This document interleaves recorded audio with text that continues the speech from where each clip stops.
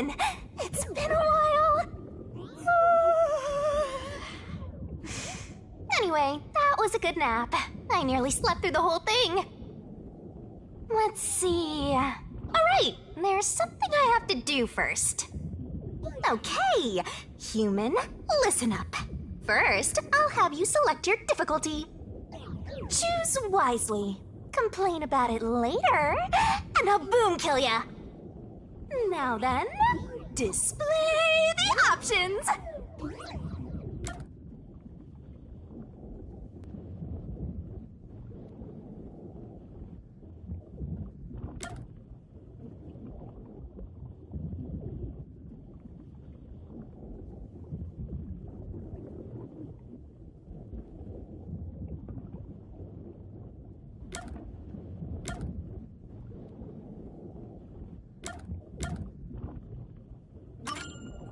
Oh, you sure about that? Don't say I didn't warn you. You want to know what difficulty that is? The one you selected is how difficult yours truly will be on you. I'll be as difficult with you as you wish, so I hope you're ready. Though, to be honest, it's all the same no matter what you pick. I'm your lenient, mean, troublesome, adorable partner, after all. So, are you ready? Do you want to start for real? Do you seriously want to start? Seriously? For real?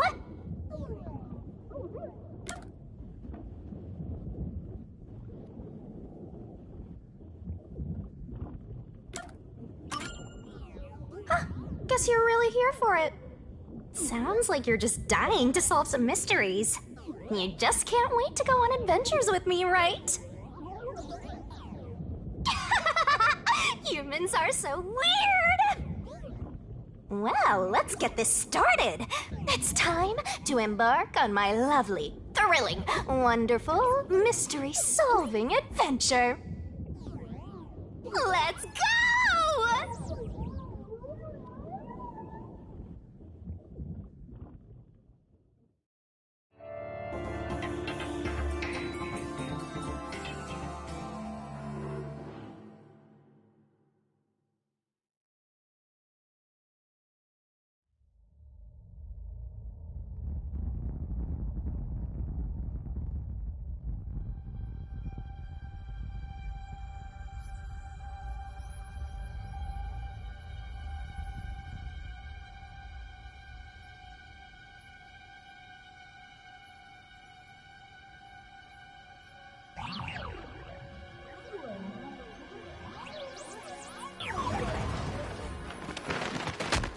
Whoa!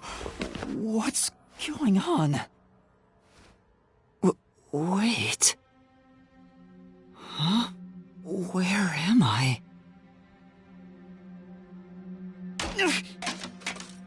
Ow...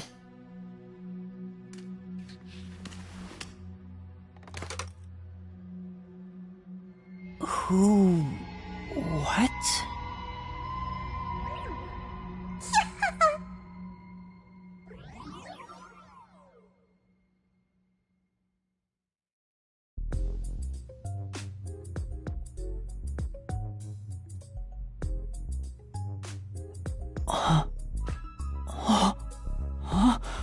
Why? How?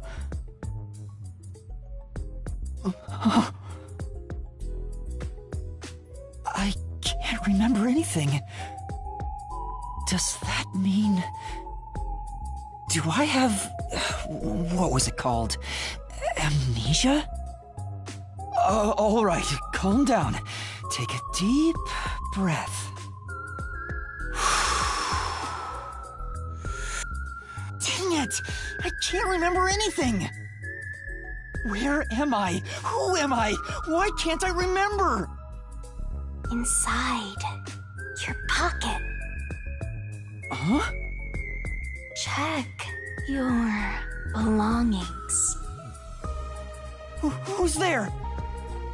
Am I hearing things too? Oh, what now? I can't catch a break. Check my belongings. Huh. An envelope?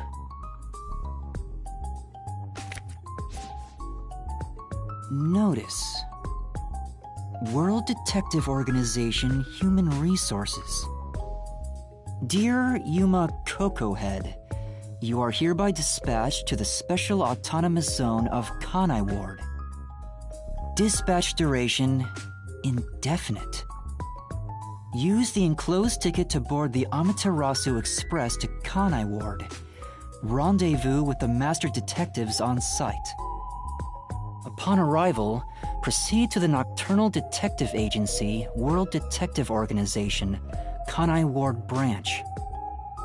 There you will receive further instructions. Go forth, proud detectives. Eliminate all mysteries from this world. Yuma Cocohead? That's my name? Thinking on it, I guess that sounds right. That's right! I finally remember! My name is Yuma! I'm Yuma Cocohead!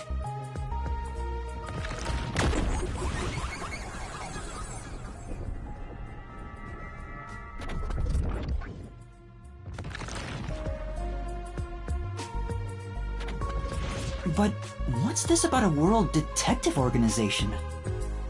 It sounds significant. Am I a part of it? If that's the case, am I a detective?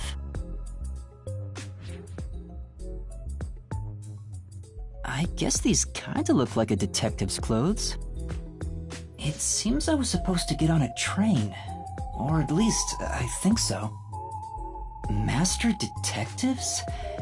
Am I one of them? Could there be someone who knows me on the train? Here's the ticket. Let's check the schedule. Hey, it's almost time! Well, I should get on that train. I'll find out more about myself if I meet someone who knows me.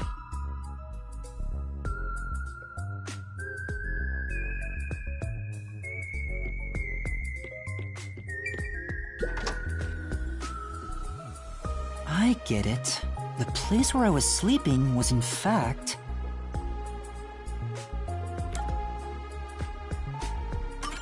That's right! I've been sleeping in a station's lost and found section. But why was I sleeping here? Did I faint? Or was I attacked? If so, then who did it? Attention passengers departing this station direct to Kanai Ward on the Amaterasu Express. Please board immediately. The train will depart soon. I have to get on that train. I better hurry.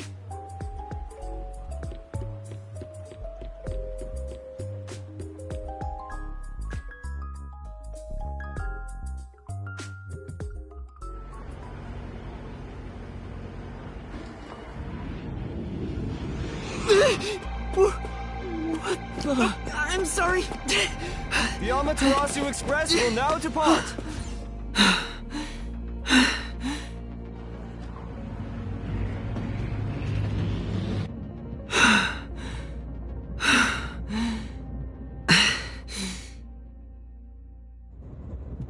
Oh, made it in time.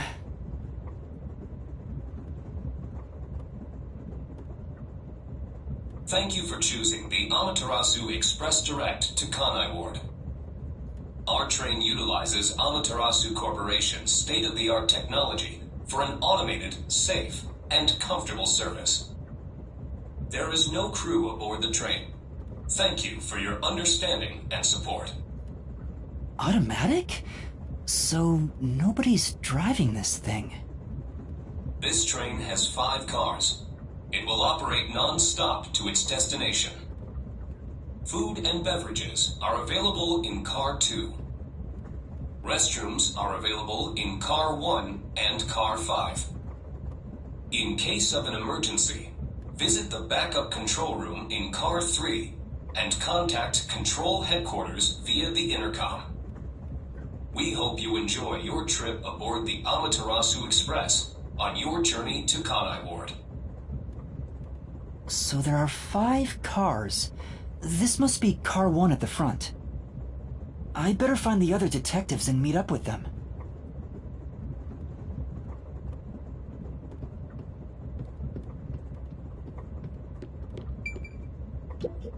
It's a map of the train.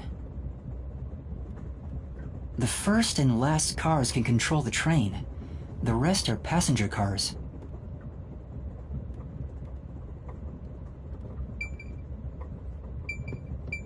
It says main control room A. The door's locked. It won't open. There's a driver's seat inside, but no one's there. The machine appears to be functioning. That must be the automatic operation device.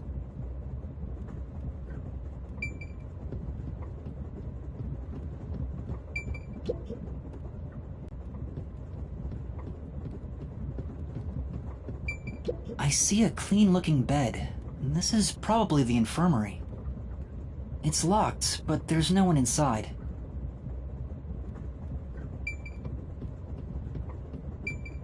It says main control room B. The door is locked and won't open. I see a driver's seat in there, but no one's inside. There's a machine, but it's not on. Driver's seats on both sides of the train. I think that means they can go in either direction. Oh. I kinda sounded like a real detective there. Huh? Someone's there. I heard a voice behind the door.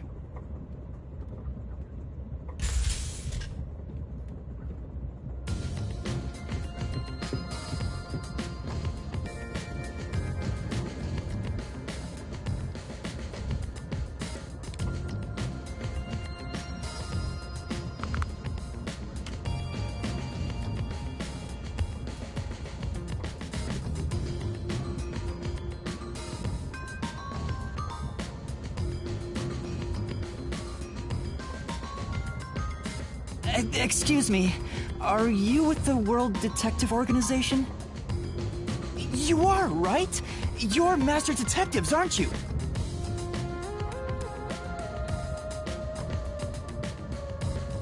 We are. But who are you? I'm with you. I think I'm also a master detective of the World Detective Organization. A boy like you? Master Detective of the WDO? It seems like it. Seems like it? Like hell, dumbass! Huh? A runt like you, a master detective?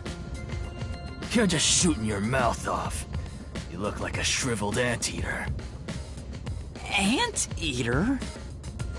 What's the meaning of this?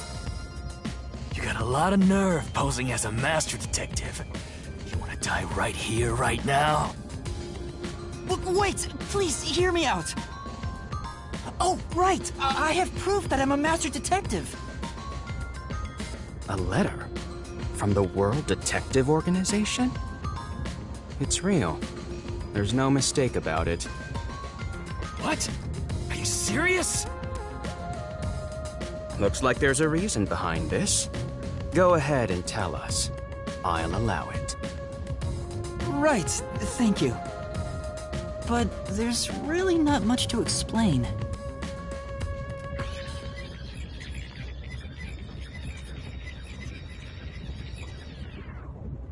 And that's what happened. Amnesia. Looks that way. I was hoping one of you would know who I am. Apparently not. No way. We're on the same team, but no one knows me? Then who am I? That's what I wanna know. Besides, even if the letter is real, you may not be the right recipient. Why do you suspect me? There is a reason why. But first, do you know what the World Detective Organization is all about? A little bit? I I think I remember a little. Or not. Guess not. So you called yourself a member without even knowing. Yes, sorry. Well, I suppose it's a master detective's duty to shepherd the lost. Very well, I'll tell you. Maybe you'll regain your memories after hearing what I have to say. Thank you.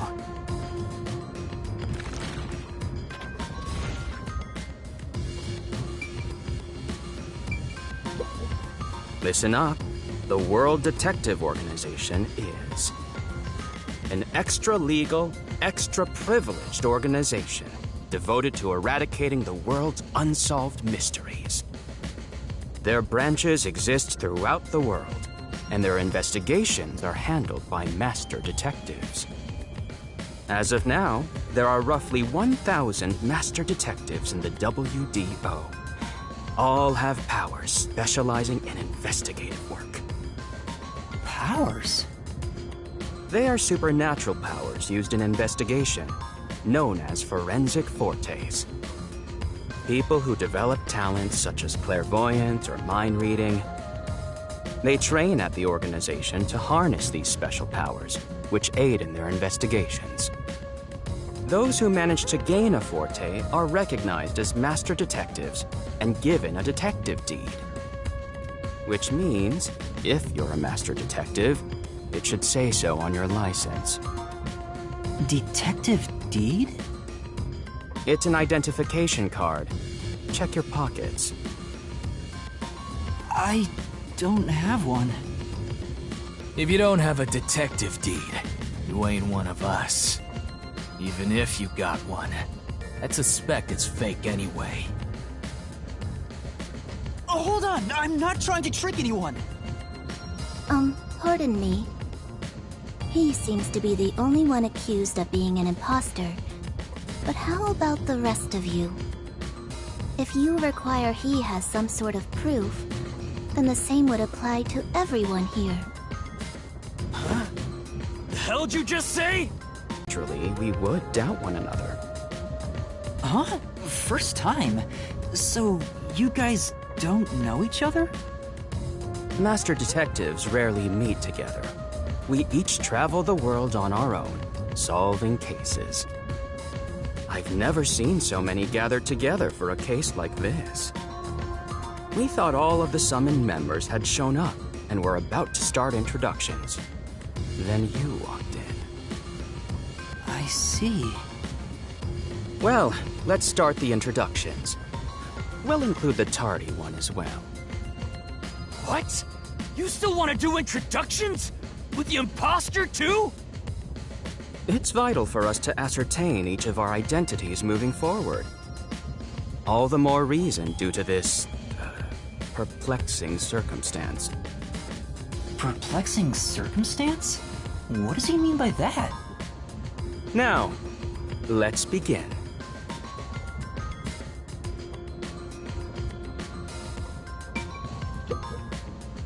I am Zange Eraser. I come from a detective agency on the front lines, far from here.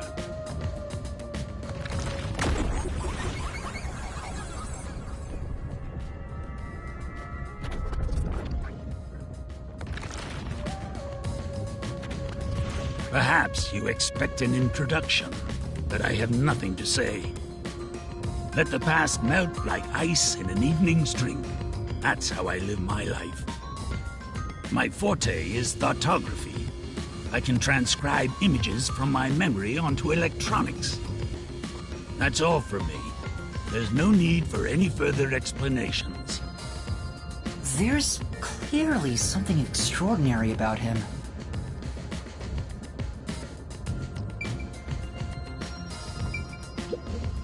I'm Mayfex Logan. I'm from the detective branch in the eastern slums.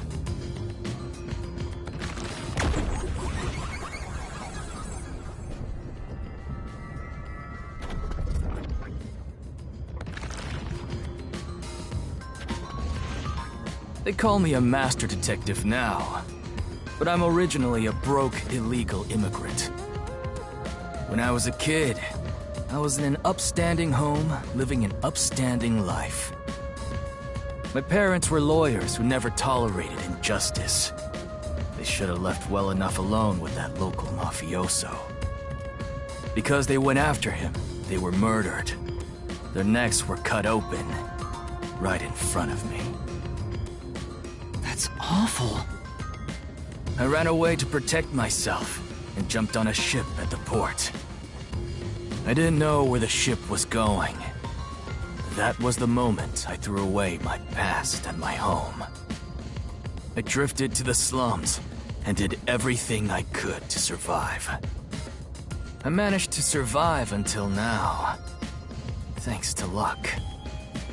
With my natural talents, I was able to become a detective. But I also wanted revenge. I can't stand evil. But even if you ain't evil, I'll show no mercy to those who stand in my way. If I can't figure out the difference between the good guys and the baddies, then I just beat up both of them. Kill or be killed is my motto. He looks scary, but that's not all. I think there's a deep sadness within him. I can't share details about my forte. Just know it's kinda like radar. That's all you're going to tell us? You got a problem with that, you tiny runt? Not at all. You sure are a frail-looking kid, aren't you? And pale to boot, like disaster's got its claws on you. You sure nothing weird is haunting you? No way! A detective's gotta be tough. How about a little training? First, you'll need to get used to stab wounds. We'll start with an ice pick, then scissors, then a fruit knife. No thanks. Don't be shy, runt. No, really, I'm fine. Too bad.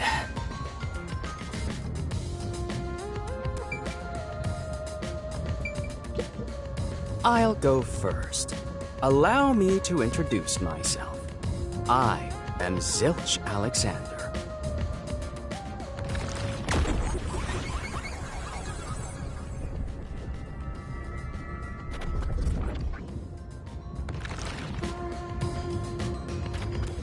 I'm from the Southern Forest Preserve District's detective agency.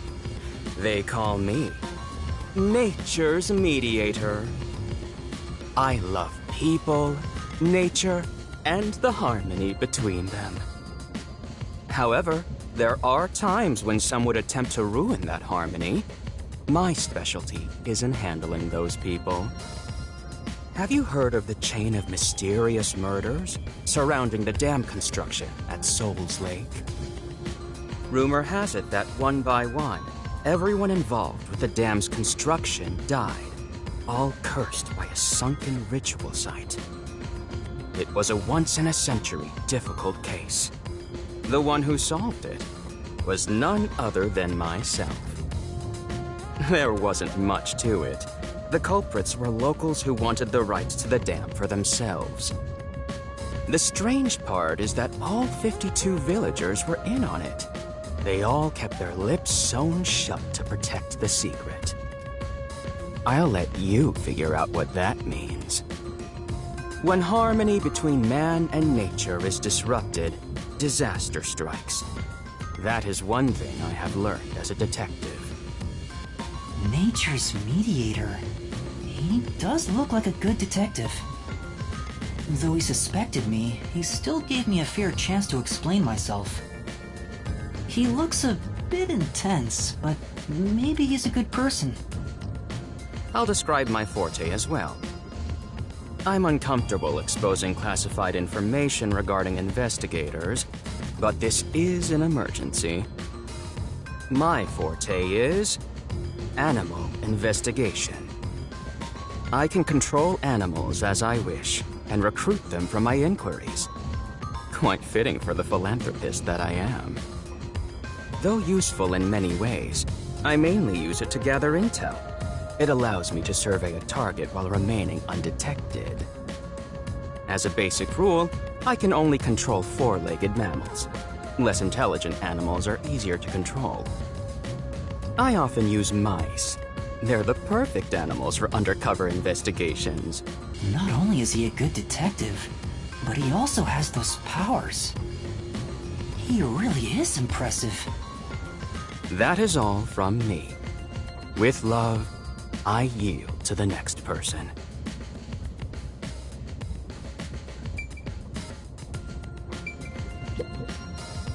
Hey, young man. Me? That's right. Come here. Stand before me. Why? Whoa. Huh? What's going on? I'm measuring you.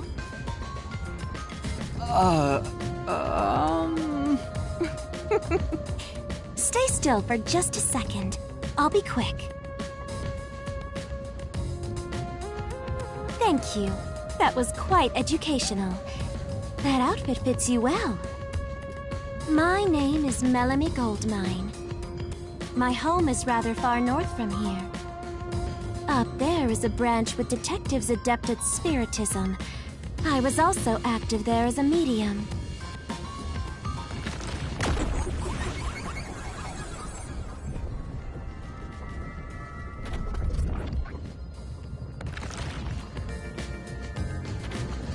A medium? I can summon the souls of the dead by using my body as a vessel. Summon a soul? Can you summon anyone who has died? Like, for example, the victim of a crime? Yes, of course. But there is one condition. I require the clothes that person wore while they were still alive.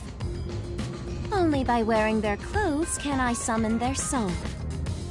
Hence why my powers don't work on people smaller than me, or if the person is far bigger. Overall, the size must match. Also, I can't abide outfits with no fashion sense. Filthy, reeking clothes are always out of the question. That sounds more like a preference than a condition. Clothes make a man. They reveal all about one's livelihood. Like skin worn over skin. That's what clothes are all about. Consider that when compared to bare skin, clothing has a greater surface area seen by other people. Therefore, clothes are an expression of a person's identity and originality. You ever think about how you've never heard of ghosts being naked? Ghosts wear clothing because those clothes are a part of their identity. Now that you mention it... That's why, despite your amnesia, I can tell the kind of person you are just by looking at the clothes you wear. Really? Your uniform is undoubtedly an official one supplied by the WDO. And I found it fits you perfectly after measuring your size. I don't think it could possibly belong to someone else. Which means I really am a master detective? Am I one or not? I can't figure it out without my memory coming back to me. That's all I have to say. I'm the medium detective Melanie. Nice to meet you all.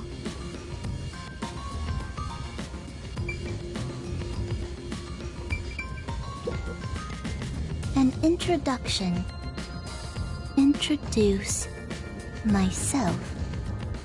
A subjective observation of one's own self-image, explained objectively. Are you okay?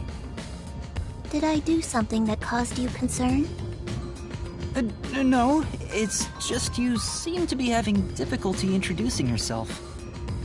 I rarely have a need to do so, so I was considering what approach to take. After all, is there such a thing as a self in the first place? All I am is a bundle of nervous tissue reacting to external stimuli. If I had to, I guess I'd call myself Poochie Lavman.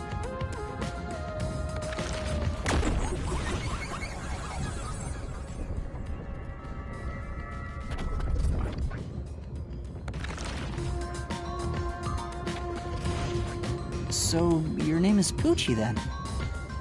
Names are meaningless. A method of arbitrary labeling for self-recognition. Symbols for categorization. Nothing more.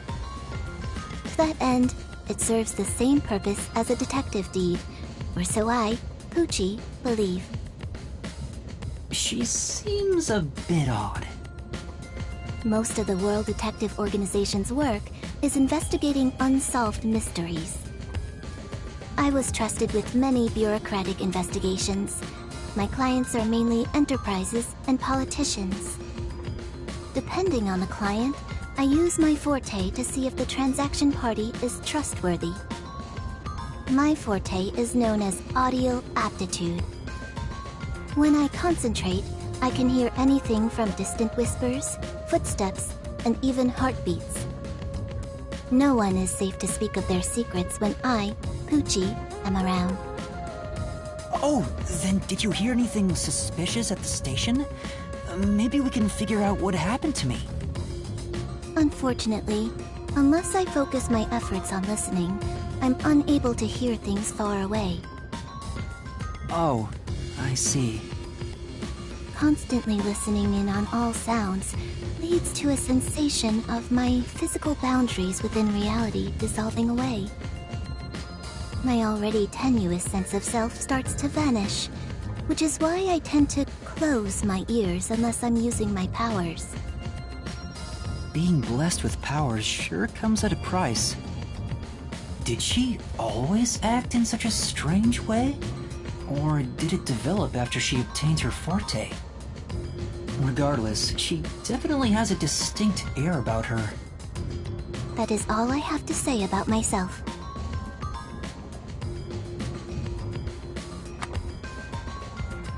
Oh.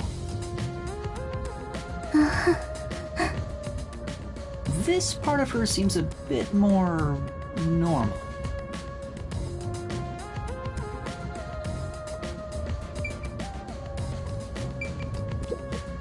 Lastly, it's your turn, Yuma. Aside from having amnesia, is there anything else we should know about? I still can't remember anything. If you really are a master detective, then you should have some sort of forte. I have no idea. Oh, young man, are you sure you don't remember? How about the kind of clothes you usually wear? Or brands you like? You only inquired about clothing. Maybe you'll remember after a few punches to the head. Hold on! Aphex, stop that. If you knock him out, he won't be able to speak. The perplexing circumstance we face may have something to do with his memories. That's right, I was wondering about that. What do you mean by perplexing circumstance? Did something happen? Well, something unexpected has occurred on our trip. The number of people is off. The number of people? I, Poochie, heard from the World Detective Organization that the number of master detectives on the train was precisely 5. 5? 1, 2, 3, 4, 5, 6. There's 6 of us! I also heard from the WDO that 5 master detectives will gather. I knew this job wouldn't be easy, but there's already a mystery before us. This is getting exciting. It's obvious what's going on. There's an imposter among us. It's not me! I think? How about we contact the WDO and find out? It could be a mistake. It's no use. I can't reach them. There's no signal here. Who could the uninvited 6th guest be? It's obvious. I'm the most suspicious. Especially with my amnesia in this situation. Could I be the imposter? And I just can't remember? I am the sixth one here. Alright, I got it. Hey, since you're all clueless, I'm gonna tell you my extra sharp deduction. You may speak. I'll allow it. Why would I need your permission? Whatever. Way I see it, the runt here ain't the imposter. Huh? It'd be boring if the most suspicious one is the culprit. The runt must have been attacked by the real culprit. The memory loss is a side effect of the attack. And the imposter's motive? Why would they attack Yuma? To pretend to be a master detective and replace the runt on the train. The plan was going smoothly, but the runt suddenly woke up. He got on the train right before it departed, and the results stand before us. Obviously, the imposter miscalculated. The runt's gotta be tougher than he looks. Oh, that's a surprisingly proper deduction. And I thought you'd be the most useless one here. Why, thank you. In other words, I was knocked out at the station because someone attacked me? But I don't think I've been injured. Excuse me. My deduction is slightly different. Let's hear it. I'll allow it. Stop acting like we need to get your permission! I suspect that the entire situation is a test designed by the World Detective Organization. A test? A WDO exam officer has disguised themselves as a member and is ascertaining our skills here. If that were the case, Yuma here could possibly be the exam officer. Me? An exam officer? Bring it on! I don't care if it's the WDO or a hitman. If you want to test me, I'll show you what I got! What are you trying to do? For now, I'll check to see if there are other uninvited guests. I wouldn't want any accomplices lurking about. And how are you going to do that? Like this! Let's go!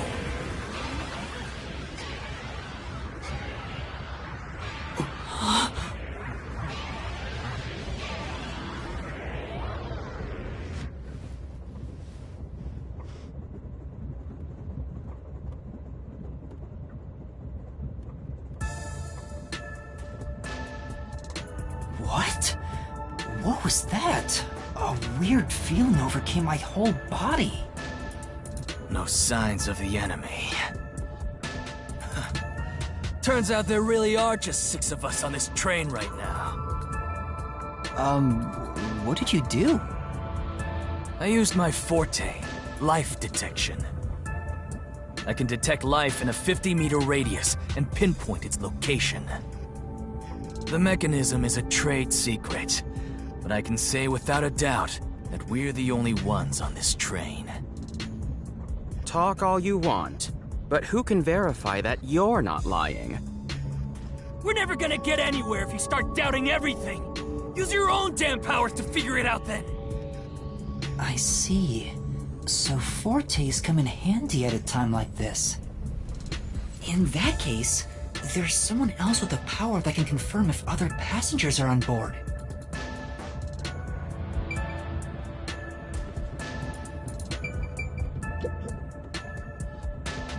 Poochie, would it be possible for you to verify what Aphex said is true? Yes, I, Poochie, was contemplating it at the moment. Even if someone is hiding, my audio aptitude is able to detect their breathing and heartbeats. Shall I try? Yes, please. Hey, what's with the gloomy little girl? Don't tell me she's motion sick. She's using her audio aptitude to check if there are other passengers. Oh, really? That's great. Go for it. It'll prove I'm right. Shut. Huh? Shut up, you brain-dead idiots! Pardon me. Would you mind quieting down for a bit? I need to concentrate.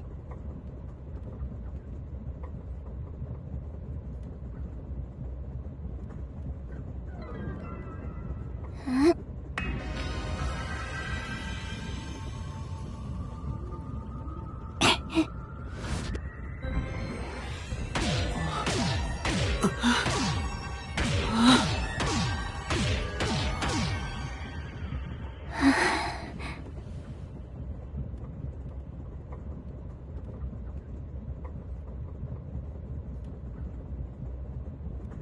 This sensation, I felt it when Aphex used his powers.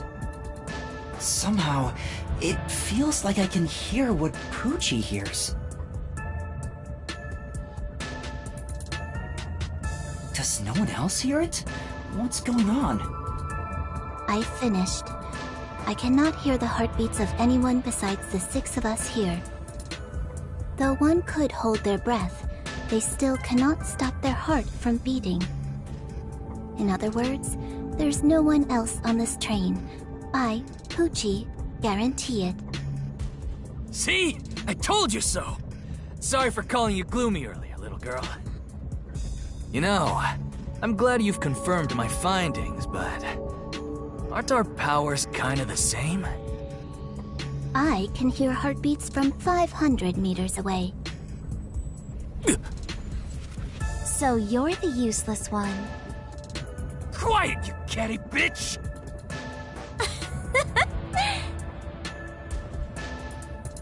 Moving on, we've now got proof from 2 master detectives. We can say for sure that there are no other passengers. Though one may be a lying imposter, the other's statement can still be trusted. One of them, an imposter? But Aphex and Poochie both use their fortes.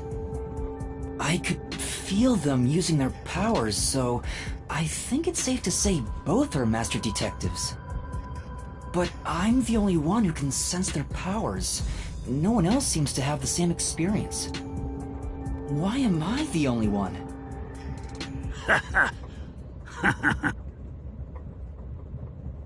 What's wrong with you, old man? You gone senile or something? Can you all hear that? The sounds of a running train. The wheels of fate chugging along. In the same way, our fate continues to turn. This train will press on until we reach our destination. No one can get off midway, including the uninvited 6th. Let's discover which of us is the caged bird in here. My fading detective spirit is revitalized once again thanks to this burning mystery. Not bad. Things are getting interesting. You're joking. What could the imposter even accomplish? We're all master detectives here. And yet we don't know who the fake one is. I've used my powers, so obviously I'm the real deal. The gloomy girl detective also passes. She ain't no fake. So, how about the guy blowing smoke, huh? Why don't you go ahead and prove yourself with your forte? How about it, you four-eyed fox detective? As I have already explained, my power involves animals. Without them, I can't use it. So, you're fine being considered a suspect then? You are free to think what you wish. Unfortunately, I can't prove myself either. Without a dead body, I can't use my powers as a medium. Now we've got 2 suspects. How about you, old man? I don't mind showing off, but it won't clear any suspicions. The 6th uninvited guest could possibly be a traitorous master detective with their own forte. That's true. Damn, there's no end to this! To hell with it! Everybody line up! I'll deck you one by one! Whoever passes out is safe, got it? The real deal. If you don't pass... Like the detectives we are. Pardon me. I suggest we investigate this, starting with the motive for the imposter's infiltration. The motive. One possibility is that it's a test from the World Detective Organization. Are there any others? There are. You may speak. I'll allow it. For the 100th time, why would we need your permission? The Amaterasu Corporation. They could be responsible for this. And your reasoning? Someone has been tailing me for the past few days. It started after I was first assigned to Kanai Ward. Wherever I went, I could sense the presence of someone in the shadows, but I could never catch them in the act. It was getting annoying, so I tried to bait them out. I walked around town in my underwear, and at last, they revealed themselves. Hold up. Did you just say that you... Something the matter? Never mind. Continue. I avoid solving problems with violence, so I was unable to apprehend them. However, I saw them escaping in one of Amaterasu Corporation's cars with my own eyes. Why would Amaterasu Corp spy on you? Because they don't want Kanai Ward to be investigated. Perhaps this is the same situation. Which is why I think our uninvited sixth guest is a spy from Amaterasu. The spy has only one goal: to disrupt our trip to Kanai Ward. Hence why they are pretending to be a master detective among us. So you believe Amaterasu is involved. Not impossible, though your reasoning is somewhat lacking. I do not see how escaping in one of Amaterasu Corporation's cars is proof someone is a company spy. Well, that's fair. Excuse me. You keep talking about it, but what's Amaterasu Corporation? You kidding me? We gotta explain that too? It's fine. We can teach Yuma as we share information with one another.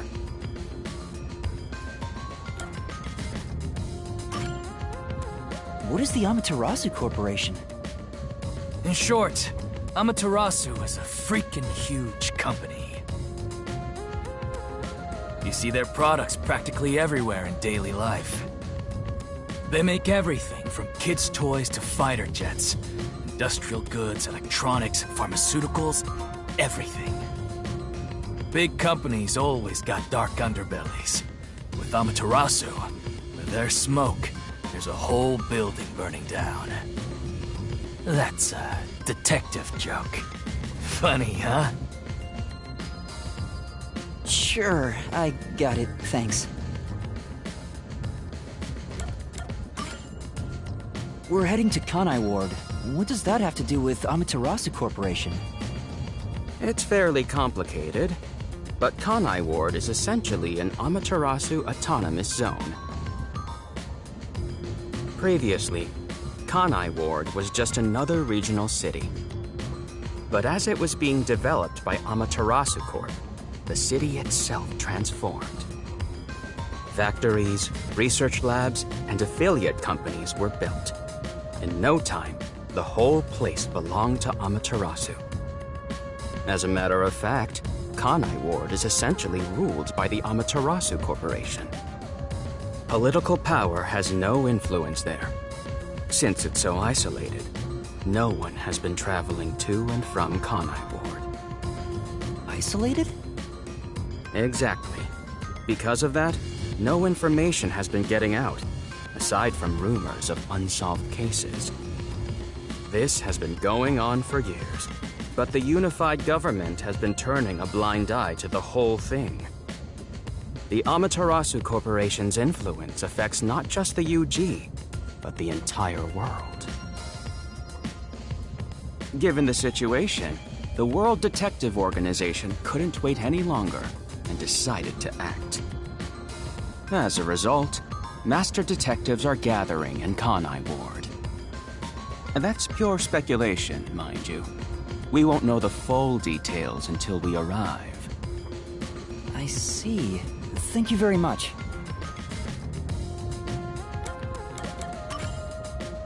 Speaking of, this train is called the Amaterasu Express, isn't it?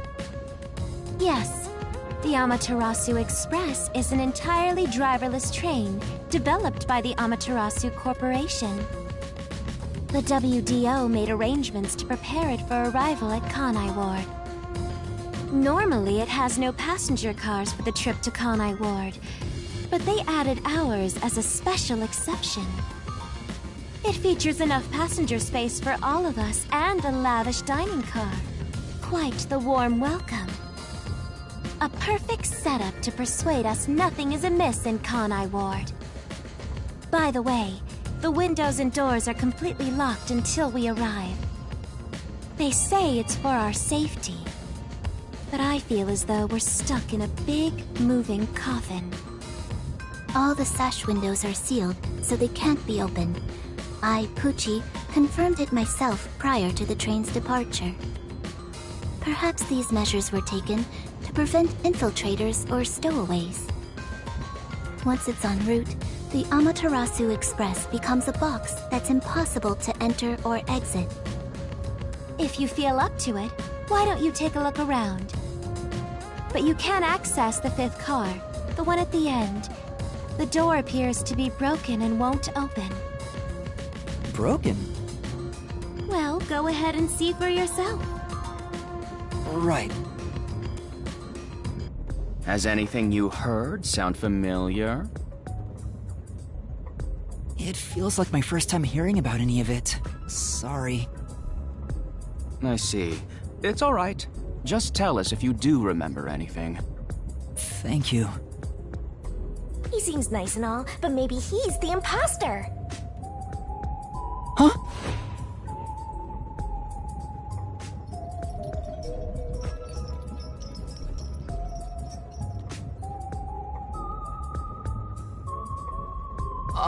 Did someone just speak?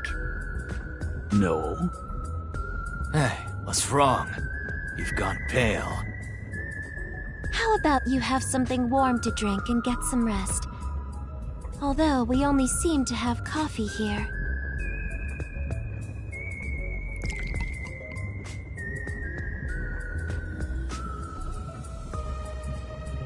Do you drink it black? Or do you need some milk? Front probably wants milk. Hey, how old are you anyway? I can't tell from the way you dress. Never mind him. Here, have a drink to warm yourself up. Thank you.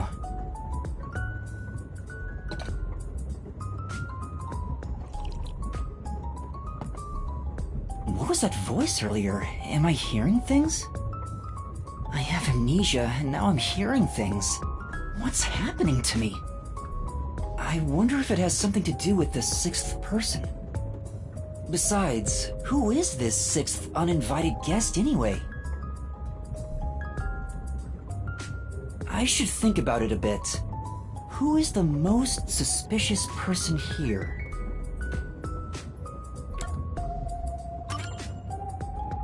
Aphex immediately used his powers to prove no one else was around.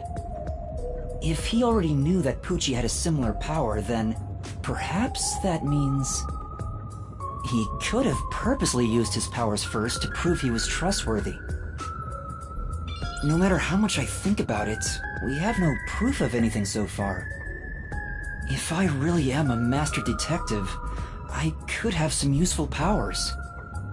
I wonder if I can somehow remember what those powers were. Remembering now won't do any good. There it is again! I keep hearing that voice! Jeez, what's happening to me? Hey, Runt! Uh-huh? Get over here. The old man is gonna show off his powers. Zange?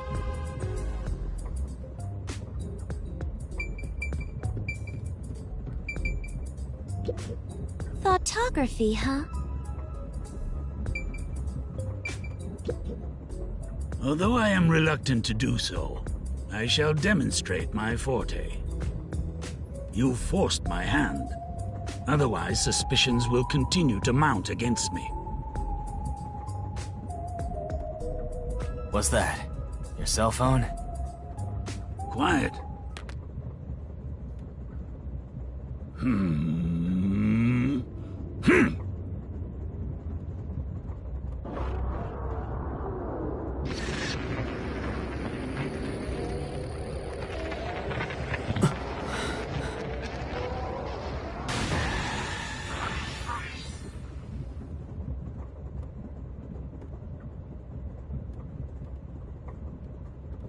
There it is again. I can feel Zange using his forte. As I've said before, my power is thoughtography. I can project my memories onto electronic mediums to generate and record footage. The recorded clip shows what occurred approximately 5 minutes ago. I suppose it's faster to simply show you. That's definitely the scene that took place about 5 minutes ago. I can only record about 2 to 3 seconds. Back in my prime, I was able to do 10. Also, as memories fade, the recorded footage will also fade. The rule of thumb is that it lasts around 48 hours. But by copying it to another device before it fades, footage can be used as evidence during investigations and in court. Pardon me, but are you Do is doubt everybody! Be constructive for once! You think being suspicious isn't constructive? Don't you believe that the truth lies beyond all suspicion? Yep, a detective's job is to suspect others. I'm hearing things again. My memories haven't returned, and the voices keep getting louder. It's giving me a headache. It's like my own body doesn't belong to me. Young man, are you all right? You don't seem well. I'm sorry. I feel a little dizzy. I believe you should rest. Maybe a nap will help get your memories back. The passenger rooms from Car 3 and beyond are all full, so you should use Car 1 at the front. I believe there's an infirmary in there. It should be easy to monitor from where we're at in the second car. Monitor? You've got some nerve. Will you be all right on your own? Or do you need some company? Sheesh, get a grip, will ya? Sorry. Huh? Did you say something? No, it's nothing. I'm alright. I can get there by myself.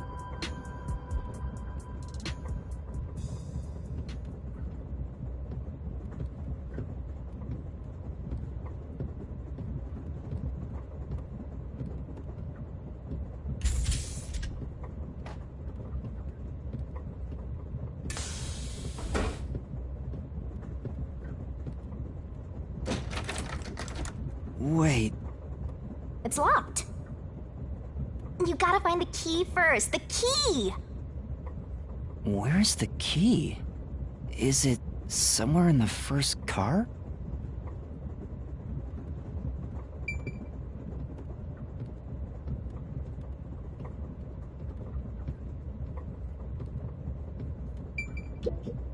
It opened.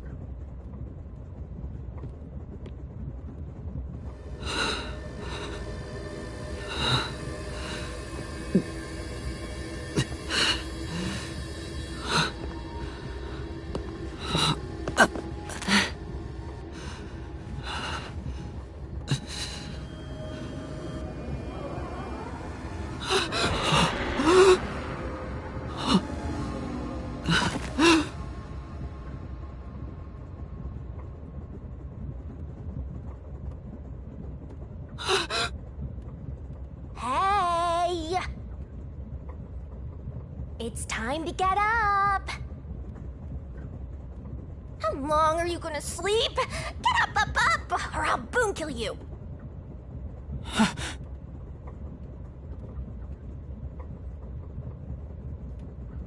Huh?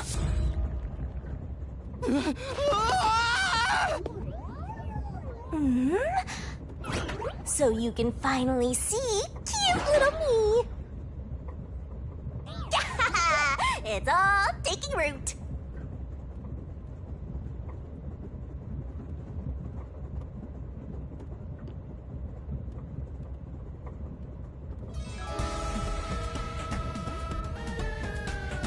What? Huh? What is this thing? How can you call me a thing when I'm so adorable? Well, aren't you rude? It's talking! Not only am I hearing things, I'm seeing things too? I've completely lost it! Snap out of it! You're my master, aren't you? Master? That's right. We exchanged an intimate secret pact just between us. Huh? What pact? What? You've forgotten all about how we were so passionately bound together? How cold of you! After I offered myself to you, and you alone! You're so irresponsible. Take ownership of your actions. I don't know what to do. I'm kidding. Of course you forgot. That's part of the contract. You don't get a death god for free, you know. If you want to eat, you gotta bring something to the table. Wait, what did you just say? A death god? Call me Shinigami.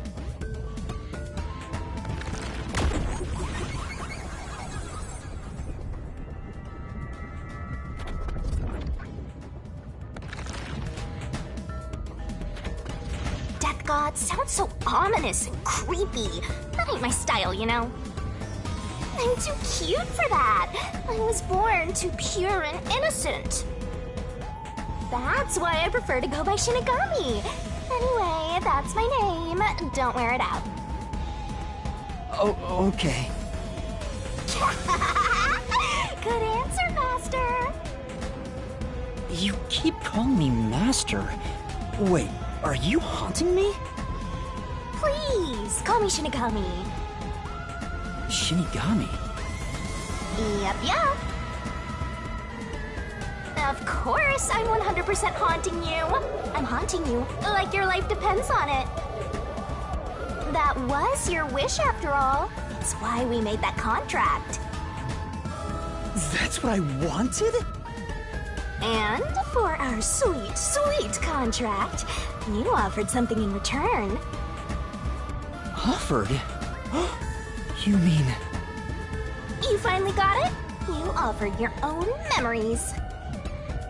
You tossed away your entire past and smashed our fates together. That's why I have amnesia? The euphoria from completing our contract made you pass out in that room. Even though you woke up, it took some time for me to take root in you. But I can talk to you now, which makes me happy. That.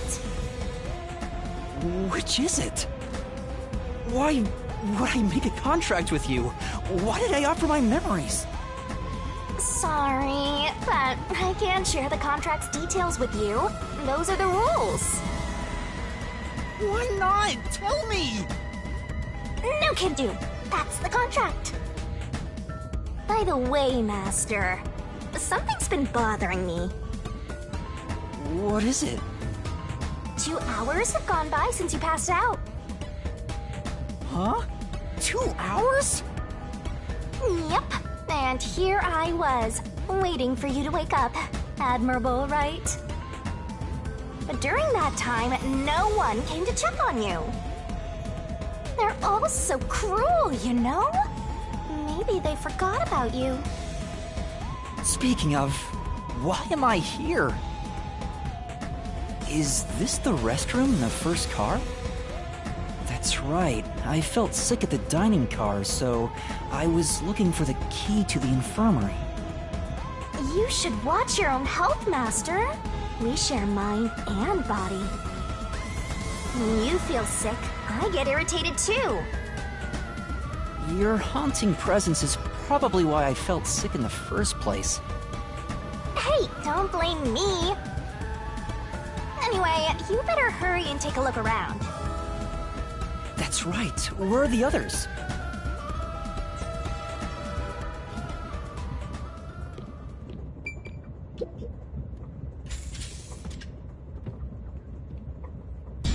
Smoke? What's going on? It's me! How mysteriful! What? Weren't you watching over me the whole time? I can't be separated from you. That should be obvious since I'm haunting you. All I saw was your dumb sleeping face in the restroom. I've no clue what happened outside. So what happened here? Hey, look! There's smoke coming in through the cracks of the door! Right! Is there a fire? Fire? So, it's burning? Now I'm getting excited! Excited? We have to do something!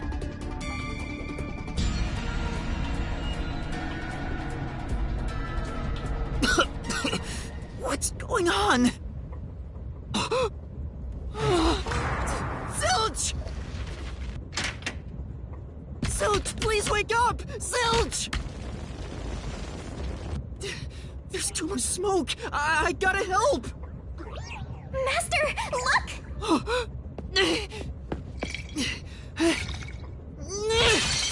All right.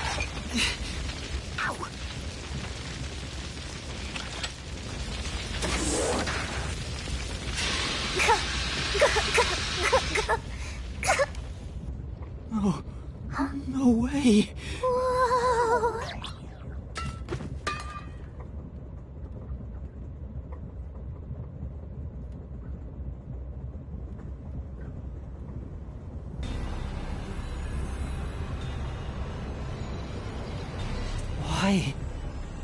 Why did this happen? There's no time to rest. If you're a detective, you know what to do. Huh? Search the body. You need to confirm if someone is really dead by checking the body. Me? Maybe I should ask for help. Why would a detective run from a corpse? I don't know that I'm a detective. Well, you sure are one. Otherwise, you wouldn't have asked for help from yours truly. Huh? What's that supposed to mean? I'll explain another time. But since you've forgotten, I'll be your mentor and train you to be a proper detective. So get to it. I'm really doing this. Of course. The mystery is practically solved when a detective is first on the scene.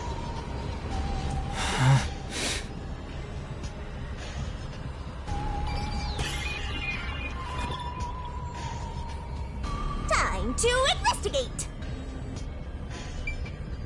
It's completely charred. No movement. No breathing either. I can't feel a pulse. The smell of burnt flesh is too much for me.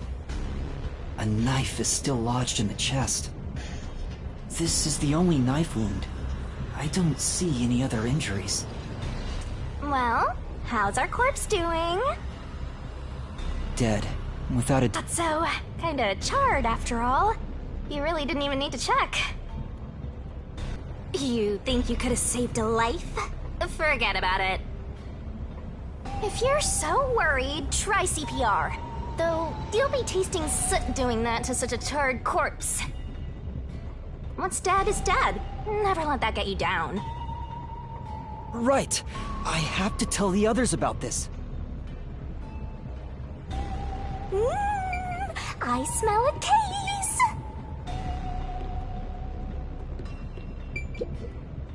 This is... But...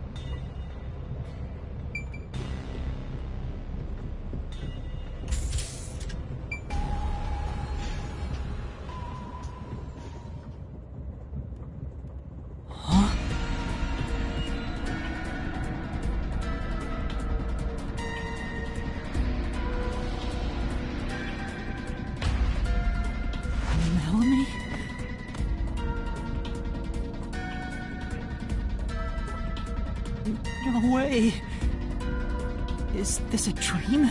This has to be a dream, right? Maybe it's a nightmare. Please, I want to wake up!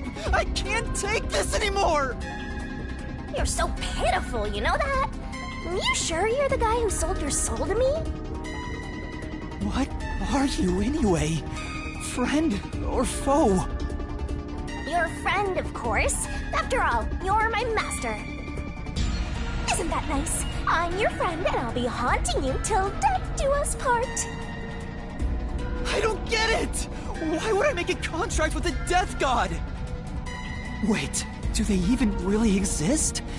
Maybe this floating thing is just a figment of my imagination. Shut your trap! You memoryless, courageless, brainless detective! This is a nightmare to you, then you gotta use all you got! But what can I even do? That's why I'll be your teacher and mentor. I'll make you a proper detective yet! Just listen to me and everything will be a-okay. First, check the scene of the crime like you did earlier. Now stand up. Come on!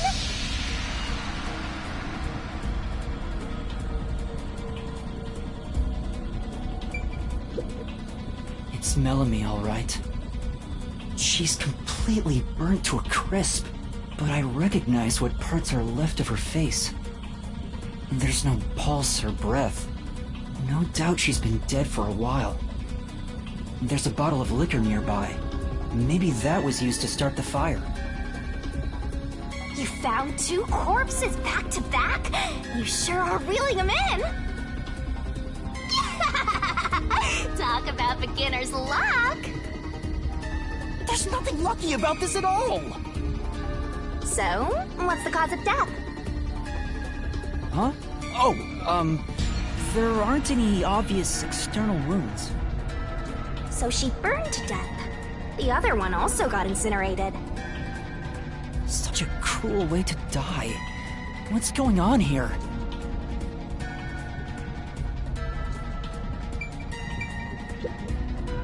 This is...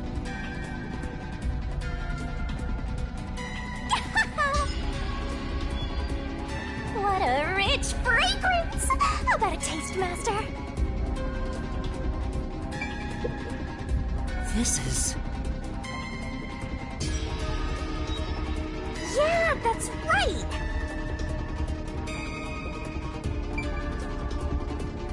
Let's go to the next one! Huh? Did it just shake?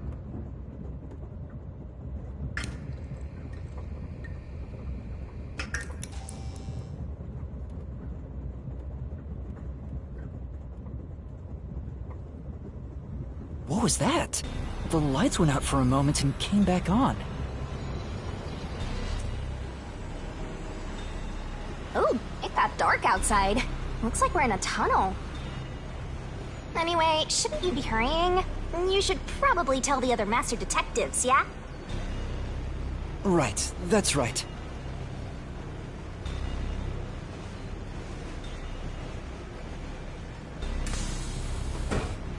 Hey! Is anyone there? We need help in the first 2 cars! Zange! Poochie! Avex!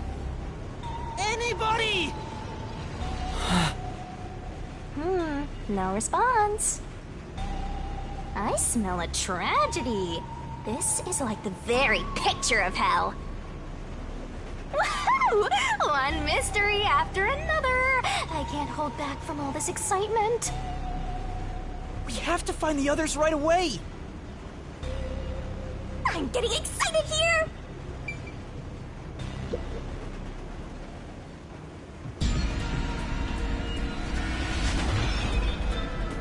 Poochie. Oh, no way. And that's number 3! It's a hat trick! Or a turkey, right? Miss Beautiful! Master, if you don't want to end up like this, then you better be more prudent. Huh? The train hasn't gotten to the destination yet, and you can't get off halfway. Which means whoever killed these guys is still on the train, right? The killer? But who would do such a thing? You'll find out if you investigate. You better nail it, Master. Regardless, you should leave the door open to be safe. Gotta make sure you don't get cornered. Yeah. It's Poochie's corpse. I can barely make out what's left of her face. She doesn't appear to have any external wounds. There's a blanket over her torso. Looks like she was burned when the blanket was set on fire.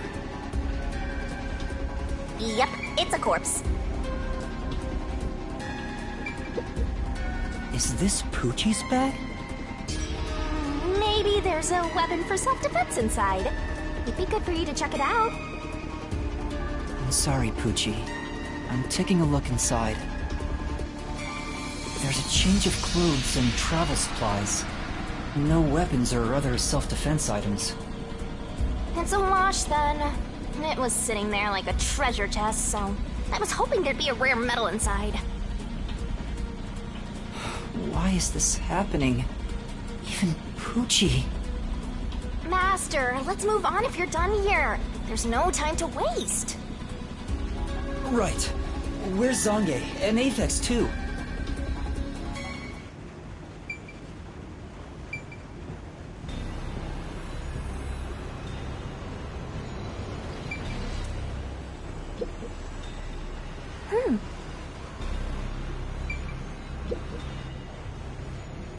Whose bag is this?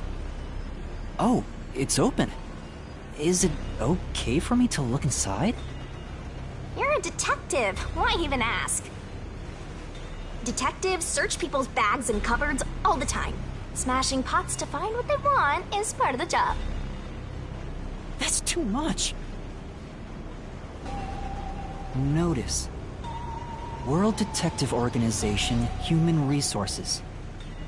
Dear Zilch Alexander, you are hereby dispatched to the Special Autonomous Region of Kanai Ward. Dispatch duration, indefinite. Use the enclosed ticket to board the Amaterasu Express to Kanai Ward. Rendezvous with the Master Detectives on site. Upon arrival, proceed to the Nocturnal Detective Agency, World Detective Organization, Kanai Ward Branch. There, you will receive further instructions. Go forth, proud detectives. Eliminate all mysteries from this world. This is a letter for Zilch, so this must be his bag. The only things inside are work documents, nothing else of note. Ah, that's no fun.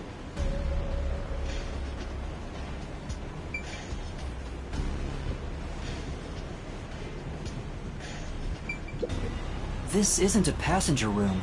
The sign says backup control room. Wow, it looks like a secret base. Don't you want to destroy these whenever you see them? No. There's no one here, so I should go look for help somewhere else. How about you check out that machine over there? Maybe it'll help you figure out what happened. It's okay, I won't break it. Fine. You just gotta hit this thing and it'll be good as new. This is the train map. The shining part must be the train's current location. After we exit this long tunnel we just entered, we'll reach Kanai Ward in no time. It's been a long trip, but I'm sure it's been a shorter one for a certain napping detective.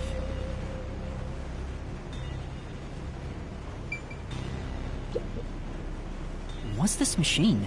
There appears to be instructions. Backup control system? So the control system manages the electricity. This one is the backup, not the main one. Hey, what about the file over here? What does it say? It looks like an explanation about autonomous driving. The control system will supply electricity as programmed and drive the train. But all train cars on the train have motors that run autonomously. Because of that, it can easily climb steep slopes. I guess everything here relies on that control system. So, if you destroy the main and backup control systems, you can stop the train. Right now the control system is functioning, so the train is still moving with no issues. The monitor displays an operation log, but there's no record that the train has stopped at all. Yeah. Master, while you were sleeping like a log, I never sensed the train stopping either. The doors won't open unless it stops, and the windows are all locked. No one can get on or off while it's en route. Huh? What's wrong, Master? I noticed the backup control system is operating. Well, it's better that it's running. All the electricity is managed by the control system, after all. Anyway, Master, I'm bored of this place. Let's move on already. Move on because you're bored?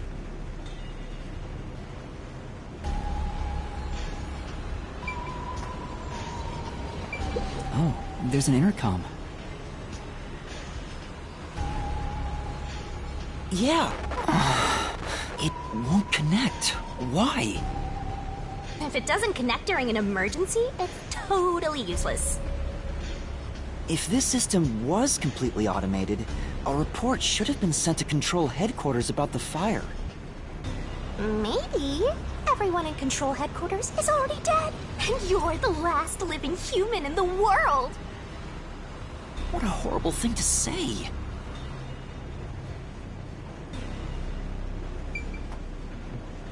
In the end, there weren't any survivors in this train car. You better go check the next one. Yeah, you're right. Let's go to the next one!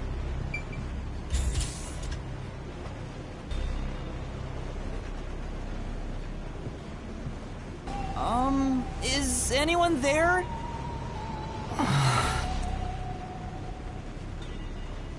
Watch out!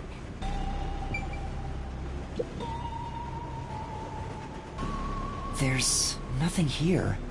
I don't see luggage or anything else. If each person gets their own room, then someone got nothing, right? It can't be. Yep, it's nothing. Say.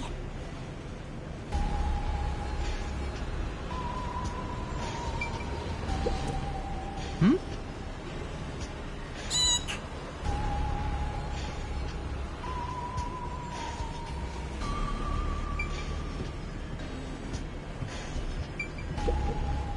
This is...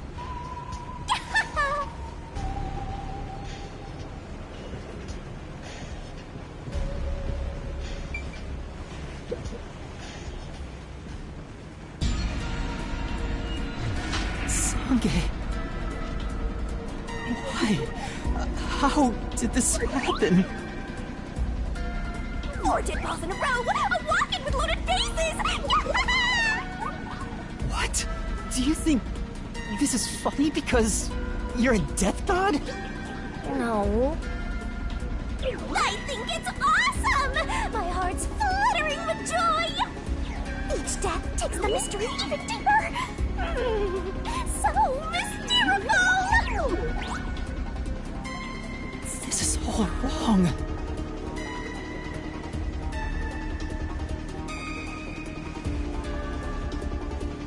You awake? Guess not. Sange.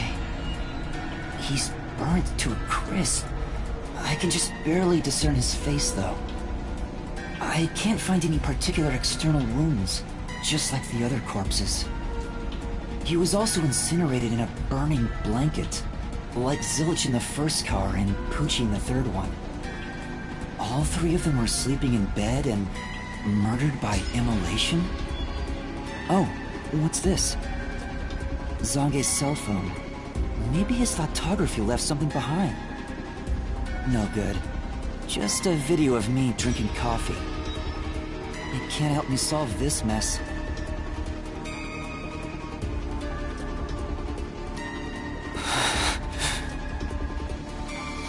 4 of them. I could have done this.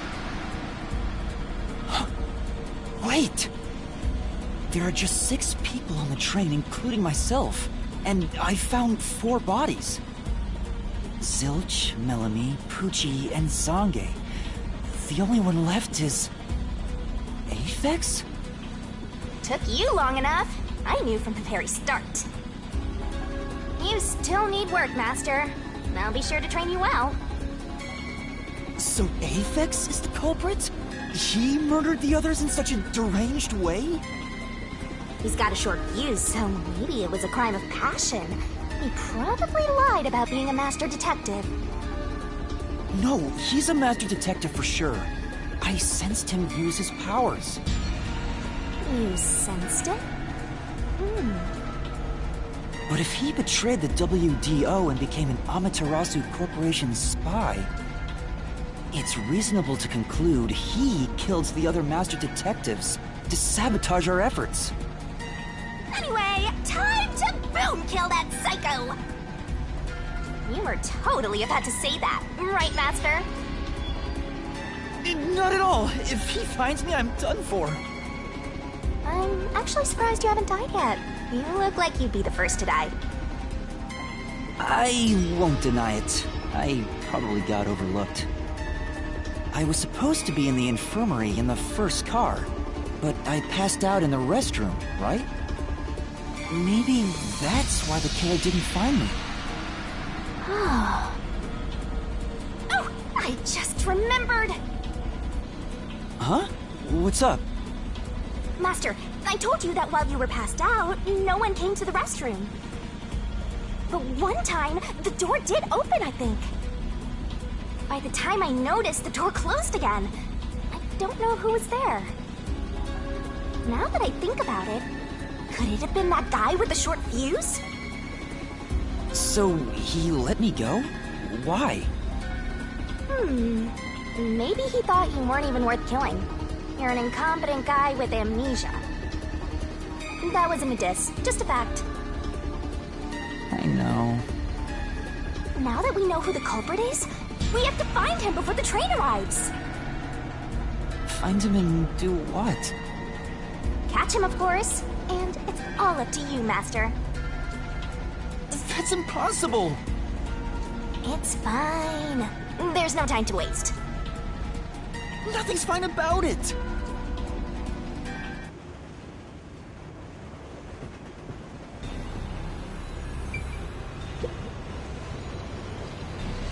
Yo! Check, check! This is... Yeah, that's right!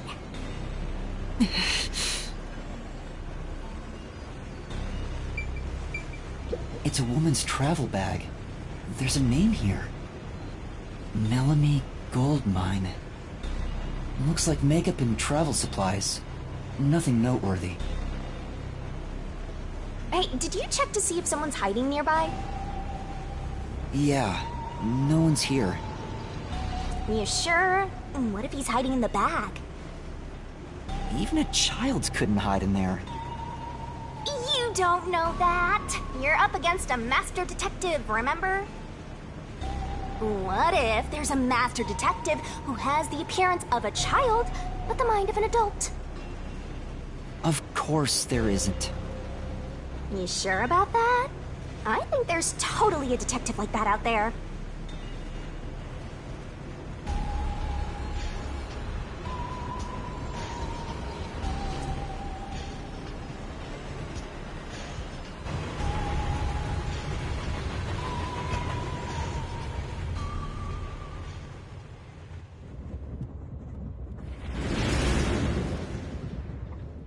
It got brighter. Guess we made it through the tunnel. Which means we're almost there! At this rate, you'll let the murderer escape! More shaking? What is it this time? Master, you gotta hurry! The next train car is the 5th one. This train has 5 cars in total, so this is the last one. Oh, but But you can access the 5th car, the one at the end. The door appears to be broken and won't open. The door was supposed to be broken, right? Master, you better hurry! Hey, it opened. Was it repaired?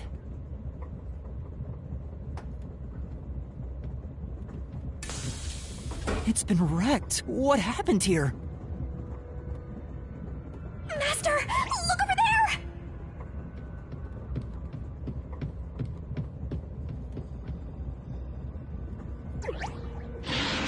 A dead body. Wait, there can't be a fifth corpse? Because that would mean everybody except me is dead. So mysteriful. Even I'm getting confused now. Anyway, time to investigate.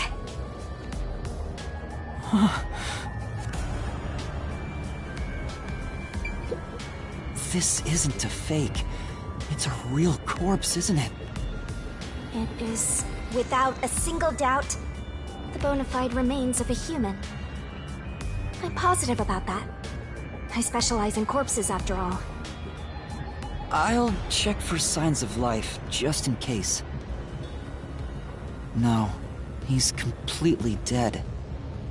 Huh? His necklace looks familiar.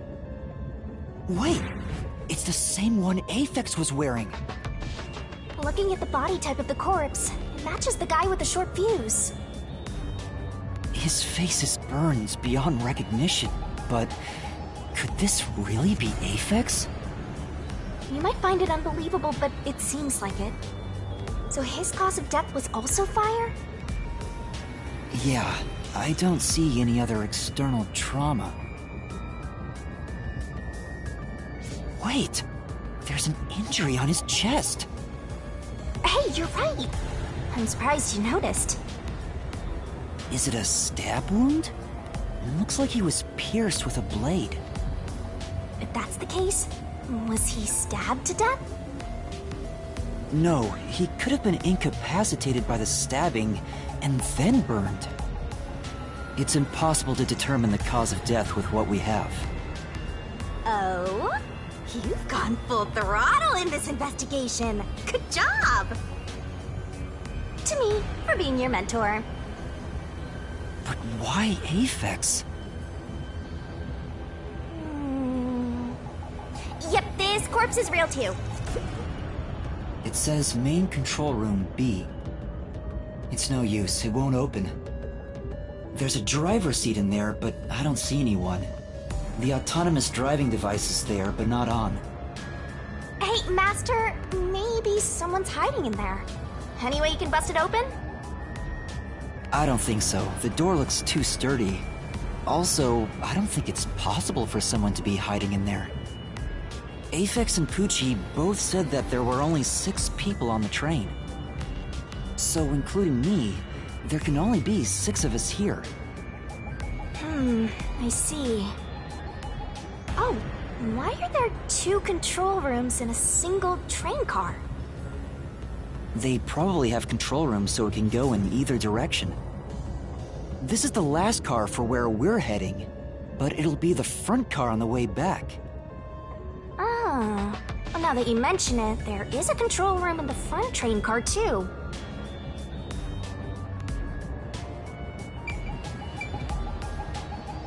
It won't open, but this is the last train car. There's nowhere else to go from here.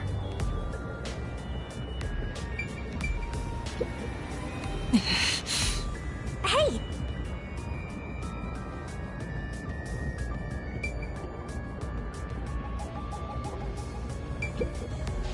This is... Hmm?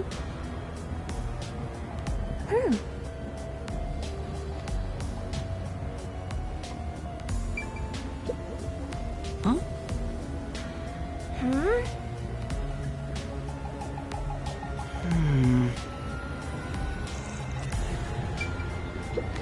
Huh?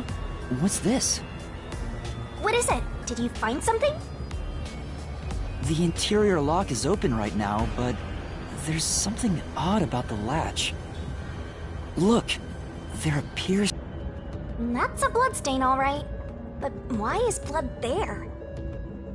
It seems the blood got on there while the door was locked.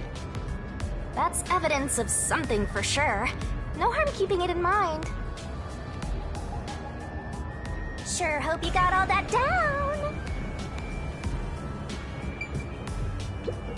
The restroom is in terrible shape. The mirror is cracked and covered in soot. There's no one inside.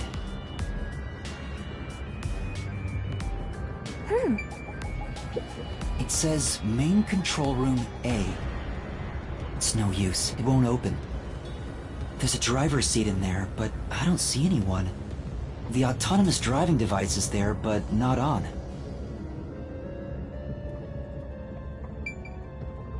There are other places to check out, you know. Sure. Yeah, that's right!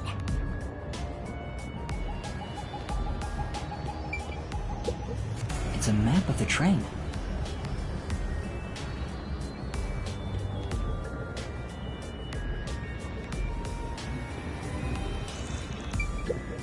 Huh? That's weird. This area seems more burnt somehow. Maybe there was something flammable in there. See? Look there! There are traces of something that got burned. Is that some sort of plate displaying the train car number? But why is this the only one completely burnt? It doesn't seem particularly flammable.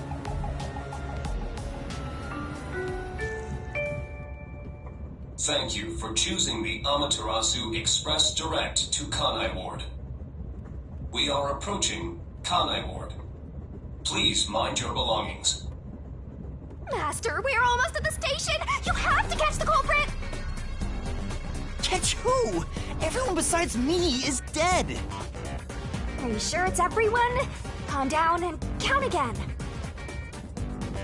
Zilch in car 1. Melanie in car 2.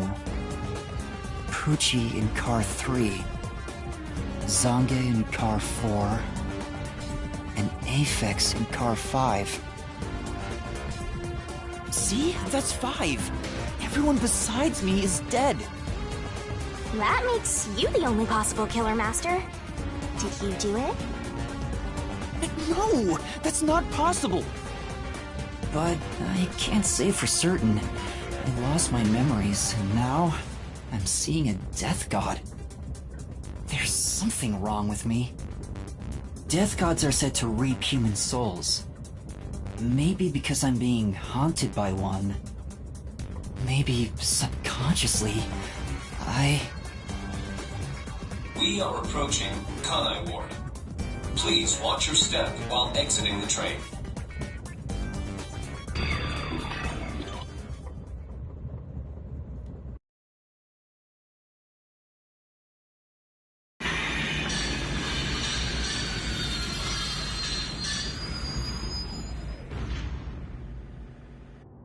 We've arrived! What's it gonna be, huh? What are you gonna do? I don't know. Huh? What? This looks bad! Step out of it! Run! Run? But...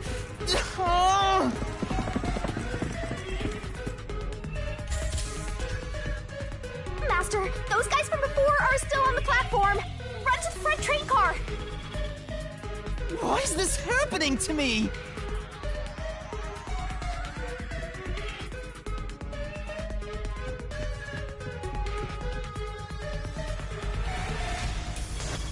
Ah, they're coming in. We gotta go!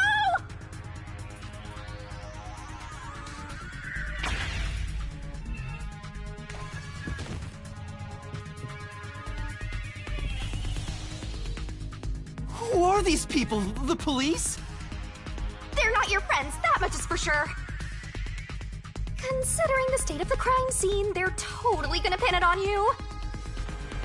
But...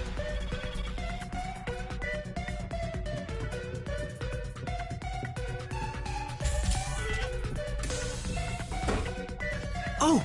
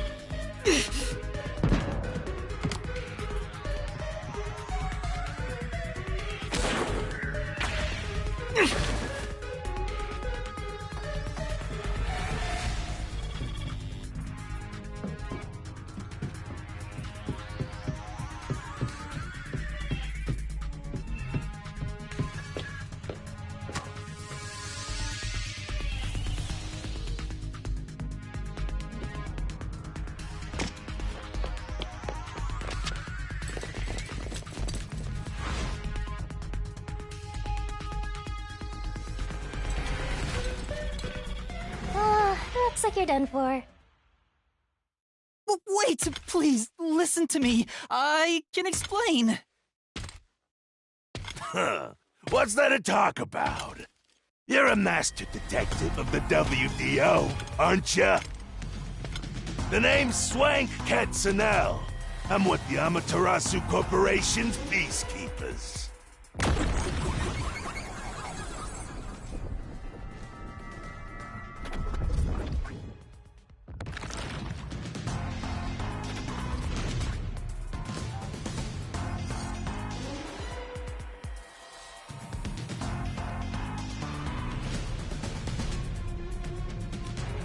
Amaterasu Corporation peacekeepers?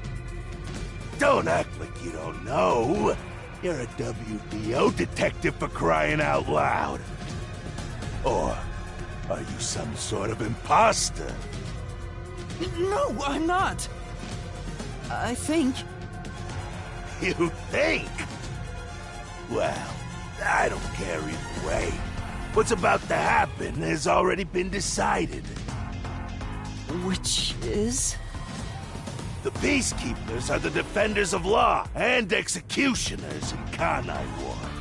If the unjust wander into my space, they will be eliminated. Eliminated? Hey, isn't Kanai Ward under the complete control of Amaterasu? Meaning, these people are like the police here. Police? But it's just some company security department. Hey! Who are you talking to? Oh, right! You're the only one who can see me, thanks to our contract, Master. It's a bit cliche at this point, huh? Don't laugh! Help me! I'll ask again. Who do you think you're talking to, huh? Talk about suspicious. I'm sorry! Tell me how you're gonna explain this situation. We prepared that trip to welcome you all here, but an internal fight sprawling into a bloodbath was unexpected. It's not what it looks like! There's a perfectly logical explanation behind this. You're the culprit! Huh? Well, that was direct! Master, try your best to beat him! No, I really don't know anything. Everyone was killed while I was asleep. I don't think so. While the other detectives were asleep, you killed them. As proof, there's the coffee and wine.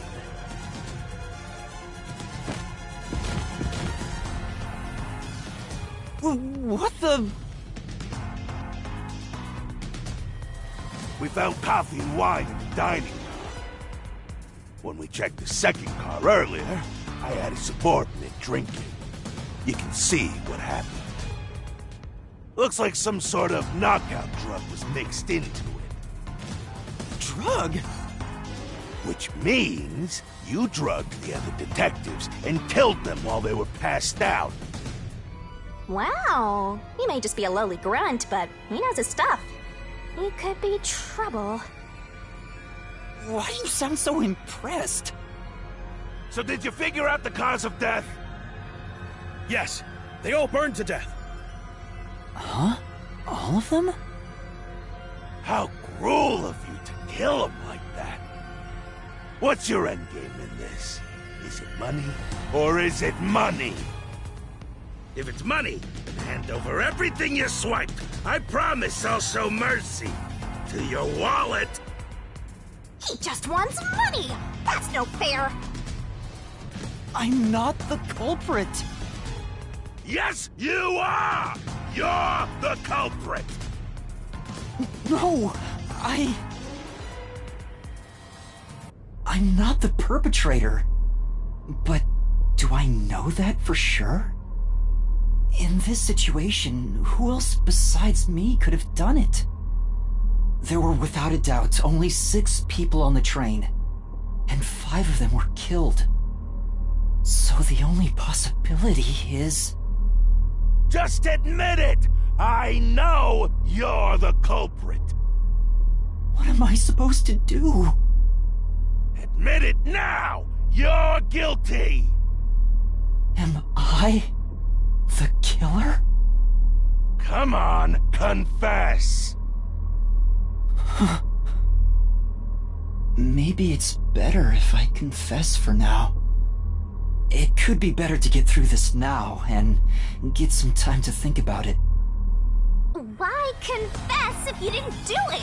Master, you're an idiot! I'll boom kill you! Huh? You heard me? I didn't say it out loud. There you go again, talking to yourself. Must be crazy or something. I hear your thoughts too. I told you we share the same mind and body. Anyway, never mind that. Why are you giving up already? Well, there's nothing I can do. Wrong. The mystery solving has just begun. Why did you make a contract with me to begin with? Huh? Oh, what do you mean? Shut up! Stop talking to yourself, you unstable psycho! Hey, bring him down, men! Confiscate anything of value he has while you're at it. Oh! Stop with all that pitiful moaning! I'll show you exactly what I'm made of right now! Come on, Master! Are your mind and body ready? Alright! Mystery Labyrinth!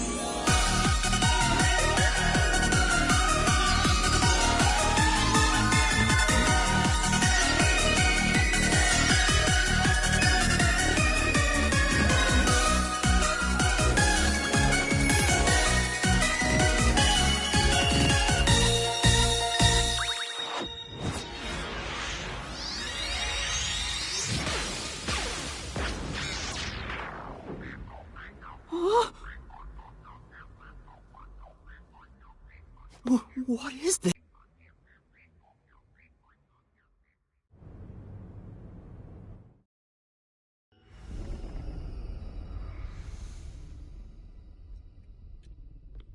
What's this? What's going on? Ah! Who are you? What do you mean? I've been with you the entire time! Wait, you're Shinigami? Oh, right! Guess you can't tell because I'm not Puffy anymore. I can only access the Mystery Labyrinth if I'm at full power, so I had to change forms. But some parts of me are still nice and puffy. It's true. Want a touch? I'm okay. Anyway, what's going on? It's like time has stopped. And what's that hole? That hole is connected to the Mystery Labyrinth. Mystery Labyrinth? You'll find out when you enter. Come on, let's go! Wait, you have to tell me! What's a Mystery Labyrinth? Save the deets for later, cat!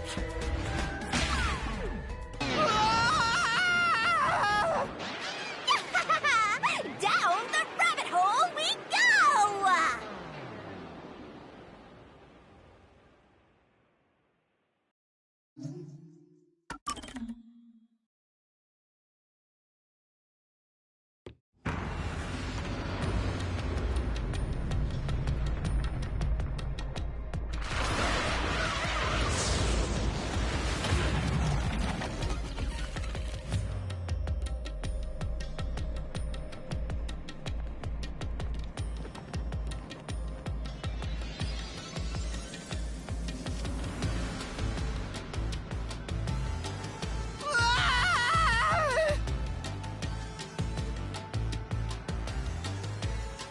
Where am I?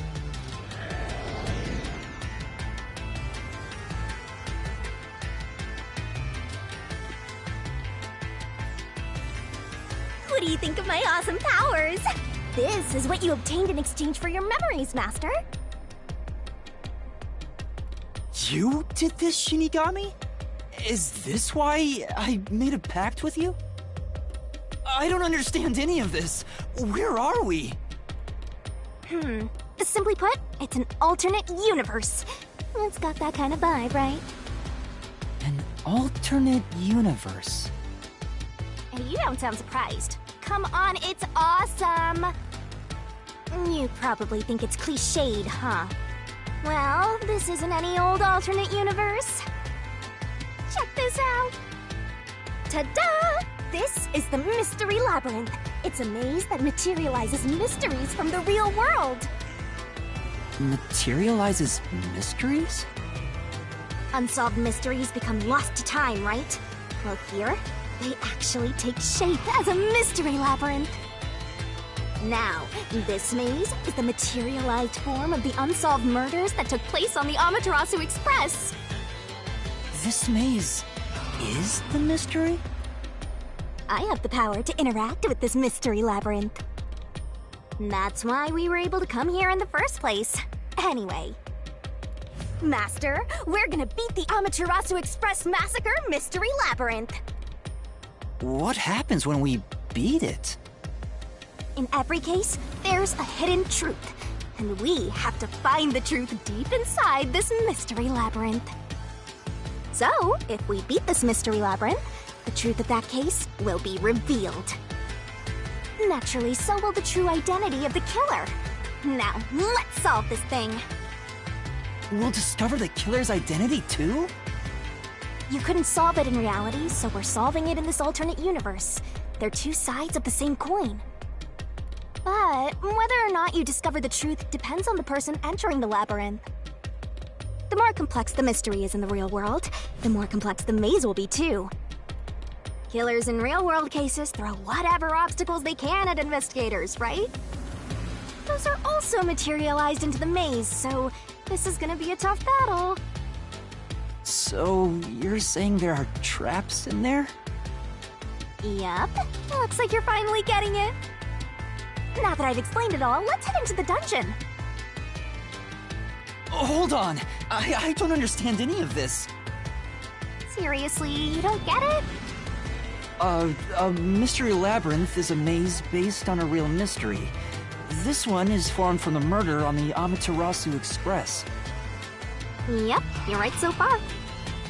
So, if there's always a hidden truth inside a mystery labyrinth, if we keep going, the Amaterasu Express case will be solved? Yup, you totally get it. What? I don't get anything! This makes no logical sense! Sheesh, this is why you're a benchwarmer detective. You're in an alternate universe and hung up on details. Of course I am! Okay, I'll explain more about how it works as we explore the mystery labyrinth. If you have any more questions along the way, stare at my boobs for 8 seconds. That'll make all your worries disappear. No, it won't! Please, explain everything now! Relax, relax. I'll tell you in due time. Come on, let's go. Time to unriddle this mystery labyrinth. Sorry, I forgot to mention the important keys. Whoopsie. Keys? You mean for opening doors in the dungeon? Yeah, something like that, but keys in the mystery labyrinth are used to break through mysteries. They're called solution keys, and they're essential to clear the mystery labyrinth. So, where do I find them? Solution keys are materialized clues for a case. Normally, you'd get them during the investigation. You kinda had to rush through the investigation this time around, so let's briefly review the case. For starters, try to recall all that happened on board the Amaterasu Express. The Amaterasu Express? The Amaterasu Express is the only method of transportation in Kanai Ward. It's an automated, unmanned train with 5 cars. Its doors won't open while in motion, and windows are fixed in place. There were no stops before our destination, so the train kept moving until it arrived at the station. A monitor in the backup control room displays the operation log, and there was no record of the train stopping.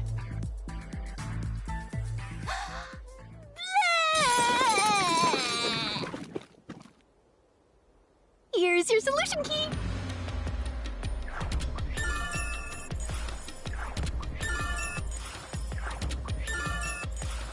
So this is a solution key. But why did it come out of your mouth? What do you mean? So I don't have to use my hands. I worked really hard developing this method. You put thought into this? So that's how words and events you think are clues get transformed into solution keys. Let's keep reviewing what happened in this case. Alright, I'll do my best.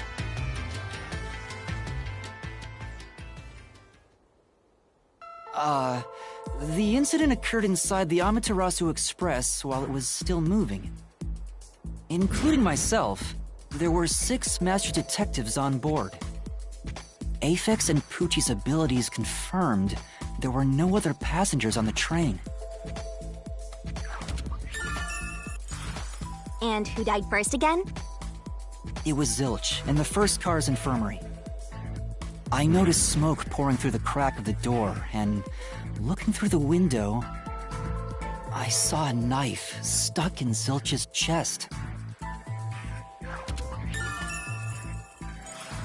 The infirmary was on fire, so smoke quickly filled the whole area. I hurried to open the door, but it wouldn't budge because it was locked. Does that mean this was a locked room mystery? Not really. There's a chance the killer had a duplicate key. That's no fun. Anyway, I broke the door's window and unlocked the door from the inside to enter the infirmary. By then, Zilch's corpse had burnt to a crisp. I wanted to alert the others, so I moved to the second car. But I found Mellamy's corpse there. I think she was set on fire with the liquor in the dining car. Ooh, a flambe! A human flambe. That reminds me, something was off about Car 2. Right before the train entered the tunnel, there was a strange shaking. Isn't that from entering the tunnel? It's like air pressure. Wind stuff. And there was a blackout right after, although it only lasted a moment. Yeah. What was up with that blackout? Was there one on the other side of the tunnel too? No. When we exited the tunnel, there was shaking again, but no blackout. There was something else too. Something that happened when we were in the fourth car. I wonder if that's a clue. And the next corpse, was the little girl in the third car? Yeah, it was Poochie. Another burnt body. Just like the first 2 cars. Oh yeah, wasn't there a secret base thing in the third car? You mean the backup control system? I remember something about that. The control system automatically manages the electricity within the train. When the main control system fails, it will switch to the backup system after 1 second. You may have amnesia, but you've got a pretty good memory. Anything else you can remember? I did notice that the backup control system was actually operating. And if the backup was on, that means the main system was down, right? What do you think about that? Well, the train never stopped, so it doesn't change the fact that no one could get in or out, right? Yeah, that's true. Next, you found the geezer's corpse in the fourth car, right? He was also covered in burns. Was there anything strange about that corpse? He didn't have any external wounds, but he was holding the cell phone he uses for his thoughtography ability. Oh yeah, that useless ability. It's basically no better than a dash cam. Anyway, forget about the geezer for now. Don't want that old man smell haunting my memories.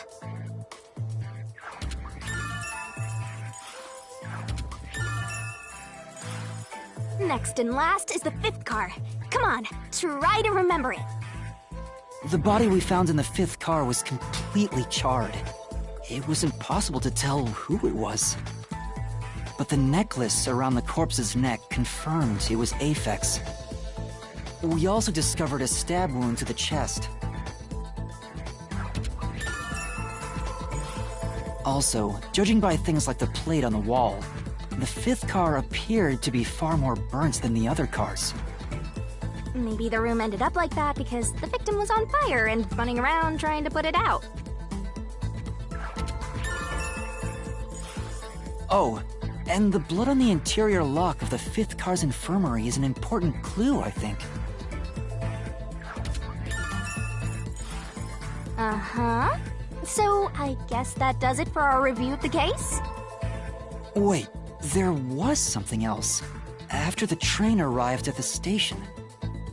According to the Peacekeeper's report, they all burned to death.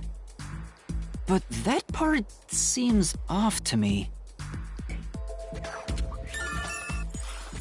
And they also mentioned there was a knockout drug mixed into the drinks in the dining car. Yeah, I think that's everything of note.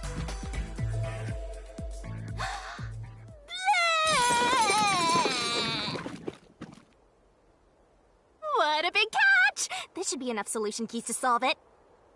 But I still don't know how to use them.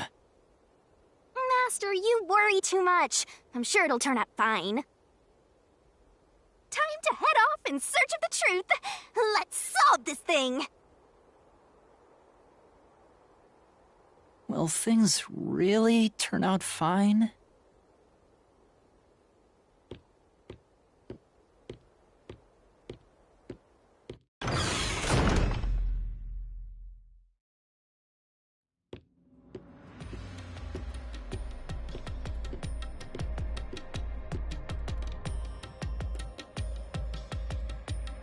So, this is the Mystery Labyrinth. It sure looks creepy. Hey, if we keep going, will we really get to the truth? Come on, would I lie to you? I told you the deepest part of the labyrinth holds the truth, right? So, let's go. I'm so horny for mysteries right now. You're... what?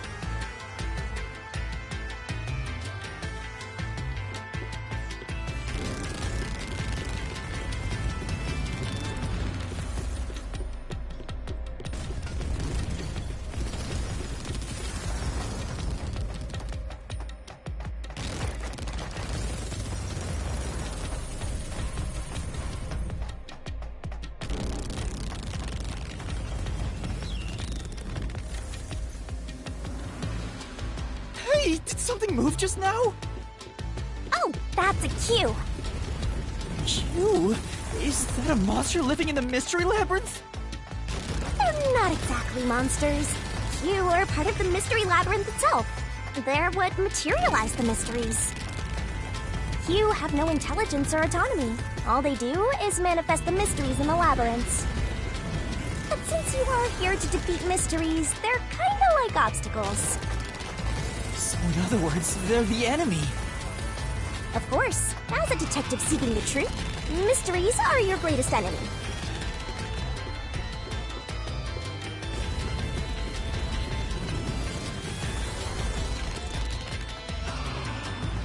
Hmm? What is that?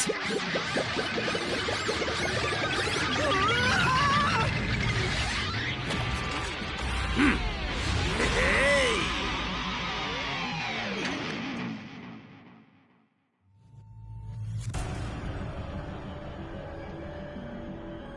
What the? There are monsters here! That's a mystery phantom.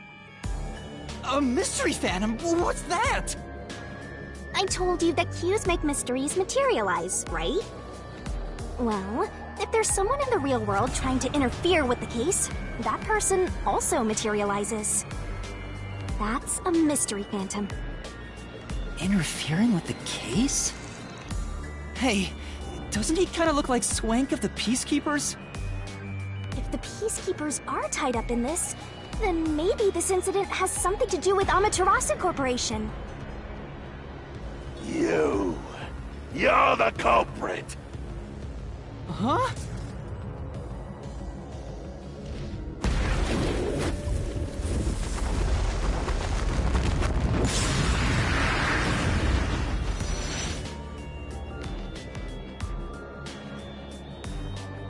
Since all the other passengers on the train are dead, you're the only one who could have done the crime.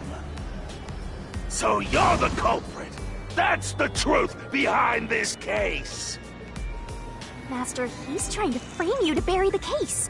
If you can't get past this, you can't reach the truth. What do I do? Should I just run away? A detective doesn't run from a mystery. You gotta defeat him. Defeat him? How? Master, are you ready to give your life for the truth? Huh? Just say, I am. I am!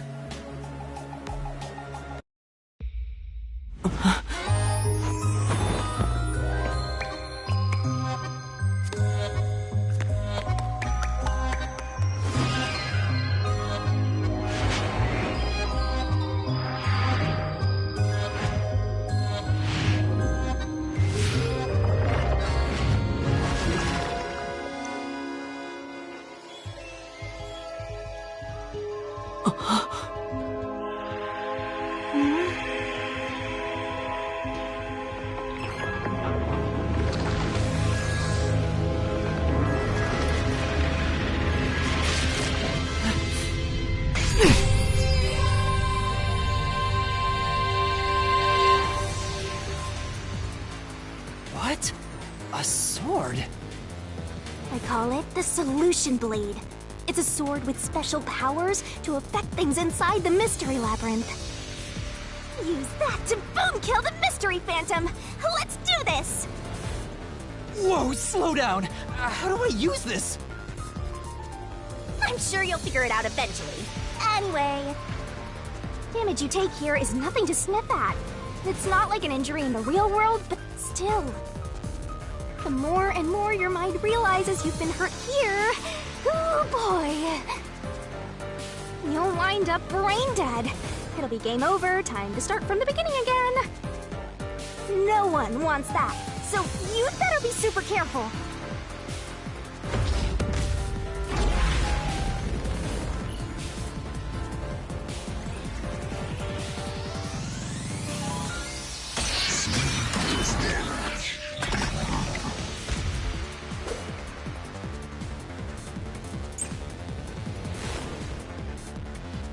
No need to draw this out.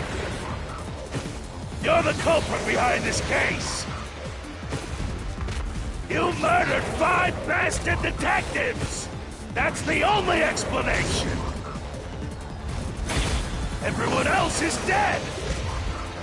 You're the only one who could have done the crime. I'll slash through this mystery.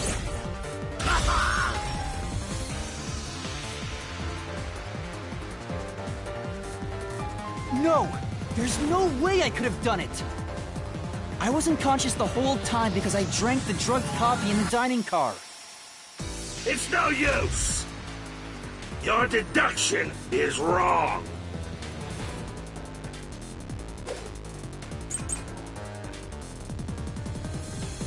You were out the whole time! Ridiculous! You're the culprit! You knew it was drugged. That's how you avoided being knocked out. The other detectives were drugged. And you went around killing them all. You're busted. You took the laced coffee and only pretended to drink it. This is the truth.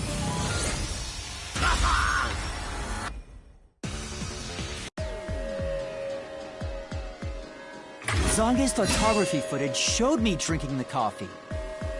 That proves I wasn't faking anything!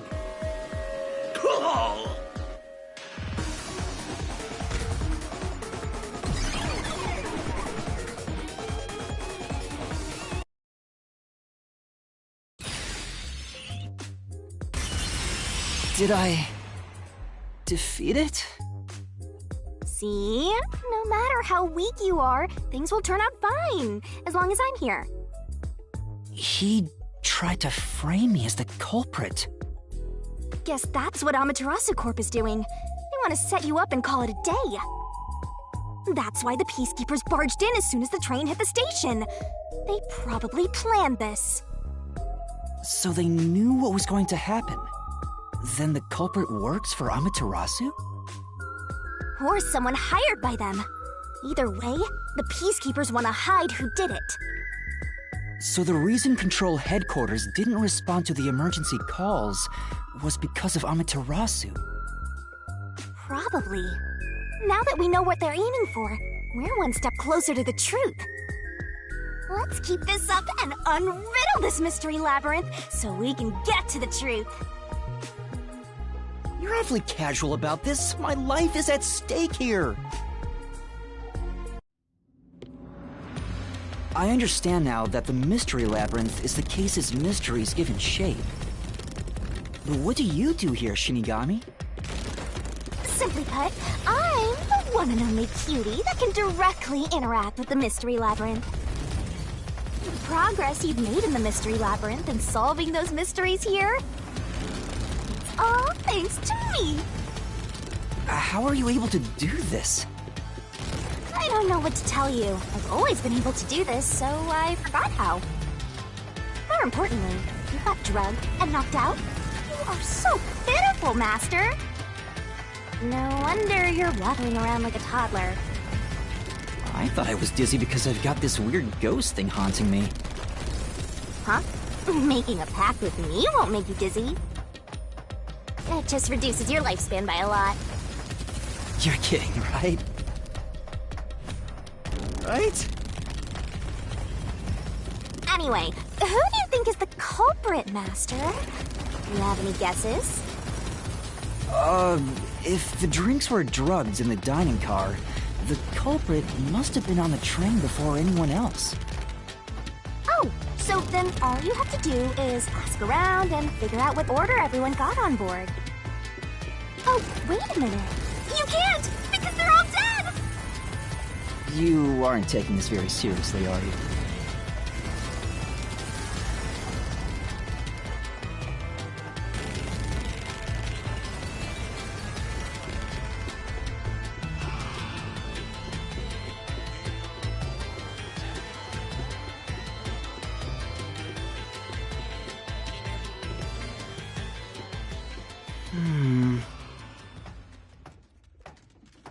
This place...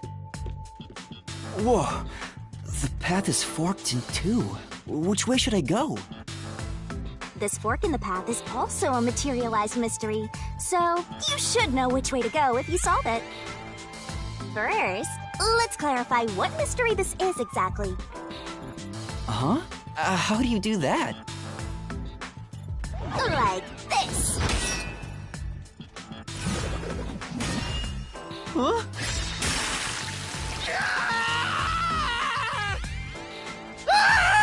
Blood! Blood! Quit overreacting, Master. This is a mystery labyrinth. It's fine. Anyway, take a look. I used the blood of the Truth Seeker as a conduit to expose the mystery blocking the path. Is that a question? That's the mystery standing in your way. You just need to pick the right path and head on through. 6 on the train. It must mean the 6 master detectives, including me, right? If I don't think the culprit is among the 6 on the train, then I should take the right path, which says no. But if I think the culprit is one of the 6 on board, I need to take the left path that says yes. Which is it?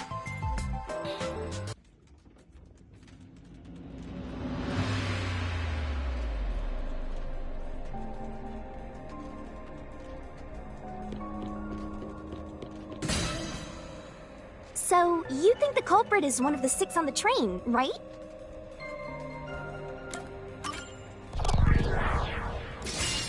Right here!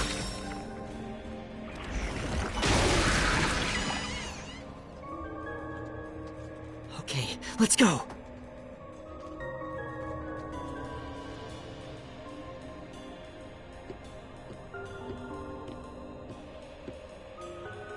Can I go through now? Oh, you got it right? Not bad at all, Master.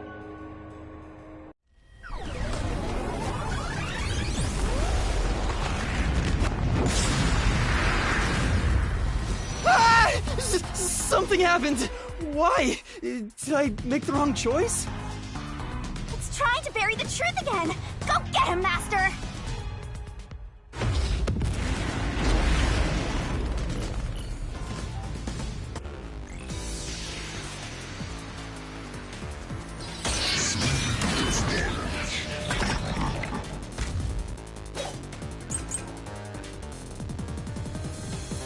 Your deduction is wrong! Other than the 6 on the train, you must have had an accomplice! This is the truth!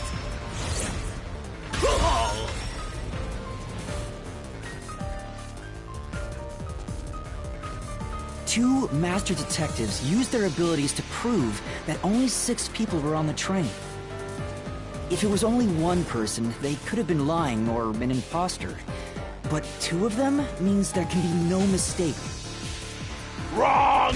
Your reasoning is completely off!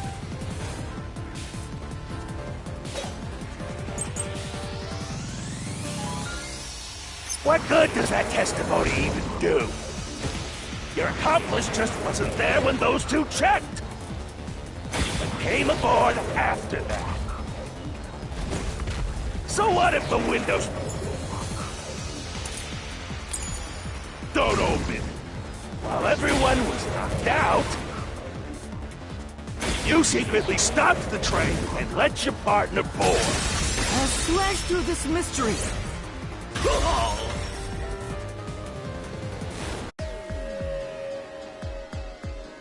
The backup control room's operation log showed that the train never stopped. And the doors won't open unless the train stops. So it's impossible for someone to have gotten on during the trip. Damn!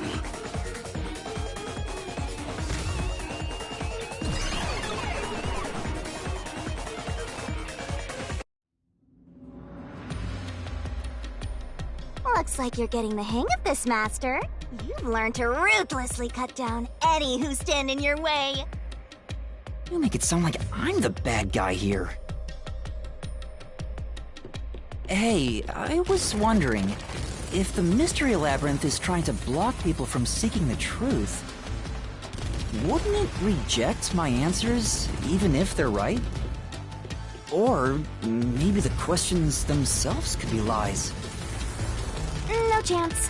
A Mystery Labyrinth has no self-will. It can't lie, or create things not based on the real-world mystery. This place is a direct manifestation of a mystery. You can always progress as long as you keep solving it. In that sense, the labyrinth is fair. It won't cheat you. I see. That's a relief. Right away, about the culprit being one of the 6 of you, how could the culprit commit the crime when all the other passengers besides you were dead?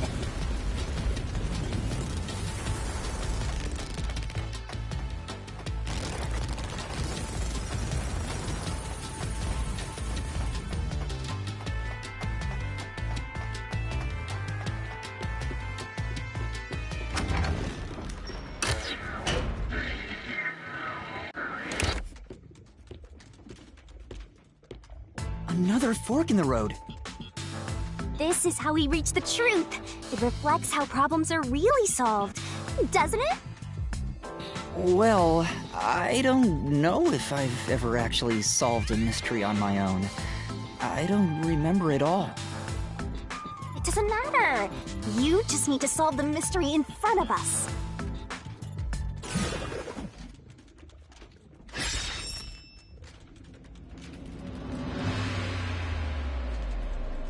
Say!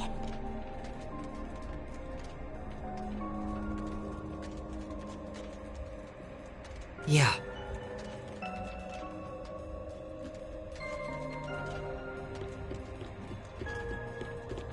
Come on.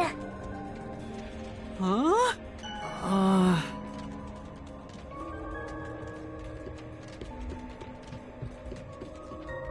Oh, I got it! Master, leave this to me. This has to be the right answer. Follow me! Hey, wait!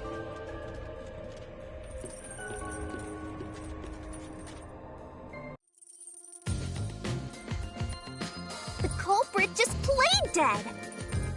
Because if they did commit suicide after the crime, they'd be dead right now. And that's no fun at all. That's your reasoning? Wait, what's this chain? I told you we share mind and body. The chain is proof of that.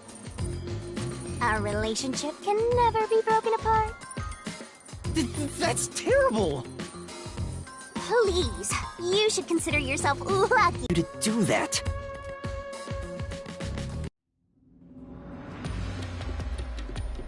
So you think this path will lead toward the truth, right?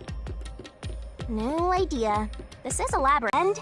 Maybe the culprit wasn't just playing dead. I searched all 5 bodies, and they were, without a doubt, dead. Oh, so the answer isn't played dead. Let's turn back. You changed your mind already? Exploring all possibilities is an important part of beating a mystery labyrinth. I'm so awesome.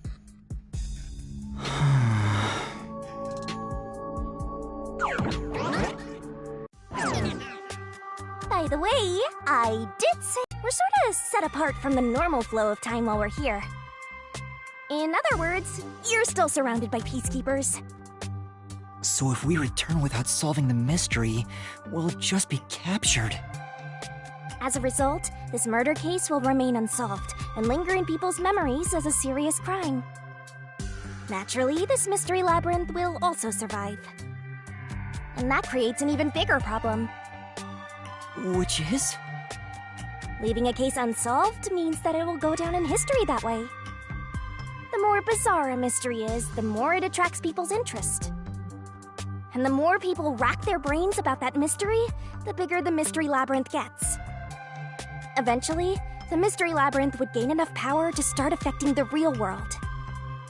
It would implant insidious ideas into people's minds, creating more murderers and, in turn, new mystery labyrinths. Labyrinths can create endless cycles. That's why it's best to cut it off as soon as possible. It sounds way more daunting than I thought.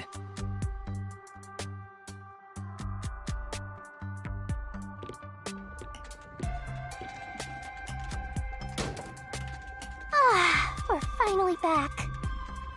The other route is commit suicide after the crime. There's no other option, so it has to be the right answer. But to commit suicide after the crime would mean... After killing the other 4, the culprit killed themselves, right? Is that really the right answer? The mystery labyrinth's roots represent logical deduction. If there's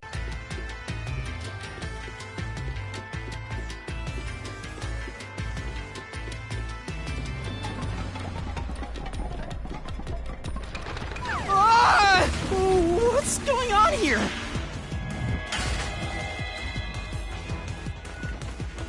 This is part of the mystery materializing.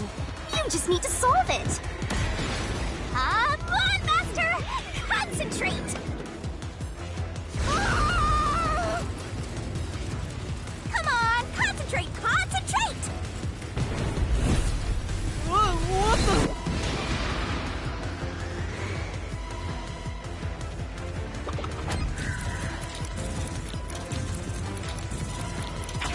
This way! If the culprit committed suicide after the crime, then the last person that died should be the culprit. Right! Because they wouldn't be able to kill someone else if they offed themselves already. Nice work! Come on, let's try again!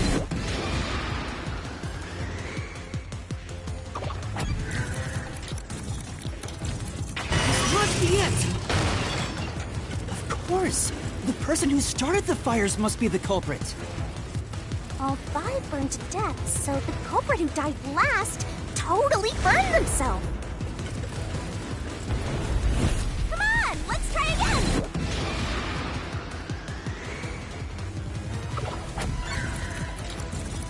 This must be it! The one who burned the other 4, then set themselves on fire, is Zilch! Bingo! You did it, Master! But you know, setting aside the idea that the culprit was the last to die, why would it be Detective Four Eyes? Didn't we discover his body first? According to the Peacekeepers, the victims all burned to death, right? But when we first found Zilch in Car 1, he wasn't burnt yet.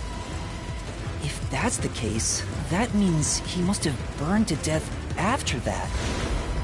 Although, everyone else we found after him had already died from burns. Alright. So if they all burned to death, then the last one who died could be Detective Four Eyes. I think the culprit killed everyone in the opposite order of how we found their corpses. Starting from Car 5, he killed them in order one by one, then set himself on fire in Car 1. So Detective Four Eyes is without a doubt the culprit, but he committed suicide, huh?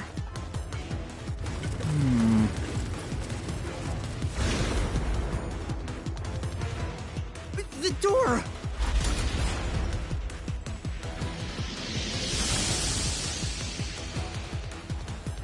Whoa! It worked? See, I told you it would be fine. I'm such a terrific guide. Yeah.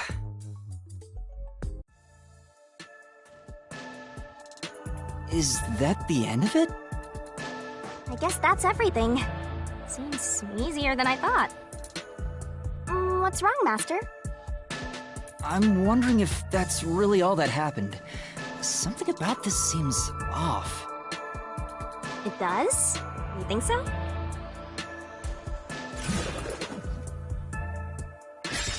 Ah! What's going on?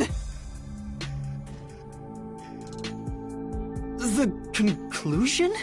Is this the truth behind the case? There's only one door. No other options. Maybe this really is the end. Kind of a simple conclusion despite 5 people dying. Well, I hope this was a helpful tutorial for you, Master.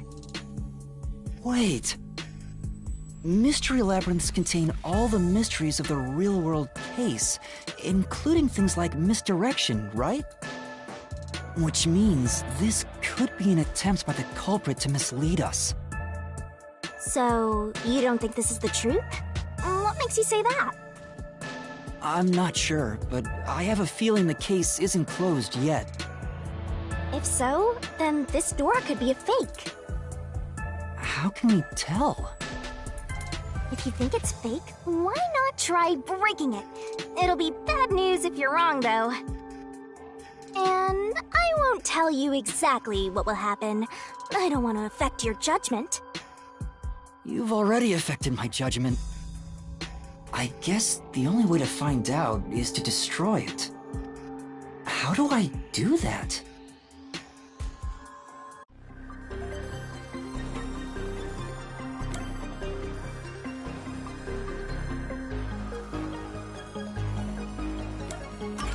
So it was fake!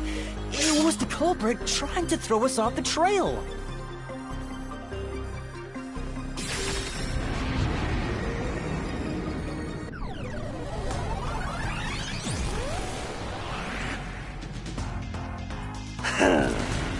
You should have just quit while you were ahead. It's rare for a fake exit to appear. This mystery labyrinth is way tougher than I thought. Master, don't let your guard down. Make sure you drop your money before you drop dead. I promise I'll show mercy to your wallet.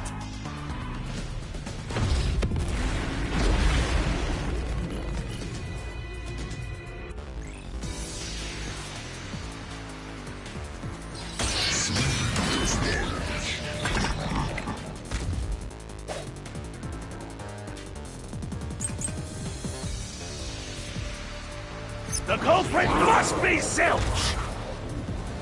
Reason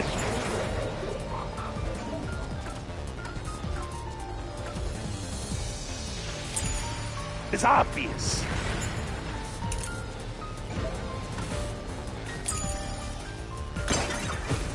Zilch is the only one who could have done the crime. He burned the 4 passed out victims, then set himself on fire, and died from immolation. If you think about it, it's an easy case to solve. 4 murders, 1 suicide.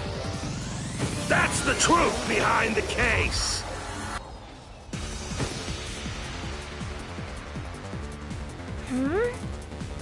Yeah. The culprit must be Zilch! Reason is obvious. Zilch is the only one who could have done the crime. He burned the 4 passed out victims, then set himself on fire, and died from immolation. This is the truth!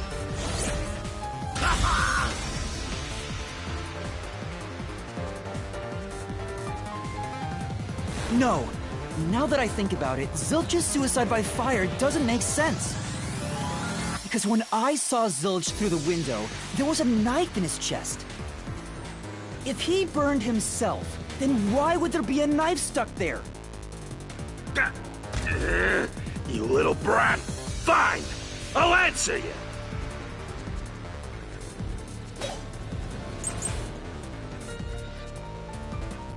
Why was the knife stuck in the body? Of course I know why. Yeah, it was to knock himself out. He stabbed himself so he would pass out easy. Then set himself on fire. Dying by fire is a painful way to go. He wanted to make it less painful. The culprit has to be Zilch!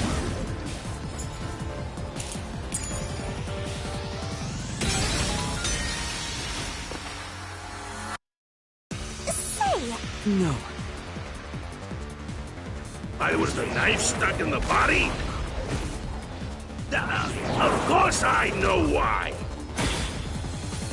Yeah, it was to knock himself out. He stabbed himself so he would pass out easy. Then set himself on fire. Dying by fire is a painful way to go. He wanted to make it less painful. The culprit has to be Zilch! He committed suicide by self-immolation! That's true. Why was the knife stuck in the body? Of course I know why. Yeah, it was to knock himself out. I'll slash through this mystery.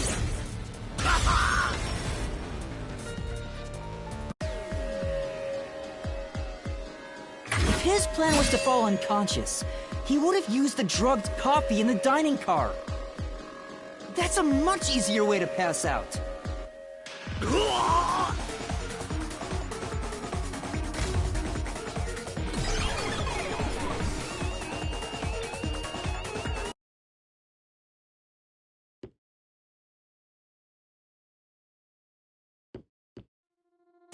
I see. So they're trying to mislead you about the cause of death for Detective Four Eyes. Right. The Peacekeepers said all the detectives burned to death. But Zilch's corpse in the first car is different. To me, it looked more like he was stabbed to death.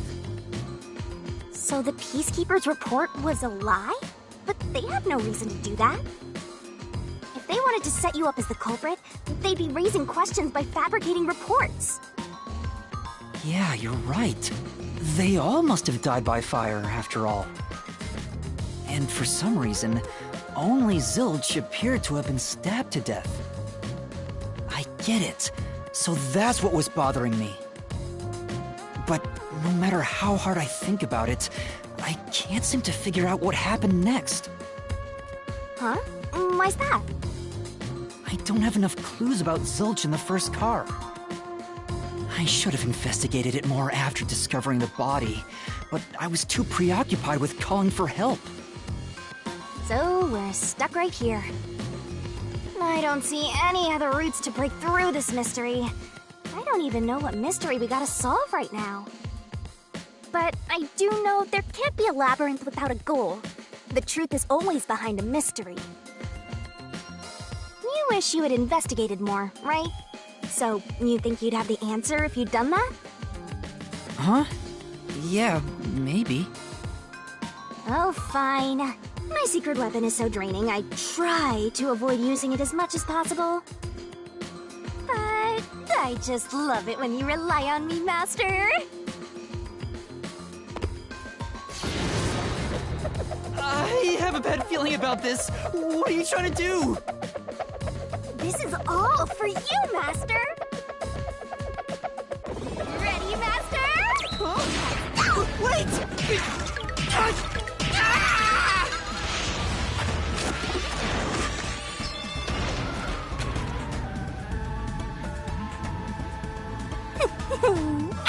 Ow!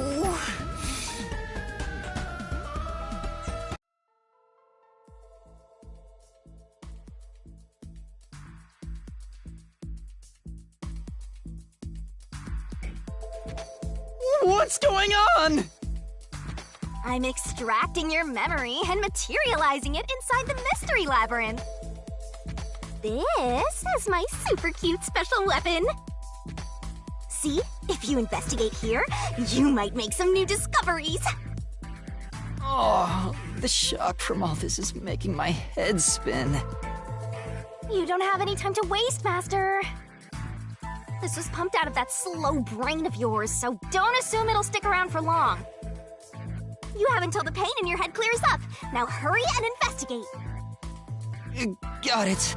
I'll hurry.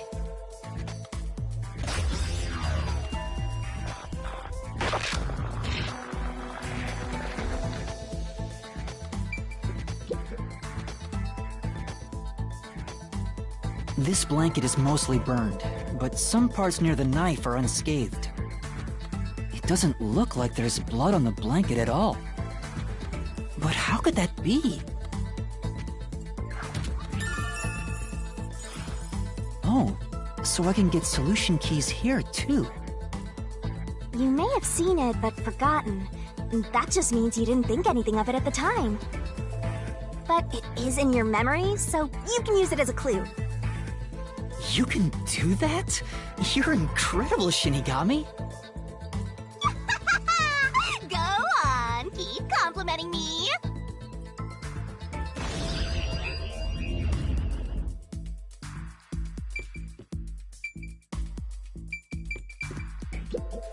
Huh?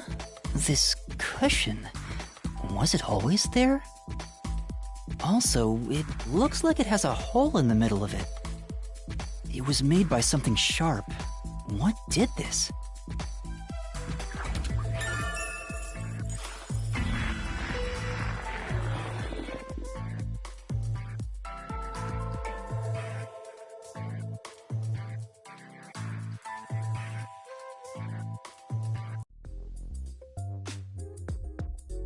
Oh, it's fading.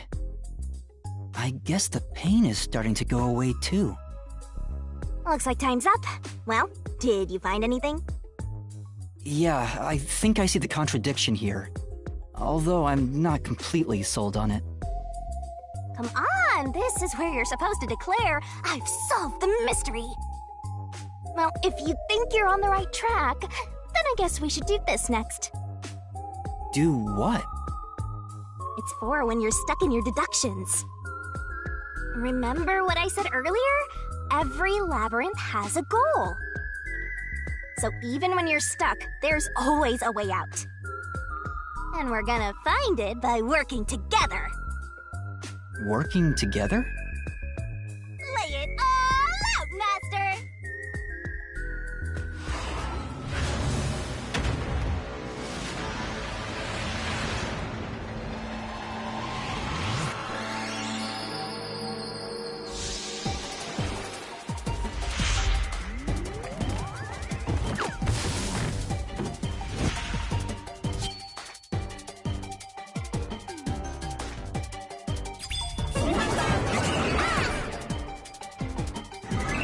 Let's work together as a team!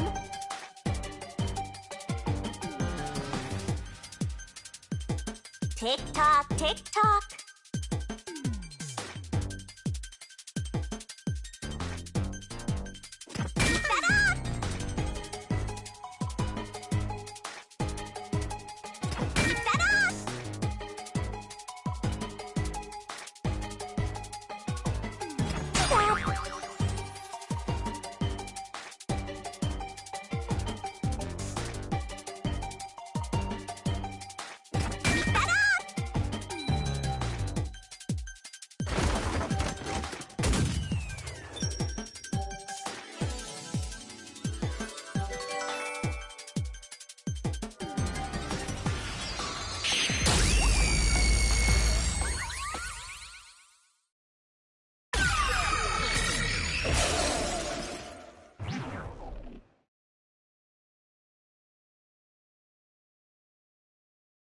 That's right.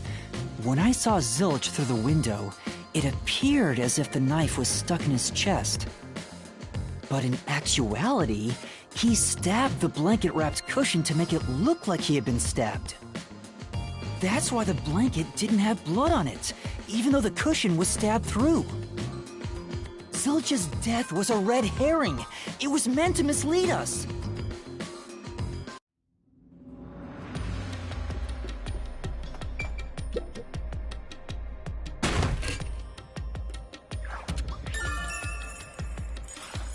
It's a new solution key.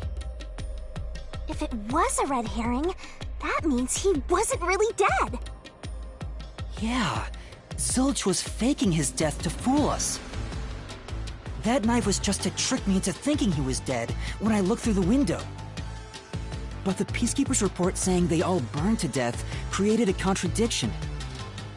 So the culprit was just plain dead. It's exactly what I said. In a roundabout way, yes. Which means that dead end in the abyss could have a new path now. Let's hurry back!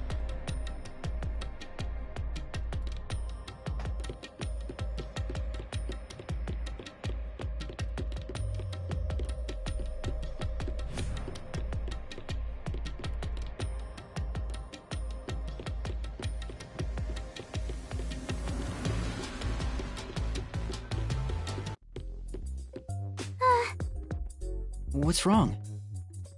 It's too much of a hassle to go all the way back there. I don't want to walk anymore.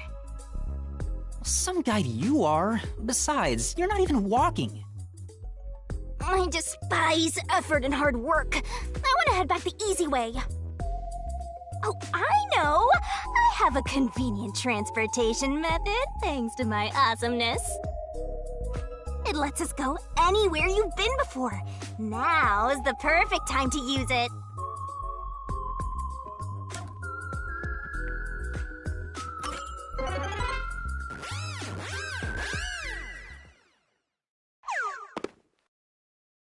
See?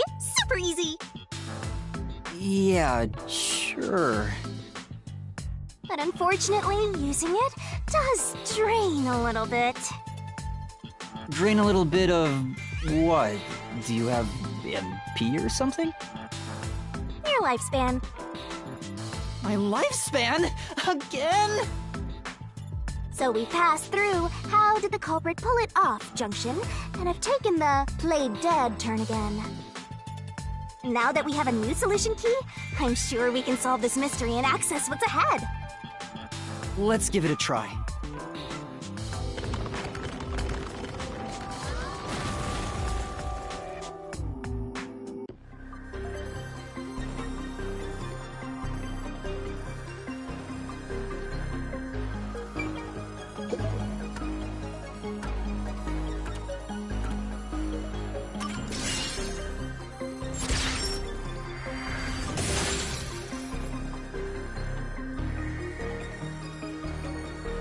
Zilch was trying to trick us into thinking he'd killed himself.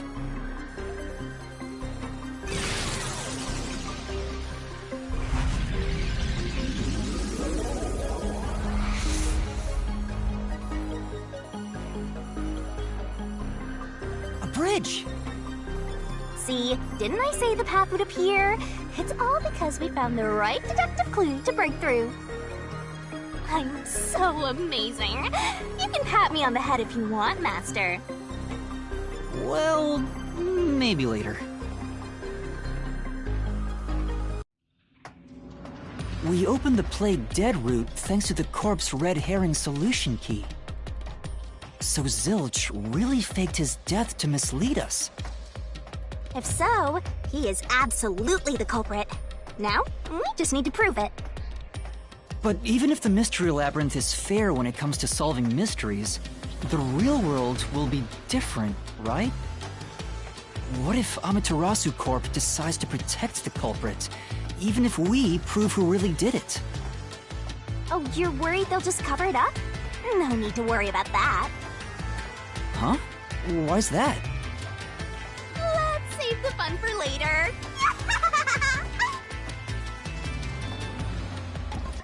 Oh, the ground! It's falling apart!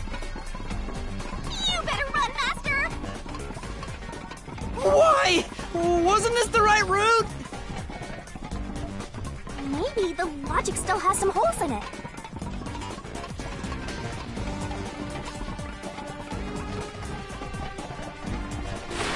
Whoa!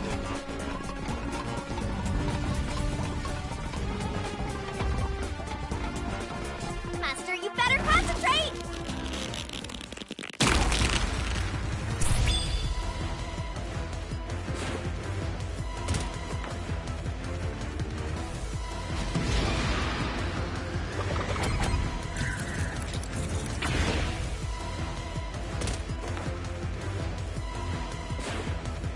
When I saw Zilch through the window, he was faking his death with a knife through the cushion. That was definitely the real Zilch.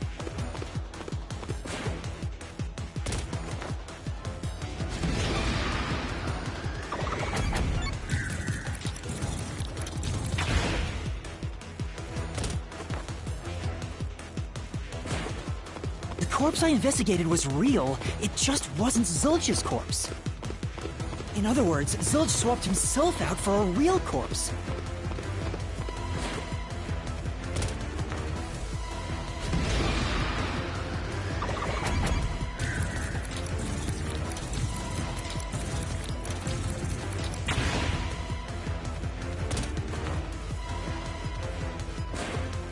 The corpse was switched right before I broke the infirmary window to open the lock.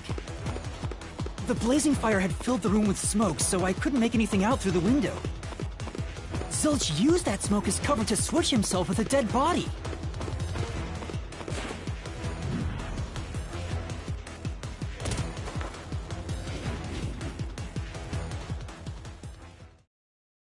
I get it.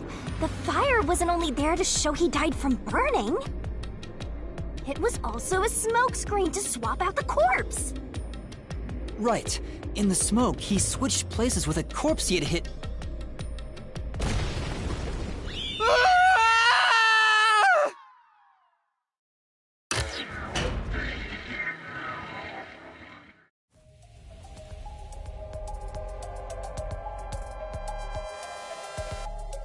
Next up, you need to deduce where the corpse was hidden. Because the room was filled with smoke, he needed to put the body somewhere he could access immediately. Where are you thinking? If he needed to get to the body as quickly as possible, only one place makes sense.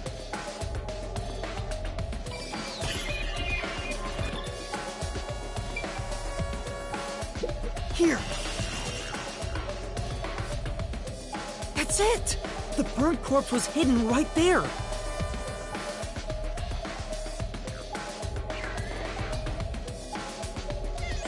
Hey!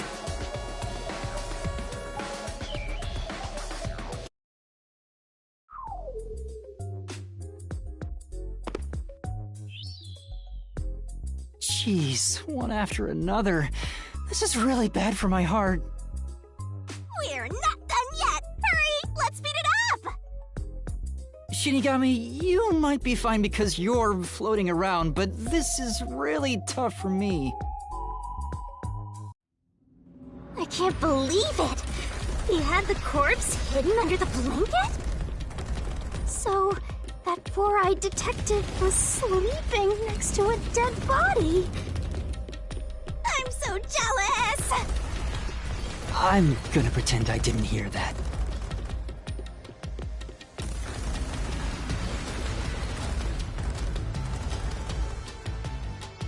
Zilch was lying in bed with the corpse.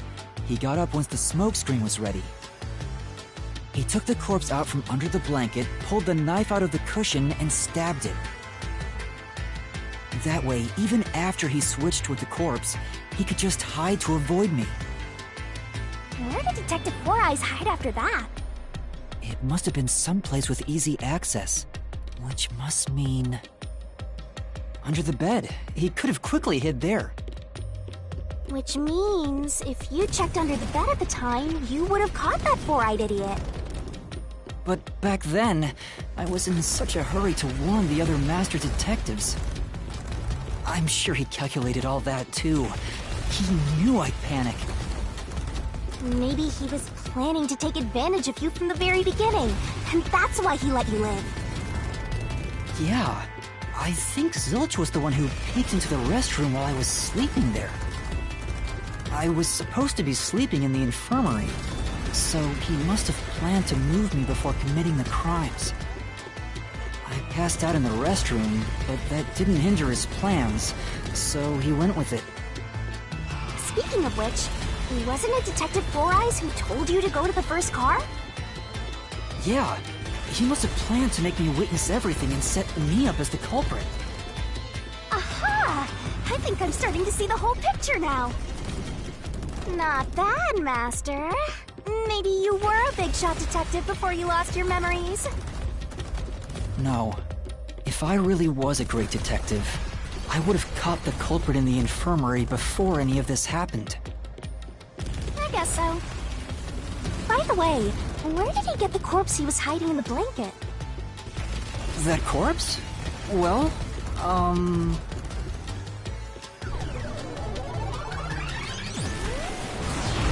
Ah! Again! I won't let you go any further! Getting in our way again, huh? If you stand against my ruthless master, he'll chop you up and stir-fry you with veggies for dinner. I will not!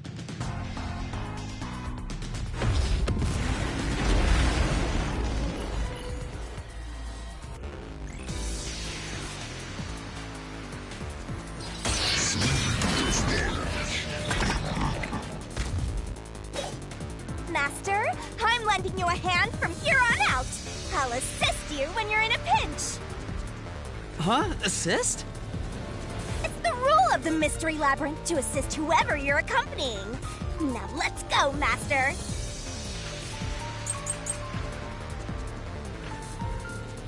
I won't let you pass! Enough of your nonsense!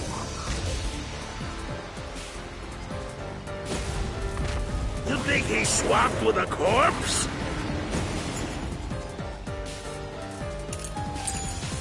It'd be impossible to switch like that.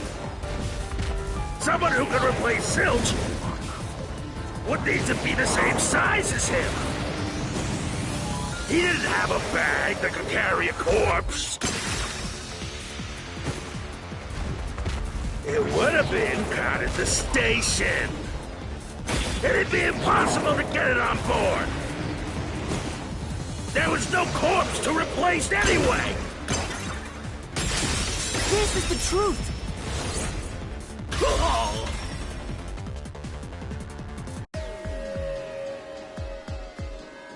There's no need to bring an extra corpse for the swap. He just needed to reuse a dead body on the train. It's Aphex's body from the 5th car. He and Zilch are nearly the same height, and both have stab wounds in their chests. So the corpse that was switched was Aphex's! Damn it! How could someone like you find the truth? Truth! He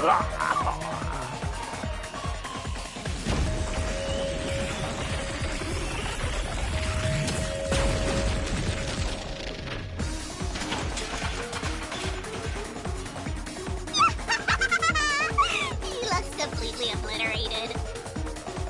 Now we don't have to fight anymore. Even if that's true, don't let your guard down. The Mystery Labyrinth isn't over yet. Stay alert until the very end. All right.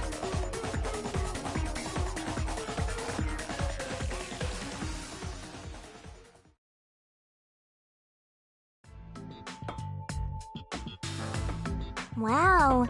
Who would have thought that short-tempered idiot would be used for a body swap? Thinking back, the reason the corpses in the 1st and 5th cars were burnt was to switch them out. But the corpse was so badly burned that I couldn't tell it was Aphex.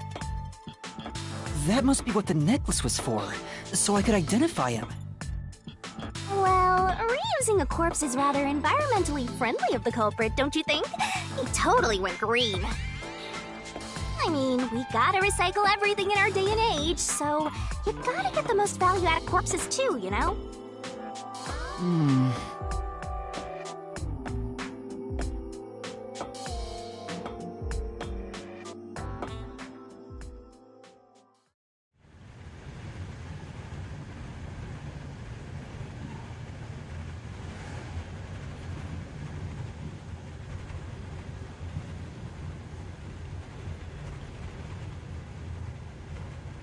Zilch? Wait, I am not the culprit. I am a victim who was already killed. So, leave me alone! Hey, he ran away! After him, Master! Yeah. You said the body in the 1st car's infirmary wasn't me, but Aphex? But you went to car 5 after car 1 and discovered his corpse there. How is the corpse transported from car 1 to car 5? That'd require moving past you. That's right, if he slipped past us, when did that happen?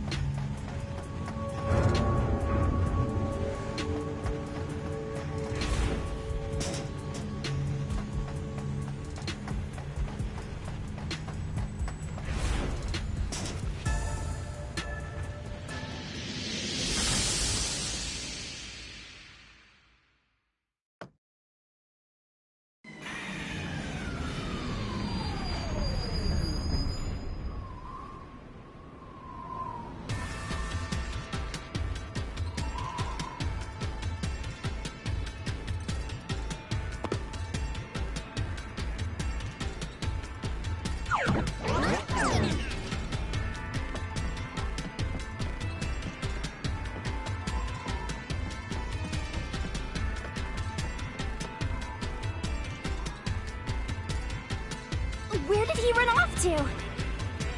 Another mystery that needs to be solved.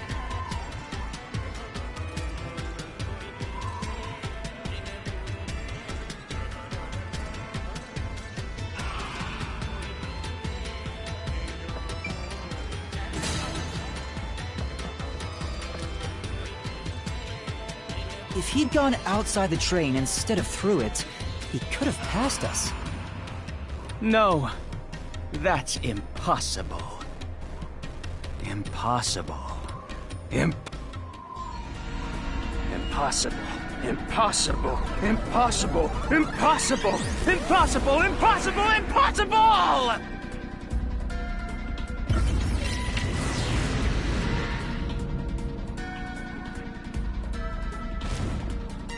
Ah!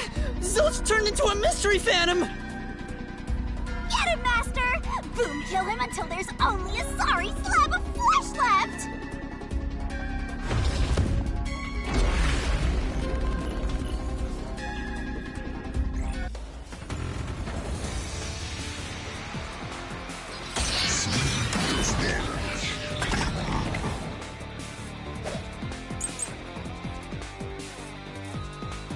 If they didn't pass through the train, do you think a corpse was brought in from outside? The windows are all locked shut. The doors lock when the train is moving. We know the train never stopped once. If the windows and doors are shut, there's no way to get out while the train is moving. No issues occurred during the train's operation. This is the truth!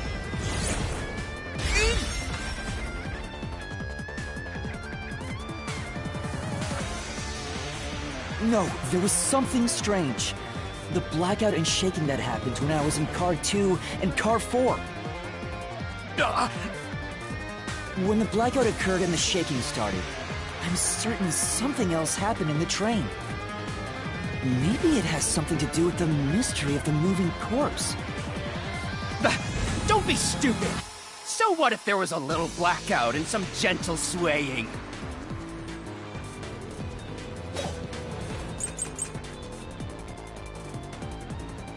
Forget the shaking and the blackout!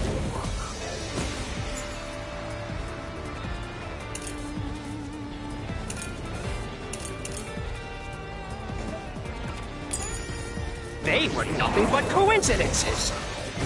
The blackout was just a bad contact. The shaking was the tunnel air pressure. There's nothing odd about that. It's all just a coincidence. It's impossible to include that in a criminal plot.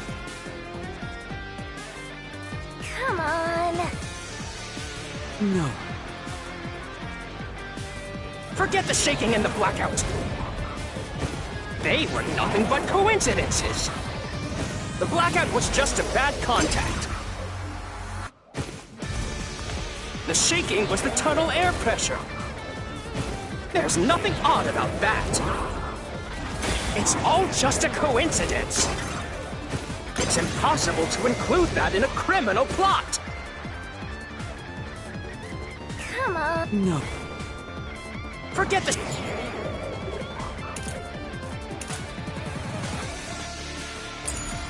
shaking and the blackout.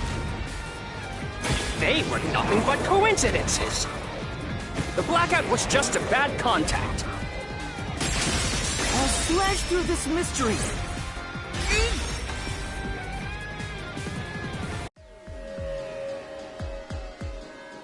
No, the blackout didn't occur because of a connection failure. It was due to the main control system failing and switching to the backup control system. The blackout occurred during that 1 second when the system switched over.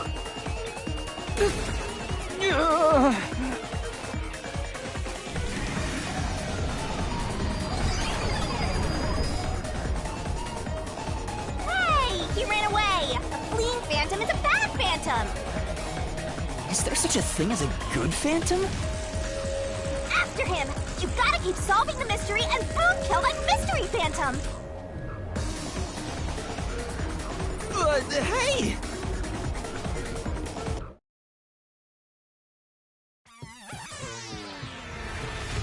Master, you may know the cause of the blackout, but what does that have to do with how the corpse was moved? The failed main control system was in Car 1, where the body swap occurred. If so, then the main control system's failure must have something to do with moving the corpse. So maybe the culprit broke the main control system. He must have attempted to stop the train to bring in the corpse from the outside. But the train never stopped. The operation log confirms the train was moving the entire time. So I don't think he broke the system to bring the corpse in. Then why did the main control system fail? It must have something to do with moving the body. But you're unsure exactly how. Huh. In that case...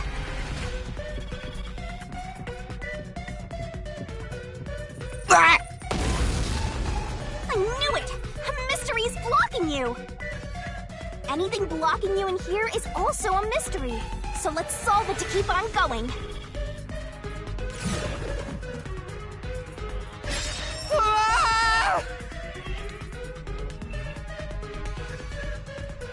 So this is the question we're facing right now. The main control system must have failed because something happened in the first car. If that's true, what exactly happened? If it's related to the body being moved, then how? Master's expression is so serious. He must be thinking hard. Well, as his mentor, I better think hard too. The main control system failing, the blackout, the train shaking. Oh yeah! Why did the train shake like that? There was a blackout right before entering the tunnel that was caused by the main control system failing. But the culprit didn't destroy it, so the blackout happened because... wasn't there some shaking right before the blackout too? After the whole train shook, the blackout... I don't get it. That's right! The train shook right before the blackout. We still don't know what caused that to happen. Whatever it was strong enough to make the entire train shake. It caused the main control system to fail and resulted in a blackout. If it had something to do with moving a body, then what must have happened was... Ooh! Did I give you the assistance you needed? Close to solving the case now? Then it's time to combine our powers and solve this thing! Let's go, Master! Lay it all out!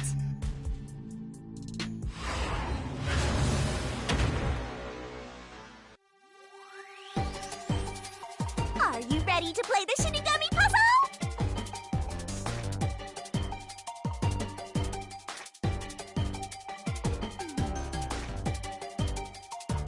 Tick-tock, tick-tock.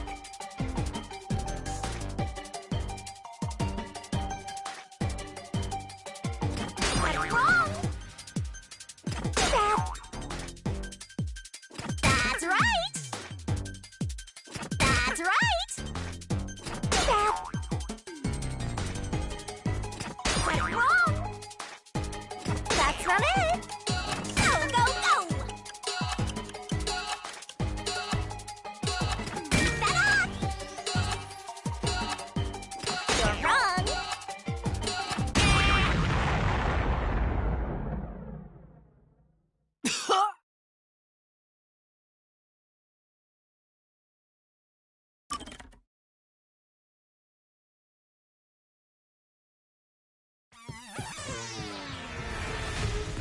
But the train never stopped.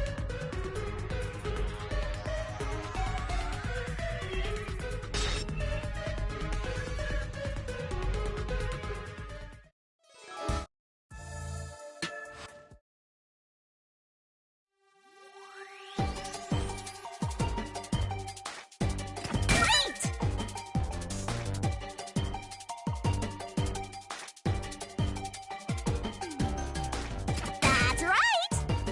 That's right!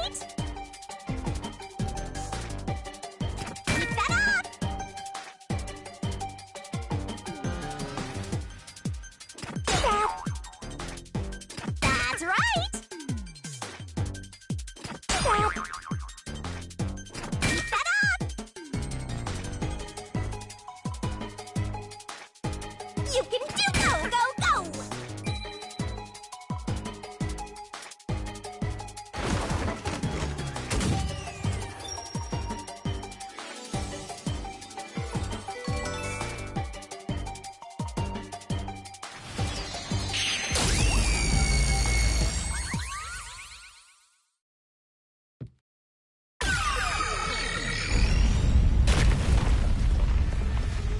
Could it be that the first car was separated from the train?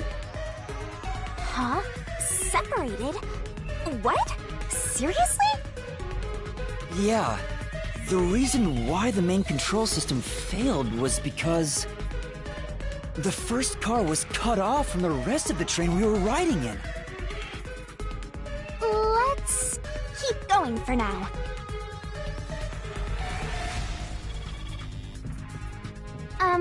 Master, I don't really get it. What do you mean the first car was cut off? The shaking happened just before the blackout, right? Huh? Did it just shake? What was that? The lights went out for a moment and came back on. At that time, the first car was disconnected from the rest of the Amaterasu Express. As a result, the main control system failed, and after a brief blackout, it switched to the backup. But why cut off the first car? Why go through all that trouble? Of course, to move the body in the train car. To do that... Watch out! Ah! There it is again! It's bigger than ever! How much longer will this keep happening? I feel like I'm going to suffocate. Now's not the time to be suffocating!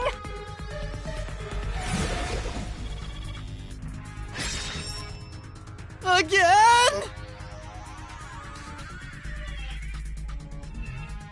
We need to resolve the mystery at hand.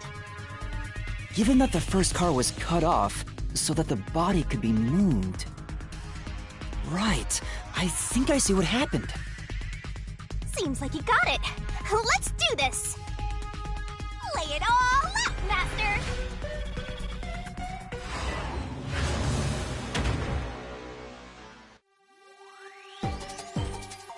Let's work together as a team.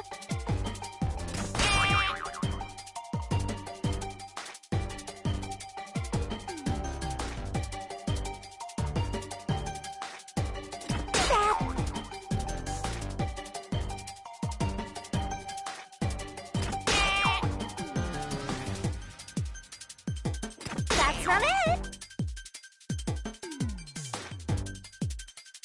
Go, go, go!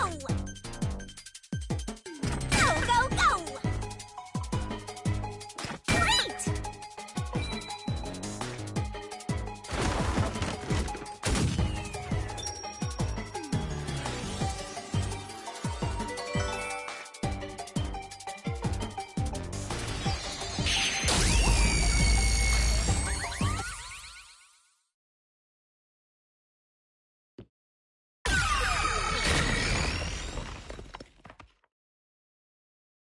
That's right! He transported the corpse using the entire first car. That's why the first car was disconnected. Transported the corpse? With the entire car? Nonsense. Shut up!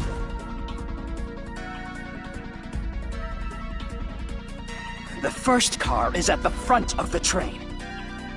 Apex's corpse was in the fifth car, in the back. Even if you detach the front car, how do you move it all the way to the rear? Master, don't be scared. Lots of villains transform after they've been cornered. Calm down. Stay calm. Think. How could you swap the position of the first and fifth cars? If I can answer that, I can solve this mystery once and for all. How did it happen? That reminds me. Master, earlier when you were talking about the shaking and mentioned the blackout? The blackout only happened once, but the shaking happened twice. Yeah, it definitely shook 2 separate times. Right before entering the tunnel, and right after leaving it. The first time was when the train car was disconnected. But what about the second? Something happened to the train then, too. The shaking at the end of the tunnel felt similar to when Car 1 disconnected. There's no point thinking about it. You're stuck in this labyrinth for all eternity! Master, here it comes! You gotta solve the mystery and defeat him! Your deductions aren't worth a damn thing! Because they're all wrong from the very beginning!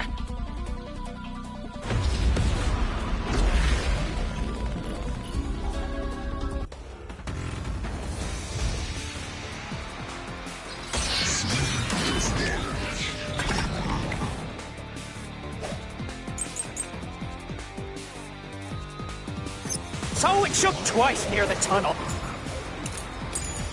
Oh. What of it? You mean the train car was separated and reconnected? Why would that even matter? Even if you managed to separate car 1, how could it be moved to the rear? The train was always running on the same tracks.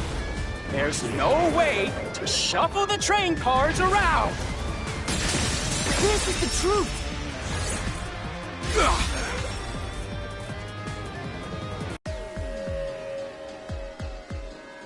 No! At that time, not all the cars were moving on the same track. The track that the Amaterasu Express was on separated into double tracks right before entering the tunnel. So by taking advantage of the double tracks, it's possible to switch out the train cars.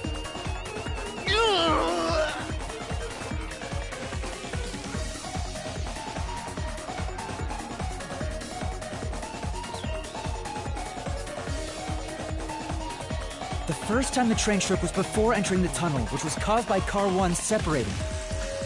After that, the separated Car 1 entered the other track, while the rest of the train proceeded on the main track. The 2 tracks rejoin after the tunnel. That's where Car 1 connected to the end of the train. This is when the train shook for the second time.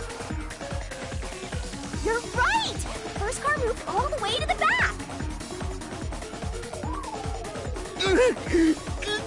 Normally, it's impossible for a single train car to function on its own. But the Amaterasu Express is special. The control system will supply electricity as programmed and drive the train. But all train cars on the train have motors that run autonomously. If each train car can operate autonomously, then Car 1 can function on its own! Doesn't that solve everything? It's time you gave up! No! That's crazy! Huh? What? Using your method to rearrange the train cars would connect the first car to the end, which would leave it behind the 5th car. In other words, it becomes the 6th car, but that doesn't exist. So, you're telling me you found Aphex's corpse in the non-existent 6th car? Oh, you're right. Do you get it? You're the one who's wrong. Everything you've deduced is wrong! No, I'm not wrong. The truth lies just ahead of us. I will prove it to you.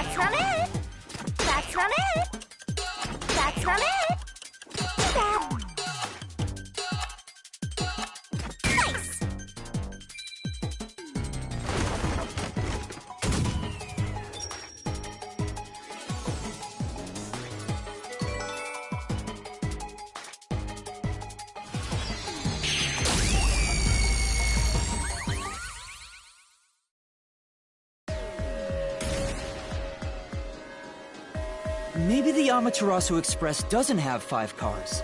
What if there were only 4 cars to begin with?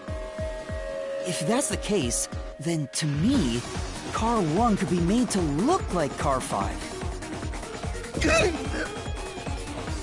Huh? So, there weren't 5 cars the whole time, but instead 4? That's why Melanie said the 5th car's door was broken while we were in transit. But you can access the 5th car, the one at the end.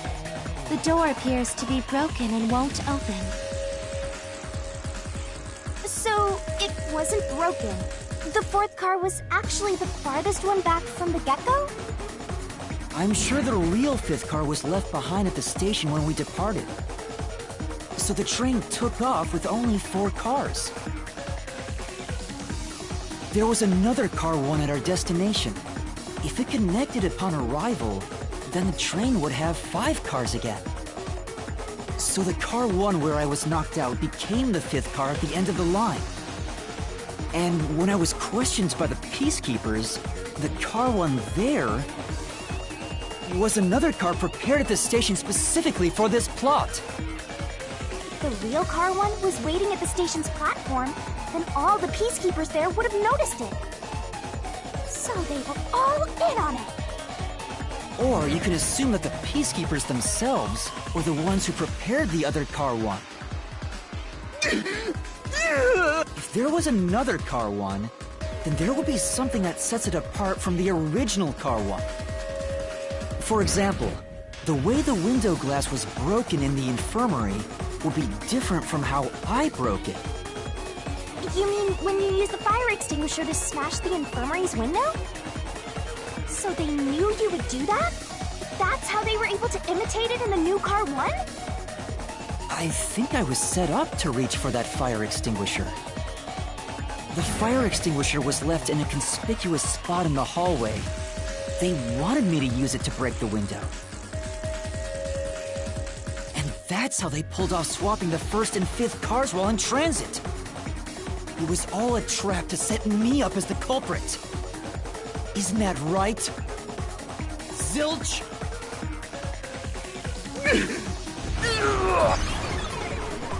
All right, we're almost there. Let's catch this culprit.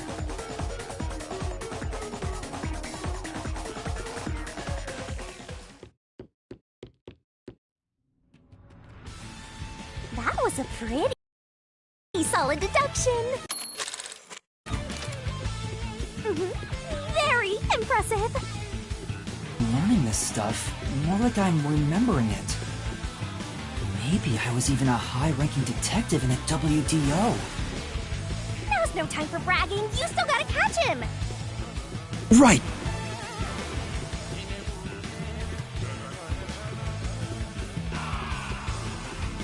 Everything feels different here. This is just the calm before the storm. Be careful. You don't know what's gonna happen next. You know, making the 1st car look like the 5th was a really big trick to pull off. I'm surprised the train cars could disconnect and reconnect so smoothly. The train's automatic operating system must have had it programmed before we departed. Even the trick with the swapping train car? Probably. It had to have been done automatically. Well, it'd be easy for Amaterasu. They own the train. That's what I'm worried about. Even if I obtain the truth here, won't they just ignore what I say and arrest me anyway? I keep telling you not to worry about it. As long as you have the truth, the culprit can't escape. Why are you so sure of that?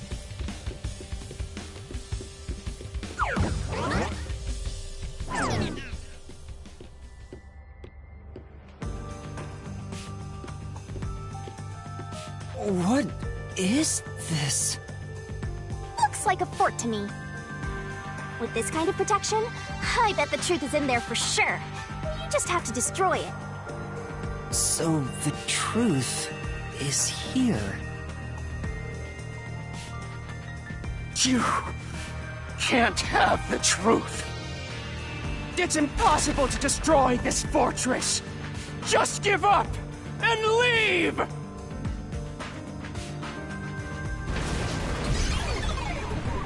Whenever a culprit takes a last stand like this, you know we're just a step away from unriddling this labyrinth. Master, time to show him how dangerous you really are. After all, he did try to set you up. I'm not worried about that right now. We're so close to the truth. We gotta do this. It's boom kill time!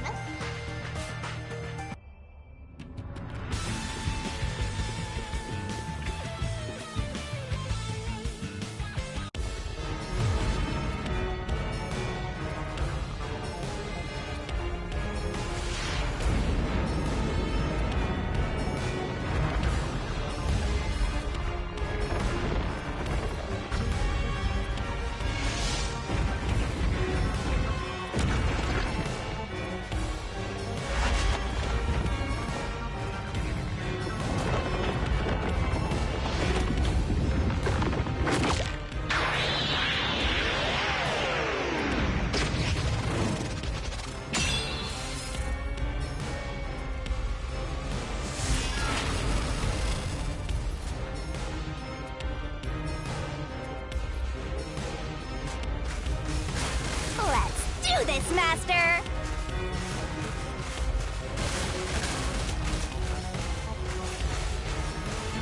I won't let you have the truth. Go away! Give up and scram! Your deduction is wrong!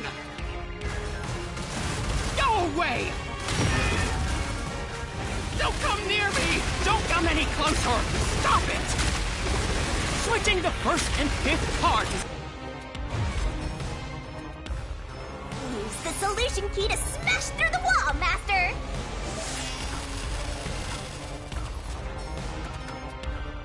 You're wrong! Huh? Come on! No! There are traces of a swap! The warped plate from Car 5! The reason that plate was burned so thoroughly is because originally it said Car 1. Left as it was, it would have messed up your plot to make Car 1 look like Car 5. That's why you made extra sure it was burned beyond recognition. Here I go!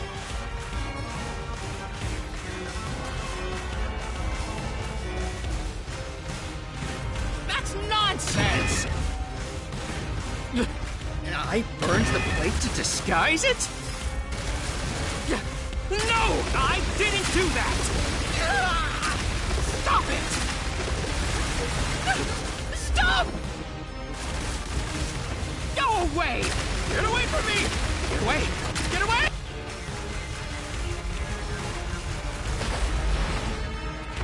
So there's nothing backing up your deduction. You have no hard evidence proving that location was the first car. Looks like we need another solution key to boom kill him. Good luck, Master. There is proof! The bloodstain on the inner lock of the infirmary in Car 5! The culprit probably didn't notice it. But I remember. It's my blood. What? When I was trying to get into the infirmary in Car 1, I cut my finger on the glass. When I reached through to unlock the latch, I must have gotten blood on it. But that bloodstain would have been hidden while the inner lock was open. That's probably why the culprit missed it. My blood, which was left behind in Car 1, was found in Car 5. This proves that someone pulled off the car switching trick. This is the truth of the case!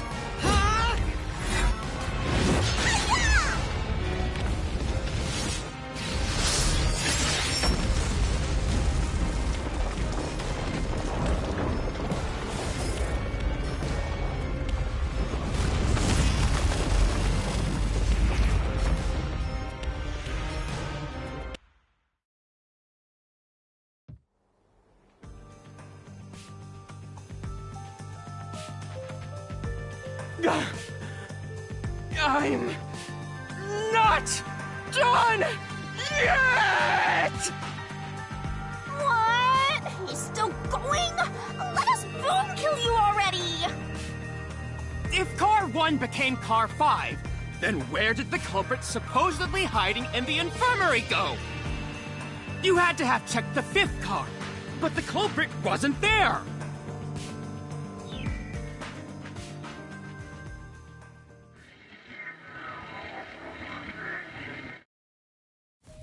The culprit must have been hiding somewhere in the 5th car, probably someplace safe.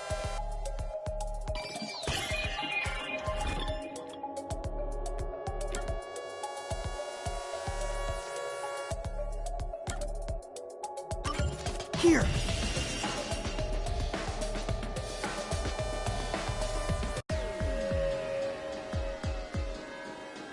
The culprit was hiding inside the main control room, which was locked shut the entire time.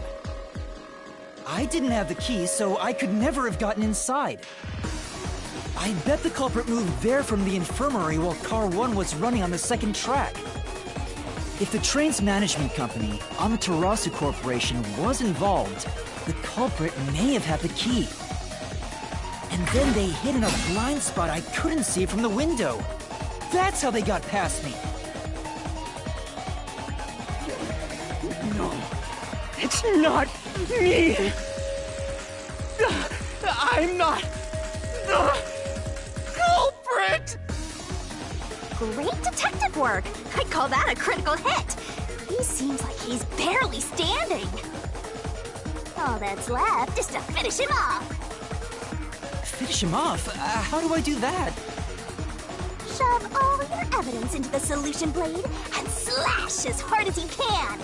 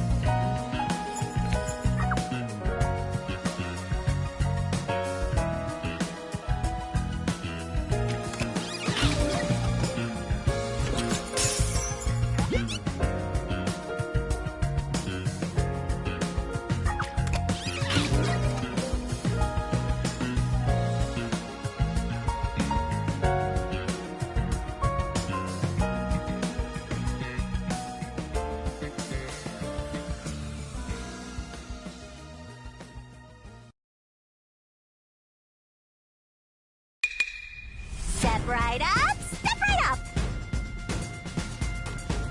5 master detectives slain before their time, and Amaterasu Corporation has master in their sights. Truth bombs are about to be dropped. Time for the deduction denouement!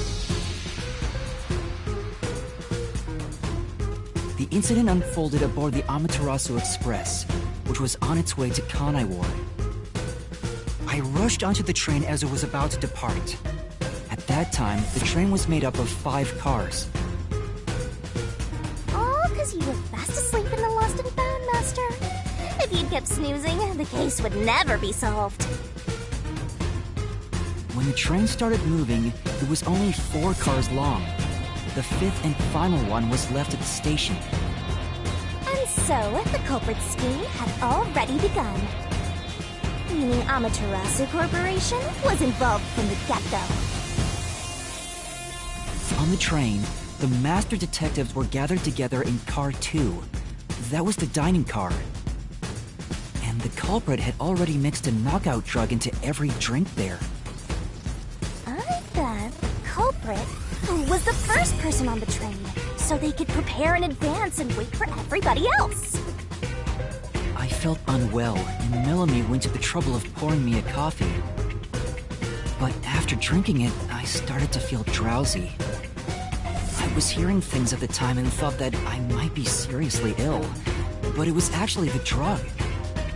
Oh, so you thought yours truly was responsible? Sticks and stones won't do much to a dead god, but slander stings!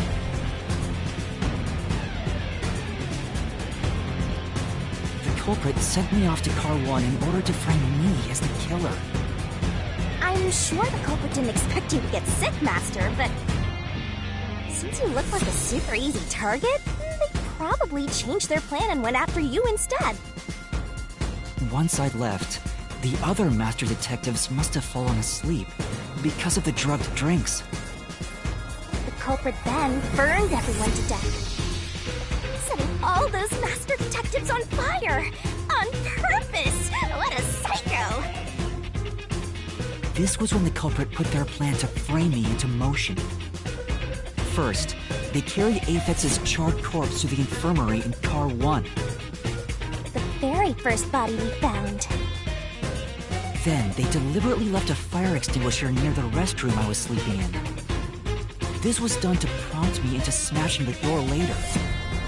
Gotta have someone get inside somehow, or else nobody would find the body. Next, the culprit entered the infirmary, locked the door, and laid down on the bed with Aphex's charred corpse. Jumping into bed with a charred corpse! And here I thought chivalry was dead! What a gentleman! I'm actually a little jealous. A knife and cushion created the red herring. Hell of a way to pretend to be dead. Furthermore, the culprit set the room on fire just as I was waking up. While you were sleeping, I felt someone come into the restroom. They must have seen me then and timed it. When I woke up in the restroom and went into the hallway, Car 1 was beginning to fill with smoke. Oh, that's some precise timing! I caught a glimpse of Zilch in the infirmary, with a knife lodged in his chest. But it didn't take long for the smoke to obscure everything. That was when the culprit took out Aphex's burnt corpse, switched places with it, and waited for me to enter the room while hiding beneath the bed.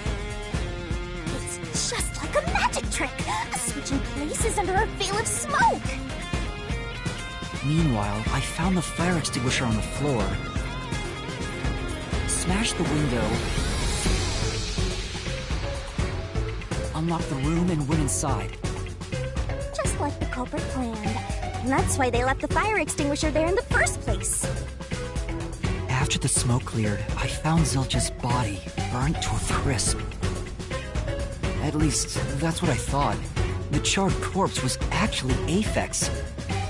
The culprit had me completely fooled. That must have been why they picked the time-consuming method of roasting someone to death. Plus, the body was about the right size. I bolted out of car 1 after seeing the corpse.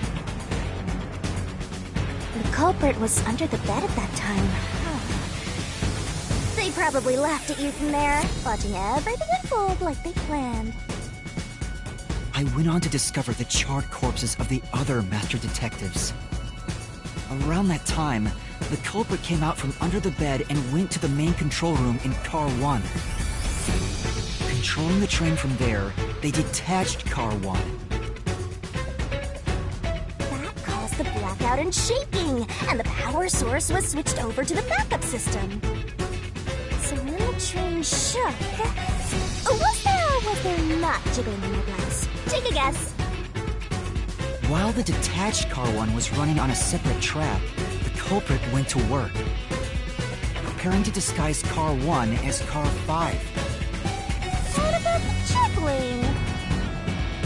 First, Apex's corpse was carried to the corridor, and the necklace removed earlier was placed back on. Then the car 1 number plate was burned so that it couldn't be properly identified. With everything in place, the culprit went into the main control room, locked the door, and waited for the train cars to reconnect. At this time, the culprit was riding in car 1 on the other track, right?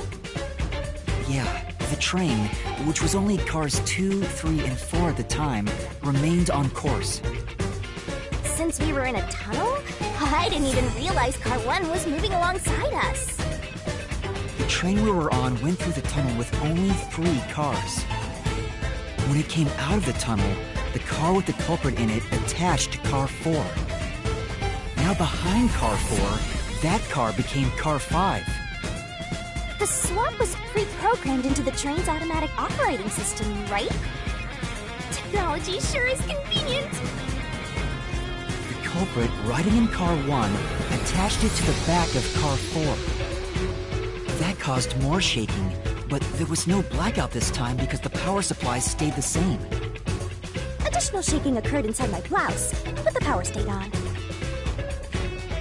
After that, I mistook car 1 for car 5 and walked right in. The culprit wrecked it so much I didn't even notice the door I had smashed when I was in car 1 before. I figured there'd been some kind of brawl. But that was part of the culprit's plan, wasn't it? Also, no one would realize was actually car 1. When I found the corpse, I deduced that it was Aphex from the necklace it had on. But I was just rediscovering the same charred corpse from car 1. The disguised corpse and the car switch completely fooled me. Reusing a dead body? Oh, that's a despairingly brilliant idea! When the train arrived in Kanai Ward, it connected to a different, prearranged car 1. And with that, the train once again had 5 cars. So much attaching and detaching! What a stupid, crazy, elaborate trick! The peacekeepers were lying in wait at the station. As the sole survivor, I was set up as the one responsible for the murders. And Amaterasu was in on it! That really turns me on! You mean pisses me off, right? During that time, the culprit stayed hidden in the main control room of the disguised car 1 and waited for the peacekeepers to haul you in, Master. They were right there at the scene. After burning all the master detectives, the culprit faked their own death and tried to frame me as the killer. It was a cunning, cold-blooded scheme. And the evildoer who committed these countless contemptible crimes is none other than... Zilch Alexander! It was you!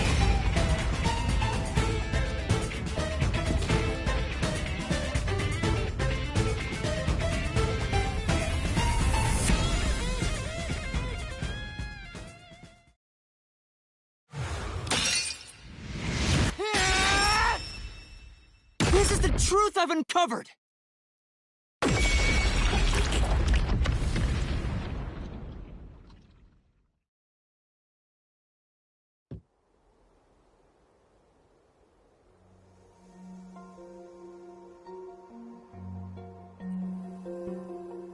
Is that it? What's this? It's the truth. It's the soul of the true culprit who made this mystery labyrinth. The soul of the true culprit? Wait, what am I supposed to do with this? Now it's time for the main event! Here we go! It's my time to shine!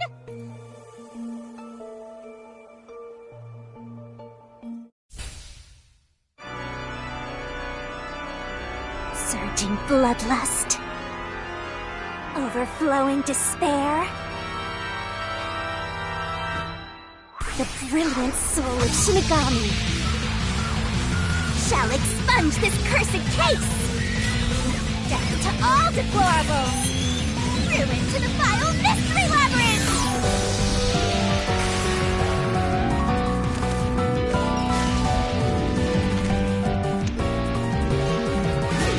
Starry, shining, rainbow, glorious, stellar spiral!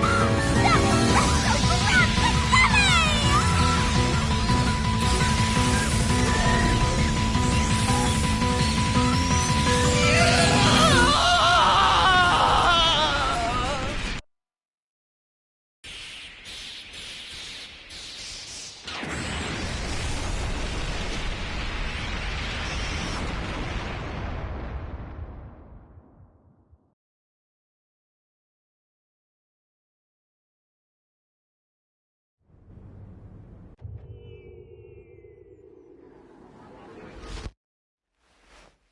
Huh?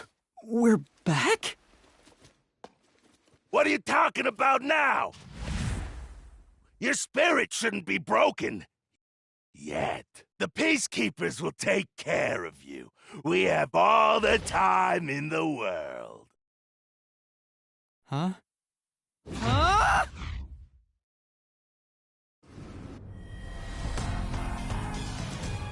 Shinigami! Where are you? Nothing here's changed. What's going on? Shinigami?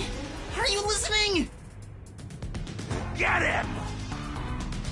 Wait! I know who the culprit is! What? It's Zilch! He's still alive. He framed me. What are you talking about? He's already dead! Huh? But... Shut up! This is not up for discussion! What a waste of time!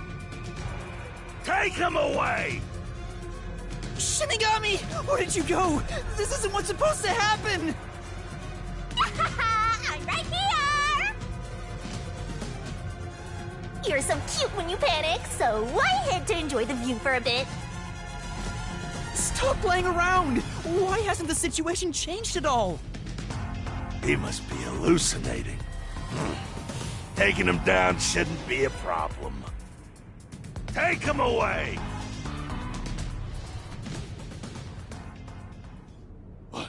What? He's dead? Looks like it's over. Huh? What's over? Shinigami, what's going on? There's always a price to pay. When I read the soul of the true culprit, the mystery labyrinth created by the culprit is destroyed. But as a price, the source that created the mystery labyrinth also perishes. The source perishes? Don't tell me. That's right, the true culprit dies. Then that report saying Zilch, the true culprit, was dead. And that solves today's mystery. The true culprit is as dead as a doornail. You're now innocent and free to go, Master. A happy ending. Roll credits! There's nothing happy about this. Zilch died because I solved the mystery, right? Huh? He was a dangerous murderer who killed 4 master detectives. He deserved to die. I mean, I don't think I'm completely free to go. Not even with Zilch being dead. In that case, say exactly what I'm about to tell you to that gilded idiot over there. Okay. Swank, did you just receive a report that Zilch was dead? How did you know that? I thought so. Ah! If he was alive until moments ago, that changes things about this case. Someone who died in front of my eyes, was alive. This is clearly an attempt by the culprit to disguise the truth. Don't tell me the Peacekeepers lied to try to cover up what really happened. You didn't try to frame an innocent person, did you? What? You think you can weasel your way out of this? You better not forget you're in Kanai Ward now! You're powerless before the might of the Amaterasu Corporation! No, I didn't mean... Hey, don't surrender so easily. You were so close. That does it! You're under arrest! Listen, you got no right to remain silent, and you got no right to call a lawyer either! Take him away! No, wait! Hold on just a second! Hey, excuse me, do you have a minute? You! It's all good. Let's stop all the fighting.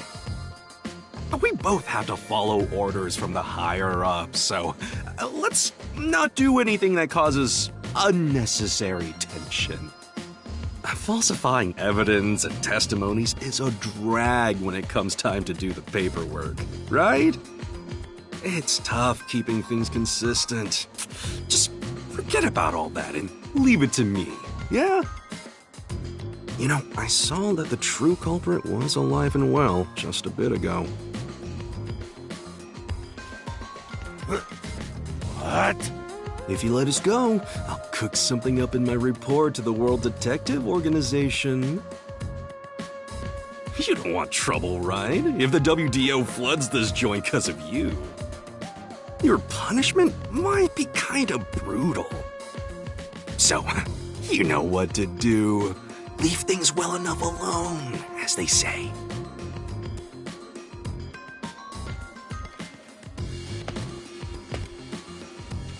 Let's go!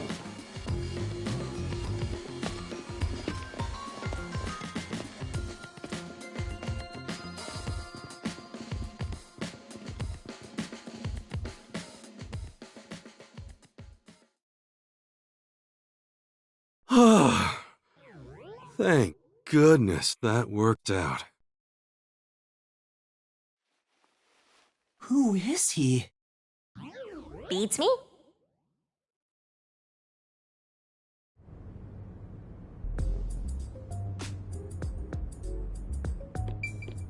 Well, I bet that was quite a long trip for you.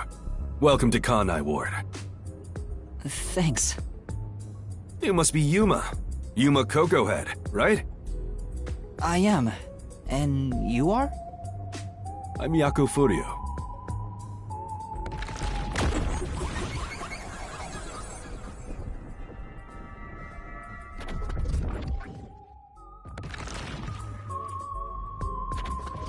I was born and raised in Kanai Ward. Just a humble member of the WDO. I'm the director of the Nocturnal Detective Agency, the only detective agency in Kanai Ward. My office welcomes you. Nice to make your acquaintance. Thanks. The pleasure is all mine. So he's a detective from the WDO. Finally, I've met an ally. He managed to turn away the Peacekeepers, so he must be in high standing. Really? He's clearly just some careless, middle-aged man. Oh, by the way, don't tell anyone about yours truly. You might have forgotten, but our secret is included in the contract. It'd be terrible if you broke this rule. To be exact, your whole body would be drained of its blood.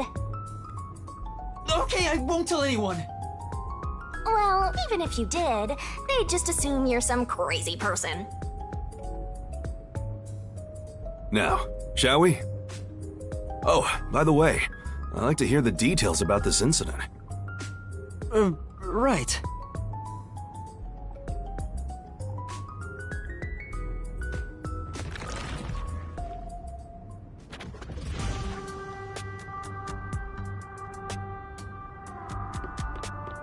I'm sorry I kept you waiting.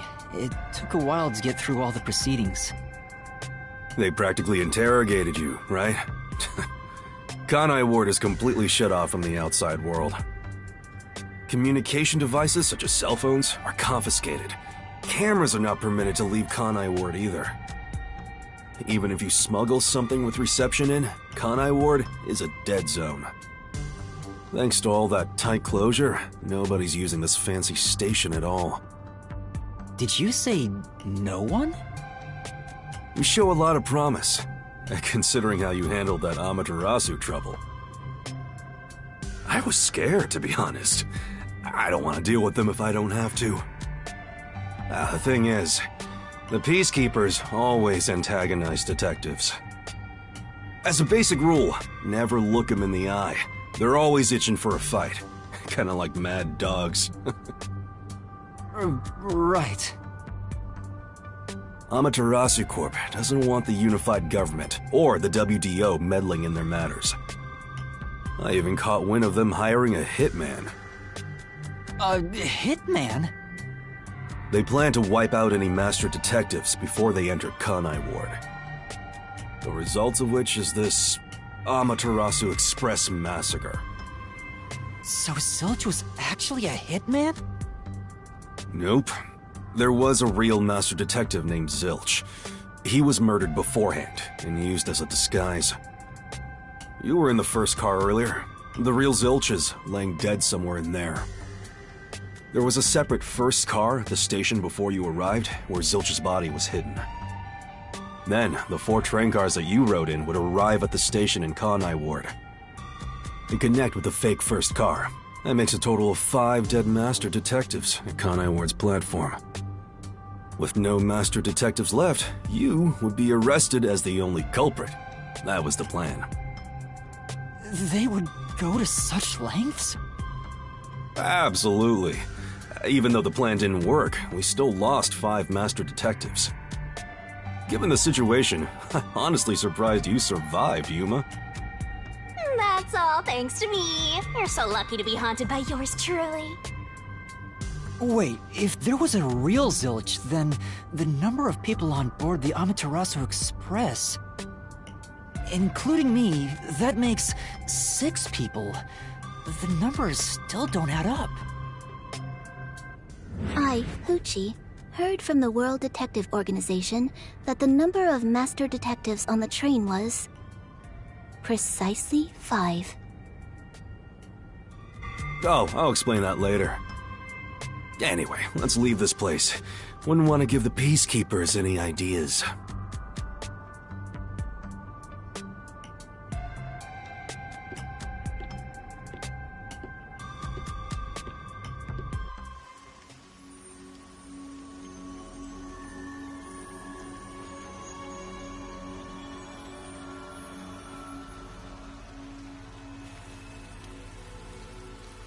It's raining. Hey, you're right.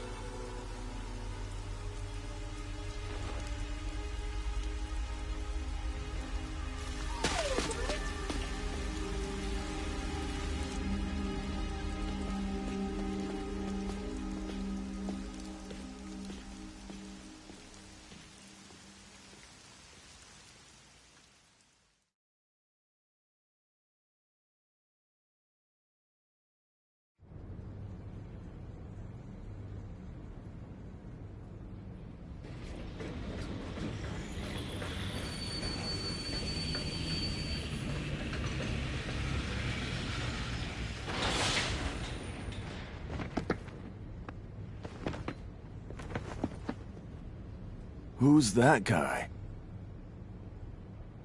Beats me.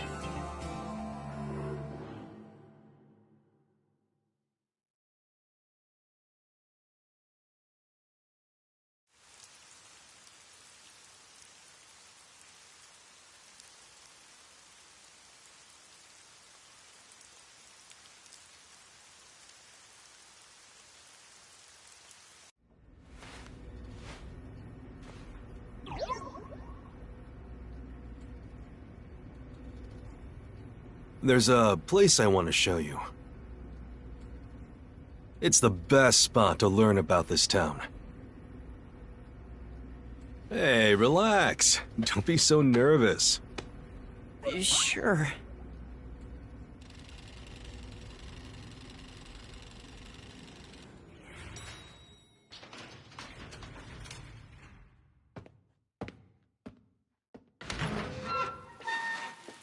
Come on, this way.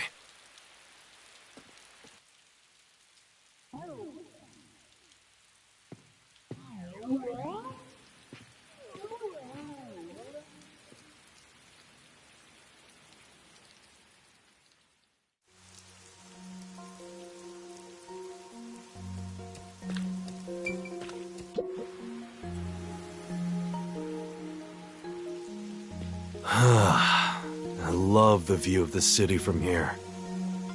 Oh no, it's like we're always right at the brink of dawn.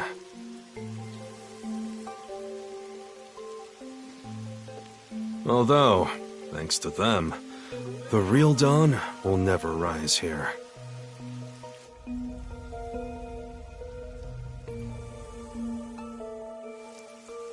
You mean Amaterasu Corporation? Kanai Ward is isolated and out of the UG's reach. Now, Amaterasu is the de facto master of the city.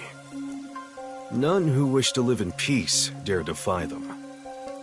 As long as you know your place, life can be pretty good here.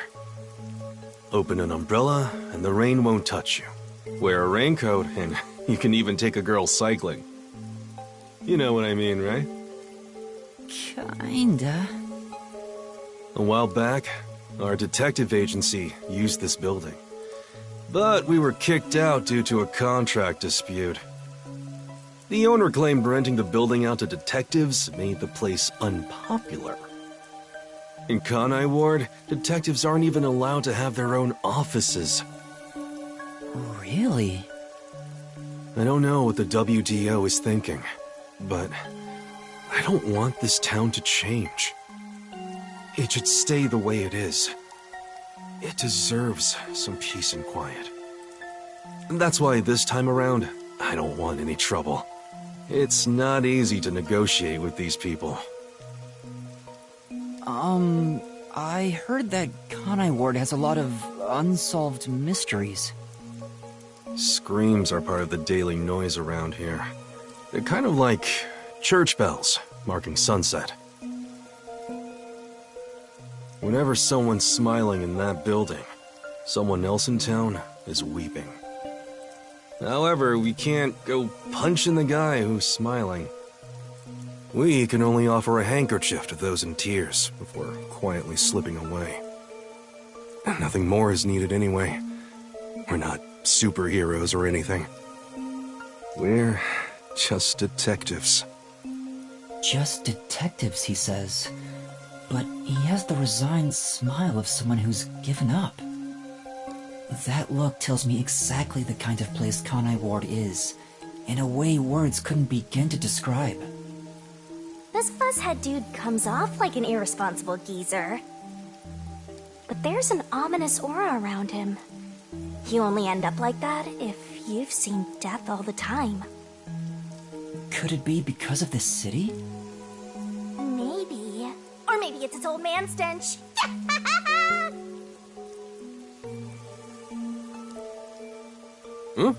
Something wrong? Is there something on my gorgeous face? Back in the day, I was rather popular with the ladies. You may think that means I'm no longer so popular. And you'd be right. The rain, it never stops. Does it rain often here? Oh, this stuff? Fatalists would tell you that all rain must come to a stop. But for the past few years, the rain in our town hasn't stopped falling. For years? Yeah, years. It started around, 3 years ago? Weird, huh? Thanks to that, we have no need for weather forecasts. A city where it's always raining. No wonder things are so dark and damp here. The rain sure has changed things around here. Both the city and the people, too. Supposedly, there's something in the rain that messes with our bodies and the environment. But it's all hearsay. No one knows why the rain never lets up. But it probably has something to do with Amaterasu. Kanai Ward. It's such a bizarre place. Bizarre, huh? You're not gonna make it here if you find this shocking. You'll be seeing a lot of strange things in this city, I'll tell you that much. But there's no need to overcomplicate things. Everything is just an illusion in the rain. Just think of it that way, and you'll be fine. Trust me, it's easier this way. Is it? Well, now that I've finished showing you the town, let's head to the agency.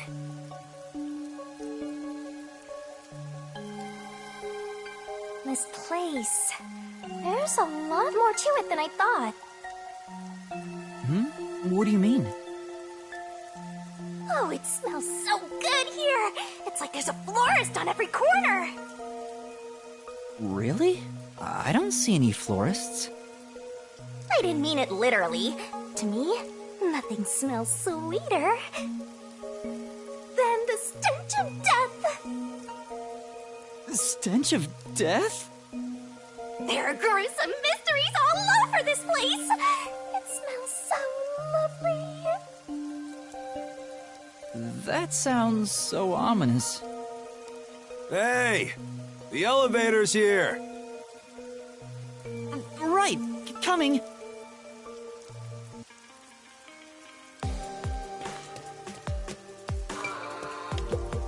Now then. Yes.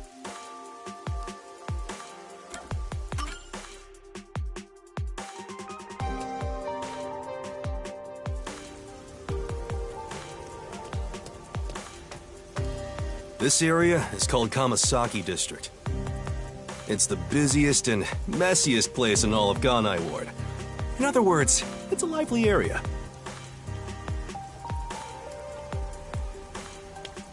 The neon looks magical blurred in the rain. If there really is an illusion in the rain, I think it'd be the streetlights. I don't have any memories of this scenery, but it still makes me all nostalgic. Perhaps I'm from a city like this one. Or maybe, if you formed my mind into a shape, it'd look like this place. Hey, isn't it weird how it's not flooded, given how it's always raining here? It looks like they have a good drainage system. See? There's a drain leading to a pipe over there.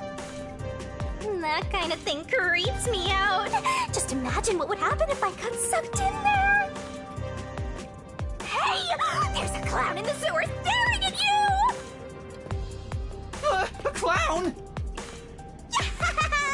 Made you look!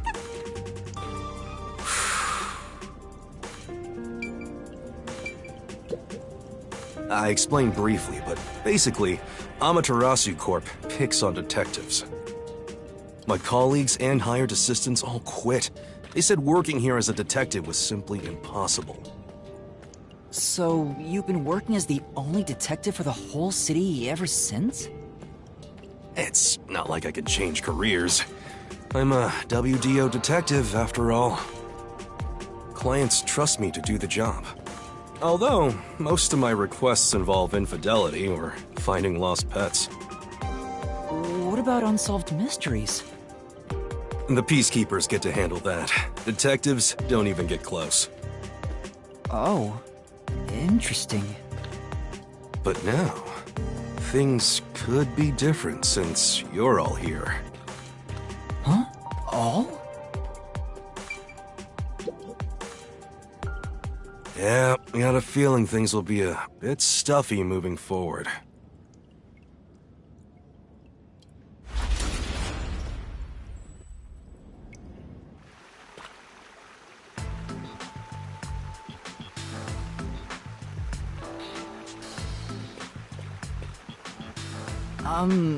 Is your agency up ahead? Like I said earlier, detectives aren't allowed to work in a proper office in Conai Ward. Ugh, must we travel this nauseating path? I'm too blue-blooded for this. The other master detectives are already waiting at the agency. You're the last to join us. Other master detectives? But everyone on the train died. Thanks to that hitman hired by Amaterasu. The WDO anticipated interference. They prepared multiple routes for entry into Conai Ward. They covered their bases. Other master detectives arrived from routes besides the Amaterasu Express. Both official and unofficial members traveled through these various routes. I see. So it wasn't just the Amaterasu Express. Amaterasu Corporation caught on and tried to interfere on all the routes. Granted, they deny any involvement. Some routes were completely stamped out. Yours barely made it. That tragedy happened to others too. Excluding you, there are 4 others who survived. Unfortunately, a lot of sacrifices were made. But as a result, you could say master detectives of the highest caliber have been gathered here. Each of you did outsmart Amaterasu and made it here after all. The highest caliber? Hearing Master get complimented really annoys me. Why? I wonder what these surviving master detectives are like. So exciting, so mysteriful.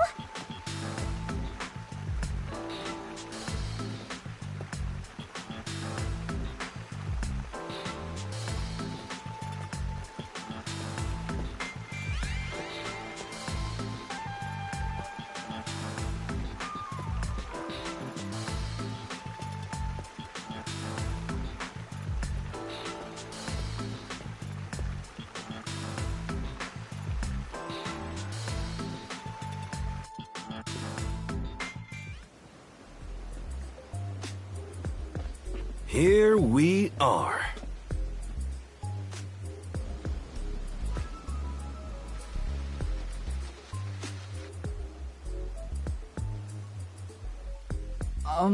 Where's the agency? It's right here. All right. Remember this, Yuma. The most important things cannot be seen by the eye.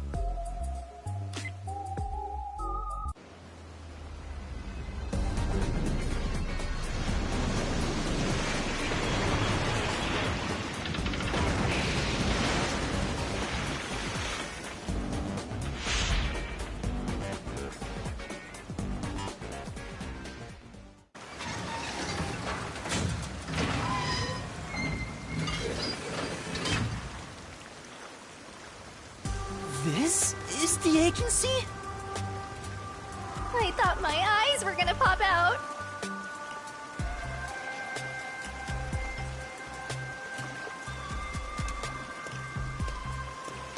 Welcome to the Nocturnal Detective Agency.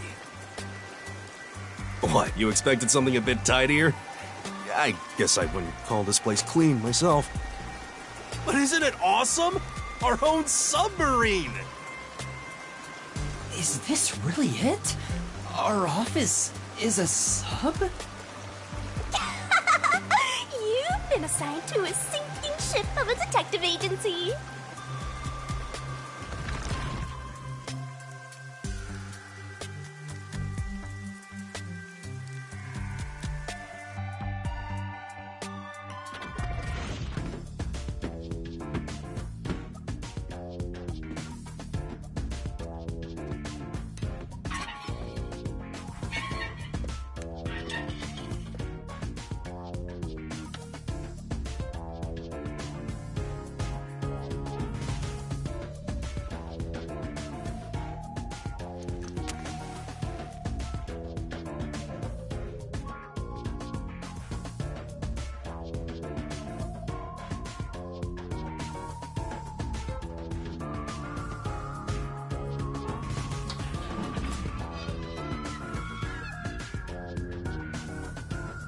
Thanks for waiting, everyone. Our final new member has arrived at last. Watch it! Don't just come barging in here. Victory is mine. Pay up. But hold on, that doesn't count. It was an accident thanks to the chief barging in here. Nonsense. You should have expected him to return from his errand. Moreover, you should have realized he was back when our submarine resurfaced. When you put it like that... With my logic, anything is possible. What are they fighting about? Hey, what are you doing with those matches? No fire is allowed on my sub. It's just a little game. He strikes the matches one by one. He wins if he lights 10 in a row. But if he fails even once, I win. And he failed. Thus, I get all the cash. Hang on, it was lit. The chief opened the door, which blew it out. I succeeded in lighting it, so the game continues. Next is the 7th, right? Hey, Ref, how many matches was it? You can check by counting the number of chocolates on the table. Sure thing.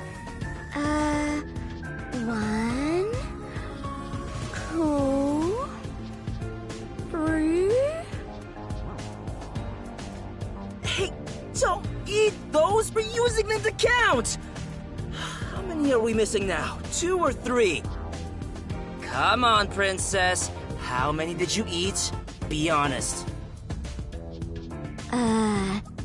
2 or 3. What comes after 3? I never remember since I so rarely count that high. Please give me just a moment to recall it. It's all ruined. Why don't you count the number of matchsticks you've used instead? Oh, right. I'll just count the matchsticks in the ashtray. Why the hell are there so many? Didn't you say no open flames are allowed in here? It's harder to quit than you think. Aha! I remember. The number 4 comes after 3, so the answer is 4. Huh? But there is still a chocolate missing. Hang on, there were more than 4 to begin with. Did you eat another one? Wait, you're eating it right now! It is too delicious. So this is what commoners eat. Interesting. It is simply heavenly. Anyway, time to pay up. Enough! I'm using my authority as chief to end this game. And no more gambling! You understand you're in Kanai Ward? Don't give the Peacekeepers any reasons to drop in on us.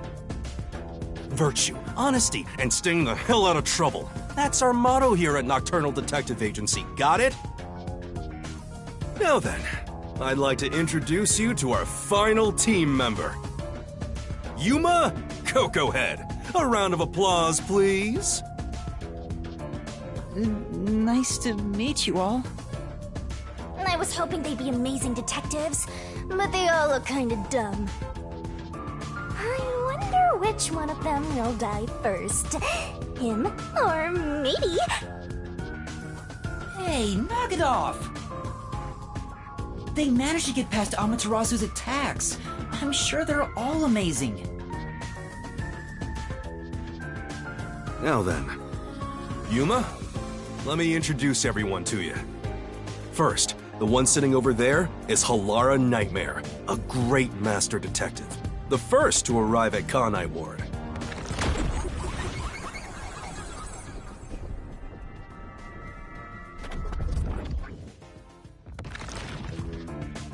The little match boy over there is Desuhiko Thunderbolt.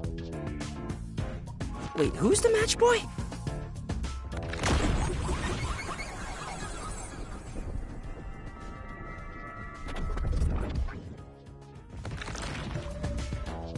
The beautiful lady next to him is Fubuki Clockford. She is the heiress to the famous Clockford family. A pleasure to meet you.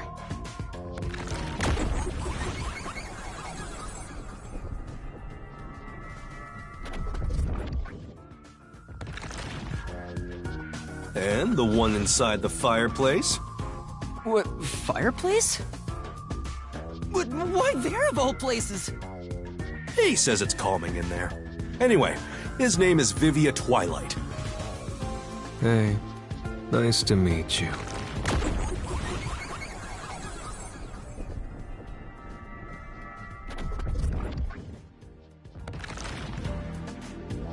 Right, now that we're all here, let's have a seat.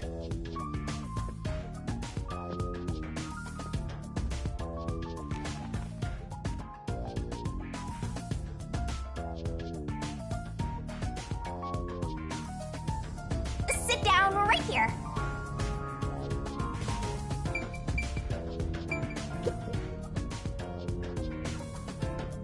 Now, all remaining agents sent to the Nocturnal Detective Agency are here. There are a lot less of you than what we originally planned. Well, regardless of how many people we would have gotten, we'd still be no match against the Peacekeepers' numbers. So, we'll keep laying low down here and avoid provoking them, as we've been doing. Huh? You want to stay submerged in this filthy river? I didn't come here to rot like sewage! I want to make a grand entrance, solve all unsolved mysteries, and become a superstar detective! Oh, and once I'm rich and famous, I'll make you all my assistants. In Kanai Ward, solving cases won't make you famous. All information is controlled by the Peacekeepers. They simply conceal anything that's inconvenient to them. If you want to be famous in this town, it's much easier if you're a villain. I see. Got it. Wait, don't actually do it! Don't instigate anything with those guys. Got it? I'm just kidding around. Why is the WDO gathering master detectives in Kanai Ward? What do they want us to do? Honestly, I don't know what the WDO is thinking either. I just found out about this recently myself. You didn't receive any instructions? Not yet, at least. I'm hoping they'll call us eventually. But before that, there's something I need to verify first. Yuma, it's about you. Huh? Me? I heard the Peacekeepers talking and learned about it back then, but... do you really have amnesia? Huh? Amnesia? Yeah, seems like I do. I don't remember anything from before getting on the Amaterasu Express. Ah, then you and I are alike. We are amnesia buddies, Yuma. Huh? Fubuki, you too? Indeed. I cannot remember what I had for breakfast. I cannot even recall how I got here. I think you're just forgetful. Don't make things even more complicated. My apologies. What is the source of your amnesia? Is Amaterasu Corporation responsible? No, it doesn't seem likely. I was still at the station when I woke up. So you really don't remember anything. Oh, I'm surprised you got past Amaterasu's attacks like that. I probably can't tell him it's thanks to the pact I made with the Death God. You better not. Talking about me breaks the contract. I think I was just lucky. Chief saved me in the end. Well, you can work off your debt to me. So you really don't know who you are? In other words, you don't remember if you're a detective? That's correct.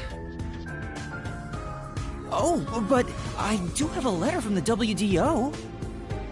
And this outfit is definitely mine because it fits perfectly. I don't doubt you. That's not what I'm worried about. I've already verified your identity. Huh? You know who I am? I didn't just daydream in the park and feed pigeons while y'all were heading here. I checked the routes everyone used and provided support wherever I could. Unfortunately, most of the info was kept secret, so supporting you was all I could do. At the very least, I did manage to obtain info about the Amaterasu Express. Then again, it was mostly thanks to Halara and Desuhiko since they arrived so early. I got the passenger list from Amaterasu Corporation using my special forte. That ability is top secret, so I'm not gonna tell you about it just yet. Your name was on the passenger list, Yuma. Once we knew your name, obtaining more information was easy. I researched the histories of everyone on the list. This doesn't sound like something you need to hear. What? Of course it is! I might finally get to learn about my past! So, who am I? The truth might surprise you, but...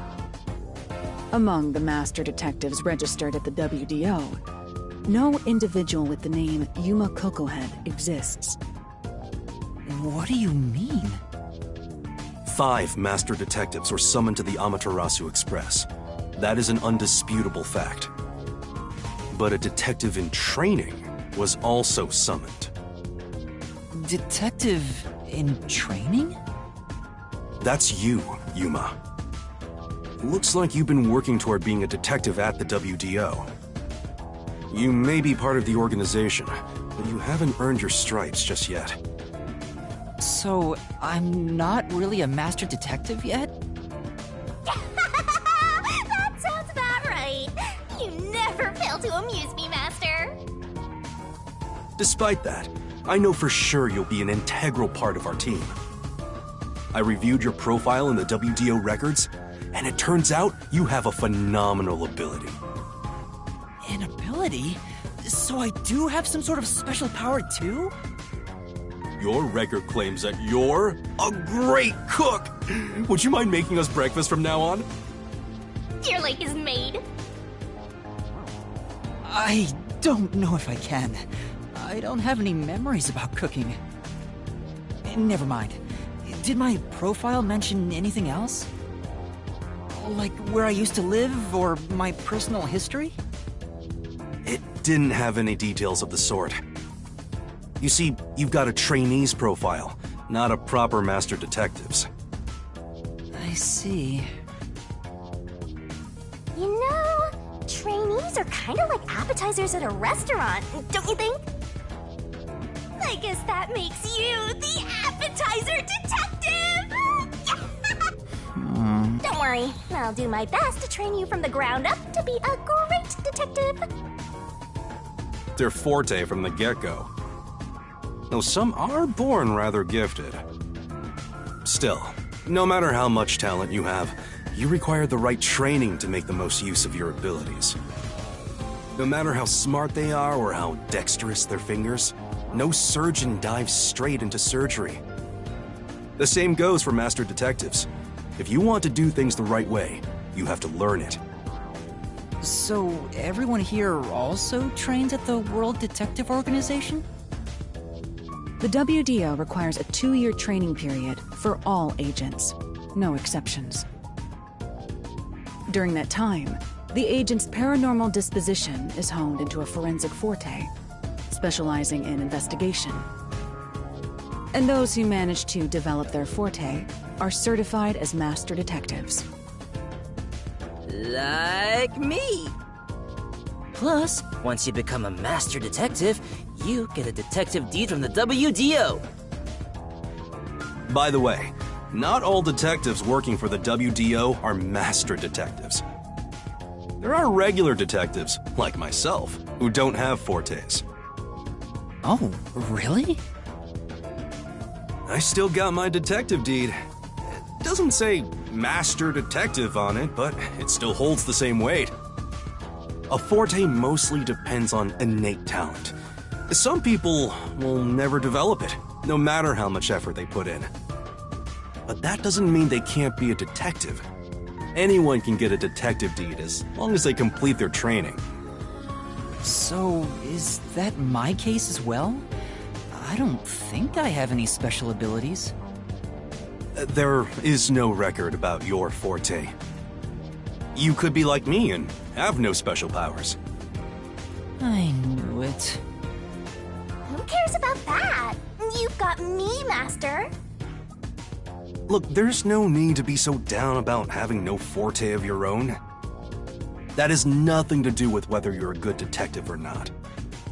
Even a kid or a delinquent can be a master detective if they're good at one thing. But detectives with no special abilities must pass basic testing with flying colors before they're certified. So, in fact, you could say those without special abilities make better detectives. Oh, you're just tooting your own horn, old man. But being both a capable detective and a master detective would be even better. Such as myself. You're tooting your own horn too! Anyway, whether you have an ability or not, the fact remains that you've been striving to be a detective. So, I wanted to be a detective. Also, keep in mind that despite being a trainee, you were given a directive. That's pretty impressive. You must be quite capable. I mean, master detectives were killed, but you managed to survive. I'm not sure if that's right. I am sure you shall eventually remember all that you have forgotten, Yuma. Although, I still do not remember what I ate this morning, let alone yesterday's weather. It was raining. It's always raining. Oh, right. Is she this dumb on purpose? I think she's putting on an act. Maybe she's a giant skank. It's boom kill time if you fall for her, Master. I didn't do anything. By the way, my agency treats both trainees and detectives as the same thing. To all you master detectives, you better not drop your guard or the rookie here's gonna steal your thunder. Got it? Go ahead and try. Too bad for you, rookie. I'm gonna take all the medals. I have no desire to compete. You senior detectives sure are a handful. Vivia, anything you'd like to say to the newbie? No, not really. A call? That's the direct line to the World Detective Organization. So, they're finally contacting us. All communication in Kanai Ward is shut out from the outside world, so that phone is rather special. And, obviously, it's kept secret from the Amaterasu folk. If they're contacting us, maybe they'll finally give us our orders. Go ahead, rookie. Huh? You want me to answer? Master! Hello, Nocturnal Detective Agency. Please state your business. Good work, all of you. I assume everyone is present? So few of you survived. Far less than I anticipated, but considering who survived, this should suffice. What the hell? Who's this grandpa? He acts like he's hot shit. What beats me? I've never seen him before. My contact is usually someone totally different. Perhaps he dialed the wrong number? No, that's impossible. This is a direct line to the WDO. Who are you? Would you mind telling us your name? A name? Unfortunately, I discarded my name long ago. Now, I simply go by Number 1. I'm sure you've heard of me.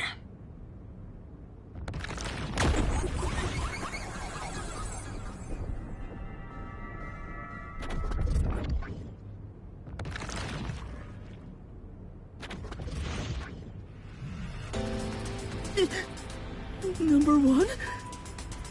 You're joking! Seriously? My sincerest apologies for my rude behavior. I didn't expect number one himself to appear. This must be very serious business then. Is he a big deal or something? Number one is the top master detective, leader of the World Detective Organization. The top detective of the WDO? He rarely ever shows himself. Thus, no one knows his true identity. He is only known among detectives as number one. He's the top of the World Detective Organization? It's just some old man. Hey! I am here to give those of you who arrived your instructions. There is a dangerous secret lurking here, which we refer to as Kanai Ward's ultimate secret. Kanai Ward's ultimate secret? However, Kanai Ward's ultimate secret isn't a problem affecting only this city. There is a chance it relates to the ongoing great global mystery. Hence why I chose to deliver your orders directly. Move swiftly to investigate Kanai Ward's ultimate secret. Doing so will assist us in solving the great global mystery. That is all. Huh? That's it? How about some clues? Why do you think you're there? If you're a detective, search for clues yourself. Providing any information beforehand will merely result in misconceptions. Understood. Do you recall the World Detective Organization's creed? A detective must never overlook a mystery. Any and all truths must be exposed. A detective must always prioritize solving a case. Emotions must be discarded to reach a perfect solution through a perfect deduction. I heard that every single day during training. But it's not something you can easily put into practice. Is that true, Master? I don't remember at all. Mysteries are the greatest threat to humanity. The WDO will not allow mysteries to go unsolved. They shall be eradicated with sagacious wit and indomitable will. We must guide the lost souls of victims to paradise in the name of truth. Go forth, proud detectives. Eliminate all mysteries from this world.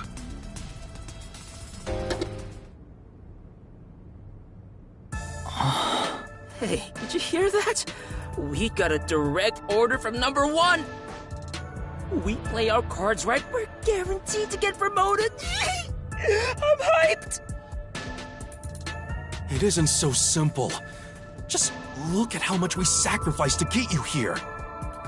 Kanai Ward's ultimate secret must have something to do with Amaterasu Corporation.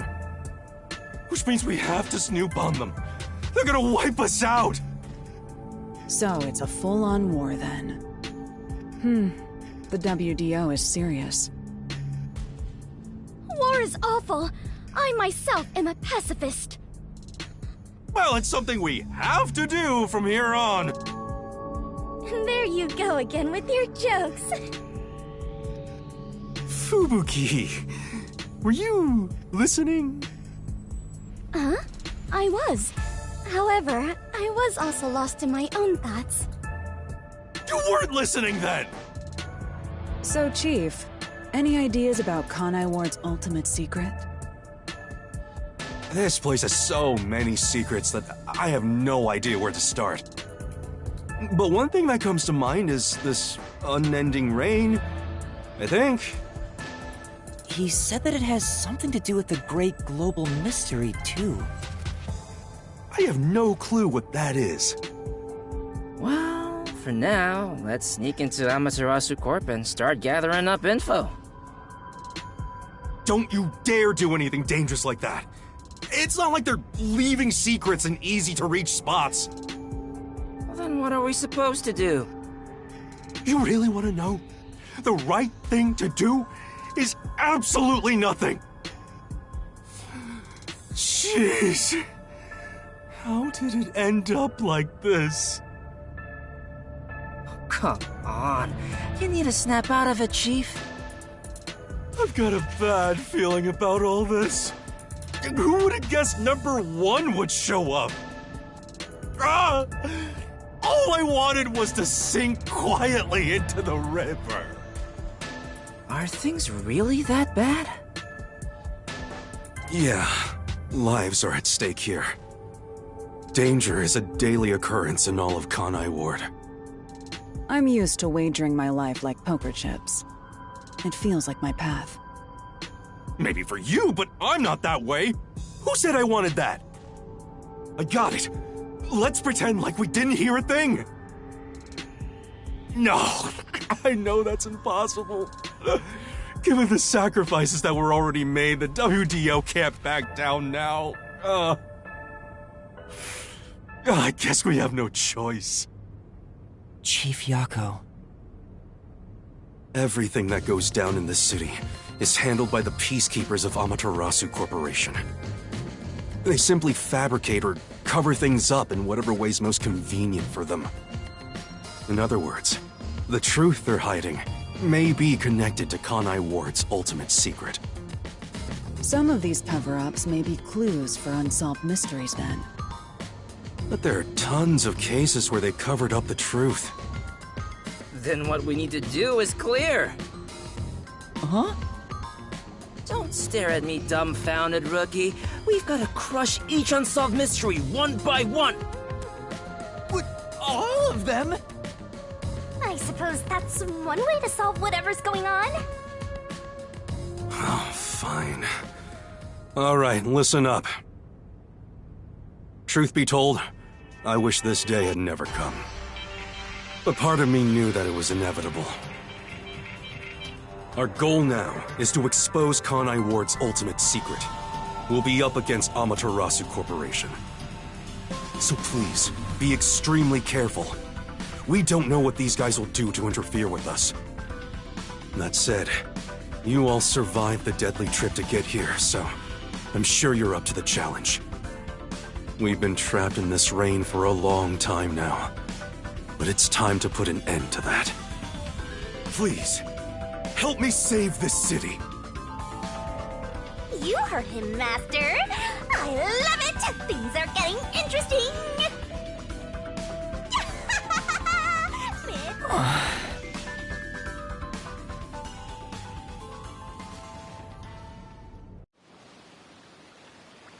In the unending rain, through the winding neon cityscape, draped in my raincoat, I roam in search of my missing memories.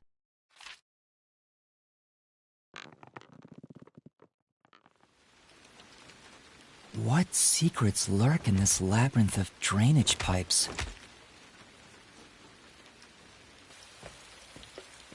We have yet to find the answer.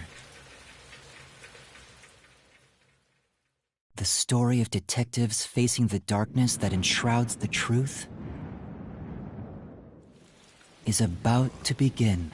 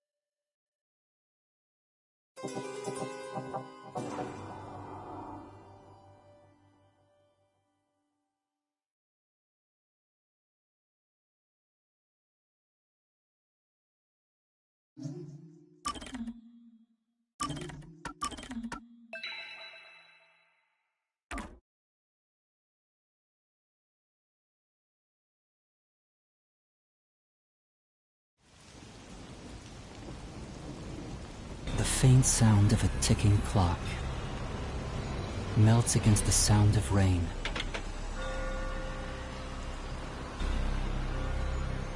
Is that the timbre of water? Every time that vault's door closes, I search again for a reason to open it.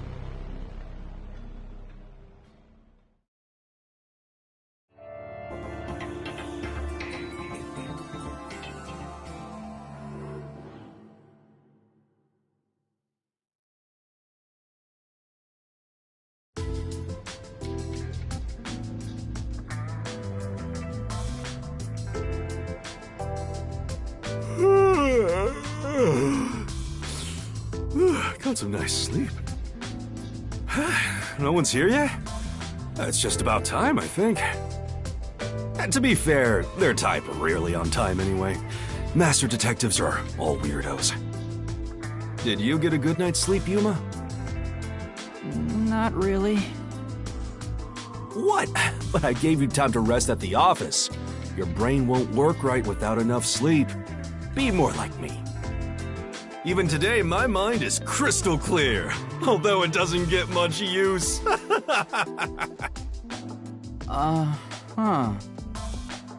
think that Master had to sleep on such a filthy sofa.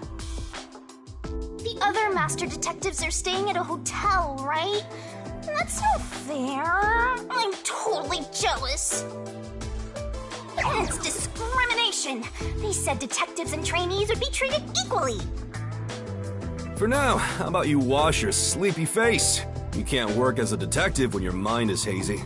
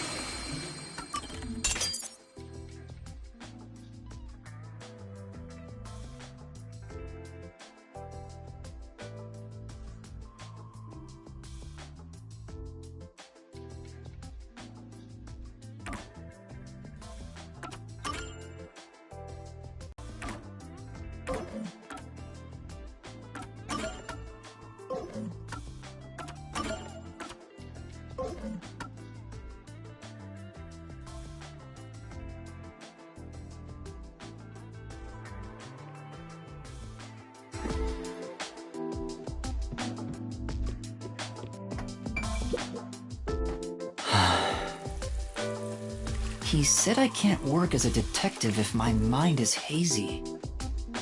Why do I want to become one in the first place? It's not like I have any special powers. Is there a reason why? Even if there was, right now I have no reason to try being a detective. I'm only pretending to be one to regain my memories. Is it right for me to pursue this if that's my goal? Master, there you go with that dumb poetic stuff again. It's not dumb. This is important to me. You better be careful. Whenever a detective sighs, a murder case occurs. Like it wouldn't happen otherwise? I wish that was the case. Wait a minute, Yuma. You're good at cooking, right? Can you make something for me? Huh? Right now? Come on, man. I'm starving. Maybe if you do some expert cooking, it might rekindle your lost memories or something. I guess so. Right! So get out breakfast. Thanks. Wait, Chief!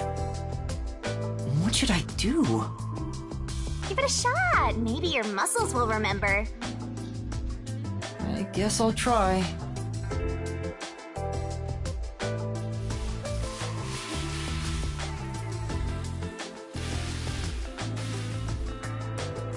Alright, done.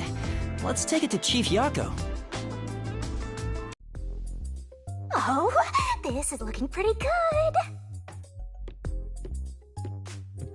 God, I hope Chief Yako likes my cooking. Chief, breakfast is ready.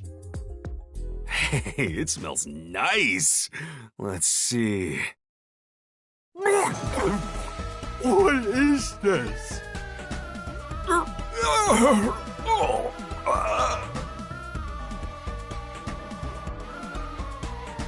He's gone pale. I hope he isn't dead. No way. Chief? Are you alright?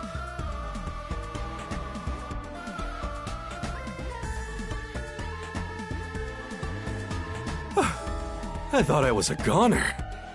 Did you poison me? Why would I do that? I can't believe you'd say that after all the trouble I went through making it. Right. I basically forced you to make it. Sorry. Yuma, can you clean this up? Oh, that went about as well as I expected.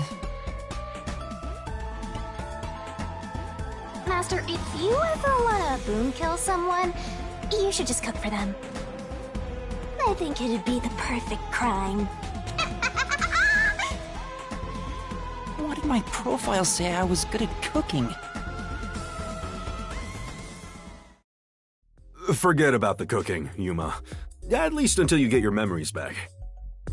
Yeah, I figured. Yesterday was such a surprise. I never thought there would be a directive from number 1. To investigate Kanai Ward's ultimate secret. But it's dangerous. Amaterasu Corp won't sit idly by and let it happen. It's big trouble, all right. Look, I'm not saying I've been idle up until now. I tried investigating Amaterasu several times regarding some unsolved mysteries. They get pissed, and I get a lecture bordering on torture. They even confiscated my office. And, well, here I am now. Why didn't the World Detective Organization help you? I asked a few times, but they always waved me off. Turns out there were other cases which were higher priorities. And besides, ever since Kanai Ward became isolated from the world, we haven't been able to exchange much info. They didn't quite get how bad the place has gotten. But what made them investigate Kanai Ward to begin with? The great global mystery must be a huge deal. Even number 1 is getting involved. Hey, isn't number 1 coming here? I thought he was at the WDO's headquarters. You think I'd know? Number 1 is being hunted by criminal syndicates all over the world. His location is kept top secret. That's why he almost never shows up in public. It's super rare even to glimpse him on a screen. If he's that amazing, that's all the more reason he should come here. Fair enough. I'm sure that number 1 could solve this lickety-split. The rumors say that once he decides to solve a case, he'll do everything perfectly on his own until it's solved. Perfectly on his own? He didn't seem all that impressive to me. Anyway, he's got his hands full on another case right now. He won't be able to leave that behind to visit Kanai Ward. We'll save our trump card for last. Until then, we'll add a few cards to our hand. That's why you all were called here. Wait, where are the others? At this rate, we'll never have enough hands. Jeez, everyone goes and does their own thing all the time. How about using a cell phone? Even if you can't contact the outside world, it'd still be useful in times like these. And no good. Risks the peacekeepers wiretapping you. Okay, Yuma, you're getting your first job. A job? Get the other detectives assembled. I've rented out a special room at a hotel in Kamasaki District. My guess is that they still haven't left the hotel yet. Each master detective is quirky in their own way. Listen, Yuma, your job is to convince them to get over here. He says it's a job, but he just made you his errand boy. Fine, I'll head to their hotel. Thanks. Remember to avoid the peacekeepers' attention.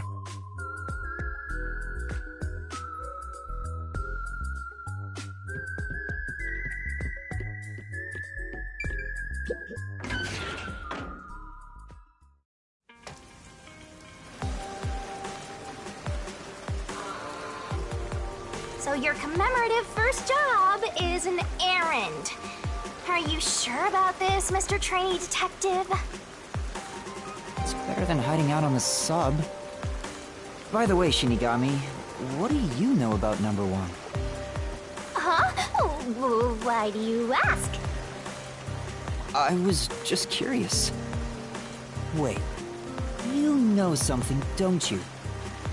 As if! Don't go thinking I know that geezer at all. I have standards, you know. Besides, what makes you think I know any humans personally? I mean, I'm a death god. The only people I meet are dead. Anyway, you should scope the city out while on your errand. Who knows? You might uncover Kanai Ward's ultimate secret. I don't think it's that simple.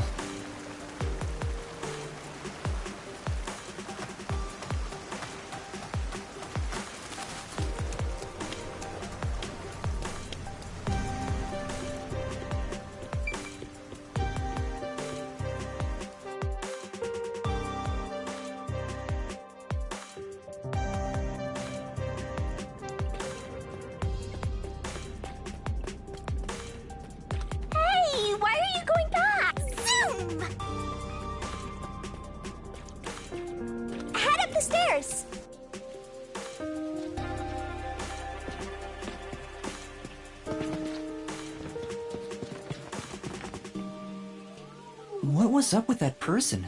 They probably don't see outsiders that much. Come on, let's hurry up. Right.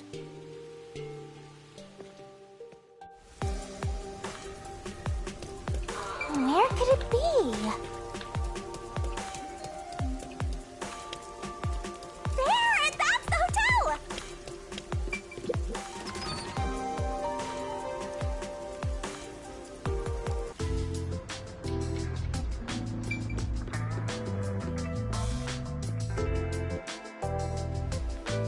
What, Vivia? Oh. Yuma. Good morning. Good morning? What are you doing here? Huh? I'm reading a book.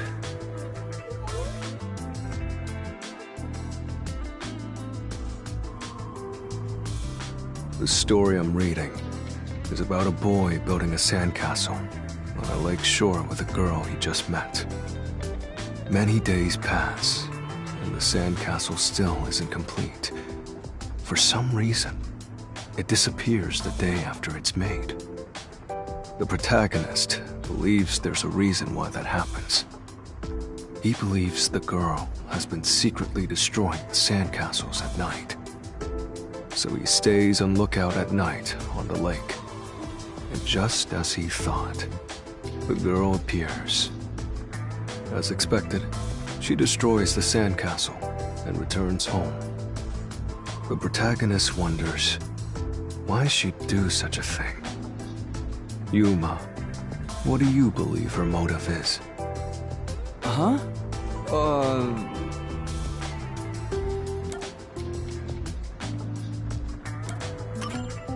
Maybe she likes the protagonist. I see. If she continues to destroy the sandcastle, the protagonist will return to rebuild it. And they could stay together, as long as they continue to build the sandcastle. It's rather clumsy, but quite a laudable effort by the girl. She could just ask him to come again tomorrow instead. That solution is quite romantic. It's very like you to say that, Yuma. It doesn't say anything about that.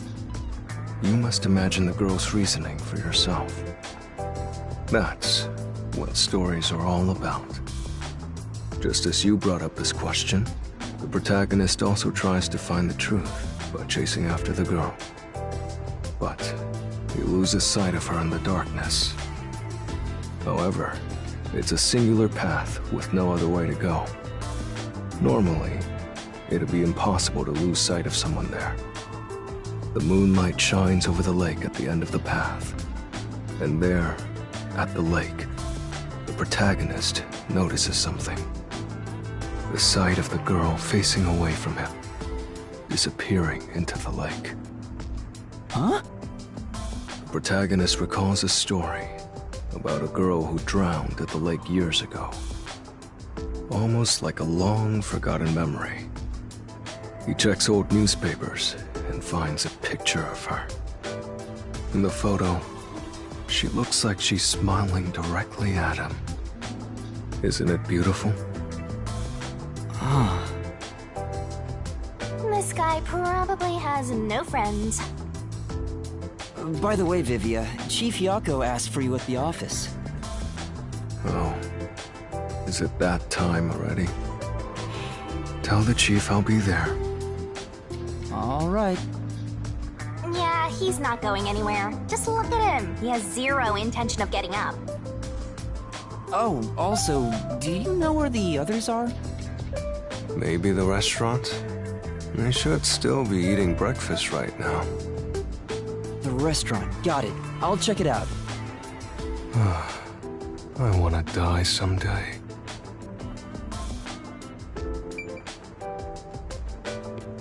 Come on, over there, Master. Hey, Rookie. What's up? You here for breakfast too? Good morning, Yuma.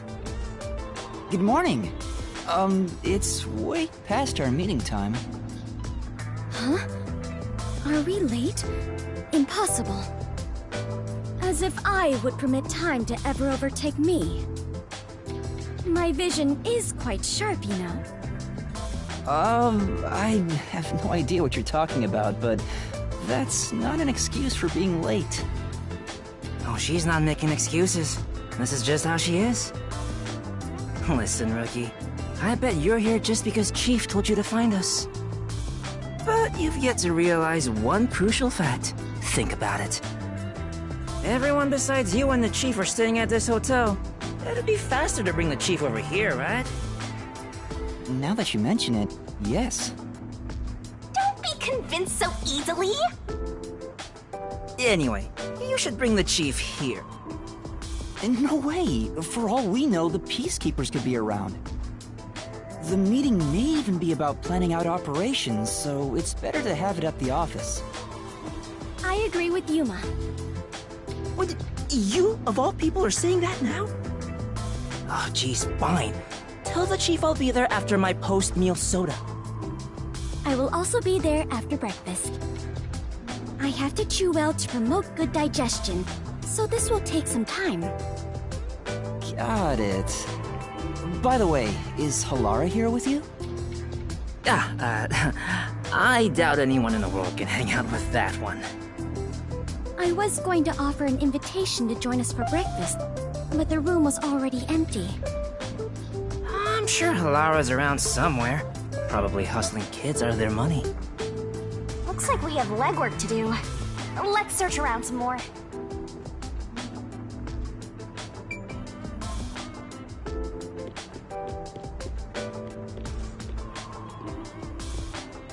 Hey. Huh? Yeah. Right. Hey, because... Aww.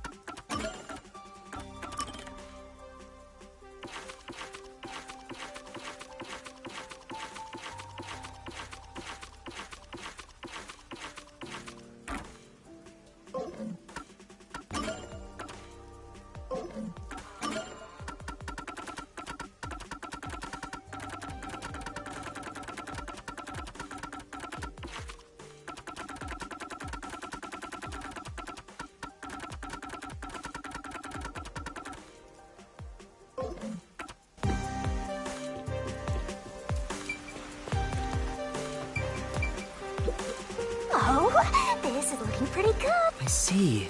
Huh?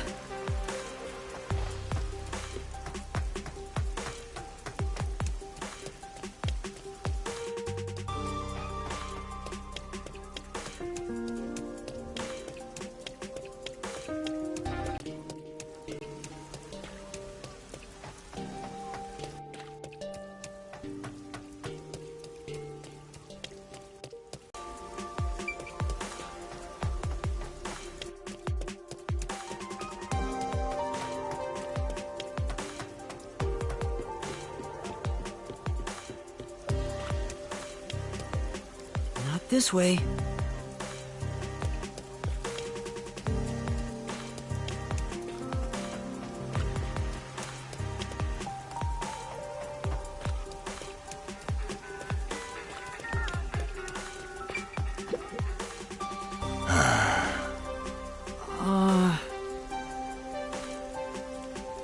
And then...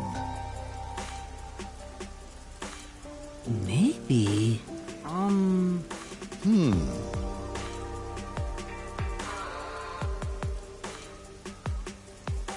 I see.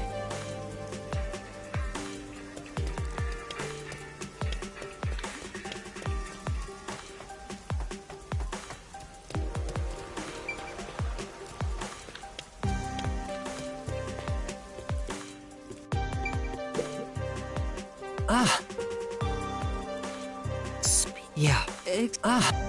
Oh! Thank you very much.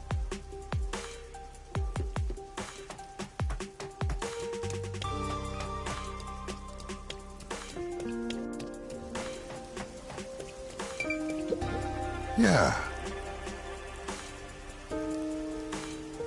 Huh? But... Aww.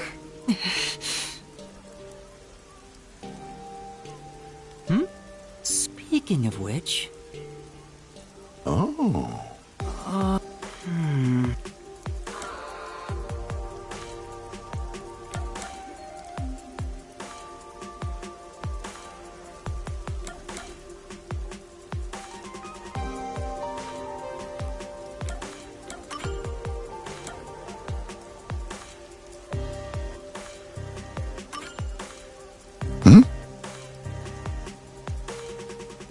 Oh!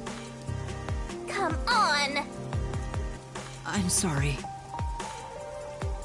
Huh? Then... Thank you. Yes, Come. that's true.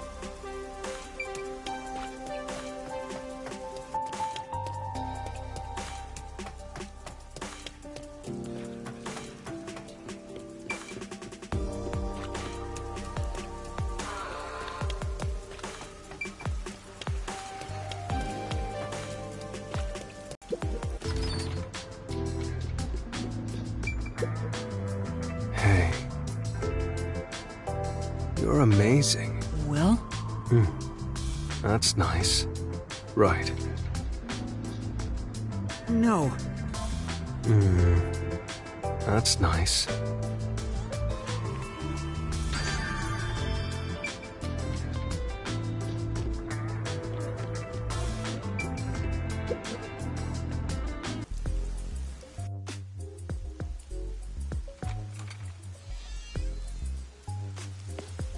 Hey, did you hear about the clock tower case at Ginma District? I heard it's the nail man again. Yeah, the culprit was already caught. There were a bunch of peacekeepers. It was a big deal. No way! The nail man was caught? What did he look like? Nail man? They mentioned a case. A case already! The city is just as wonderful as the rumors say! It happened at the clock tower in a place called Ginma District! Let's go see! But we have to find Halara first. Denied! I can't wait a second longer! This color works here too?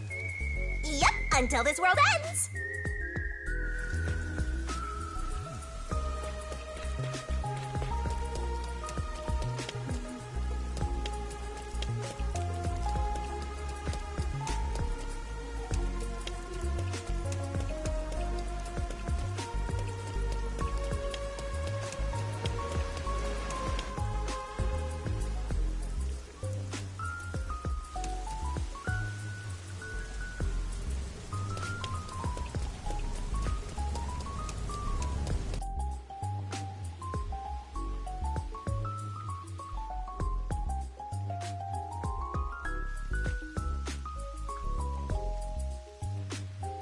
And over here!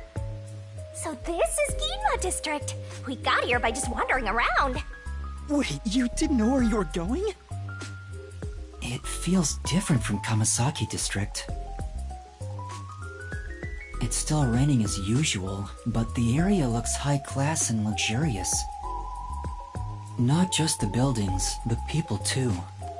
Everyone looks totally rich. Crazy different from the poors we saw back there. You know, I hate poor people. All the poors have deranged personalities. I think it depends on the person. So where's the clock tower that incident happened at? Like I said, we need to find Halara first. Listen, Master, as your mentor, I'll teach you something important. Detectives prioritize investigations above all else, more than your parents or nature's call itself. Alright, fine, I'll go. Guess I'll ask around first.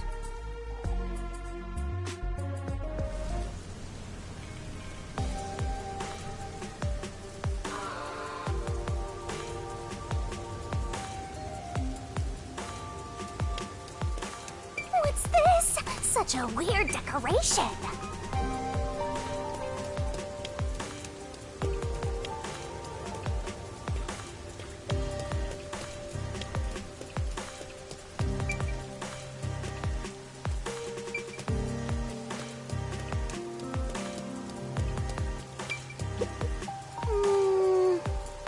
Hmm? Yeah.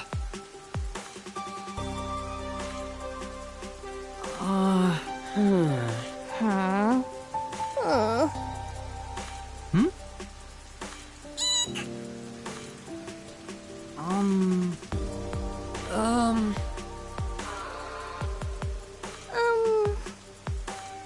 Then...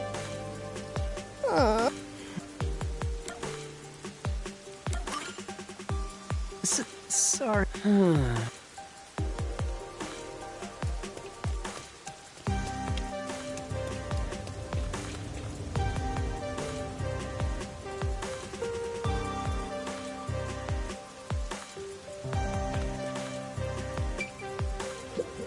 Hey!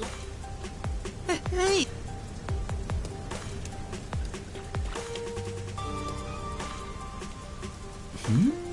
Could that thing over there be the clock tower? No doubt about it! Let's take a look, Master!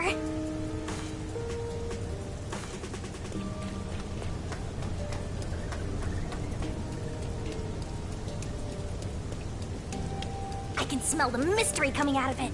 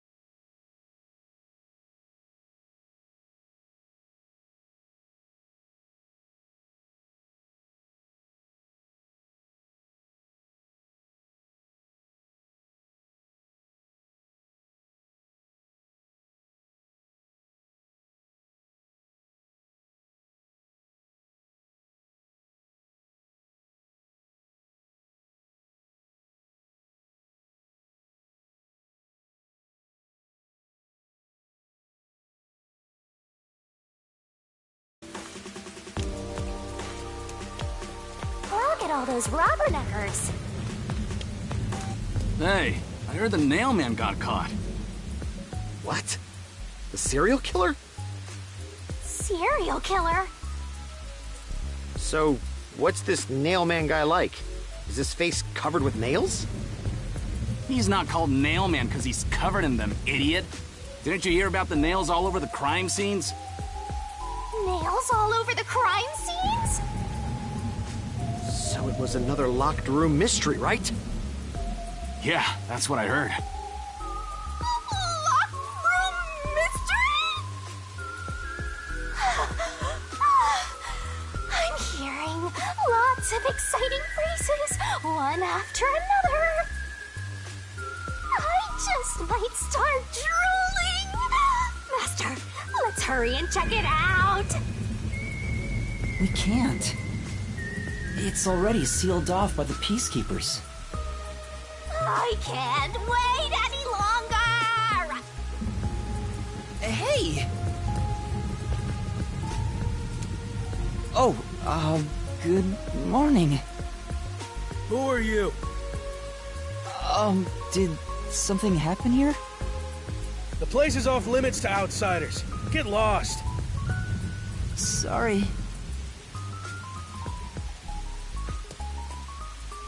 Why are you so quick to back down? You're so pathetic. I know, but take a look around. There's no way I can get any closer. Don't tell me to push my way through the Peacekeepers. I don't want them setting their sights on me. Besides, the murderer has already been caught.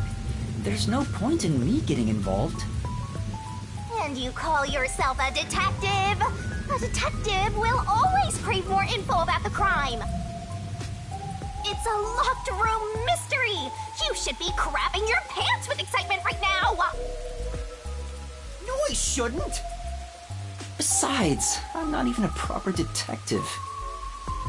Master, don't tell me you're worried about being a trainee.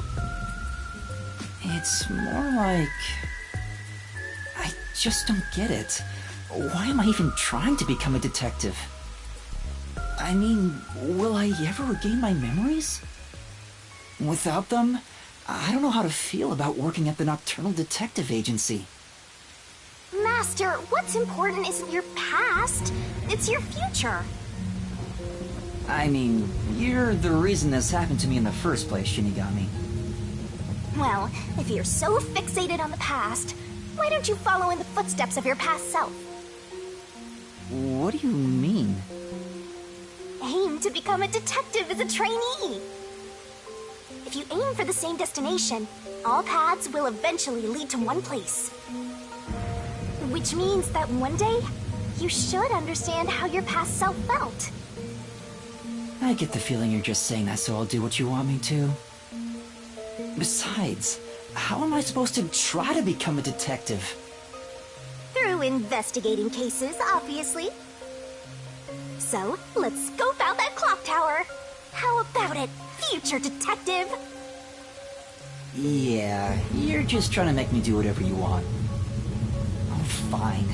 For now, I'll ask around about what happened. Maybe this case has something to do with Kanai Ward's ultimate secret. That's the spirit! Mysteriful!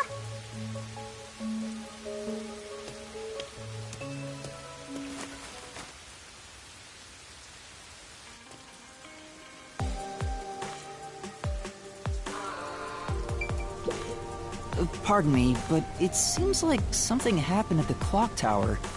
Do you know anything about it? Oh yeah, I saw the Peacekeepers take away the culprit. Huh? You saw who it was? They apprehended a man wandering around the clock tower. He had a lot of weapons on him. Among them was a hammer, so he's the culprit for sure. After all, they say the Nailman always carries a hammer and nails wherever he goes. He was wandering around the clock tower while carrying a hammer. That sure does sound suspicious.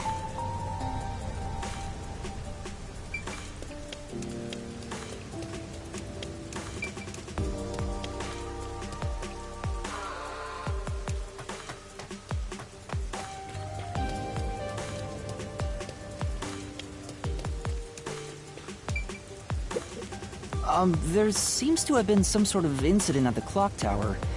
Do you know anything about it? Oh my, really? Such troubled times we live in. It's that man again, right? I've heard there were numerous cases. You mean the mailman? That's the one! There was a commotion not too long ago. Where did it happen again? The museum or the art gallery? In any case, I'm glad he's been caught. I'd heard there were no clues at crime scenes because they all occurred in locked rooms with no way in or out. Phew, I'm so relieved. By the way, who are you? You've got some nerve talking to me as if you know me. Oh, sorry.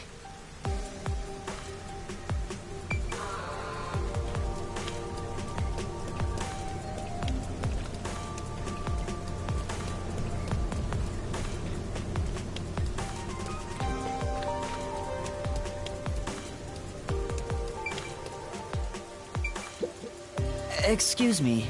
I heard that the criminal called the Nailman was caught.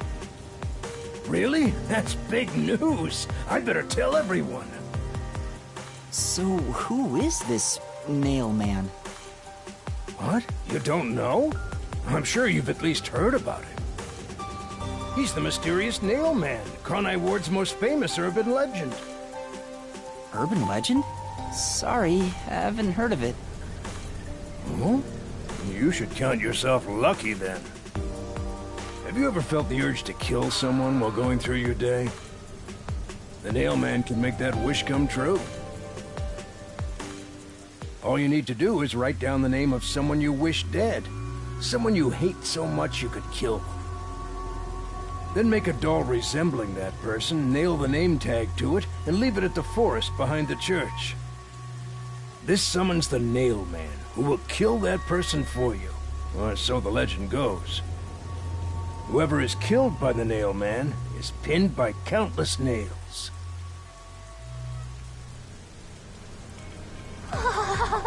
Scary! I can't handle horror stories. But that's just an urban legend, right? It was until 6 months ago. For the past 6 months, corpses kept turning up covered in nails. People were in an uproar, talking about how the Nailman is real. But now, he's been caught. What kind of person would want to copy the Nailman? He must have a screw loose or something. A killer from an urban legend. How creepy. Look, Master! All the hairs on my body are standing on end! But you don't have any hair. I guess that's all the info you can extract from these snooty people. Still, I think I get the gist of it. These Nailman cases are based off an urban legend. They started 6 months ago. A similar case happened at the clock tower today, but a suspect was apprehended. That's about it. There's nothing else for me to know. Wait, what about those cases? They all happened in locked rooms, right? I haven't seen any locked room mysteries yet! Give it to me! I want to know! I doubt we can see the scene of the crime. Let's just head back. Come on, just a peek. Let's check out the clock tower one last time. Just one look, okay? You're the best detective! The president of our company, no, of our nation!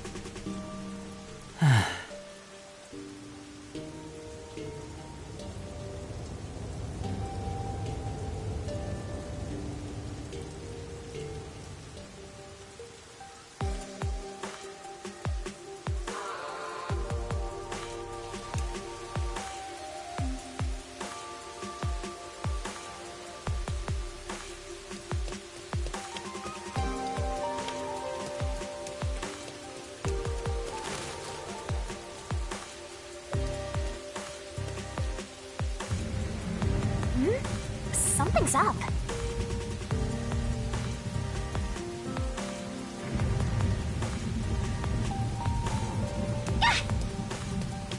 Excuse me! What Are you okay? Can you stand up?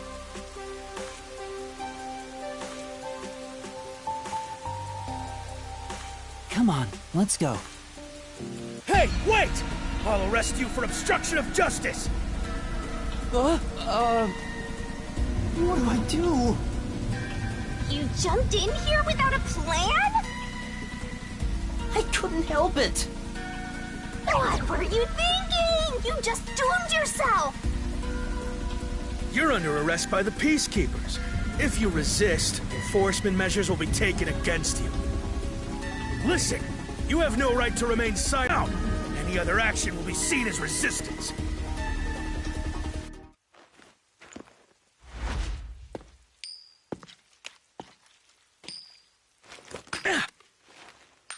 A coin? Laura!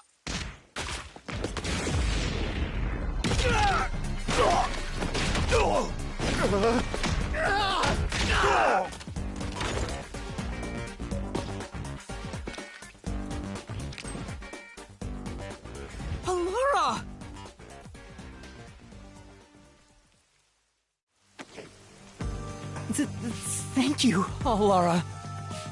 A reckless sense of justice isn't even worth a single coin. This could have cost your life. Remember that. Right. Sorry. That's some impressive athleticism! Unlike you, Master.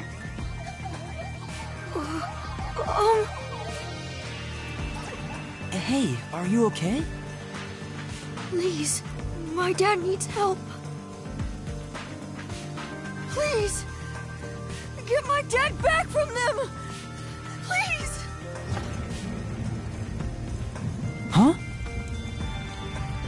Get your dad back? What do you mean? My dad was arrested by Peacekeepers for what happened at the clock tower. They say he's the culprit. Wait, that's your dad? But he was here to repair the clock tower. He has nothing to do with what happened. So, your dad is innocent, but he's being framed as the nailman? My dad would never murder anyone. He has no reason to. So please, please, get my dad back from them. So you want us to prove your father's innocence? Is that an assignment? Assignment? Yes. I figured you could do it since you took them down so easily. How much do you have ready? Huh? You mean money? I don't work for cheap. I will fulfill a job no matter what it takes. I have the mind and strength to make it possible. However, if you want my help, you will need to prove your resolve. I don't have any money. All I can offer is this. My dad and I played catch together all the time. It's my most prized possession.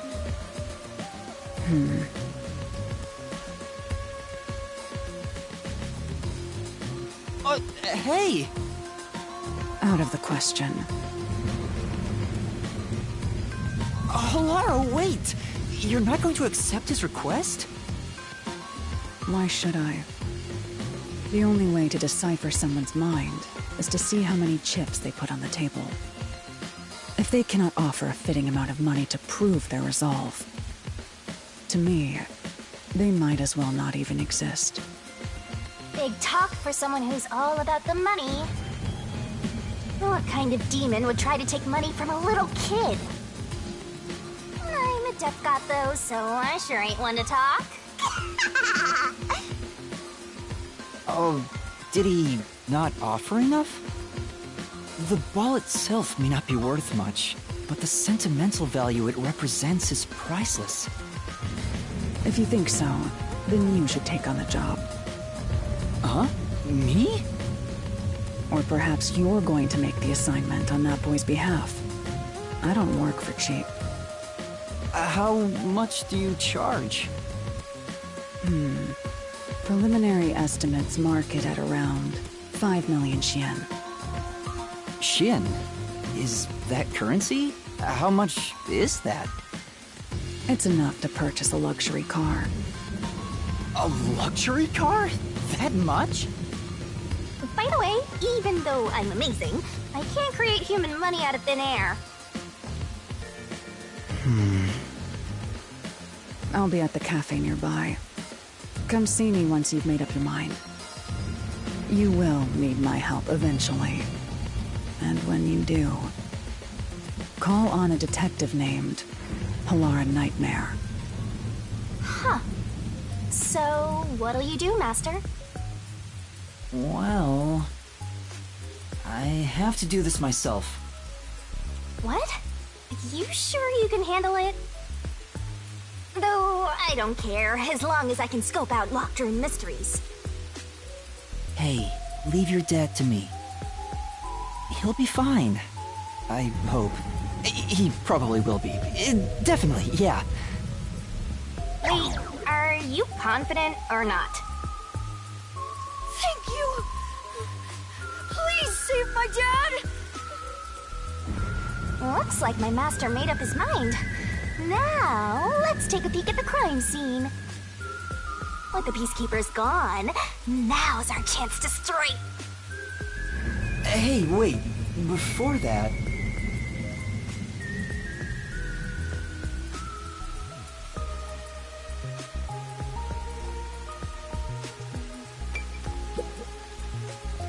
Wow! It's the Clock Tower murder report! This is a great find! Just as I thought. The details of the case are on here.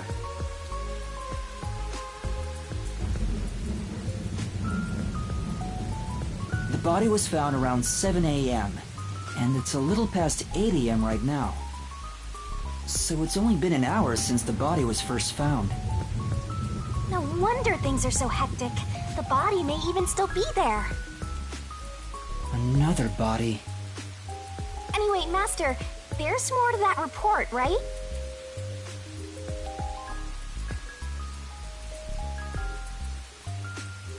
A suspicious person behind the church. But the area behind the church is... All you need to do is write down the name of someone you wish dead. Someone you hate so much you could kill them. Then make a doll resembling that person, nail the name tag to it, and leave it at the forest behind the church. This summons the Nail Man, who will kill that person for you. Or so the legend goes. That's where the forest to summon the Nail Man is located. They pursued someone they thought was the Nail Man and found the body.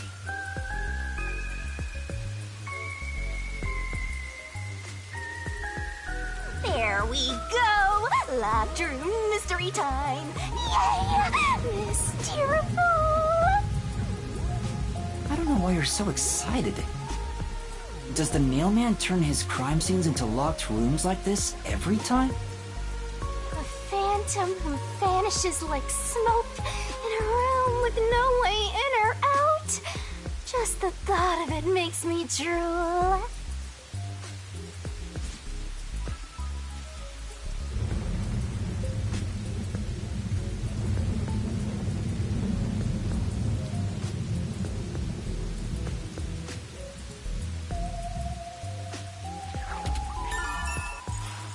The Peacekeepers captured some dude and assumed he's the Nail Man.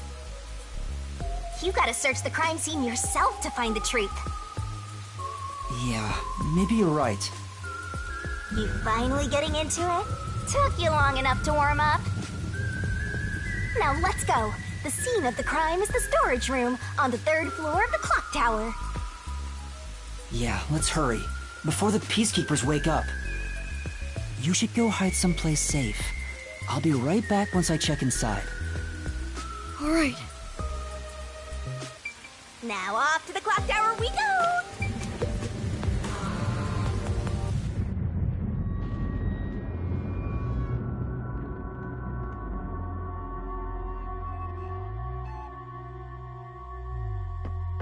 Come on, let's go! Go, go, go!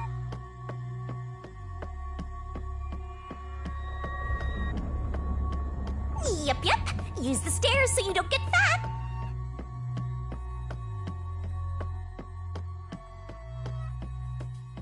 You can do it, Master!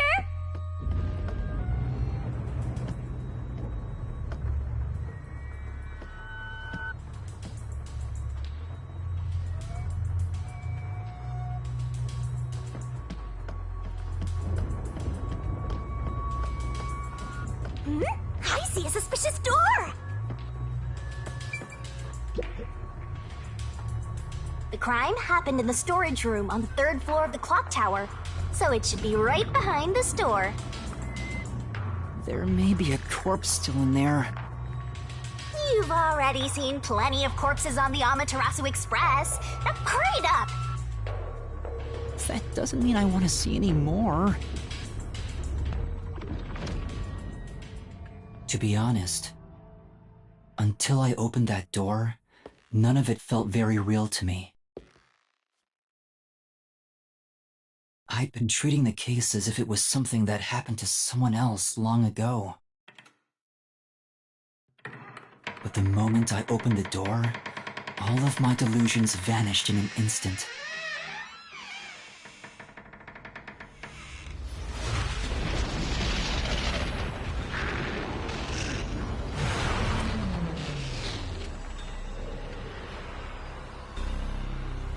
What is this? Is that a real corpse? It's not some mannequin, is it? This blood is real? How? Why? Jeez, it's just some freakish, gruesome murder scene. Get it together. As your mentor, let me just say that you'll come across this stuff all the time as a detective. So don't be scared. Investigate. Hurry, before the peacekeepers come back. Shinigami, you don't feel anything after seeing this body? You're asking me how I feel about death? Well, let me tell ya, this is totally ordinary. This ordinary? It's absolutely abnormal. It's normal for it to be abnormal. You're dealing with a murder case in a city like this. You can either accept it or go insane. Blood is just a liquid, a body is just an object. Got it? Now take a look around before someone gets in your way. Chop chop.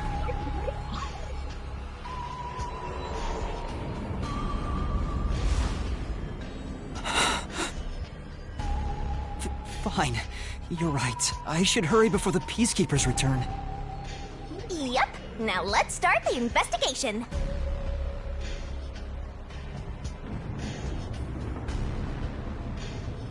Oh, also, any clues you find during your search will be recorded by yours truly. It will all materialize once you get to the mystery labyrinth later. I don't want to go back there anymore. Someone will die once the mystery is solved. You are so naive, having sympathy for the criminal you're catching.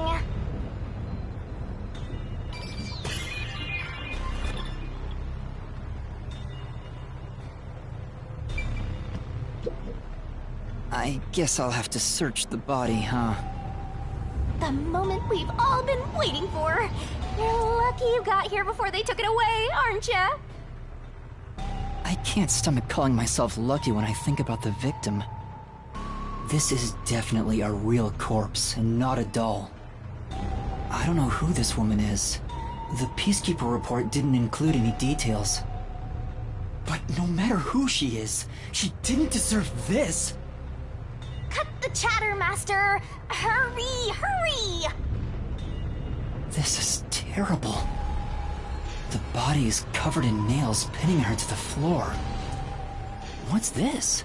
There's a mark on the neck. It looks like a rope burn. The vertical scratch marks were made by the victim as she struggled. A victim usually ends up with marks like this when they thrash around while getting strangled by a rope. It's fairly typical when it comes to strangulation victims. Seen it a bunch of times. So she was killed by strangulation? The Peacekeeper report didn't say anything about the cause of death. I wonder why. To see a corpse up close and they blew it. In any case, finding out the cause of death is huge.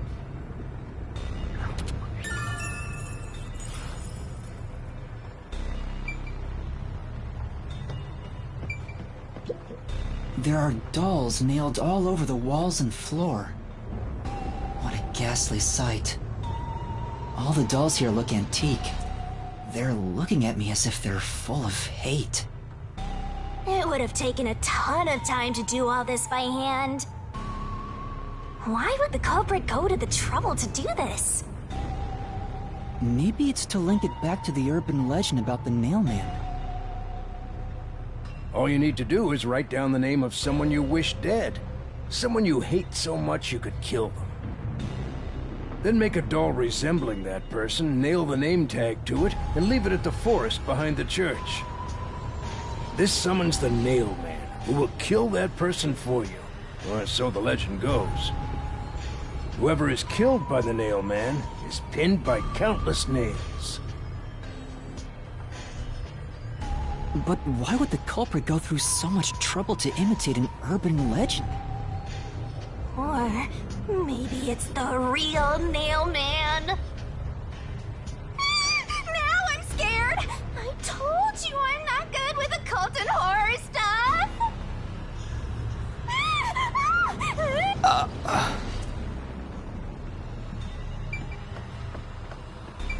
This part seems important. Maybe. So this is the only window. They've installed shutters instead of glass. The shutters look new despite the building's old age. Must have been added later on. The window's big enough for someone to fit through.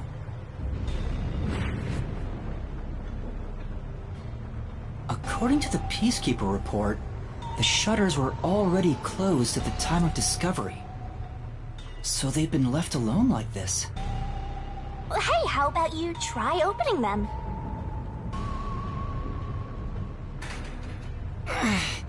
It won't open. It's locked. Were the shutters locked when the body was discovered? How do we open them? Maybe there's a secret password or something. No, I don't think it's a password. Hey, there's a latch on the left side. I think I can move it. All right, it opened. The latch was pretty light. It can be easily adjusted. It's rather high up. It's above the 3rd floor on most buildings. It's impossible to jump off from here. Even if you tried climbing down, there's nothing to hold on to out there. You can see the big clock above, but there's nothing really suspicious here. It'd be difficult for the culprit to get in and out from here.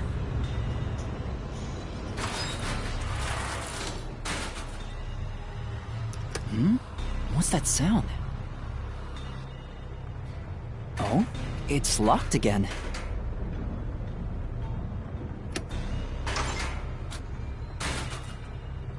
Master, why are you still playing with the shutters? You want to be friends with them? No, that's not it.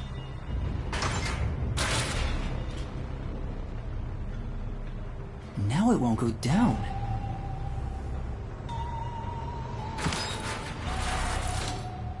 I get it. This shutter stops once it goes all the way up. But when set halfway, it's designed to fall down with its own weight. And if it goes all the way down, it automatically locks. I don't get it, but you're really fixated on these shutters. I'll make them a solution key for you, just in case you open a shutter shop one of these days.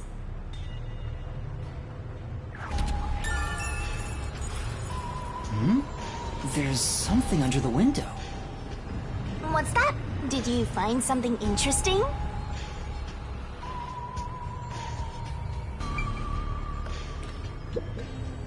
The bottom of the window is wet. Maybe some rain got in when you opened the window earlier. No, the parts starting to dry are leaving stains. This didn't get wet just now. Then maybe It's the tears from the nailed dolls. No more horror stuff! More dolls? Here too? These two are lined up and nailed together. Huh? What's this? A yellow thread is attached to the nail in the doll. On a closer look, it seems the thread left marks on the nail. What could it mean? This is suspicious. You should remember this.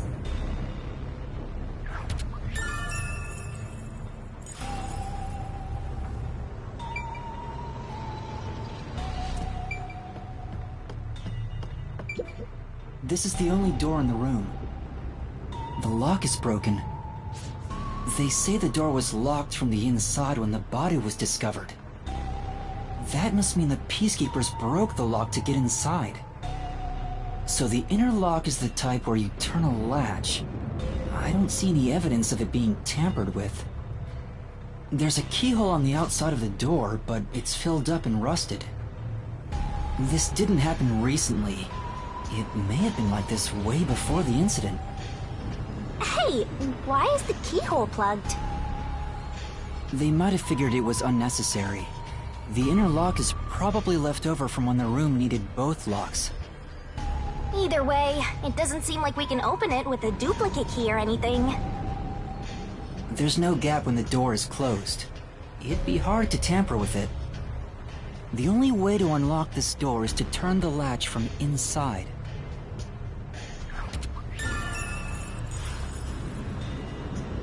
That should be enough.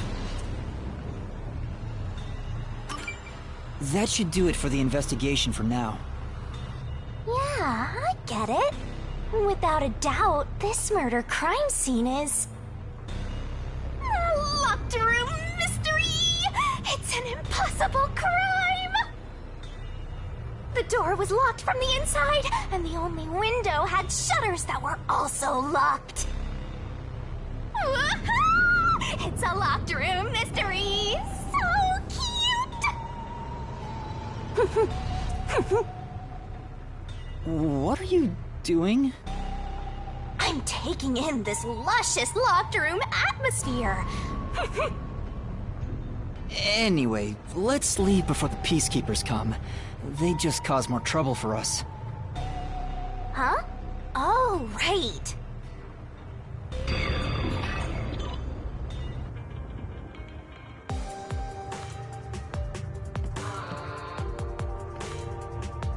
Speaking of which, what's this ladder over here? Should we take a look?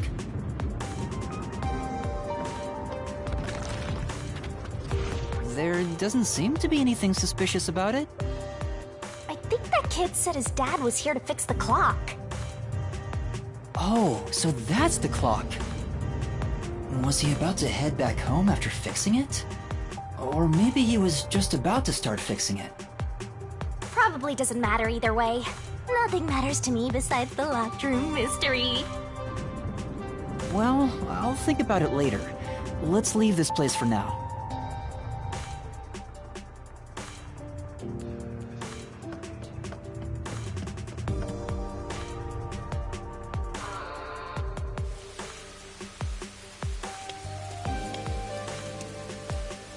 Oh, it's you.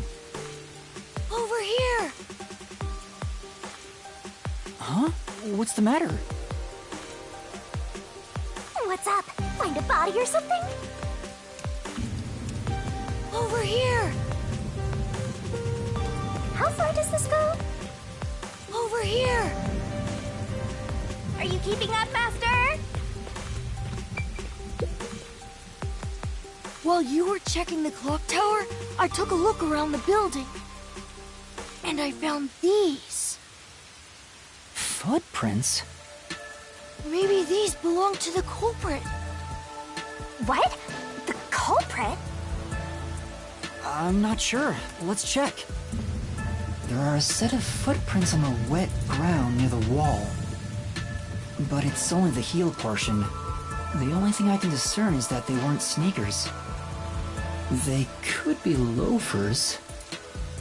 But the footprints seem strange. strange. Oh? What's strange about them?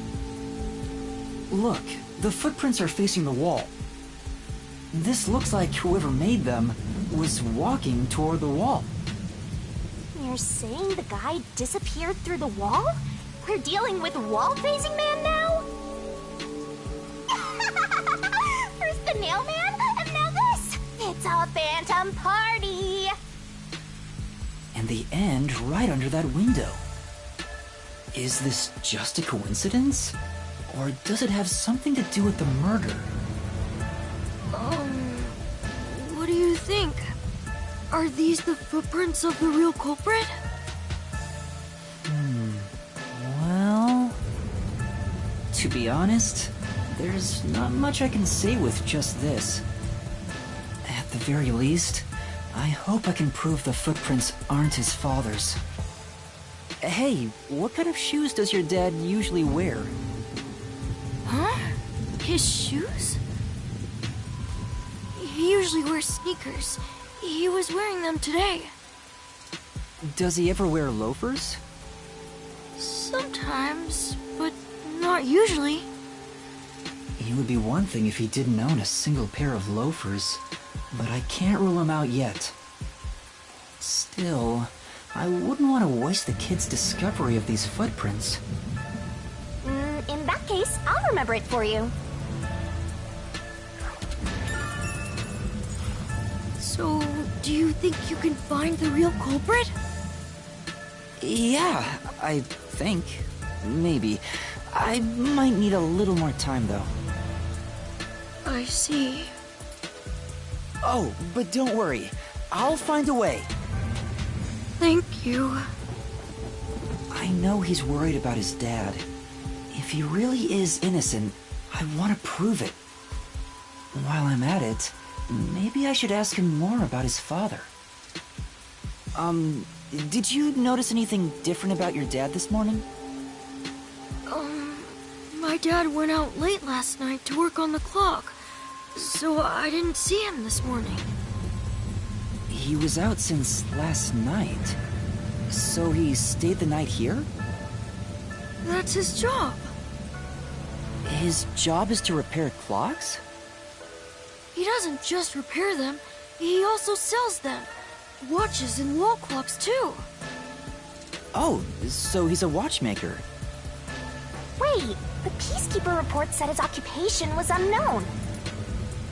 Maybe it's more convenient for them if they intend to declare him as the culprit of the mailman murders.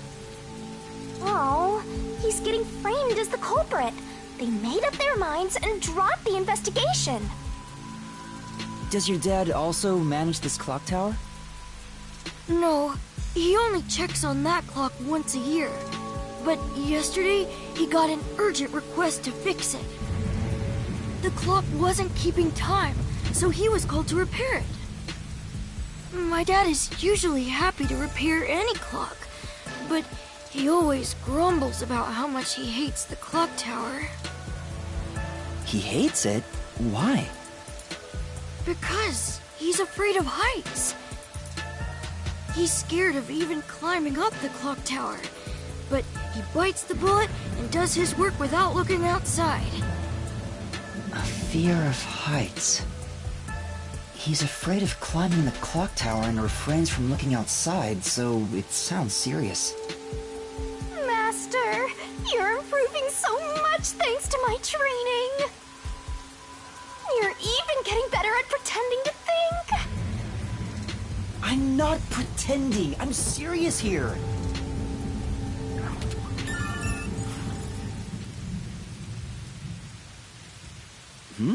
I hear noise outside. I hear talking.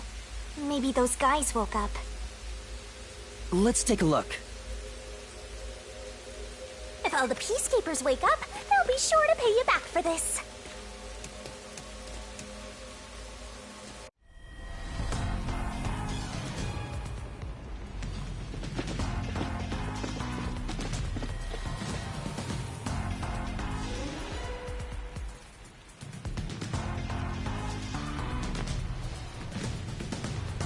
Everyone, please wake up. This is Amaterasu Peacekeepers, Investigation Team, Section Chief Seth Burrows.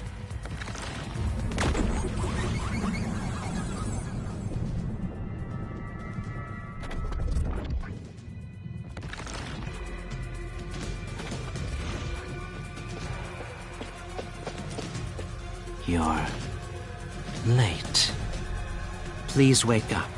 This is Amaterasu Peacekeepers, Investigation Team, Section Chief Seth Burrows.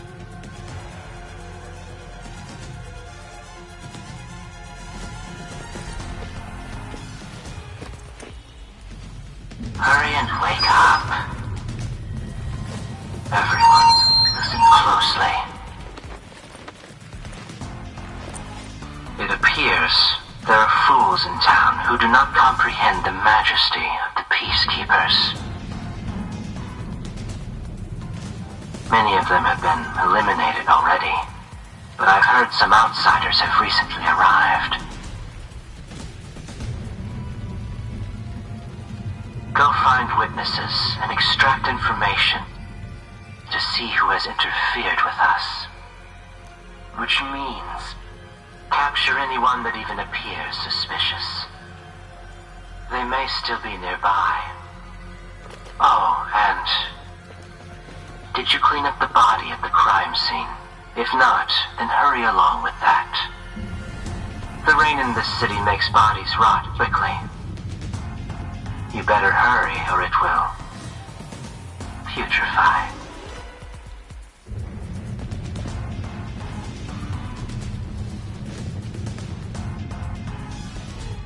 To speed this case along, we need to quickly deal with that nail man we arrested. We should even consider a public execution.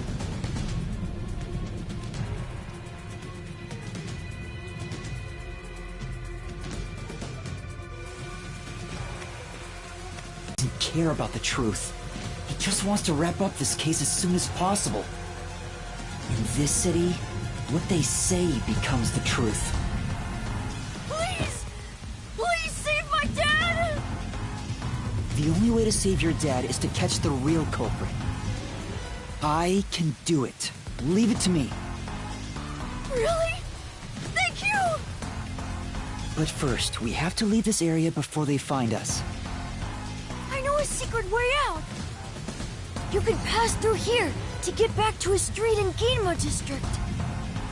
You might stand out if you're with me, so I'll go a different direction. Are you sure you'll be okay alone? Yes, I play around here often. Please help my dad. Yeah, just you wait. I'll bring some good news soon.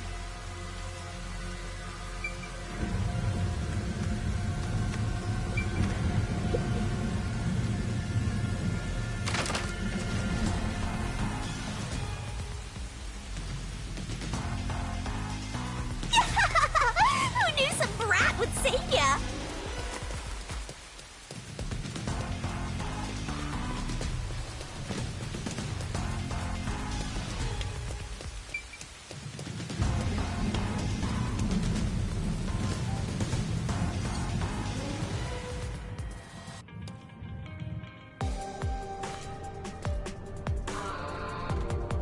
You sure you want to be so quick to make promises? I'm not very confident, but I can't ignore someone asking for help. If no one else is willing to listen, then it's up to me. Wow! Get a load of this big shot. Didn't expect that from you, Master. But how do you plan to find the real culprit? You can't investigate the clock tower with the peacekeepers around. By the way, you can't use the mystery labyrinth yet. Not enough clues. If you jump into the labyrinth now, you'll be lost forever. You need to gather more solution keys. I don't ever want to go back there anyway. Then, how do you intend on solving this? There is one way. You're gonna rely on that one, huh? Always depending on someone else. What was the spot again? Something about a cafe?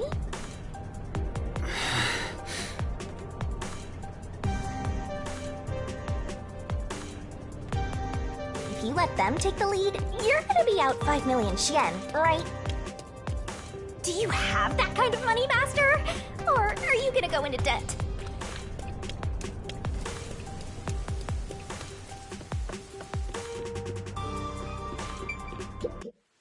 Alara, please, help me!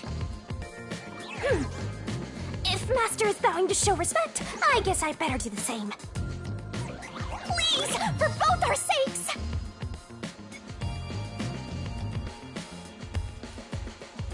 You're 30 minutes later than expected.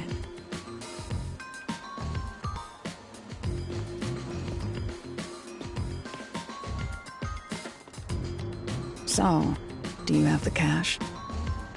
I don't have any on me right now, but I will eventually.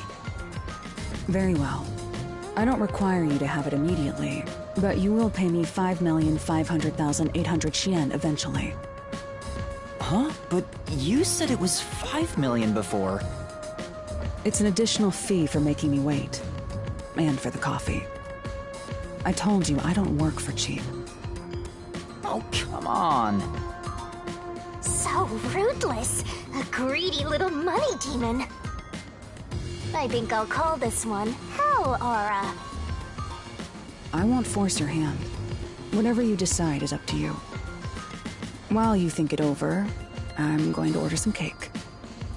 Wait, do I have to pay for that too? Of course. I'll add it to the bill.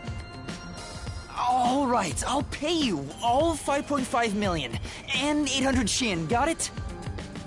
Please don't have the cake. It's a deal. You made a wise choice. I have no obligation to help others, but I work sincerely according to the payment I receive. That is my pride as a detective. I will be your eyes and limbs, and help solve this crime with everything I have. However, know this. You must be the one to complete the boy's assignment. Me? You are the one who was asked to solve this case. All I will do is provide support. You may be a trainee, but you are still a detective. Once you have taken a job, you must finish it. In other words, as of now, I have taken up a position as your assistant. Really, Halara? You'll be my assistant? Of course. I'm here to assist per your case. Just rest assured in the cards you've been dealt. All right, thank you. Master has no memory and no guts. And now, he has no money either. Talk about a triple threat! Oh, be quiet. So, what do we do now? To confirm, our target is the true culprit of the Nailman killings, correct? The Peacekeepers have decided that the boy's father is the Nailman and arrested him. But I refuse to accept that outcome. After we finish the investigation, we may find out the boy's father is actually the Nailman. If that's what you conclude, then I'll believe you, Halara. Believe? What a foolish line of reasoning. To believe in another is the shallowest concept one can uphold. All people lie. All people change their minds. As a detective, you must suspect all others, even me. Yep, a detective must doubt everything. Still, I will believe what you say, Halara. I trust my instincts on this. Out of the question. A detective must never overlook a mystery. Any and all truths must be exposed. A detective must always prioritize solving a case. Emotions must be discarded to reach a perfect solution through a perfect deduction. That's the WDOs. You're free to think of me as you wish. However, the truth must be found with your own eyes. Otherwise, there is no point in continuing as a detective. Do you understand? Yes. Continuing as a detective. I still haven't found meaning in being a detective. What's Halara trying to make me see? I'm no good at this. A naive guy like yourself might be incompatible with such a straight-laced detective like this one. Maybe someone totally unmotivated would be better. Like that guy sleeping under the piano. Vivia? I'm not sure if unmotivated is the right word. Anyway, Master, I've been wondering... Is this Halara person a man or a woman? Now that you mention it, I have no idea. If you're ready, we'll start the investigation. I won't allow time to be wasted. Oh, right. You missed your chance to ask. But then again, I also don't really care. You finished investigating the clock tower, didn't you? Now we will investigate the past Nailman cases. The past ones? These are serial killings, aren't they? Oh, so you want to investigate the past murders as well? And through investigating each one, we can conclude if the boy's father is really the culprit or not. Oh, but we don't know where the other crimes took place. Should we ask around town? I already know. There are at least 3 additional crime scenes. A secret club in Kamasaki district, a mansion in a high-end residential district, and an art gallery in Ginma district. Huh? When did you find that out? You think I did nothing while waiting at the cafe? I've prepared by gathering intel in order to move the investigation along. That's amazing. With my logic, anything is possible. But before we head to past crime scenes, the Nailman urban legend requires more research. Let's visit the legend's main stage. The main stage? Oh, you mean the church? I have yet to pinpoint the church's location. We should ask someone to guide us there. Then we should ask the chief. Oh, I totally forgot about him. He told me to gather everyone. Halara, let's go back to the office for now. We're already way past the meeting time. Very well. We can ask the chief to take us to the church.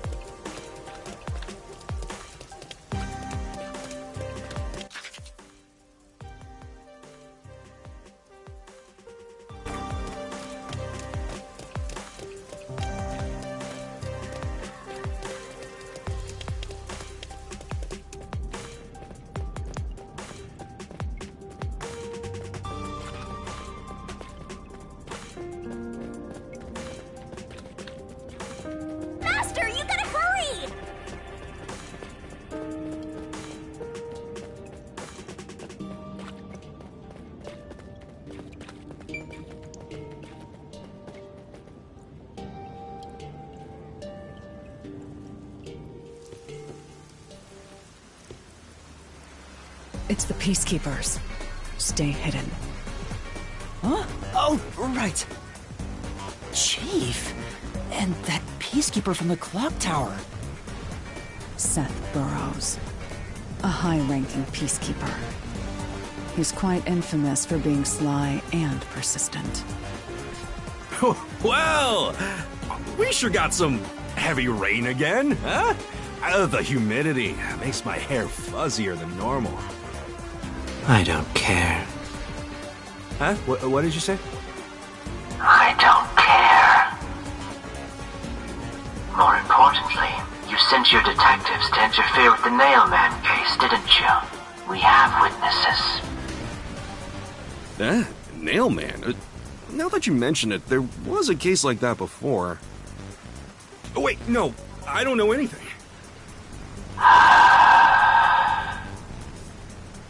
This flower, it's beautiful, isn't it?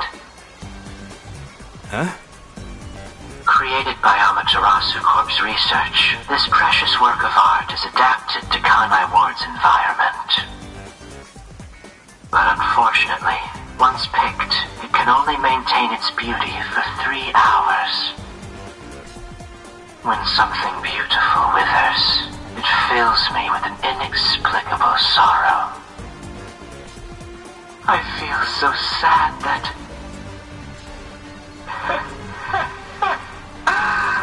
it makes me want to sink a ship. I don't follow. The Nailman affair will be handled by the Peacekeepers. You and your team will withdraw immediately. Bring in the detectives you sent out. The Peacekeepers will take custody of them. Hold on! I don't know what detectives you're talking about, and I don't know where any of them are. I'll wait until this flower withers. You have 3 hours. I'll not wait a second longer. If you fail to meet my demands, you will suffer the same fate as this flower. Fine, I get it, but... can't you give me more time?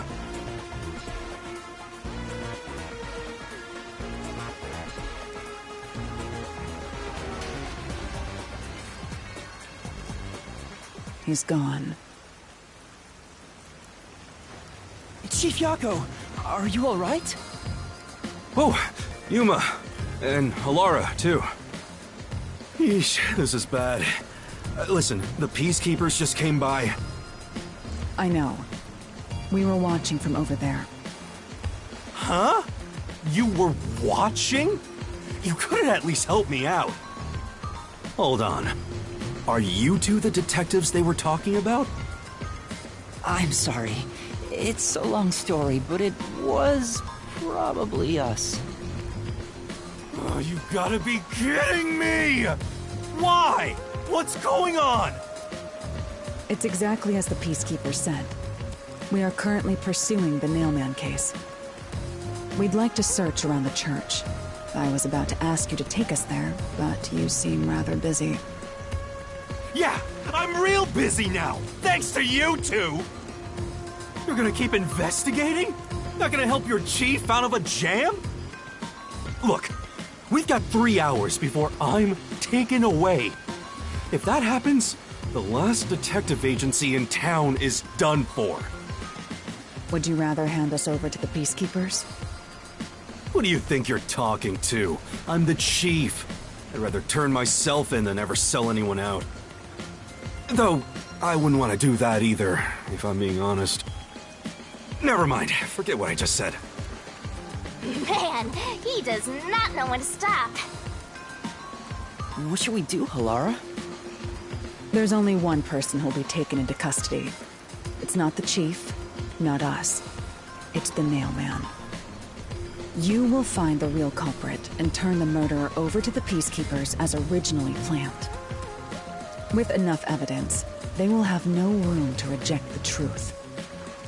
But we only have 3 hours. 3 hours is more than enough. I will give my utmost effort as your assistant. With my logic, anything is possible. I don't really get it, but it seems best to leave it to you two. You said you wanted to go to the church? Let me mark it on the map. It's for the best that I don't tag along. If we're seen together, things will get even more sticky. I'll be right here, waiting for good news. I'm counting on you. Got it. We're off. 3 hours.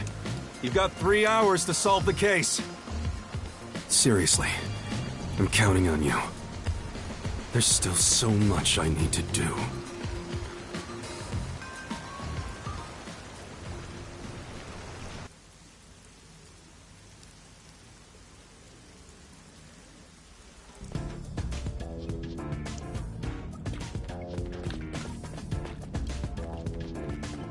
You can get to the church from Kamasaki District.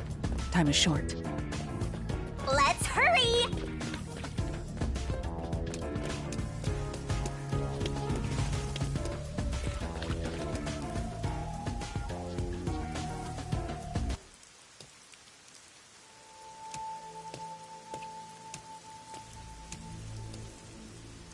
So the Nailman urban legend originated at this church. There aren't any ghosts here, are there? It's safe, right?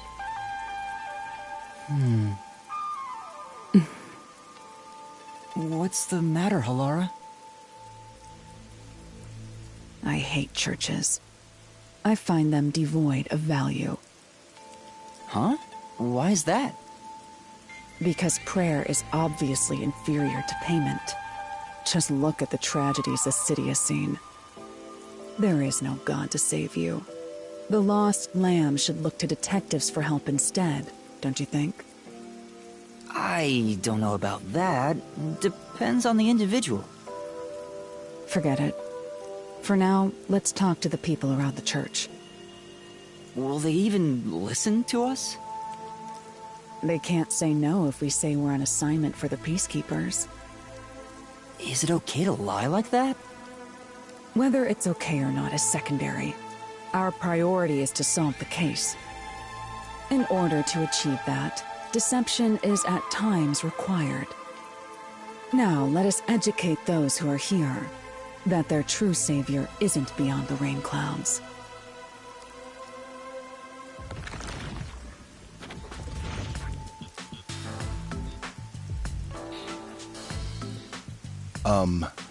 What is it you wanted to speak about? I've already spoken to the Peacekeepers a bunch of times. How many times do I gotta say it? Hasn't the culprit already been arrested? Well, I don't mind. I have time to talk.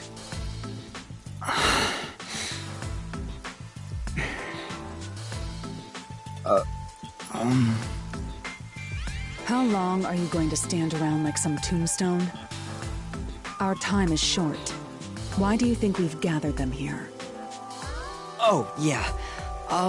We have to question them, right? It's your move. Play your card. Do I really have to do this? I guess Halara seems intent on being the assistant. In my opinion, it'd go much faster if Halara did this, Master. But I have to do it. No point in wasting time thinking about it. Time for an investigation! And you are... I do the odd jobs, like cleaning around the church. I also care for the forest. Do you know anything about the Nailman? I often patrol the woods, but I'm usually asleep at night. When morning comes around, there are dolls nailed to the trees. It's tough to clean all of them up. I've never seen the Nailman himself, but I've seen people enter the forest plenty of times.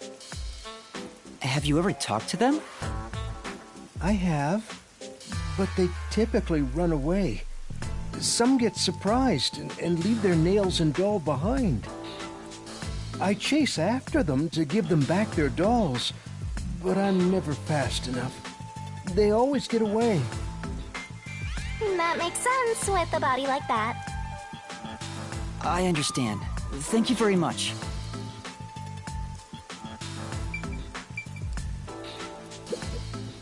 Are you the priest of this church?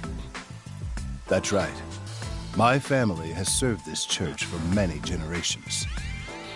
Though I only became a man of the cloth in recent years, The blood of martyrs spanning centuries dwells within me. Thus, my existence is but a piece of the eternal prayers offered. That is my mission, as the divine has guided me to do. I don't get why, but he sure seems proud to be a priest. Do you know about the Nailman? Of course. I have no idea how that rumor spread around. Perhaps it was even started by a wish made by those seeking salvation, which created the fantasy of the Nailman. Salvation? The people of this city must be crazy if they look to the Nailman for salvation. Hey, that actually sounds kind of cool. I know how they feel. I want to tie you up and go to a world where it's just you and me, Master. Isn't it basically already like that?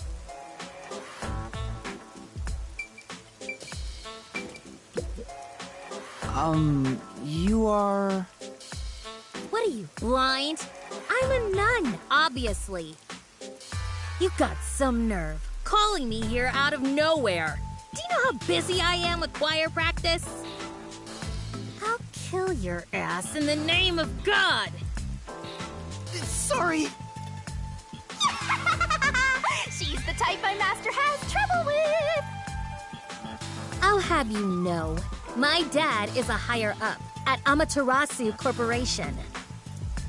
I don't care if you're on a mission from the Peacekeepers. If you piss me off, Papa will make you regret it. Right. I'd just like to ask some questions. I'll keep it quick. Do you know anything about this Nailman? You mean the guy nailing up dolls? Well, I have seen someone going into the forest late at night. Whenever I've gone into the forest afterward, I usually find dolls nailed to the trees. The dolls have names written in what looks like blood.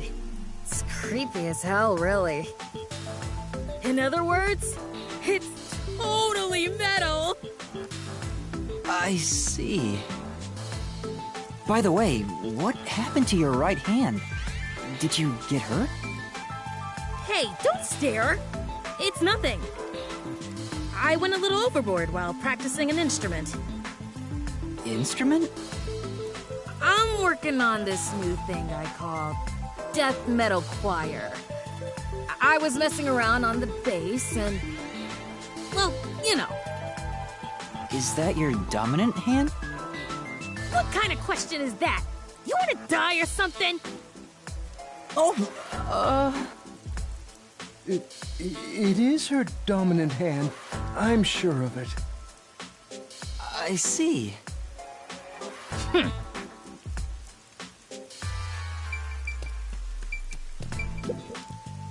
Excuse me, but you are... Do you even have to ask? You know who I am. Nailman, and you don't know who I am? What's that supposed to mean? This must be the clergy member on the report who was the first to find the body. Yeah, that's right! I was the first on the scene. Right, it was on the report. I'm impressed Halar was able to realize it so quickly. I've been attending every day since I was first baptized here as a child. That's how pious I am. But I don't work here, so it's not like I'm a clergy member. I just love mystical places like this. There's an otherworldly feeling to it, you know? I love researching this type of stuff, which is why I've been keeping an eye on Nailman activity for a while now. So, you know a lot about the Nailman. That's an understatement. In fact, you could say I'm an expert in Nailman research. In that case, what do you think about the clock tower murder? Though it seems the suspect has already been arrested. I think he was framed. You do? Then who do you think the real killer is? The real Nailman, obviously. The Peacekeepers are making a big mistake. Listen, the Nailman exists. The Nailman is summoned through ritual and commits murder based on a sacrificial doll. That's impossible. Yeah, I get it. You probably want proof. In that case, look for a doll in the forest. You'll find a nailed doll with a name tag for the Dark Ceremony. Whoever's name is on it is the Nailman's next target. Just follow someone in town with the same name. If you're lucky, you might have a run-in with the Nailman. Unfortunately, I wasn't so lucky. I've missed him by just a hair 4 times already. I see. So you can guess the next victim based on each doll's name tag. I was so close at the clock tower, too. I found someone whose name matched a name tag and figured out she was heading to the clock tower. I called the peacekeepers and entered the clock tower, but I was too late. Damn it! If only I had acted sooner. I was so close to meeting the Nailman. Guess he just wants to meet the Nailman and doesn't care about preventing the murders. So he's an occult enthusiast? Seems like a huge weirdo. I've talked to everyone. Halara, is there anything you'd like to ask them? Only end your turn once you've secured a shot at victory. Does that mean I should gather more information? What else should I ask about? There have been several Nailman cases in the past, right? Does anyone know anything about past cases? You know a lot about these things, right? Yeah, you can ask me anything about the Nailman, including all past cases, obviously. I was the first to find the body every time. Huh? Every time? There's no reason to look surprised. I already told you how I did it. I find dolls with name tags in the forest. Then, I look for whoever's supposed to be the next victim. But every time I find a victim, they're already dead. Being the first on scene each time sounds super suspicious. You think I'm suspicious, don't you? I suppose you would. The first person on the scene can always lie and say they discovered the body in a locked room. But the thing is, I've never been alone when I've discovered a body. All of the crime scenes had no way in or out, so I'd open them with someone nearby, or by asking the peacekeepers. So the body's discovery was never done alone. If that's true, then all the rooms really were locked. Master, why don't you ask for more details about past cases for now? Can you tell me more about each case? There have been 3 Nailman cases in the past 6 months, excluding the one at the clock tower. The first happened 6 months ago at a secret club in Kamasaki District. It's essentially a members-only casino. The victim owned the place. At the time, the Nailman was just a name you'd sometimes hear about in urban legends. But I had a personal interest in the Nailman, so I started researching him. And then it happened. I came across another murder while investigating a name tag I found in the forest. I knew then that it had to be the Nailman. And that crime scene was also within a locked room? Yeah. All of the Nailman crime scenes have common characteristics. There's always a corpse and doll coated in nails, and also the murderer leaves no trace behind. Isn't that bizarre? See why I'm so interested in the Nailman? I totally get it. Don't empathize with him. The secret club was the first locked room mystery. As for the second, it was at a mansion in the residential area near Ginma District. About 3 months ago, the owner of the mansion was murdered in the building's study. The crime scene again took place in a locked room with a corpse and doll covered in nails inside. Considering all this, there's no doubt it was committed by the Nailman. By then, I knew the legendary Nailman had descended upon Kanai Ward. The third locked room mystery occurred a month ago. A woman was killed in an art gallery storage in Ginma district. It also featured a body and a doll covered in nails in a completely locked room. And today, the fourth locked room mystery happened at the clock tower. That's every single Nailman case. At least, for now. I'm sure the Nailman will continue on. He will enact revenge for the people of Kanai Ward. Uh-huh.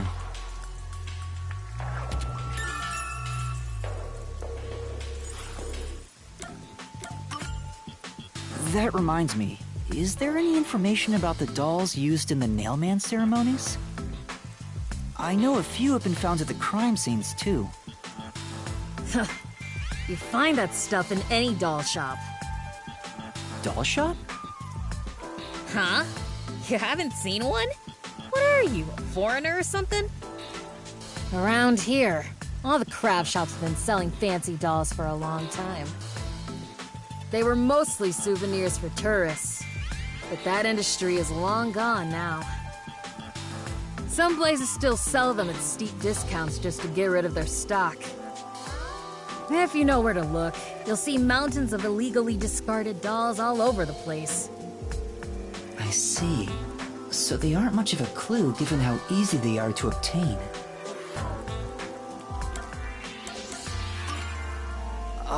Has anyone noticed strange things happening near the church lately?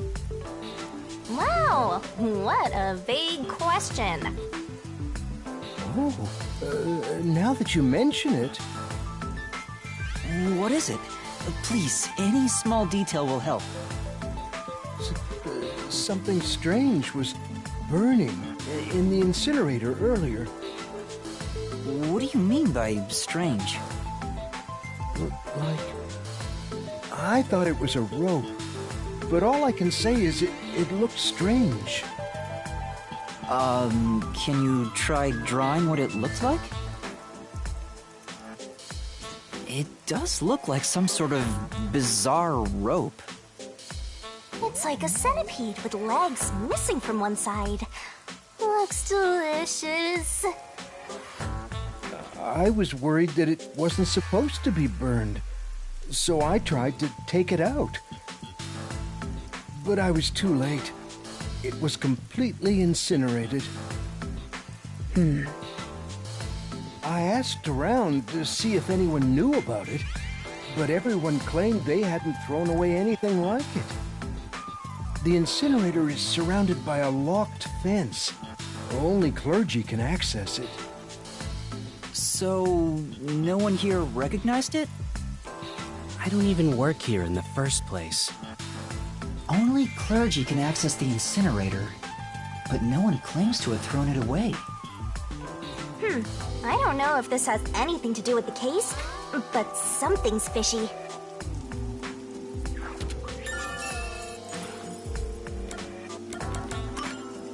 A watchmaker was arrested earlier. He's suspected of being involved in the Nailman incident. Does anyone know anything about him? A watchmaker? You mean G.A. Colin? I've asked him to fix the church clock several times. To think that he's the Nailman. Well, it hasn't been proven that he's the culprit yet. Oh, I see. But if it were him, no one would blame him. What do you mean? This city has completely changed. Everyone is seeking salvation in some way. The Nailman was born out of our situation. You mean the Nailman is what the people actually wanted? Many would certainly deny it, but the nailed dolls continue to appear in our forest. If the Nailman acts as their agent, then they are also the Nailman. In a way. That's how I see it. What do you think? It's true. The Nailman could be seen as a savior to some people. After After all, he kills the people you want dead for you. I mean, the victim had it coming for doing something worth getting killed over, right?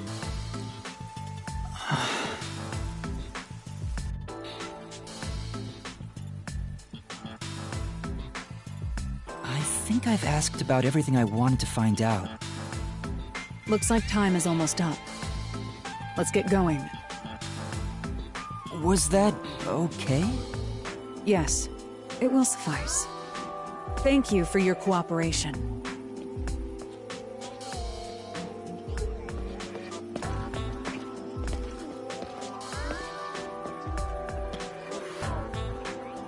You should study their faces well.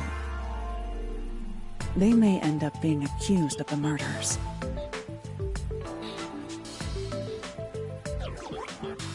Huh? You need to remember every face, so you can spot them, even if they flee through a crowd. Wait! Do you mean the actual culprit is one of them? Perhaps. There's not enough information yet to act on. We have no time to waste. Let's investigate the other crime scenes. Best not to scramble what little gray matter rests in your head. So let's examine the crime scenes chronologically. Okay. Well, the first murder occurred at...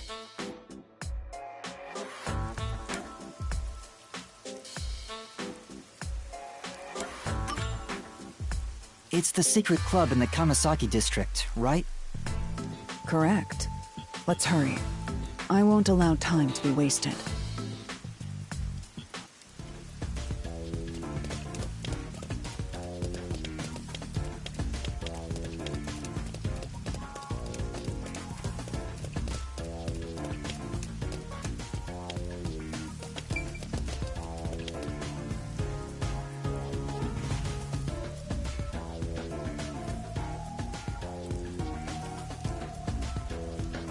Halara? I've been thinking. The first incident was 6 months ago, right? If we go to the crime scene now, there's nothing left to investigate. You think it will be a waste of time? There's no need to worry about that. So, you have a plan then? What? You're working with Halara Nightmare. What more could you possibly ask for? Now, let's be swift. Huh? Right. I don't really get it, but talk about confidence.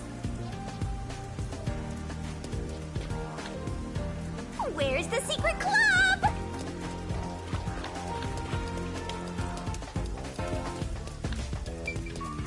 It's supposed to be a secret, so maybe it's in a spot that doesn't stand out? This appears to be the crime scene, but it's sealed off. They've left it like this for 6 months? No doubt they've shirked their obligation to clean up. I suspect the peacekeepers are lazy to a fault.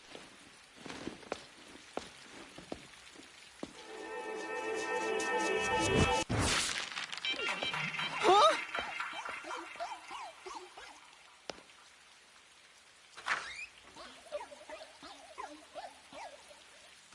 It's open. Let's go inside.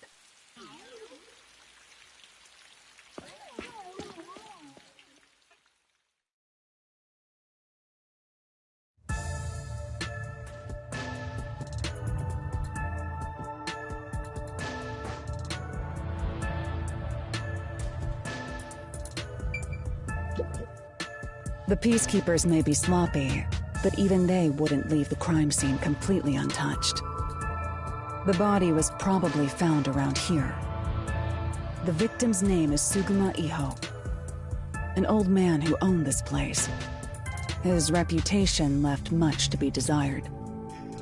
This place was an illegal casino operating at obscene rates. Even the cheating was rampant. You sure know a lot about it. When did you... I told you, I gathered my own intel while waiting at the cafe. The real interesting note is that this crime scene also had no way in or out. At the time of discovery, the door was locked from the inside.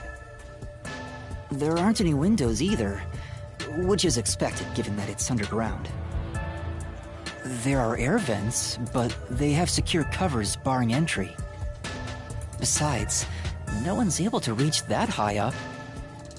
No windows. The only way in and out is the door that was locked from the inside. It's a locked room mystery! Locked room mystery! But there's not much more to investigate. We don't know what state the body was in at the time of discovery.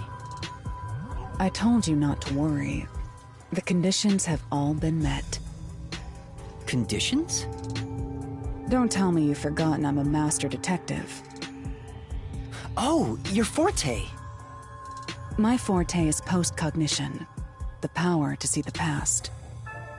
However, it can only be used at murder scenes. To be precise, I can only see how the crime scene appeared at the time it was first discovered. Another way to describe it would be as crime scene limited psychometry, if that's easier to understand. That's amazing! It's like the perfect forte for a detective! My power allows me to see the moment the first witness heard. The memory or perception of the witness does not affect my postcognition. What I see is what actually was there. When it comes to my power, the witness is not a camera or a recording device, but rather a trigger. Perhaps the best way to think of it is like a bookmark stuck between the pages of when the body was found. Well, there's no point in wasting more time explaining. Let's have a look. That power sure is convenient. Explains all the confidence. It's similar to the Mystery Labyrinth, where I recreate the crime scene in your mind. But now it's done in the real world. Although, it is limited to both the crime scene and the moment of first discovery. But still, it's amazing! On the other hand, my master's got nothing. Why is life so unfair? Now I'm angry! Master, can I nibble on your heart to help cheer me up? Of course not!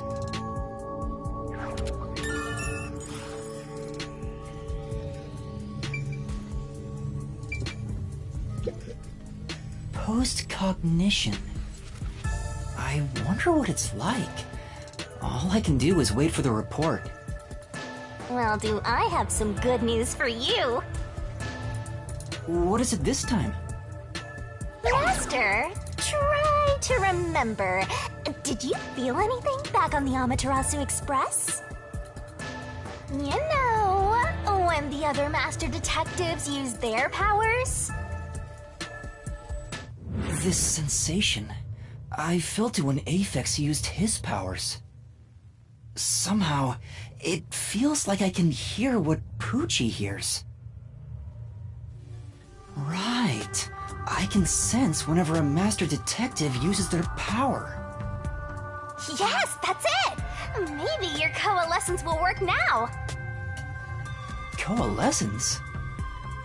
Simply put, it's the ability to share someone else's power. On the train, you only felt the resonance of other people's fortes, but its true function is to share their powers. Wait, then that means I can also see the scene in the past with Halara? That's amazing! Is this your ability, Shinigami? Something like that. But there are conditions for it to activate. You must kiss someone to share their ability. What? Kiss Halara? Ha! I lied. Look at you blush. Did you really want to? You still don't know if Halara is a boy or a girl. Oh, quit messing around and tell me how it works. You need permission from the person sharing the ability first. Then, you must hold hands while the ability is active. That's it. Okay, I can do that.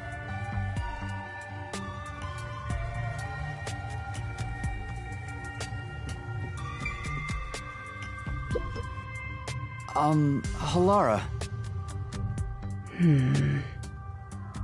Halara?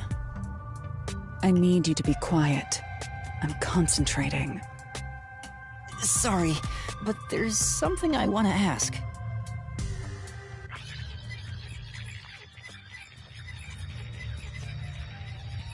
Coalescence. Hold hands. You and me. Yes, that way I'll be able to see the past too. I think. My sources made no mention of such an ability. In fact, you're just a trainee. Yeah, but I just remembered I had it. Anyway, we don't have much time. Let's try it. I have no intention of getting friendly with you. Oh, it's not like that. I despise you. Huh?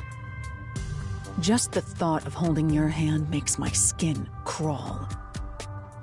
I didn't know you hated me so much. Let me be clear. I don't just hate you in particular. I despise all of humanity equally. I don't trust anyone, except the dead. I had a feeling. Halara must be a demon straight from hell. Then why did you choose to help me with the investigation? As I told you in the beginning, I always work sincerely for the payment I receive. As long as you promise payment, I will promise my utmost efforts as a professional. Then please, hold my hand. It's necessary for the investigation. You can add this to my bill if you want. You'll agree then, right? Fine. If it's what I must do as a detective, then I have no choice but to agree.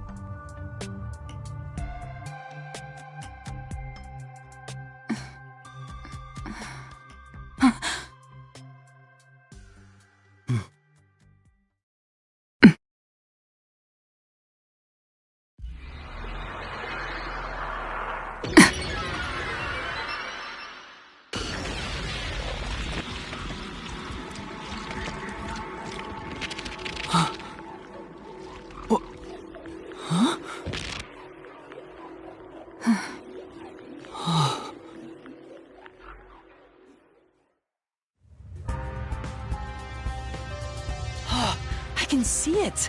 Everything looks different than a moment ago. Incredible! So this is post-cognition.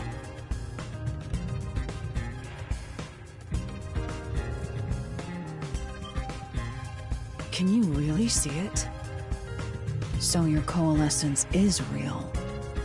I didn't expect you to already have your own forte. Well, this does save me the trouble of reporting it back to you, but it's quite inconvenient to keep our hands joined. Very well. Go ahead and lead the investigation. Me? If you can see what I see, that would be for the best. I'm only acting as your assistant, after all. This is quite the bizarre crime scene. But unusual crime scenes are expected when you work for the WDO. Now, let's see what you're capable of.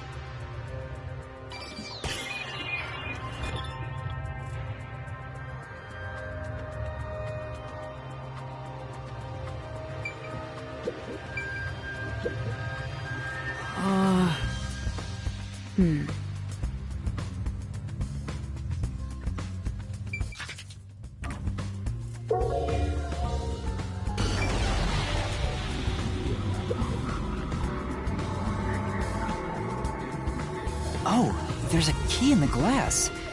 Is it the key to the room? Seems like it. By the way, being an illegal casino, the security was extremely tight. There's only one master key. It's also a special key that can't be duplicated. If it was thrown in from outside the vent, it wouldn't be inside the glass. So this is definitely another locked room mystery! Hooray! I'm so glad I met you!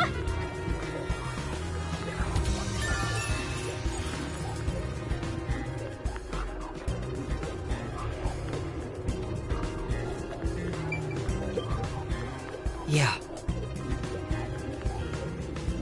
Yeah.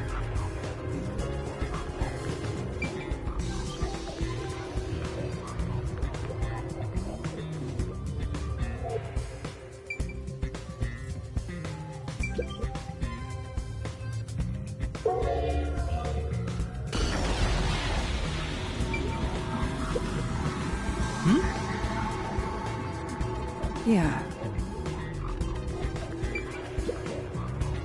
That's... I see.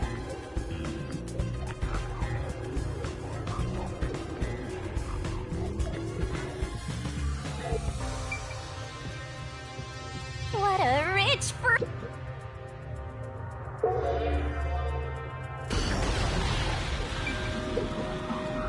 That's...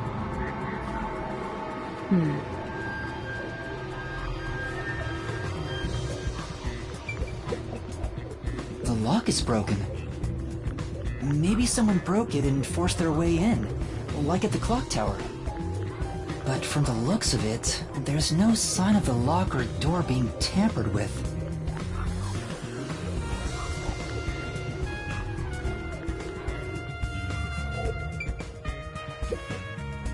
What does that mean?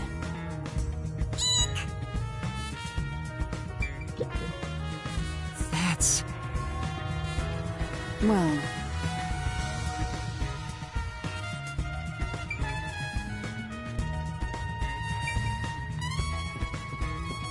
You just gotta hit this thing and That's... But...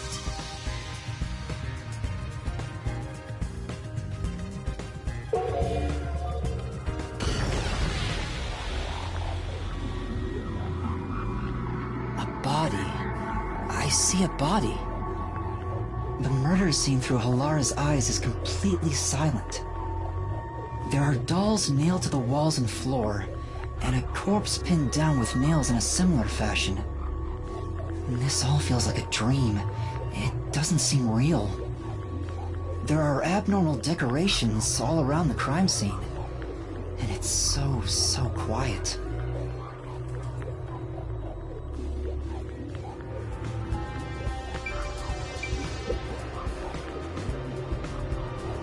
Hey, this vent. The cover is in place, but it hasn't been screwed on. Which means it could be easily removed, right? What are you doing? You can't touch what you see in post-cognition, even if you happen to be 3 meters tall. Oh, I see. But I think this will be an important clue. The vent is about 40 by 30 centimeters. A thin adult could probably pass through. Probably around 60 years old. His body is pinned against the wall with countless nails. There isn't much bleeding, so the nails must have been hammered in after he died. you're starting to get the hang of this. Not too shabby. Oh, there are marks on him, signs that he was strangled.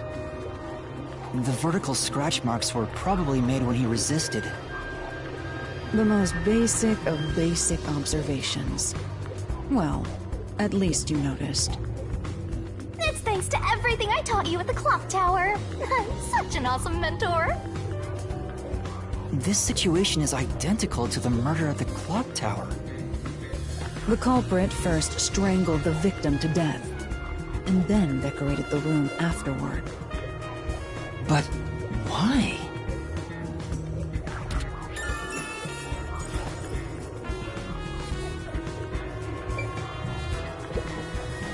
I knew it.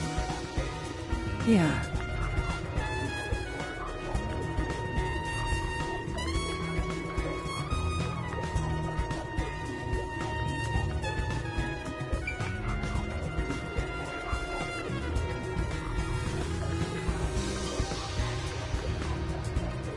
By the way, Yuma, did you notice the nail below the vent? Below the vent? Huh, some of the nails are bent downward. Maybe they were hammered in a hurry. Or perhaps there's another reason. Another reason?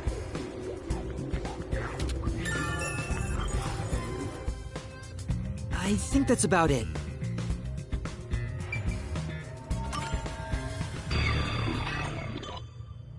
That should do it. There isn't much else to investigate. I've never experienced this before, but it's surprisingly convenient to be able to share my post-cognition. It's exhausting to explain what I see to a client. Really? People do not believe what they cannot see. I have often been called a liar. I suppose fortes aren't always convenient. We still have locked room mysteries to examine. The second incident was at the mansion near Ginma District. I have an idea of where to go. Let's hurry there.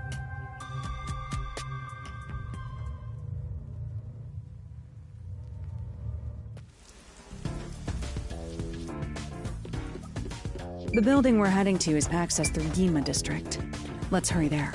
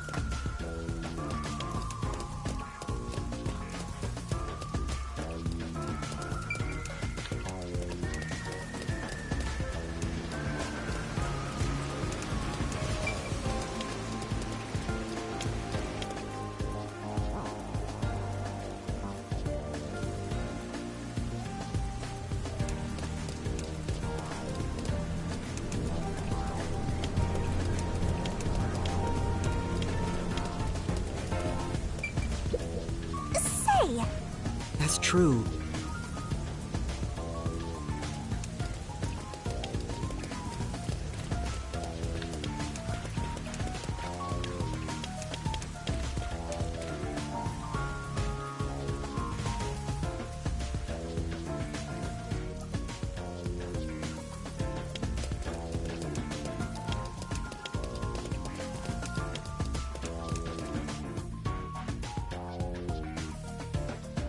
There's a large mansion beyond the gate over there. I wonder if that's the second crime scene. That's probably it. Let's go inside.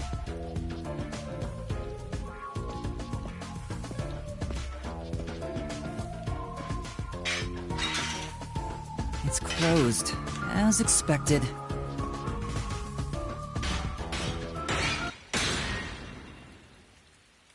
Are you sure?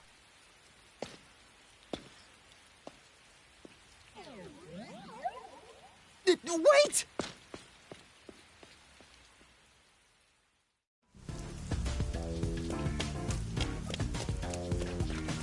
It looks like a haunted mansion.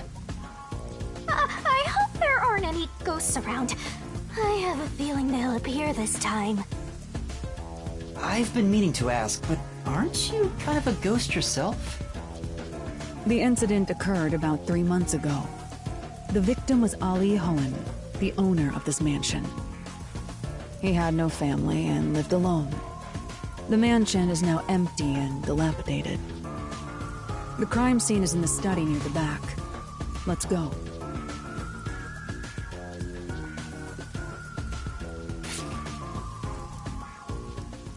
The Nailman killings had another common factor, besides the locked room. The first person to find the body was always the same person. That worshiper from church? Do you suspect him too? What he said did make sense. He's been obsessed with the Nailman and had access to the names of potential victims. It's not too surprising for him to be the first on the scene each time. I guess I shouldn't assume things going into this. That's right. It's down this hallway. The crime scene is in the room on the right side. There's little time. Let's head straight there. Ha! Think you're partners now just because you held hands with my master? I'll have you know, Master and I are connected on a much deeper level. Don't make it sound so suggestive. Feels like a jump scare's coming up.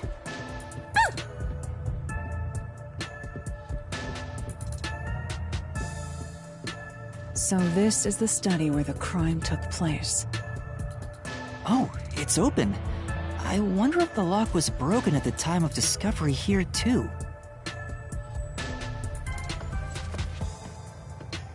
There's nothing left here either. It's all cleaned up.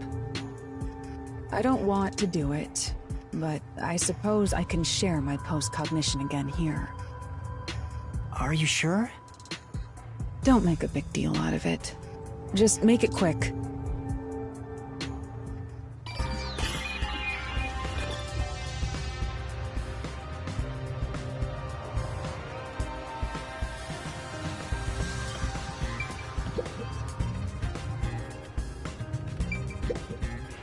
That's true. Yeah.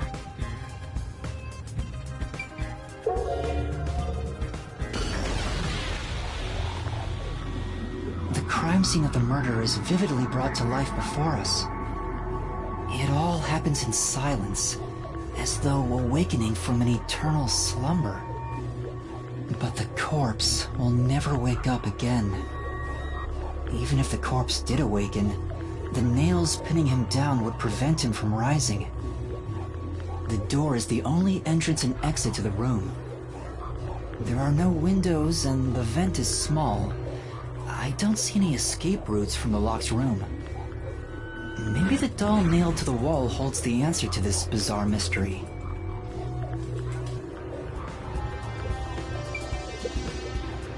I'm...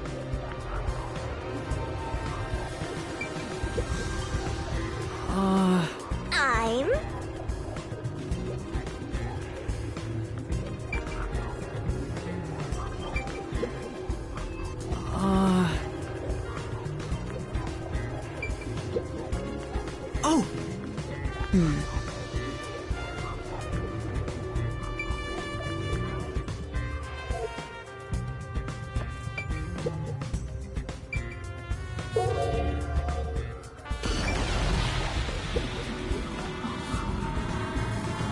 The victim is a well-built man, approximately 30 years old. The corpse here is also covered in nails. His appendages and chest are all nailed to the floor. The owner of this mansion made his fortune in real estate from an early age. But along with aggressive land sharking and other illicit transactions, he made shady deals with Amaterasu Corp. There are several reasons he'd be hated. A doll with his name on it was bound to be nailed in the church forest. I wonder how the person who cursed him feels now that he's actually dead. Perhaps they feel no responsibility. They just hopped on the urban legend bandwagon. Is that really the case? Wait, this is odd. Did you find something? Look closely. The length of the nails driven into the corpse are all slightly different. The length isn't the problem here. It's how hard they were hammered in. What do you mean? The nails driven into the lower torso went through the body and into the floor. But the nails in the upper torso did not penetrate all the way through the body. But why would the culprit not hammer the nails in as hard on the upper body? That's not the only unnatural thing. Take a look at the blood. The nail wounds on the lower torso appear to be bleeding sideways. But the upper torso wounds are bleeding vertically, down toward his waist. The blood flows differently between the upper and lower body? Maybe the upper and lower torsos are different people, and they were smushed together after death. That's disturbing.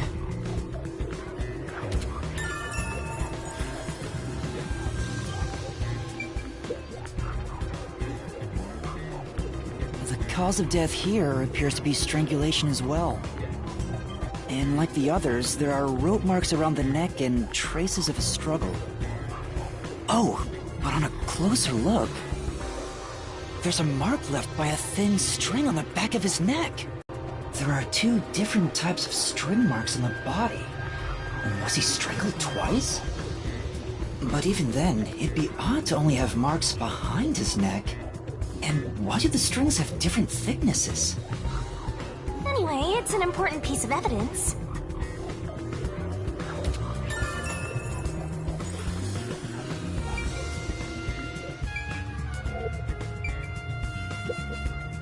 That's true. It appears.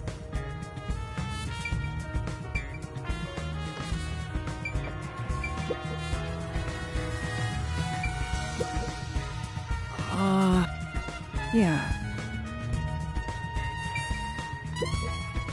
Oh! Beats me.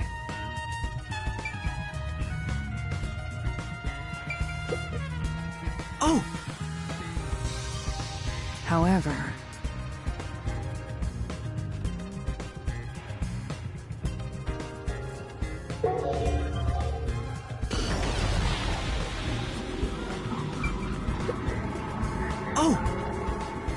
Beats me. I see. It appears. What does that mean? It appears.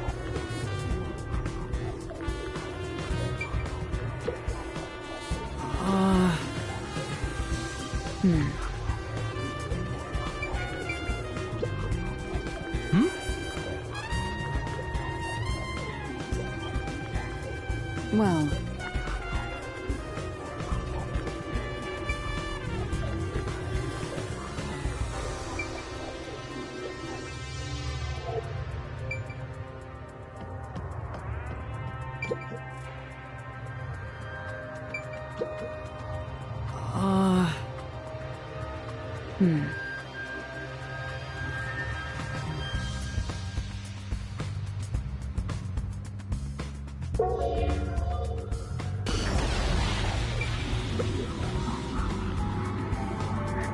There's only one doll nailed to the wall. Comparatively, there was a nearly obnoxious number of dolls nailed to the walls in the other crime scenes. Maybe there was no room to nail them to the walls because of all the bookshelves in the way? Wait, this doll has both eyes gouged out. Did the culprit do this on purpose? This keeps getting more and more disturbing. But it's kinda creepy cute. I want to put one next to the top of a staircase so people can run into it at night. Why would you want to do that? You know, this doll seems made of cheaper materials compared to the other ones. Hey, you're right. Like it's made of resin instead of porcelain. The texture looks cheap, but also more durable. Too bad it doesn't have eyeballs. The eye holes are connected to each other in the head cavity.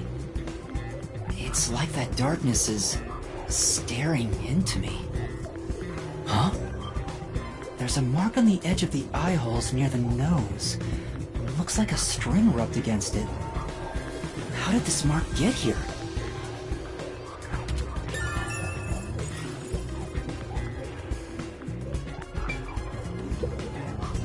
Yeah. I see.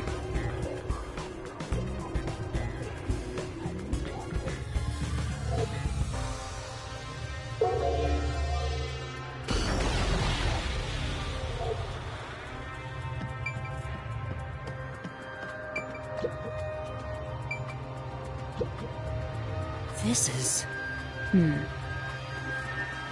I'll...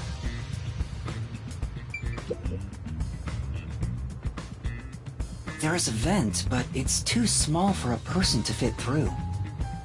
And it's also screwed shut from the inside. It seems impossible to remove. Oh, what's this now? Master, I discovered something! There are marks in the gap between the vents, like something scraped against it. Really? But Given your height, you couldn't see it even if you stood on a chair. Halara, can you use that chair to peek into the vent? I will do so for 10,000 Xian. You're charging me for it? I jest.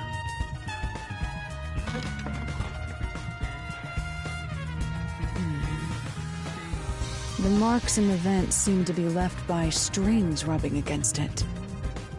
Did someone hitch a string to it or something? It shouldn't even be visible from your perspective. I'm surprised you noticed. Oh, it was just a hunch. See? I told you I'm useful. I do way more than just float around. You should give me 10,000 Xian as a reward. I'm getting a headache.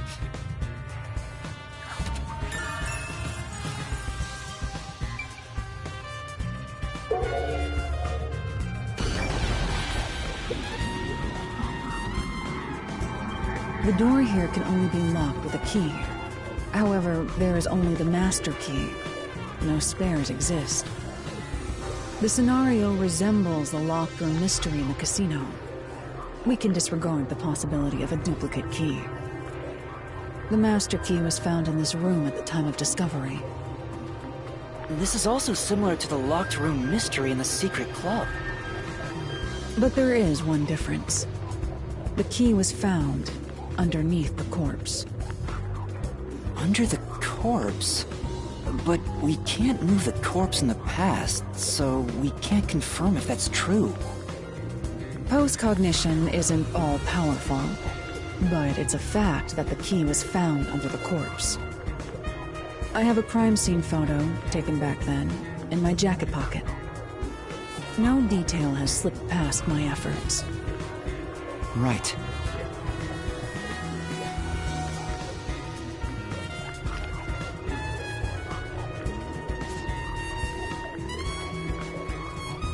Huh? What's this? Wait, not that one. I meant the other photo. This one's unrelated to the case. Oh, this is it. You're right. The key's near the middle of his back. But can this photo be trusted? Could it be something the Peacekeepers fabricated? The Peacekeepers acknowledged the incident occurred in a locked room. Besides, there's no need for fabrication. After all, it would be more convenient for them to have fewer mysteries to deal with. That's true. Sorry for being doubtful. No, that's expected of a detective. You're starting to figure out how to do your job. Was that a compliment? Is that really all it takes to please you? Also, I drew a sketch of the room's state on the back of that photo. Remember it well. Yeah, okay. But why a sketch? How can it help solve the mystery? Also, what was with that cat photo anyway? That's surprisingly cute.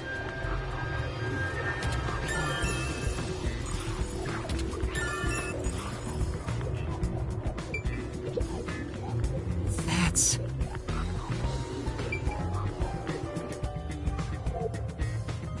Looks like there's nothing left to check.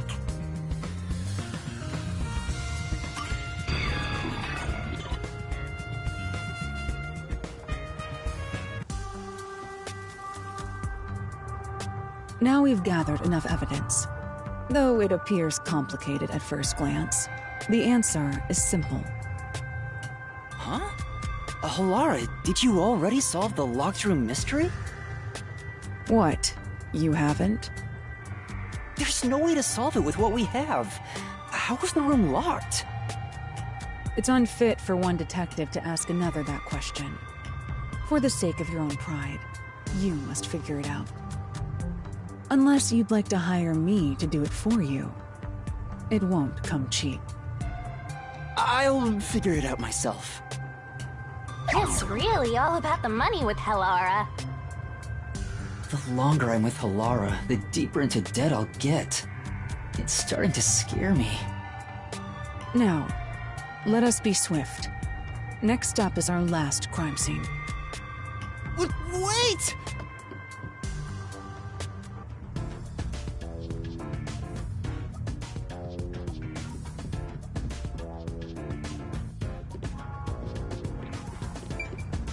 The next one is the art gallery in Gima district.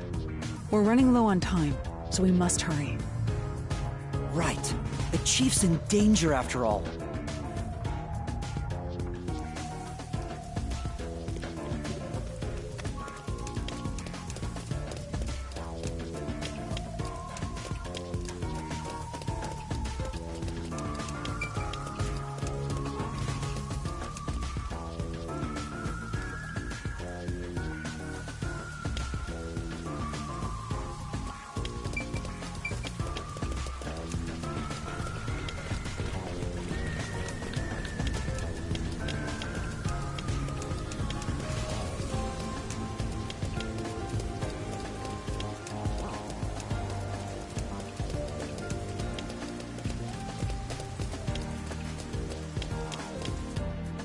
So this is the art gallery. It's closed due to special circumstances. The murder occurred only about a month ago. But I'm certain the crime scene has been cleaned up like the others. Not that it matters to me. Wait! It's not a good idea to break into the art gallery! Did you say something? That's our Hellora! The crime scene is deep inside the art gallery. It's one of many storage rooms. Come, I won't allow time to be wasted. Wait, please!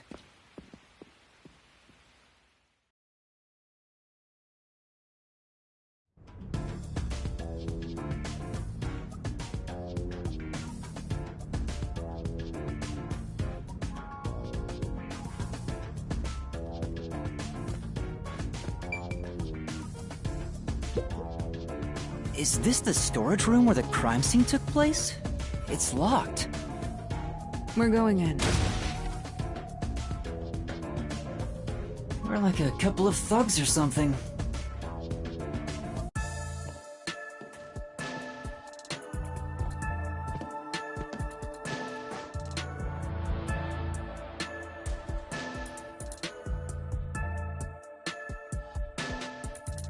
Was the first on the scene the person from the church again?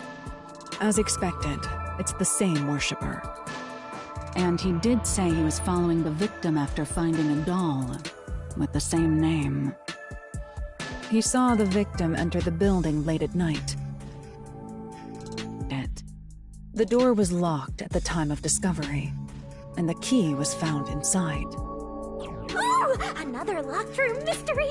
That's more total! But I'm starting to get bored. It's not so special anymore. What do you mean special? People have died. Let's start investigating. Yeah, sounds good.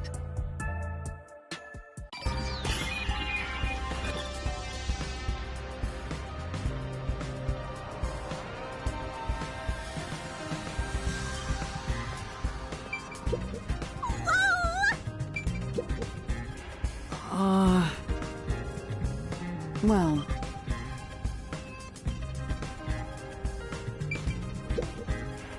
This is... That's...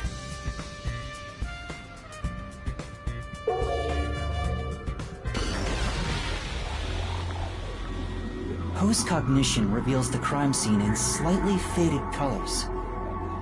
The room looked vaguely hazy in my eyes, even with the rows of vivid paintings within the art gallery. The smell of paint oil that permeated the room wasn't that of the past, but the present. If even the smells from the past could be recreated, the stench of the corpse would be much more overwhelming.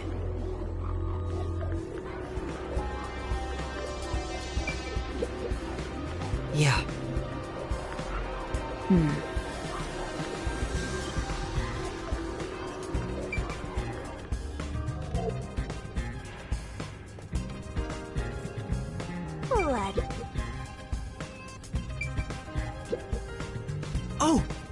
It appears.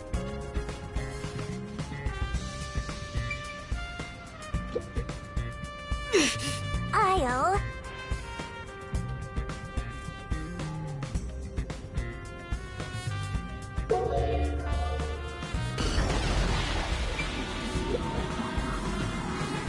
There's a nail stuck in a painting. The killer must have hammered a nail into the portrait instead of a doll. Why is there such a fixation on dolls? The crime scenes so far have all been abnormal, but this one's just sick and twisted.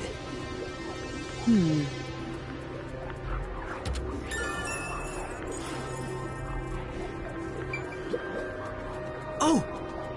I see. Oh! But...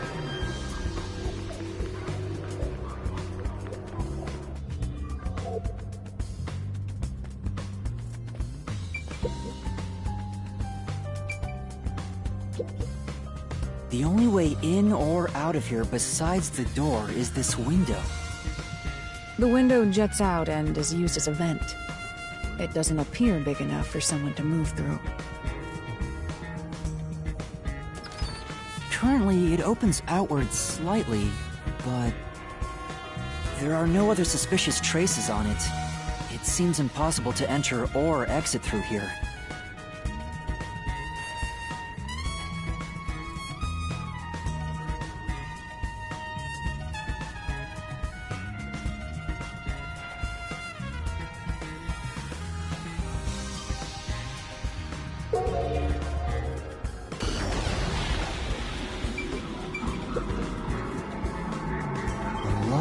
Painting lies on the floor, and a doll is nailed against the canvas. One nail goes through the head, another nail is in the chest. But the nail in the chest also passed through the circular hole on the key's handle. Did the culprit leave the storage room after nailing the doll and key to the painting? If that's the case, how did they lock the room? The key was nailed to the picture, so it couldn't have been used. Well, that's what makes it a locked room mystery. I'm sure they figured out some trick. And I need to find out what that trick is.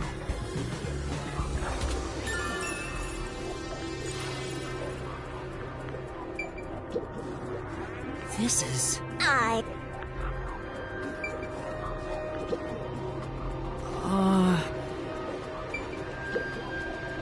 This is... That's...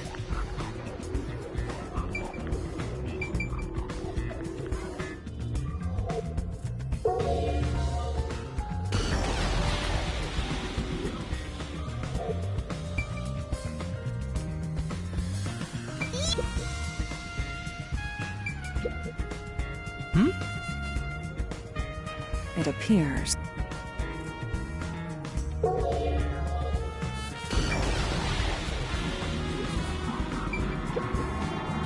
This is... what? You know... Yeah.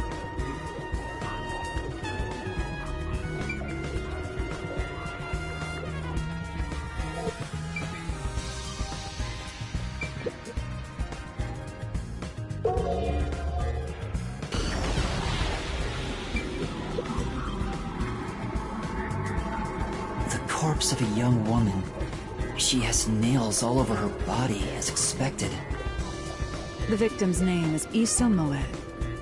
She used her good looks to have relations with many men. The amount of suspects who could have written her name on the doll is nearly too high to count. The victim has those same marks that suggest being strangled to death. Huh? But there aren't any scratches that would have been left from a struggle. And... You noticed as well. Yeah, there's a wound on the back of her head. It looks pretty deep. This may be the real cause of death.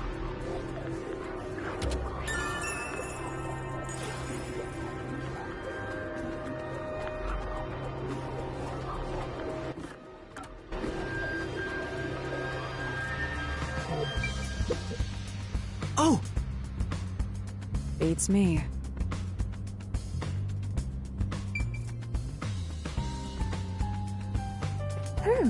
Maybe.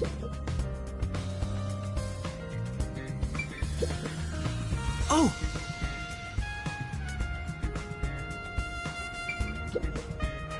There are 2 keys that open this door.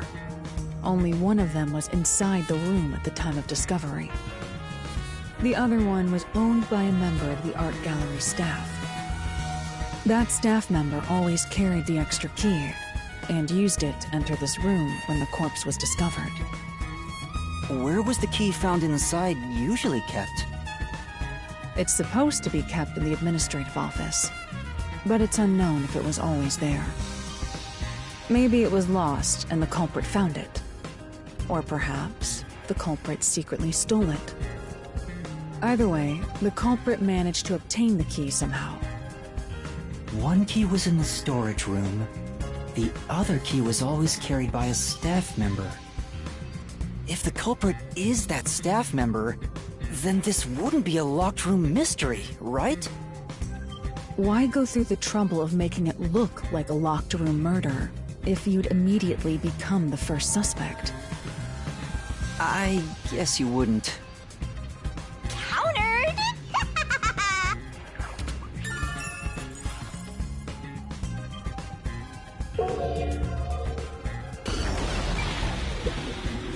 I've been wondering, did the culprit knock this paint can over? If so, it could have been used for some sort of trick. It's unwise to make up your mind before conducting a proper investigation. It may have been like this before the murder, or it could have tipped over when the discovery was first made. Right. You got carried away in the hopes of getting complimented. Aren't you an eager little puppy? Be quiet.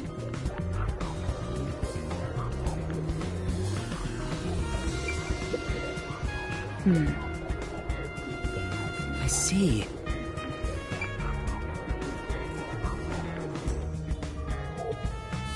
That should be enough.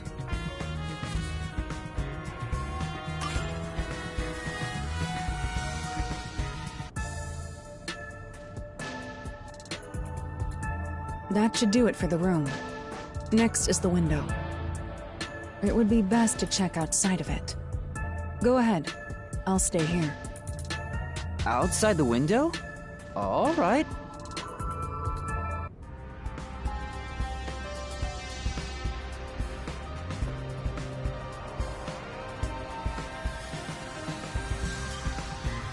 It's fine to inspect the window, but our buddy here really insists you do everything yourself, huh? And my master does everything he's told, like a good little underling detective. Halara is right. This is something I took on myself. I can't just rely on everyone else after putting on a tough front for that kid. That's why I have to do it. Or maybe Halara's just taking advantage of you. It's obvious money is that one's only motivation. Even so, I think it's the right thing to do as a professional detective. Master, being overly nice for no reason is stupid. It's why you're so deep in debt. I know, but... What are you mumbling about? Did you check the window? Oh, right! I'll do it right away. Outside the window? Could that have anything to do with the locked room?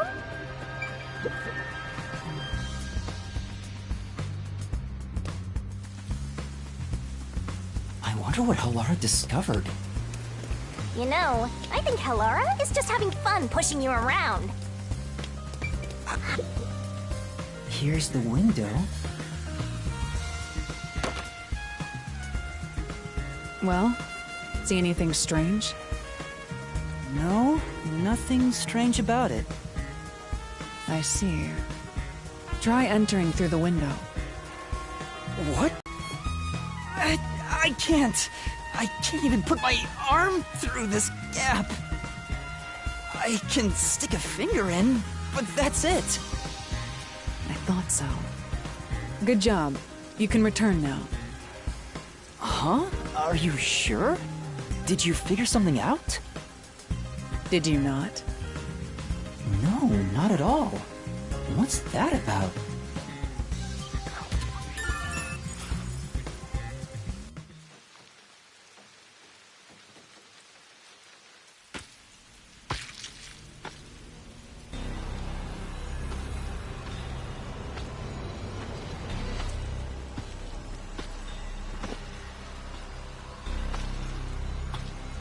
Hey!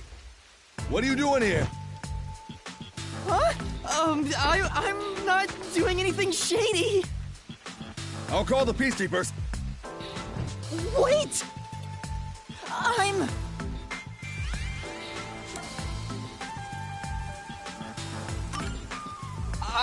a peacekeeper. Huh? Of Amaterasu Corporation? Yes, of Amaterasu. You totally fumbled that.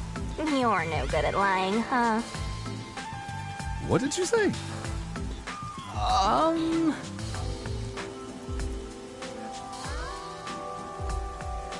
We are special investigators for Amaterasu Corporation.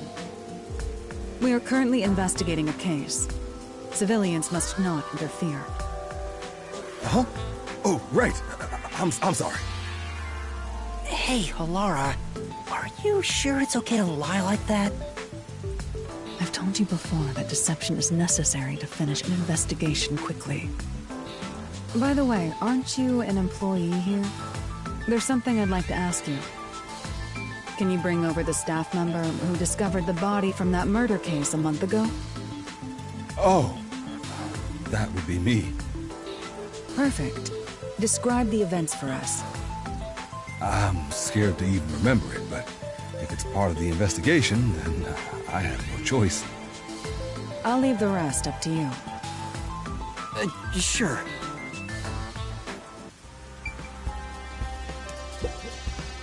Now, please tell us what happened on the day of the murder. That day, I was doing my closing procedures when someone from the church appeared. He said he wanted me to help him find someone and that he knew the person was inside the art gallery. So we looked around the premises together, but didn't find anyone. According to him, there was a chance that the person he was looking for was being pursued by the Nail Man. I couldn't help but feel terrified when I heard that. How did you notice something was off about the storage room? The lights were on, even though they were usually off, so I went to take a look. The door was locked, so I opened it with the key I had. But I was afraid to go any further. So I let the church person go first and open the door while I watched from behind. And then there was a corpse. Did you touch the body? Of course not. I was too afraid and froze at the entrance. What about the churchgoer? He saw what happened at the doorway and didn't go any further. Are you positive you didn't touch anything inside after unlocking the door? Yes, but the churchgoer accidentally kicked a paint can over when he opened the door. And paint spilled all over the floor. So that paint was from back then. Okay, I get the picture. Thank you. You may go now. Oh, right.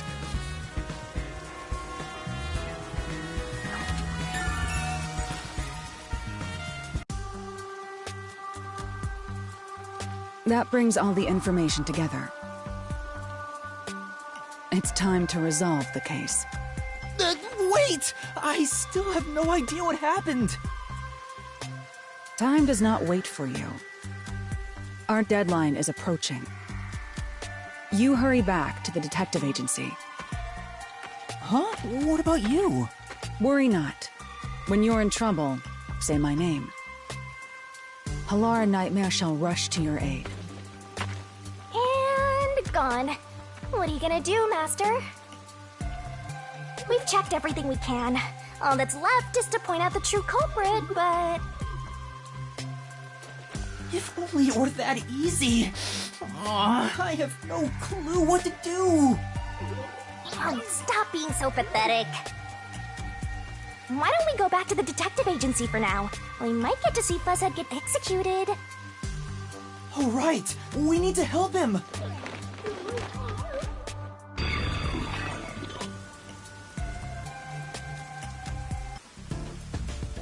I need to hurry back before the chief gets executed. Right, let's hurry. I want to know how they'll execute him, too.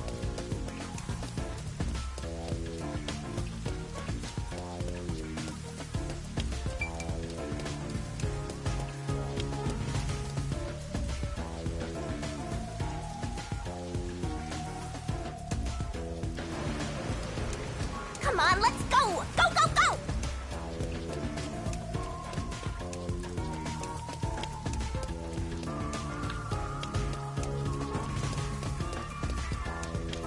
Alara seems to know who the real culprit is. That's incredible. Come on! Where's your competitive spirit? You might be a trainee, but you're still a detective.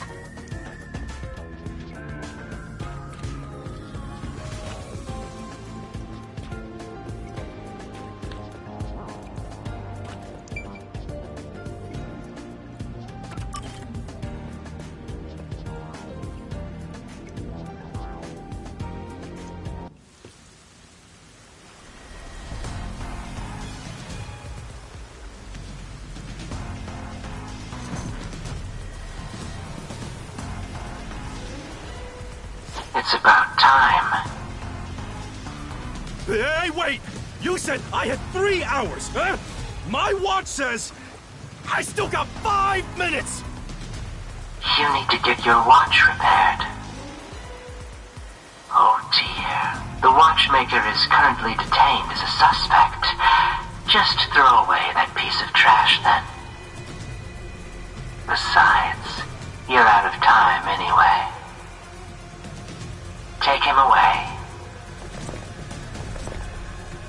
Wait! Whoop! Yuma! I knew you'd save me! And you are. I was the one investigating the Nailman murders. Oh, I see. So, you're the one who interfered with our work at the clock tower. Well, I will honor your courage for confessing and turn a blind eye to that incident. You must drop this case. If you do, we will leave without pursuing any further action. That'd be the ideal solution for all of us. What do you say? Yuma, think carefully about this. Solving the case is good and all, but think about my well-being. Please? Dropping the case would end this peacefully, but still... Please! Get my dad back from them! Please! You may be a trainee, but you are still a detective. Once you have accepted a job, you must finish it. I can't back down now. The Nailman killings haven't been solved yet. I will find the truth. Huh? Oh, you've said it now. There's no pulling out of this one anymore. Then our deal is off. He comes with us. This is for directly interfering with our work and bringing strife to Kanai Ward. But... Please, wait! Before you go! Please listen to what I've discovered while investigating the past Nailman killings. You investigated the previous killings. We handle all the information for those cases. Now that they're closed, there's nothing left at the crime scenes. I have no time for your lies. The Peacekeeper report didn't say anything about the cause of death. All of the victims were strangled to death, weren't they? I suspect this fact hasn't been made public. How did that you know that. So the cause of death was kept under wraps. I hope you see now. My investigation is legitimate. Please, let me continue. I will catch the true culprit. I don't know where you obtained that information. However, it appears that you must be arrested as well. Huh? You are suspected of espionage. I believe an interrogation is in order. Take him away.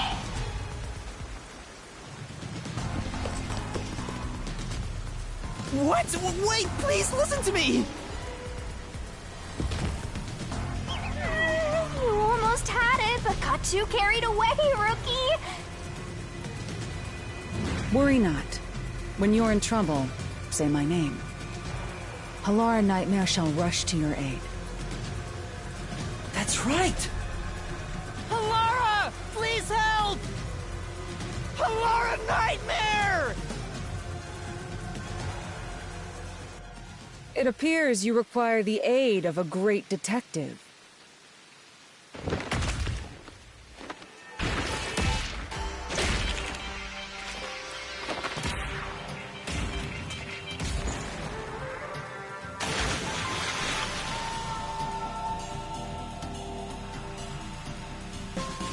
Laura, you came for me! Yeah, as I said I would.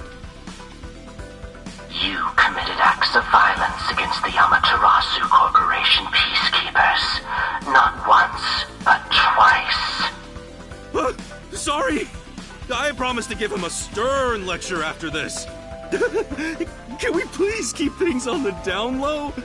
Mr. Seth, are you alright? Who do you think we are?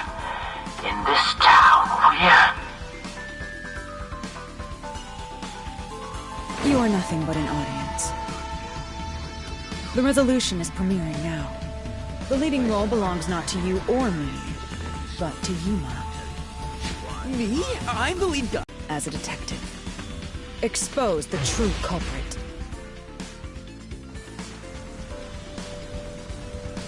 What's going on? I don't know why I was brought here. Can I go home? So that's what you meant about setting the stage. I mean, Halara did suggest the real killer was among the people at the church. And now I have to point them out here? Hey, Yuma, are you sure you got this? Are you really sure? There's no room to mess up here, you know? Well... What do I do? I haven't gathered my thoughts yet. It's not like I can just ask for more time here. Yeah, I don't think so. Halara seems to know the answer already, so why don't you just pay up for it? But that would waste all of Halara's efforts setting the stage for me. Huh. So you want to solve this all on your own? If you can't ask Halara for help, why don't you try asking me instead? You mean the mystery labyrinth? The peacekeepers aren't just gonna stand by and listen to your deduction here. Things are just gonna escalate, and it might even end up with more deaths. Oh no. And that's where yours truly comes in. We have the information we need from the investigation. All that's left is to solve the case with the mystery labyrinth. But if I do that... There's always a price to pay. When I read the soul of the true culprit, the mystery labyrinth created by the culprit is destroyed. But as a price, the source that created the mystery labyrinth also perishes.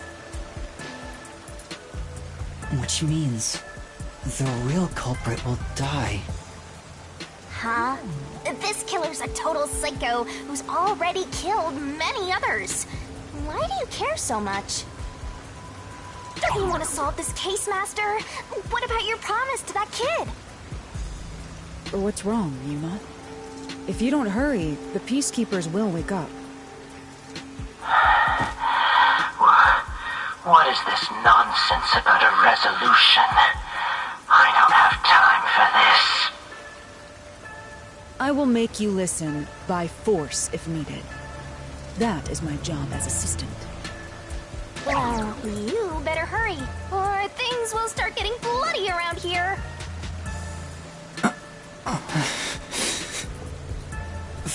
Fine.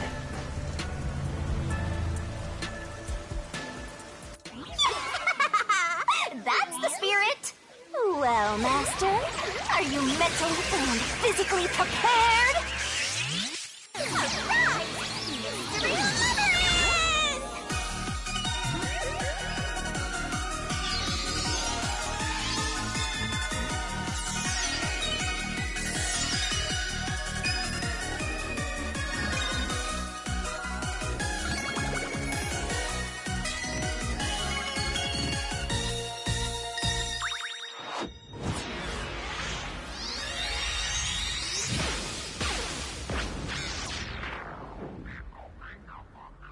What?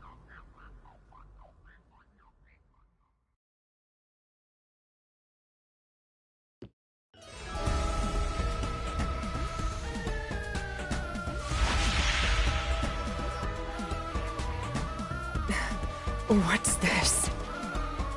Has time stopped? Halara, how are you moving right now? Yuma, what happened? Is this someone's forte? Shinigami, Halara's in here too. Not so. You knew this would happen? Master, you used your coalescence, remember? Your ability isn't like some one-way street. You have the power to borrow someone's abilities, and you share yours as well. Lara here ended up wandering into the Mystery Labyrinth because of that effect, I think. You're not even sure? Who are you? This'll take too long to explain, plus I don't feel like it. So I'll kick that roll over to Master!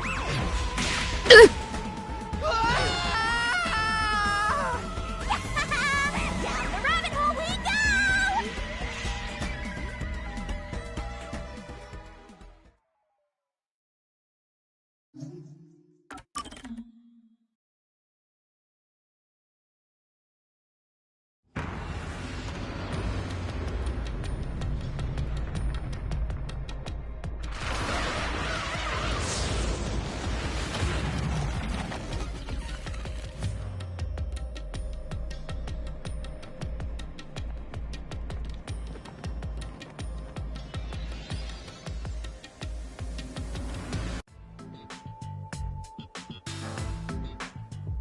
Where am I? What should I do? I'll need to explain everything, won't I? We don't have much of a choice now. No point in keeping secrets here. Halara? Let me explain.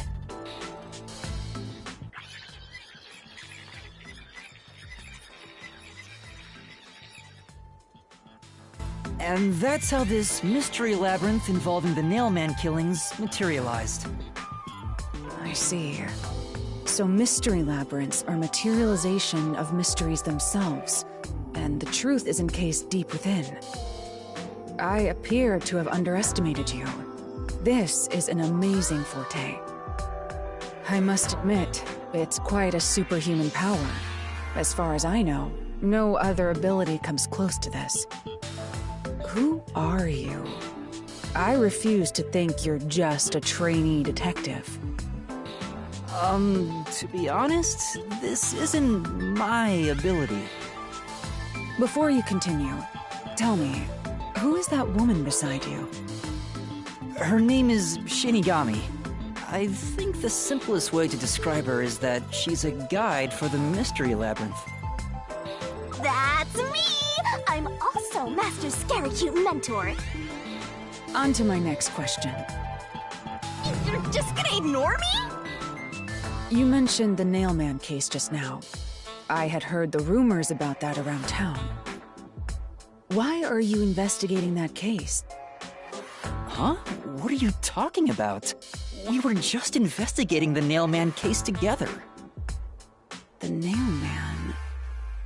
We were pursuing that case... together? You don't remember? There was a young boy who wanted to hire a detective and you turned him down. I do remember you received a request from a child about some case, and you ended up seeking my help.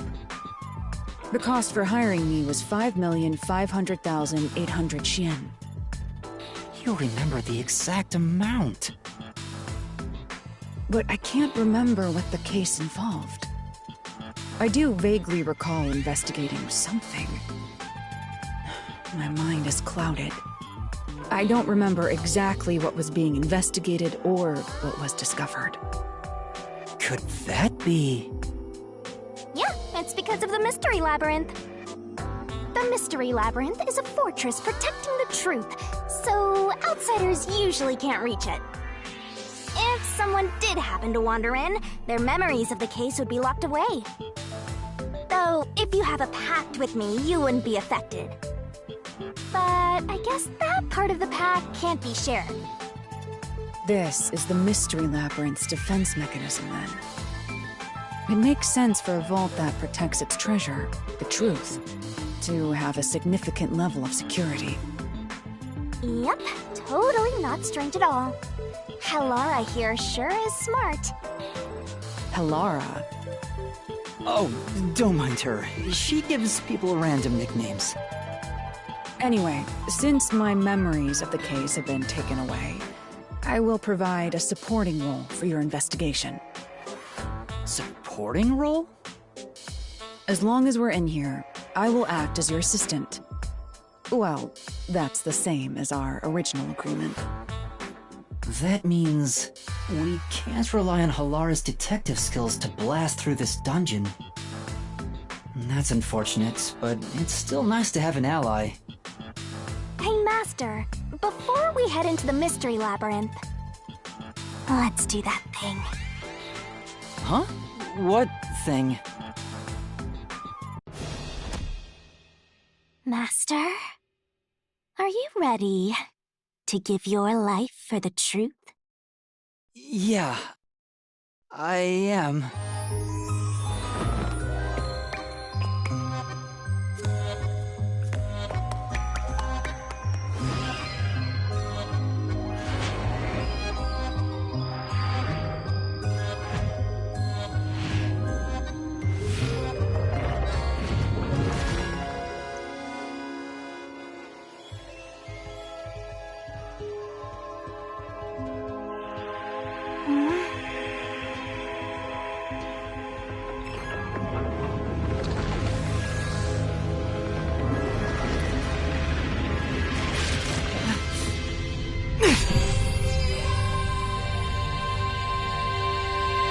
Well, this world is just full of surprises. I assume that sword is used to cut down enemies interfering with your progress through the Mystery Labyrinth? You're right. It's a special sword that can interact with things here. I better materialize the solution keys I got during the investigation, too.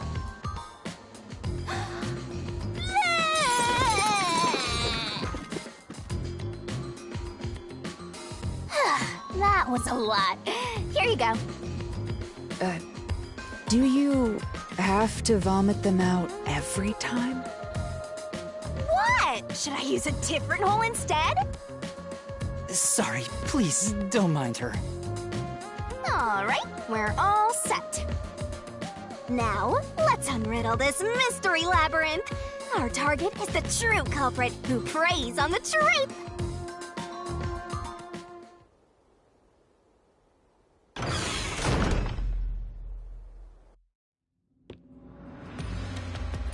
I understand that progressing through this Mystery Labyrinth will allow us to obtain the truth. But what happens to us if we can't find it? We'd be lost, wandering around here forever. But as long as we reach the truth, it doesn't matter how much time we spend here. Oh, I forgot to mention this, but there's a time limit for solving the mystery labyrinth. Oh, what? There's a limit to how long you can stay in here. Stick around too long and your soul will leave your body behind. Your soul will wander until it's eventually absorbed by the mystery labyrinth, and you vanish entirely. In other words, you die! Why are you laughing? You should have told me this a long time ago! Now relax, quit whining. A detective is bound to die anyway. Isn't that right, Helara? It's no different from our usual line of work. A detective's life is always on the line. See? Listen up, Master. You might learn something. You're taking this awfully well, Helara.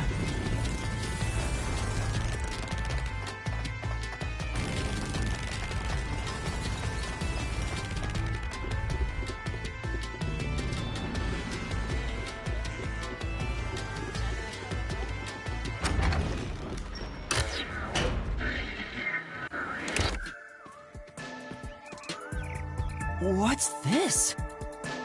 They seem to represent the 4 crime scenes. I assume that solving all 4 will allow us to progress.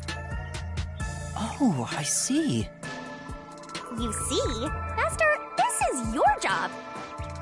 So what's first? How about starting with the clock tower, since it was the first one you investigated?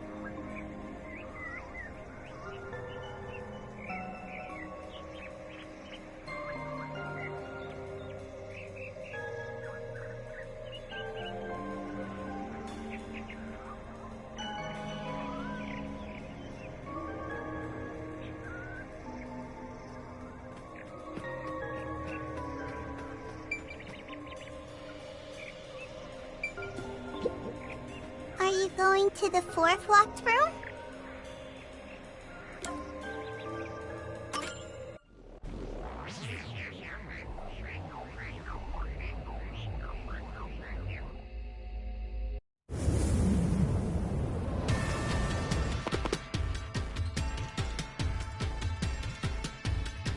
This is an exact replica of the clock tower crime scene. Shinigami, you didn't recreate it with your powers, did you? No, I can only do that when I hit you so hard in the head you almost die. It looks to me like the crime scene materialized in the labyrinth on its own. The fourth locked room is the latest chronologically, correct? That's right. And this is also what got me involved in the Nailman killings. What are the details of the case? Try to tell me as concisely as possible. The crime was a locked room murder inside the storage room of a clock tower. In the middle of the room was a woman's corpse covered in countless nails. Which means that's the corpse. Yeah, there were also lots of dolls nailed to the walls.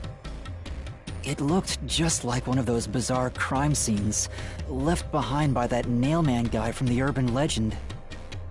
Hence the Nailman killings. From the look of it, the door was locked from the inside. Yeah, it was locked until the body was discovered.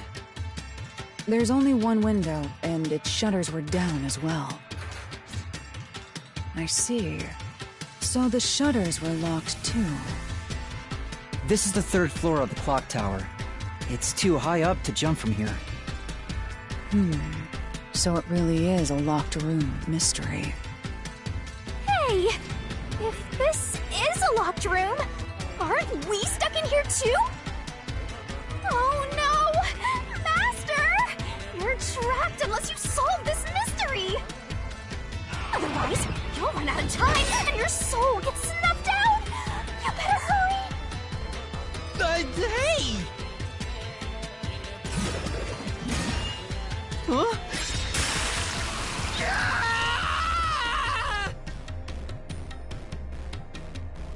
I see. So that's how to make the questions appear. I'm surprised you're so calm after seeing that.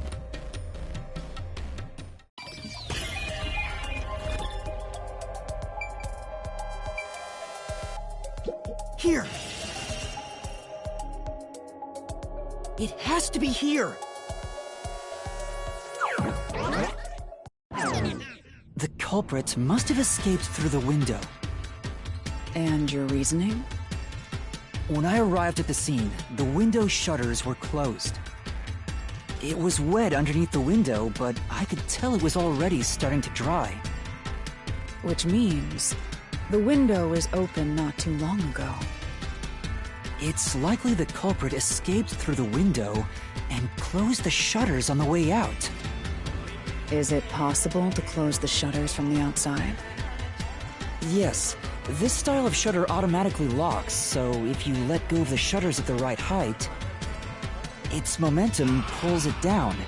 And once down, it locks all on its own. In other words, the culprit held up the shutters while moving outside.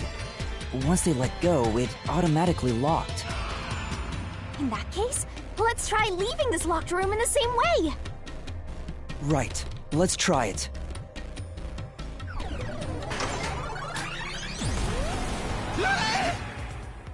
The Nailman killings have already been solved. Is he that peacekeeper? It's a mystery phantom! The people covering up the case in the real world are manifested like that here to stop us! You think the culprit really escaped from here? This high up? If you fall, you die. Why don't you give it a try? Help!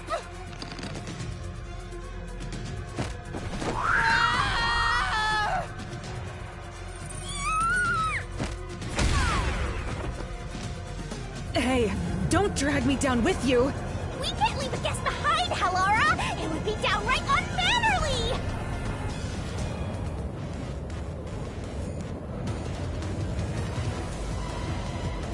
Yuma, the mystery labyrinth is a manifestation of a mystery. So solving it will get us out of this, right? I think so! The culprit wouldn't have fallen out of the window like we did. They would need a tool to get up and down. A tool? You should have found something during the investigation. I was helping you, after all. You must have seen the answer with your own eyes. Try to remember.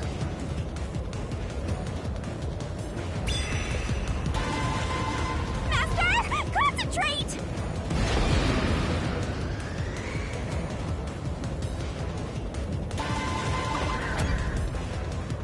No! I can't dodge it!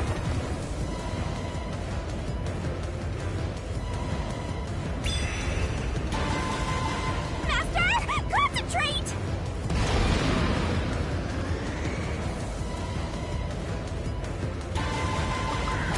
No! I can't dodge it!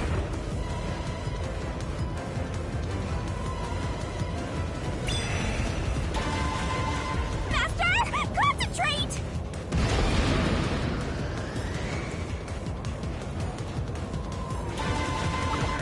This must be it! That's it! We found the burnt remains of that rope in the incinerator at the church. The culprit had used that rope to escape through the window.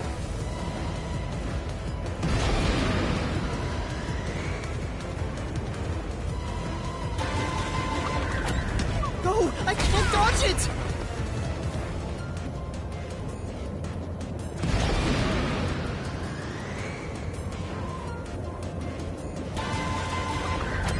No! I can't dodge it!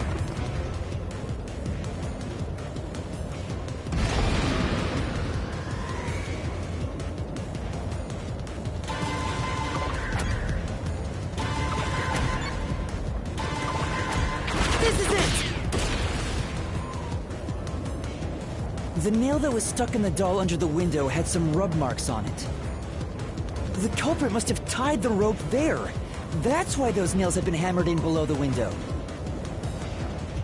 It wouldn't be possible to climb down a rope simply hooked onto a window, unless you've had special training for it. There's no way an amateur could manage it. That can't be how things went down. In that case, it couldn't have been an ordinary rope. It...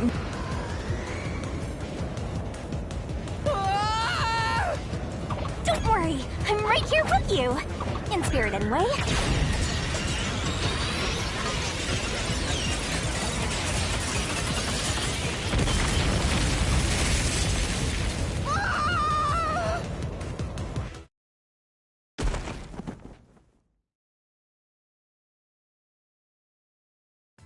Ow! We're alive, I think. Yuma, are you okay? Yeah, thanks. You saved me, Halara. Correct. It's all thanks to me. Money well spent, no? Well, it was a lot of money. Come on! Are you two just gonna keep staring at each other all day? Let's get out of this locked room! Right. So this is the rope ladder in question. It certainly would help you escape.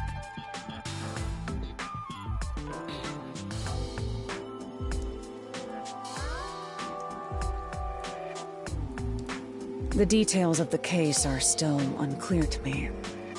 Was this found in the church's incinerator? That's right. It didn't concern me at the time, but it makes sense now. The rope can be folded in the middle, and then the ends can be connected together. And that's how they made a rope ladder. What makes you so sure it was used here? The nail under the window showed signs of friction from a rope, and had some yellow fibers on it.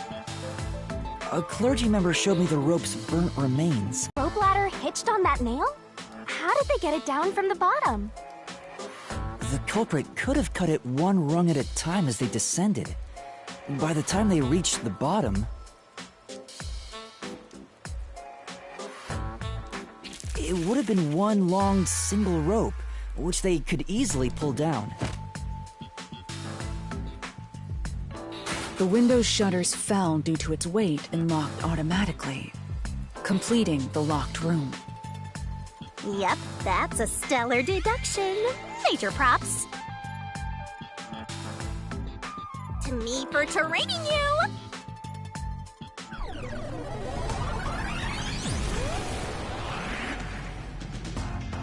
The culprit used that rope ladder to escape the clock tower.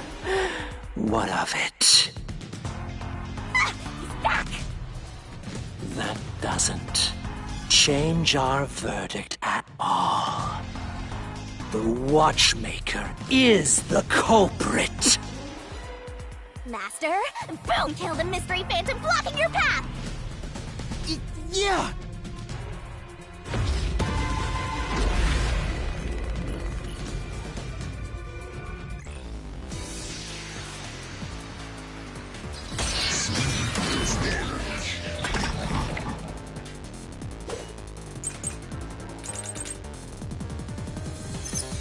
These deductions of yours are unnecessary. It's clear who the culprit is. The Watchmaker was nearby at the time of the crime. The Watchmaker was also at the scene. And he had a hammer for the nails. In other words, he committed the crime. After committing the crime, just as you deduced, he created that locked room and escaped via the rope ladder. This is the truth!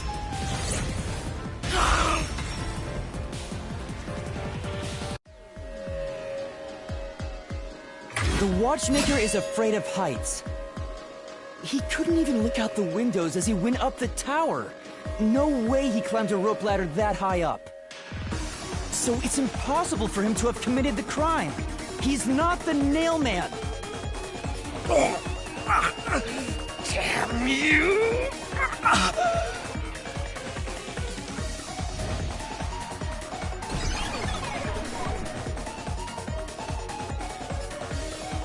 You said these mystery phantoms try to cover up the case, right? Which means the Peacekeeper Seth is trying to do just that. I don't know why, but it's clear the Peacekeepers are involved with this case. Perhaps it is connected to Kanai Ward's ultimate secret. All the more reason to seize the truth. Let's go. Right. Jeez, who's the protagonist here?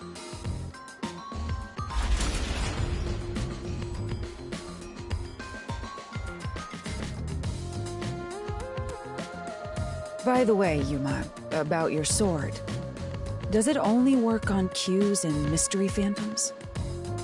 The solution blade works against anything in the mystery labyrinth. So don't cut your allies by mistake, Master. You could have told me that sooner. Can I use that sword? Ooh, so sorry. Only Master is able to use it because he made a pact with yours truly. You may be under the effects of coalescence, but you're just an extra here, Hellara. So, nope, you can't use the solution blade. I was merely curious. Regardless, it's best I act as support, since I don't have any memories of what happened. Let's return to the case. Assuming the Watchmaker isn't the culprit, do you have any notion of who is? I do. Halara, during the investigation, you claimed one of the people at the church is the culprit. I think I understand the reason why now. That rope was found inside the incinerator, which only clergy members could access. In other words, whoever tried to destroy the evidence is a member of the church. Prompt and logical. I am quite impressive. Wait, you tooting your own horn?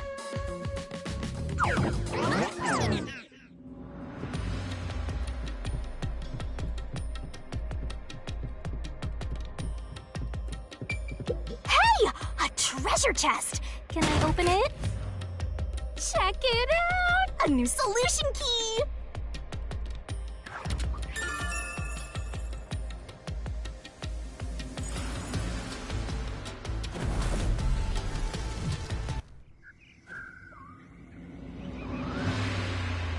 we're back to the original spot.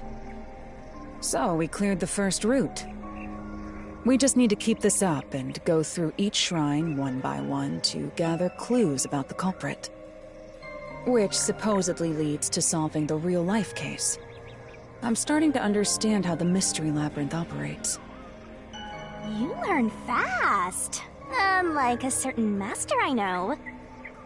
If you're so impressed, why don't you just sign a pact with Halara? Oh, are you sulking? You're the jealous kind, aren't ya? No, I'm not. We're short on time, aren't we? Let's move on. Right. I can't wait to reap the culprit's soul. What do we do next? You can choose whichever you want, so why not start with the one you're most confident with? Let's see...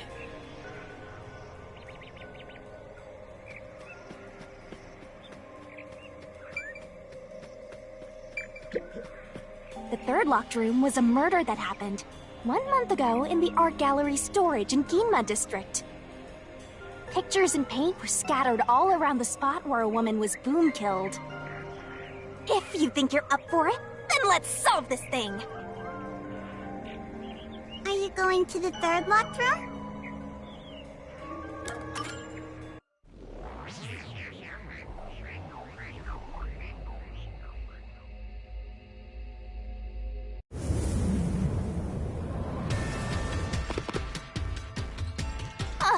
Did we get stuck inside a locked room again?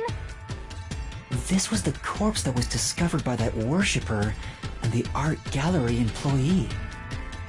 At the time of discovery, the door was locked and the key was nailed to a doll inside the room. Aside from the door, the only other entrance is the window, but it opens just enough to fit a finger in. The frame itself is too small for even a child to squeeze through. How did the culprit vanish from here?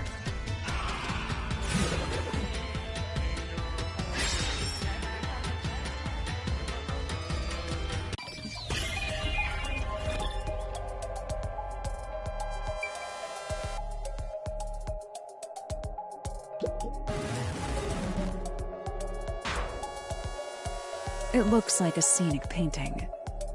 How do you reason a culprit could escape through it? I guess it has nothing to do with all of this.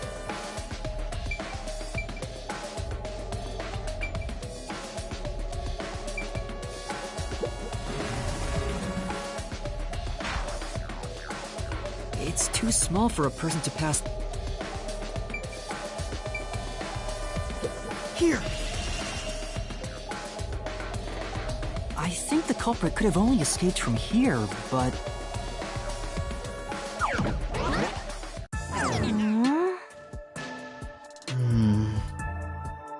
Nothing's happening. Maybe you made a mistake, Master. No, that can't be right. It's impossible for anyone to squeeze through that window. They could have only gotten out through the door. I'm sure the culprit had the key and locked the door from the outside after committing the crime. The culprit just used a copy of the key? Would that really be considered a locked room mystery? Well, there are only 2 keys to the storage space, and the design makes them impossible to duplicate. I learned that thanks to you, Halara. One of the keys is always carried by that one employee. It was used when the body was first discovered, right? And the only other key was nailed through a doll onto a painting. So, it is a locked room mystery! Right? Right? Oh, that's totally it! I see. I suppose you could call it that. Hey, Yuma. Can you go check outside of that window?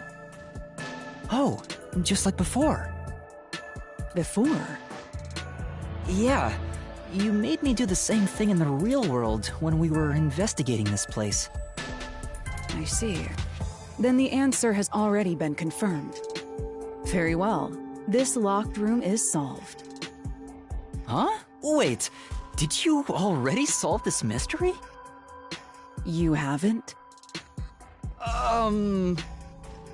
How about you go and check outside the window? Then even you will see. Oh, it unlocked. Looks like you can go outside. All right, let's go see.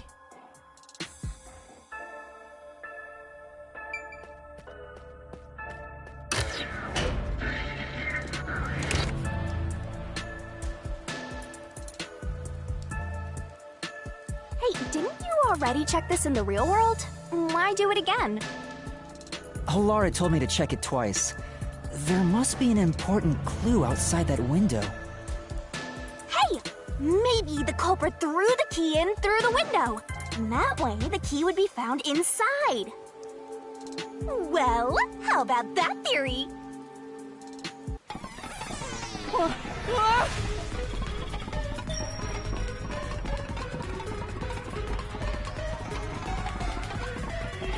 Is this the storage key?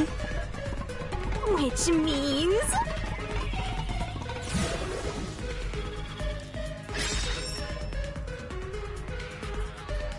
this one's a freebie! I was right! Just toss it in there, Master! The culprit threw the key inside? Is that really the right answer? Did the culprit throw the key in from the window?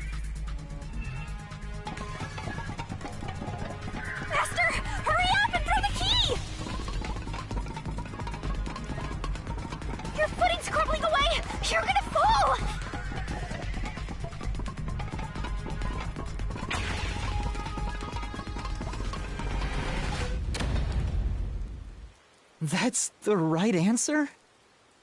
How? Didn't the culprit throw the key in there? That's why the key was found inside, right? No, the crime scene wouldn't end up like that if we threw it in. The key was nailed to a painting. That's not possible if you just throw it into the room. Oh, right. But if the culprit didn't throw it in there, how is the key left in the room? If you can't nail the key after throwing it...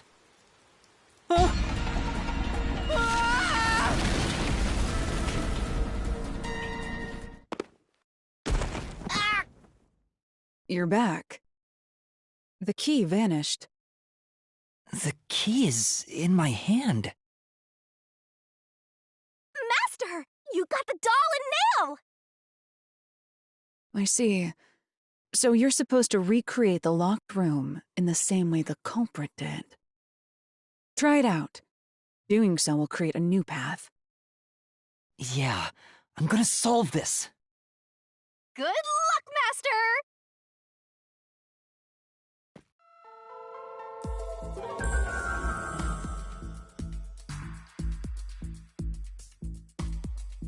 You have to recreate the culprit's locked room mystery.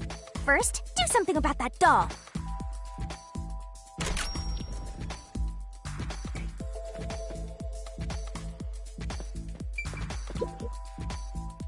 All right. The culprit nailed the doll onto the painting. Next, both were stood up at a certain location.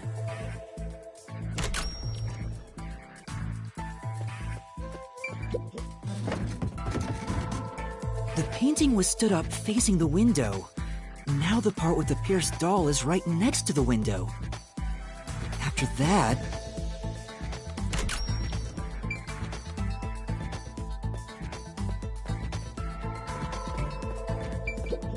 Hey, there's more stuff to do in this room?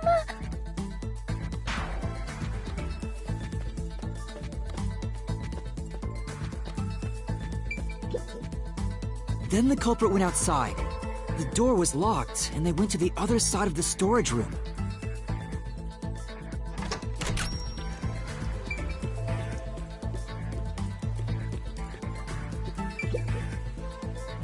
I can see the painting and doll through the window, but I can barely fit my hand through the gap. The doll's got a nail in it, but the problem is that key in your hand, Master. Yeah, the culprit took the key and then...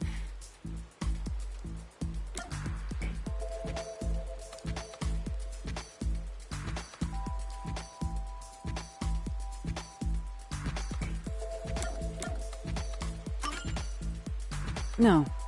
Think about the state the corpse was in at the time of discovery. The key wasn't just hanging on it. What's the next step?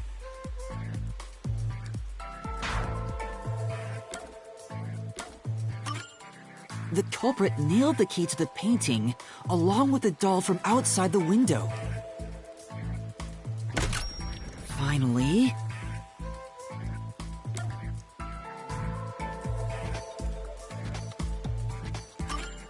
I pushed the painting into the room.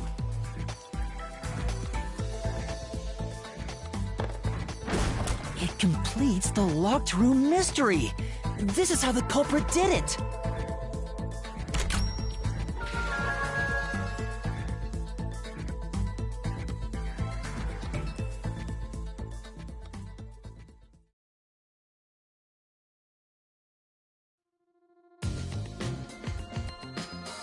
It took some time, but you've reached the truth behind this locked room. Throwing the key through the window would be obvious. So to mislead us into thinking that was impossible, the key was nailed to a painting which was then pushed over. It's one thing for an amateur, but a detective wouldn't be tricked by this. Seriously, only amateurs would get fooled by... Wait, you mean me?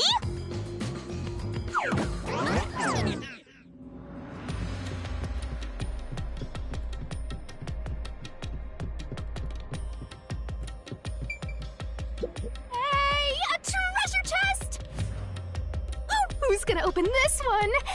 We should let the meanest one of us open it. How would you decide that? Like this. I'm the meanest. Let's check out this treasure. Huh? What's wrong? It's empty. Huh? Why? After all we went through to solve this locked room. This must mean solving the third locked room mystery doesn't necessarily bring us any closer to the ultimate truth. That's terrible. I suddenly feel so tired. We can't call it quits. We gotta keep going.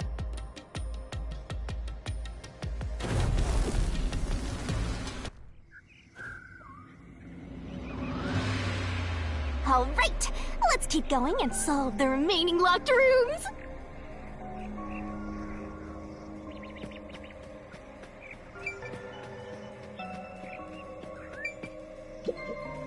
The second locked room mystery occurred 3 months ago in that mansion. The corpse was inside the study, and the room's key was found underneath the corpse. If you think you're up for it, then let's solve this thing. Are you going to the second locked room?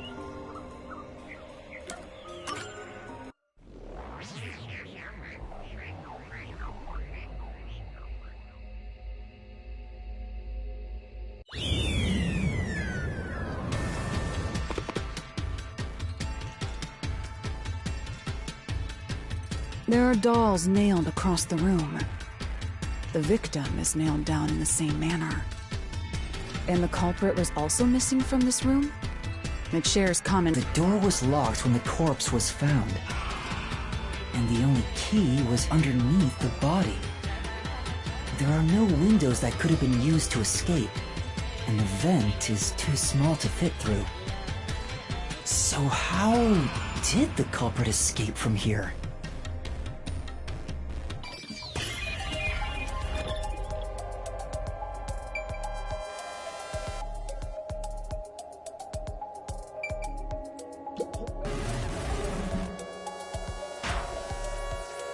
Are you curious about the doll? I'm sure your instincts are correct, but that has nothing to do with the current problem of how the culprit escaped. You must solve each problem before you, one at a time. I understand.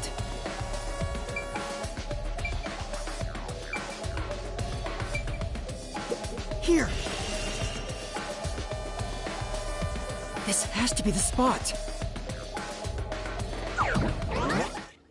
To leave the room, the culprit had to have taken this door to the hallway. Huh? There's nothing special about that. But there's no other possibility. There isn't another entrance or exit. But the door itself was locked and the key was found under the corpse, right? After locking it from outside in the hallway, how did the culprit enter the room and put the key under the corpse? Try it. Everything must be verified. Sure.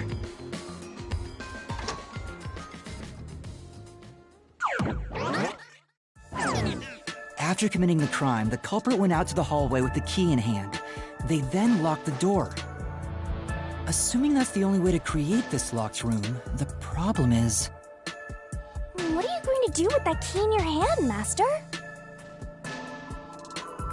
Don't tell me you still have no idea.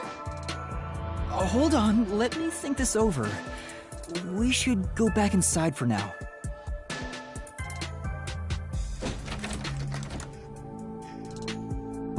Huh? Looks like we're locked out.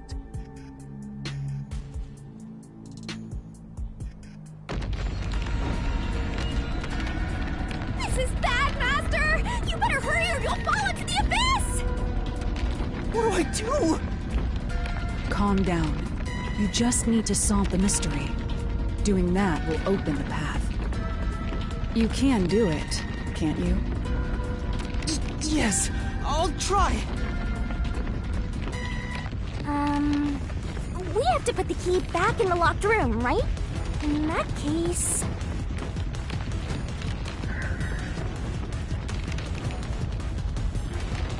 That's right. The key could be slid through the gap in the vent cover above the door.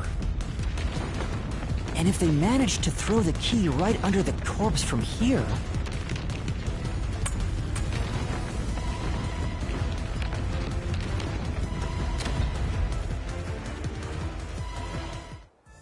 It stopped.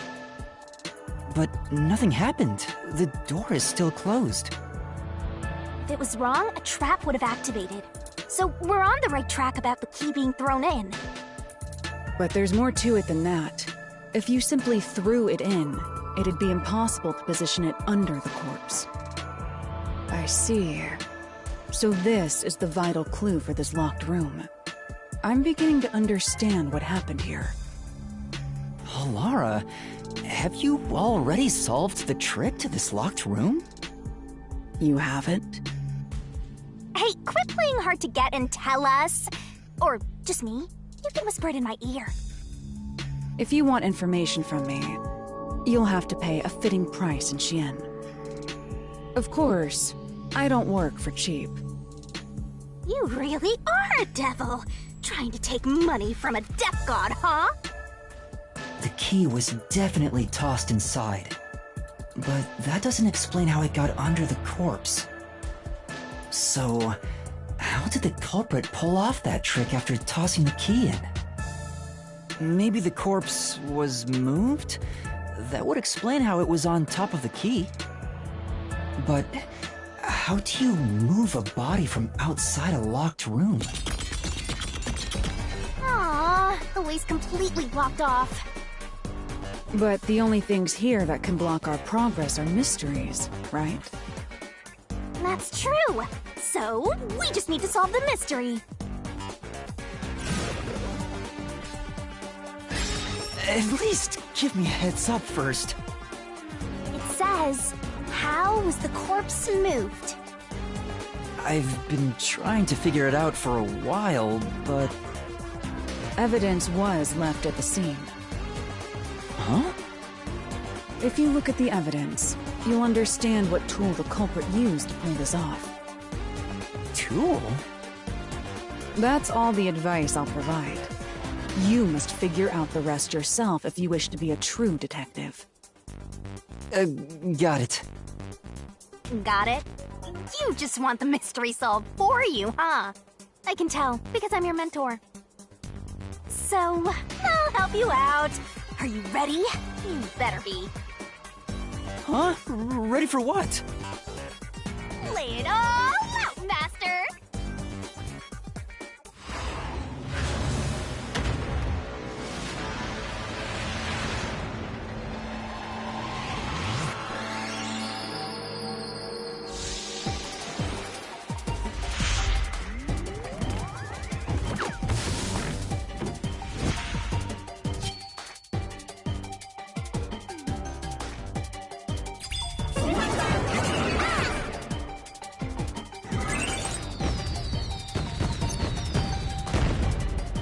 Try to solve it lickety-split!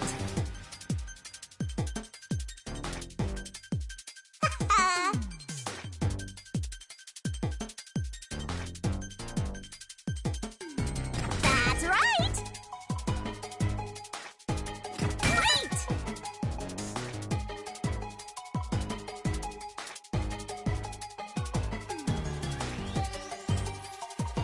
Twirling, twirling, twirling. Great! Keep that up!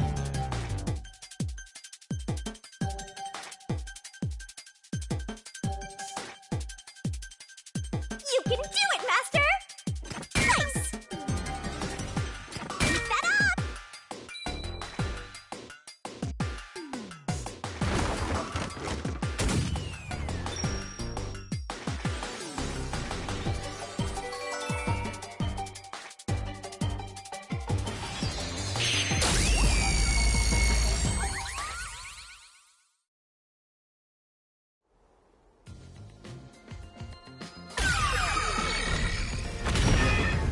That's right. There was evidence of a thin string being used at the scene of the crime. A sturdy and thin string like a fishing line must have been used to move the body. You really think a tiny string could move a whole corpse? There he is again! That rude and gloomy guy! That deduction is wrong. You're wrong. What could be wrong about it? Master sounded really confident just now. Listen. The nails in that corpse's leg pierced through his body and into the floor. Which means the corpse was fixed in place. So how could the corpse be moved? Oh, true. If the corpse was stuck in place, it'd be impossible to move it. Indeed. It would be impossible. Laura, you think so too? So I was wrong the whole time?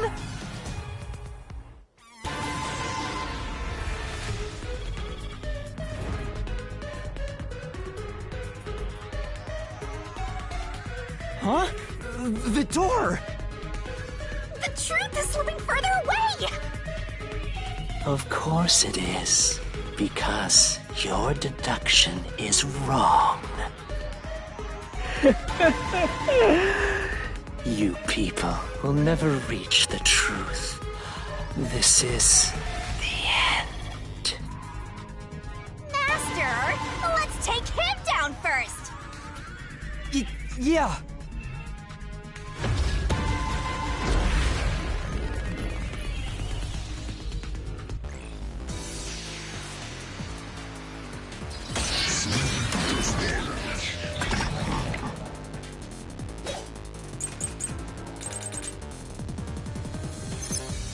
Your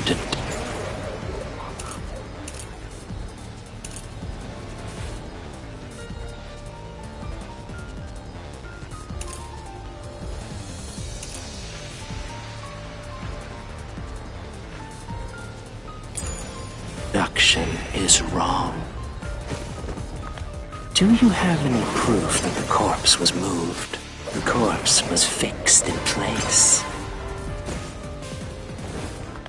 It didn't move a millimeter.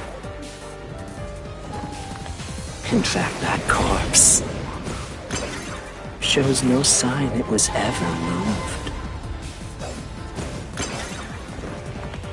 That's an indisputable fact. Right. But Then... Your deduction is wrong. Do you have any proof that the corpse was moved? The corpse was fixed in place.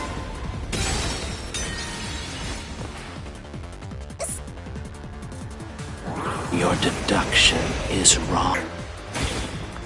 Do you have any proof that the corpse was moved? The corpse was fixed in place. It didn't move a millimeter. In fact, that corpse shows no sign it was ever moved. I'll slash through this mystery!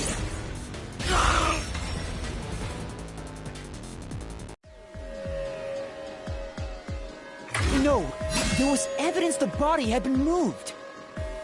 The upper and lower parts of the body bled out differently. The blood from the lower body flowed naturally outwards, along the body's outline. But blood from the upper body looks like it flowed in a downward direction, toward his hips. If the corpse was motionless on its back, there wouldn't be such unusual bloodstains. In other words, it's safe to assume the body's position was different from when it was discovered.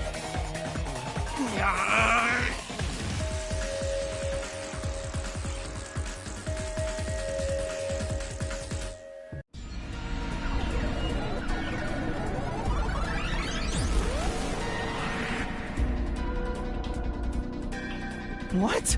What's this? Ugh, gross! We gotta hurry and get through that door. Unusual circumstances. It doesn't matter. As long as the corpse was pinned to the floor, it couldn't be moved. You can't change the truth. Even this didn't work? Am I just wrong about it all? No, you're correct. The answer you've reached using the evidence is the truth. Alara! There's no doubt a fine string was used in this case. Evidence at the crime scene indicate the corpse was moved. So all that remains is to answer, how was the pinned body moved? That bizarre bloodstain holds the clue to all of this. The bloodstain? If the bloodstain is the clue for how the body could be moved, even while pinned... Master, we gotta chase after the door! It's getting further away! Hey, wait! I won't let you!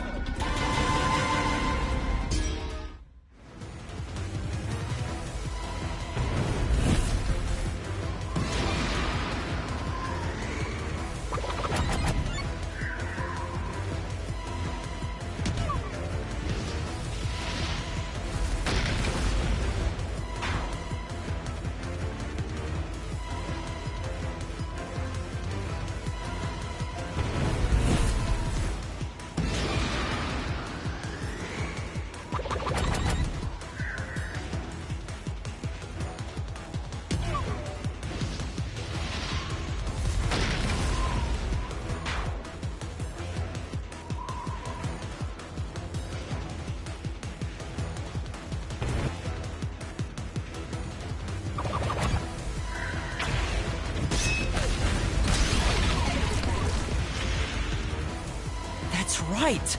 The corpse was sitting up at first. That's why only the wounds in the upper half of the body bled straight down.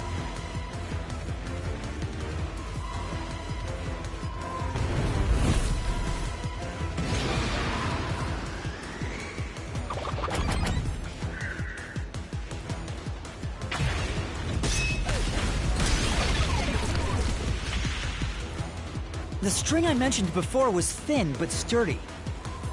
It was all over the room, holding the body's upper half in place. That's the reason only the corpse's neck had marks on it.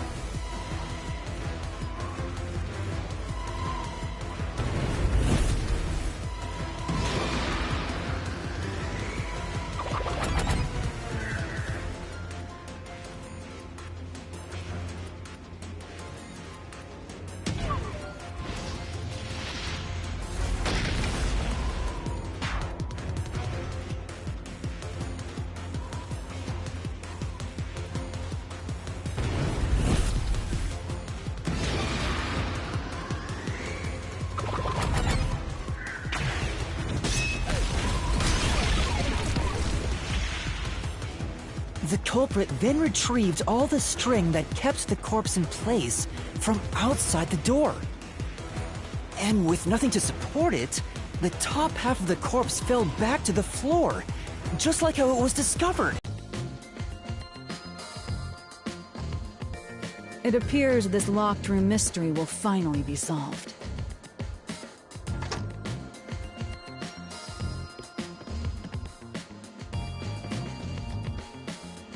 Huh? When did that happen? Maybe you're supposed to recreate the locked room in the same way the culprit did. Master, you know the answer, right? Let's finish this! Right.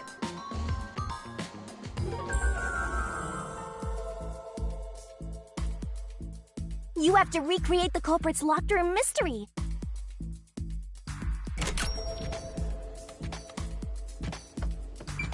First, a knot was tied through a slit in the vent. After that, the fishing line was drawn away to another location. In terms of sequence, it'd probably be easier to start with things that are fixed in place.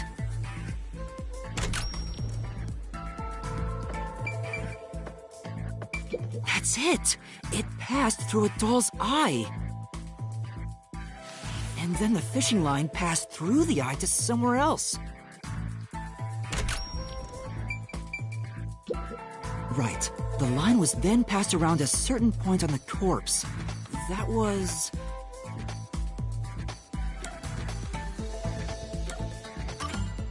here, behind the neck. The line ends here to support it. Now, it's clear that the line passed through the vent, the doll's eye, and ended beneath the neck. Hang on. Why pull the line through the doll first? Can't you just start by pulling it from under the body? To support the body's weight, the line needs to pass through the doll first, as it was fixed in place. Next, the fishing line.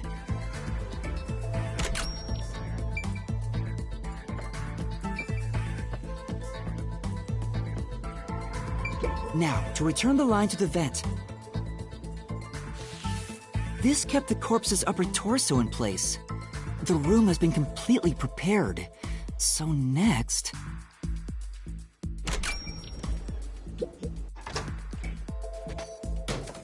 the culprit exited through the door and locked it with the key. And then...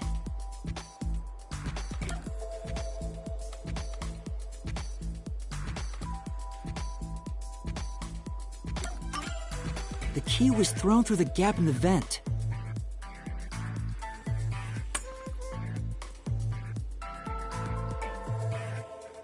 If the culprit managed to drop the key next to the corpse, the only thing left was to untie the line.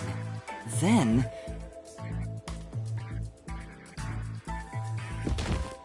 the corpse, which was supported only by the line, would fall face up on top of the key.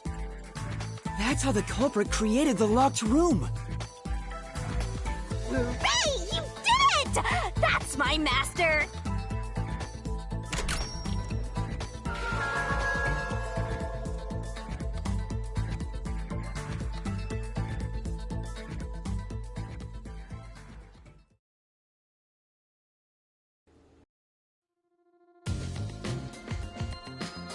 The bloodstains were strange. The length of the nails driven into the upper and lower body were different. The nails on the upper half didn't penetrate all the way through the body. But the nails on the lower half went all the way through and into the floor. That was how the lower half could be secured, while the upper half could still be moved around. That sure was tricky, but you managed to solve the mystery behind it.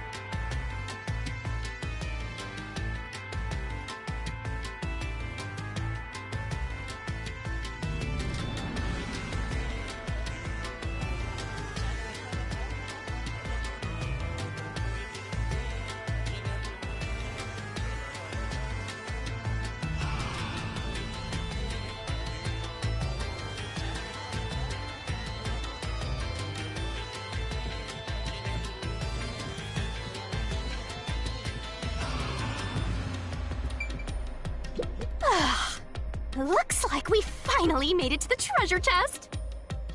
Speaking of, don't you think that whoever worked the hardest should get to open it? Which is me, of course.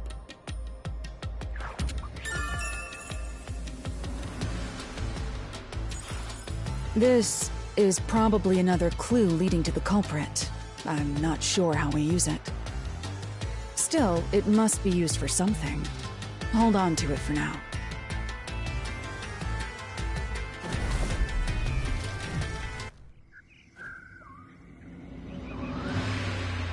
Let's solve the rest. Right.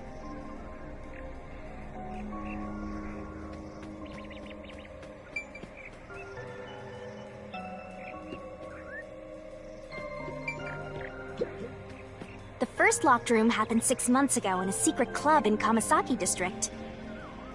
An old geezer was nailed to the wall in an underground casino. If you think you're up for it, then let's solve this thing. Are you going to the first locked room?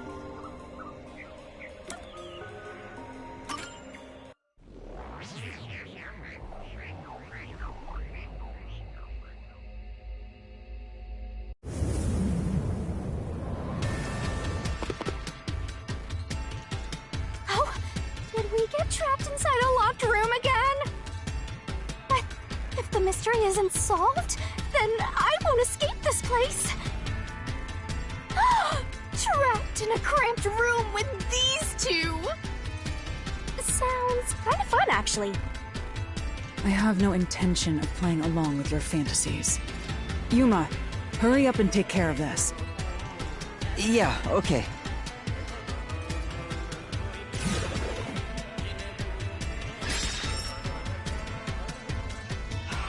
This is where I used Halara's forte with my coalescence for the first time. Post-cognition allowed us to see the crime scene as it was in the past. Some things were obviously different. Those are most suspicious.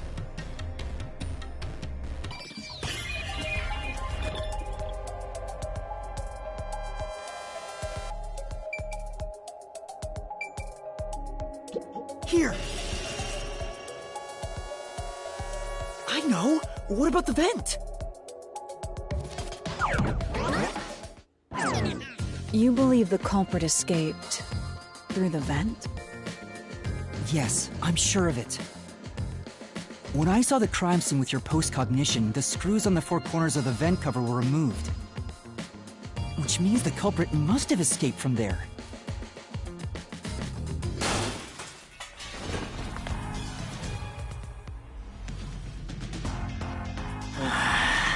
How ludicrous. You're saying the culprit escaped from the vent? That's impossible. Master!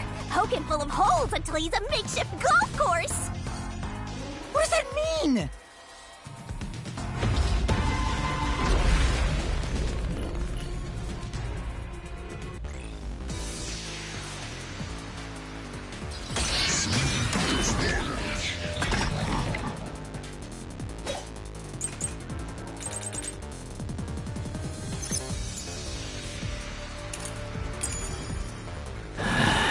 How ludicrous. They used the vent. That's utterly impossible. Think of where that vent is. Isn't it pretty high up? There's no way you could get there. Even if the cover was removed.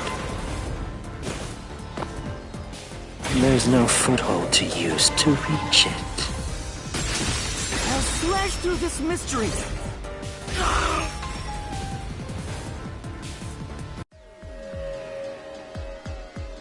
Some of the nails stuck in the bottom of the vent were bent downward. The culprit used the nails driven into the wall as footing to reach the vent. The weight caused the nails to bend.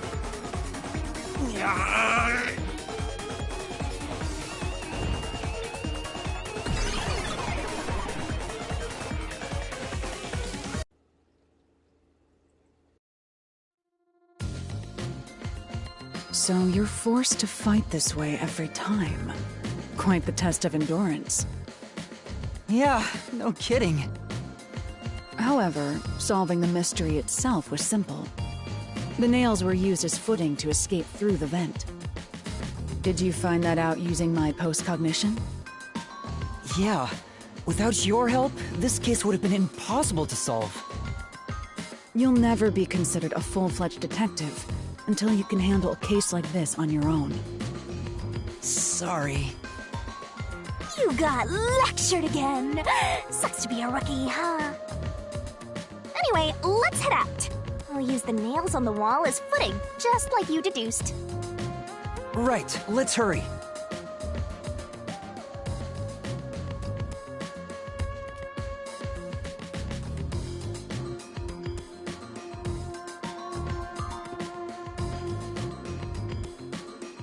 The Mystery Labyrinth. Such a bizarre place. I must ask, is there no way to escape besides solving the mysteries? You mean like an emergency exit? Unfortunately, I don't think that exists. An emergency exit, huh? Well, there is one, kinda. There is? But it doesn't solve anything. You'll just go right back to the mess you came from. Besides, to use the emergency exit, you'll have to pay a heavy, heavy price. And that is? Don't worry about it. Using it here wouldn't help anyway. So, never mind. Just concentrate on solving the mystery. Got it.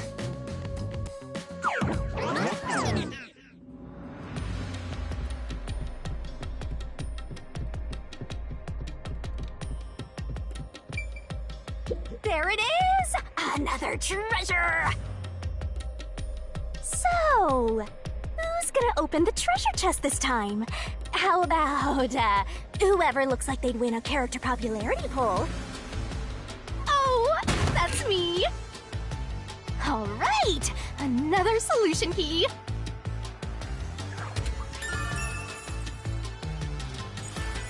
Looks like another clue leading us toward the culprit. Someone thin. Considering the culprit used those nails as footing, they would have to be nimble. And given the size of the vent, only someone thin could fit through it. So the culprit must be thin. We're narrowing down the possibilities quite nicely. Keep it up, Master! This is all thanks to my training.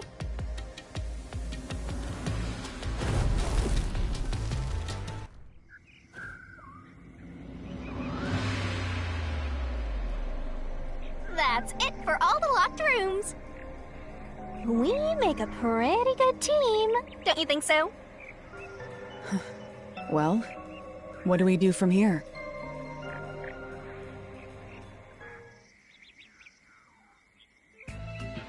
I see. The way forward is clear. It must be due to solving all of the locked room mysteries. Now let's go. Right. Again, I gotta ask, who's supposed to be the protagonist here?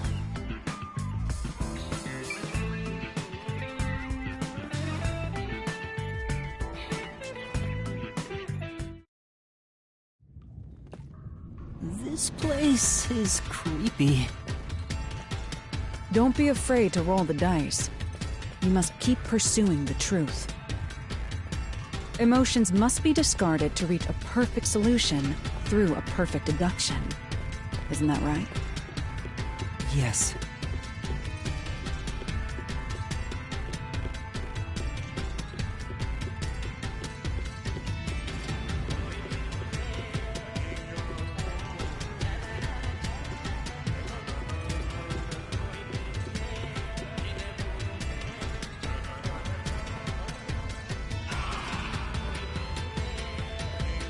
Is this some dungeon? What is the meaning of this? Let me out of here!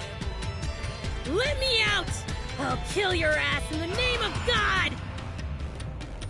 I have nothing to do with the case. I'm not the culprit! Let me go! Wow, they're all here! So now we must pick out the true culprit of this case. The true culprit. Yuma, you solved all the locked room mysteries before you made it here. You should have all the clues and evidence you need to accuse the culprit. To be honest, when I first met you, I thought you were rather pitiful. You sure are honest. But my opinion of you has improved. These mysteries have brought you closer to becoming a true detective. Now tie up all the loose ends and prove that I am not mistaken about you. With your logic, anything is possible. All right, I'll try.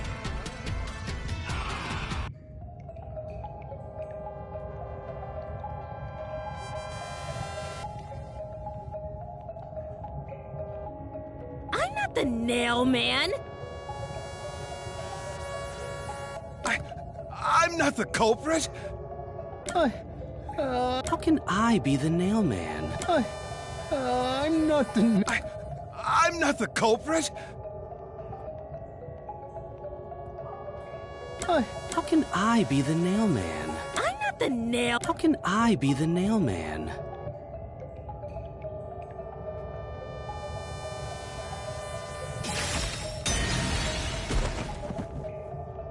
Huh?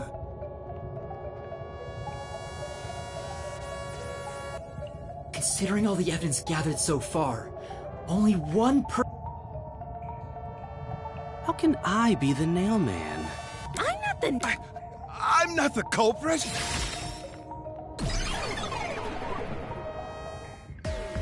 The culprit is you, Father. What? That's an absolutely... ridiculous thing to say. Him again? Why won't he just give up?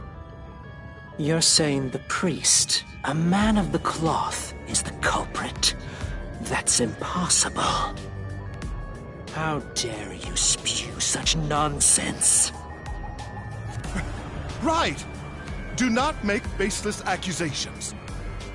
The culprit has to be someone else. Yuma, can I leave this to you? It's not a baseless accusation. You're the only one who could possibly be the culprit. Master, you're acting like a real detective. Go on and boom kill him.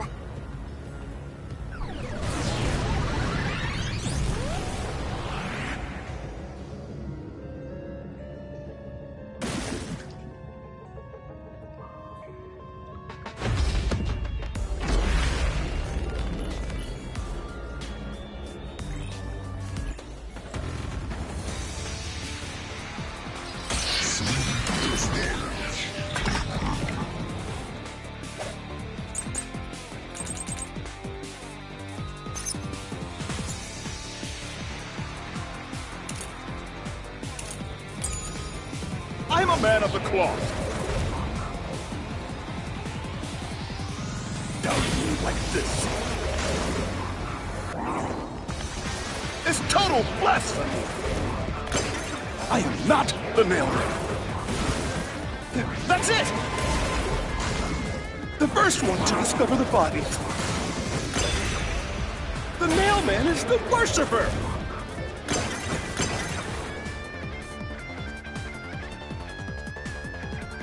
Say, Yeah. I'm a man of the cloth. Doubting me like this is total blasphemy. I am not the nailman. That's it! The first one to discover the body. The nailman is the worshiper! This is the truth.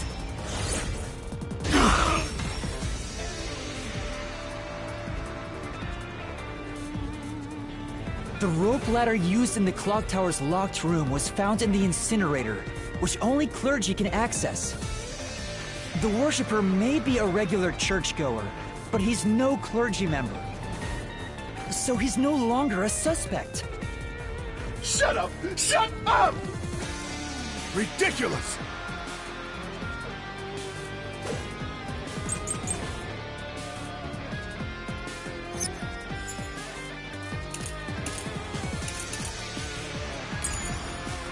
A member of the church is the culprit? Even so, I am not the culprit! There are others working for the church. Yes. There's the servant. The servant must be the nailmaker. The servant was able to commit the crimes. To be eliminated as a suspect, he pretended to discover a rope ladder.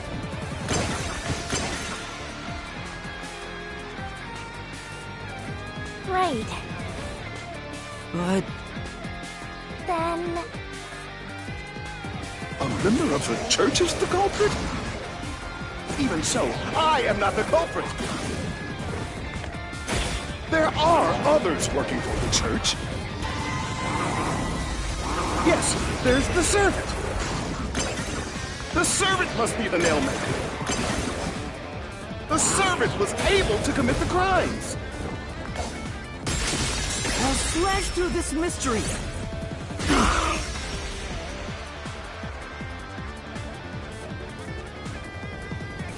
Climbing up to the underground casino's window with only nails for footing would require considerable agility. Judging by the size of the window, there's no way someone of his size could have committed the crime. No, no! Absolute lies!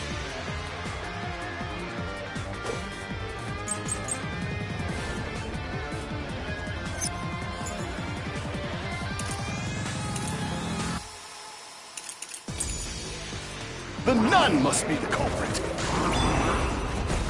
She's thin, and also works at the church. The nun was absolutely able to commit the crimes. It's not like she's afraid of heights. She used the nails to climb. And you know she's always saying, "I'll kill your ass in the name of God." It's clear she's the ruthless sort.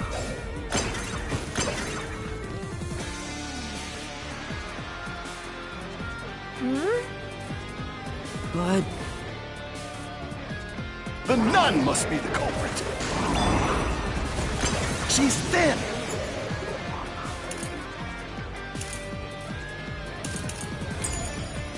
And also works at the church. The nun was absolutely able to commit the crimes. Say. But... The nun must be the culprit. She's thin, and also works at the church. The nun was absolutely able to commit the crimes. It's not like she's afraid of heights. She used the nails to climb. And you know she's always saying, "I'll kill your ass in the name of God." It's clear she's the ruthless sort.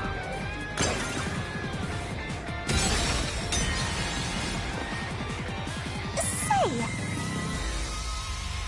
No. Then... The nun must be the culprit. She's thin, and also works at the church. The nun was absolutely able to commit the crimes. It's not like she's afraid of heights. She used the nails to climb. And you know she's always saying, "I'll kill your ass in the name of God." It's clear she's the ruthless sort.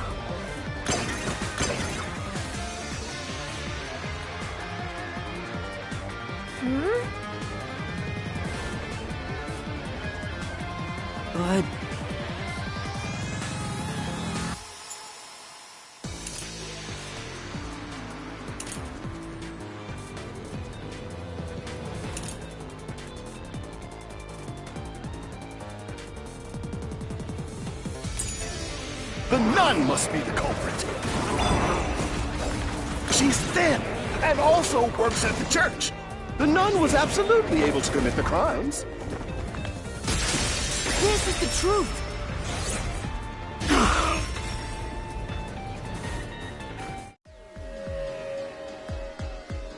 In the Mansion Study's locked room, the culprit tossed the key behind the corpse with perfect aim. With her dominant hand injured, the nun couldn't have done that, which means she's not the culprit.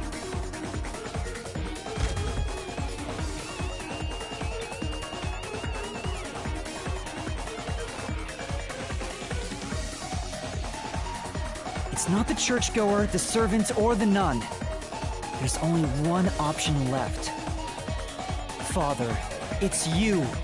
You are the nail man. Hey! Say something quick!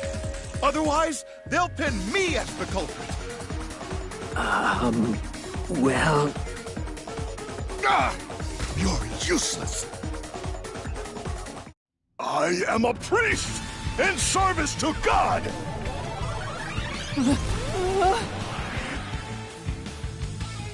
I am not the nail man!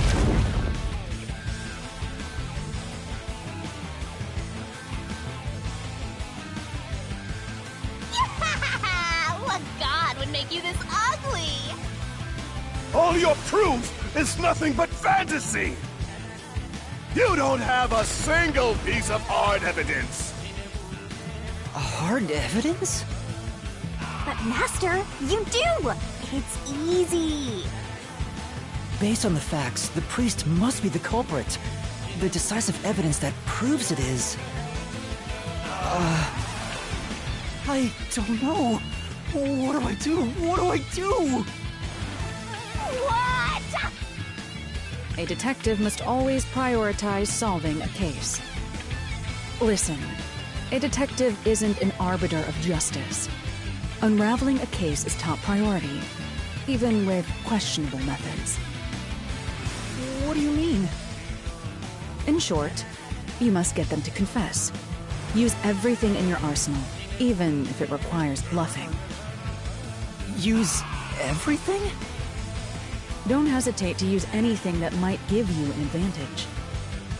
Emotions must be discarded to reach a perfect solution through a perfect deduction. Always remember that. A bluff? In other words, I should just claim I have solid evidence. But what could I use as a bluff?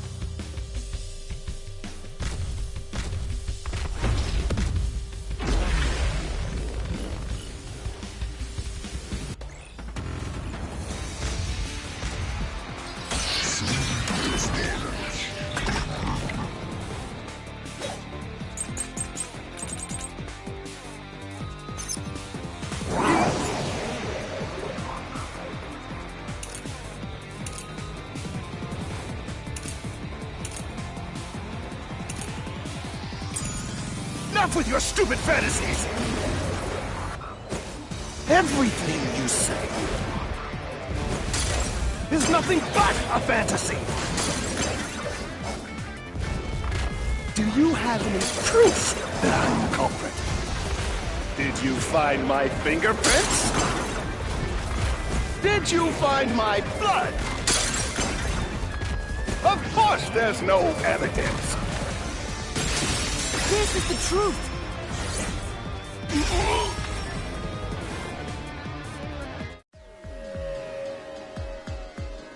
You left clear evidence at the clock tower's crime scene. There were footprints left under the window in the mud. When we inspected them, we found out they perfectly match your footprints. Impossible! I already burned those shoes in the incinerator! You gave yourself away.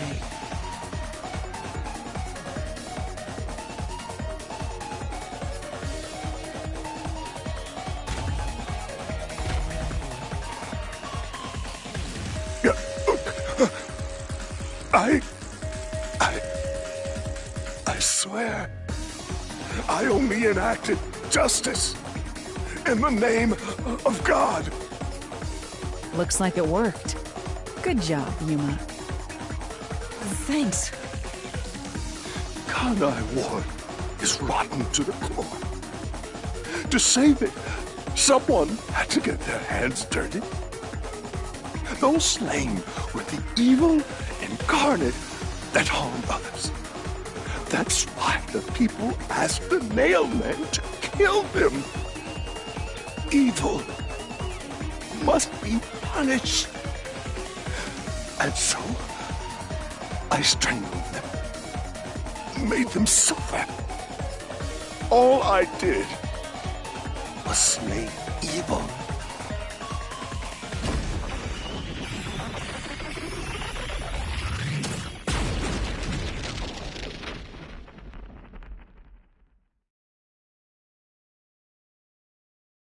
If someone hates somebody bad enough, they give that name to the Nailman. And this priest went around killing those people as the Nailman. The urban legend offered targets for murder. A priest is supposed to be the voice of God, but he went around killing people because someone wanted them dead. Lord is awesome! It's terrible. It's insane to think that he'd kill people for a reason like that. That could be said about all murders. Insane people kill for insane reasons. Anyway, you did it, Yuma. My expectations of you weren't wrong after all. Is it finally over? Huh, nothing's happening. But last time... Yeah, the soul of the true culprit who created this mystery labyrinth should appear. And since it didn't, it looks like this isn't over yet. Huh? It's not over? There are still mysteries related to the Nailman killings within this mystery labyrinth. But we solved all of the locked rooms and discovered the true identity of the Nailman. Was I wrong? But the priest even confessed to it. Calm down, Yuma. There's no need to panic. If the Nailman's identity is exposed and all mysteries are yet to be solved, then most likely someone else's agenda is involved in this string of killings. Someone else's agenda? Meaning the Nailman didn't work alone. You mean there's another culprit? But... Yuma, if you consider yourself to be a detective, you must see the truth through to the very end. No mystery concludes with a dead end. There is nothing we detectives cannot solve. Oh. All right. We have to review these killings from a different perspective.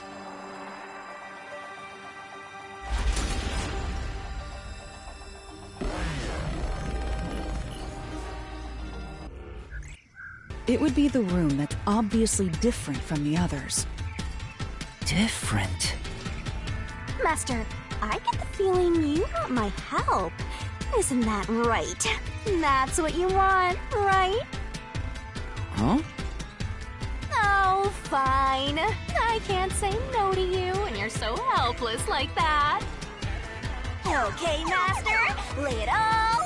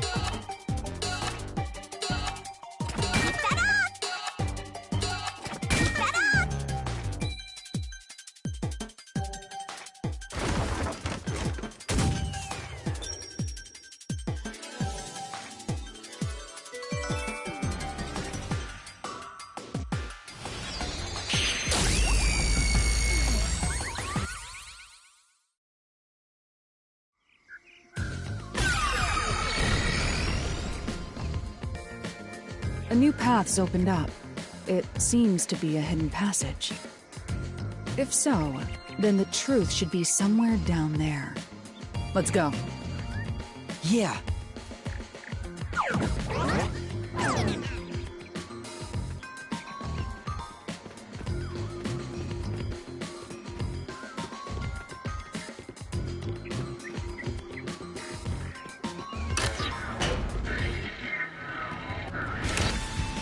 I see. So the cause of death for the victim at the art gallery storage is the only one that's different. Right. The victims in the other locked rooms were all strangled to death. All had strangulation marks and scratches, defensive wounds. The victim in the third locked room had strangulation marks, but no signs of resisting. There's also evidence of blunt trauma to the head, which can be considered the fatal blow. The marks could have been made after the victim died, so as to appear as if strangulation was the cause of death. The real cause of death is blunt force trauma.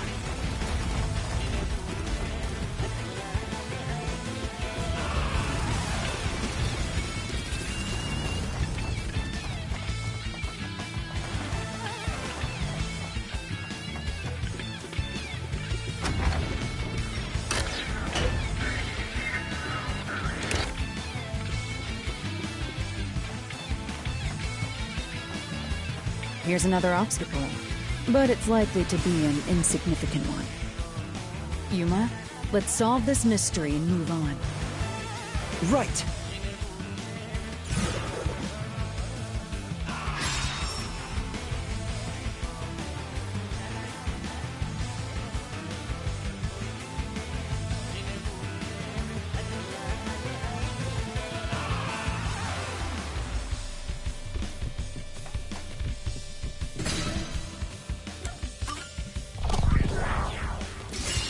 Right here!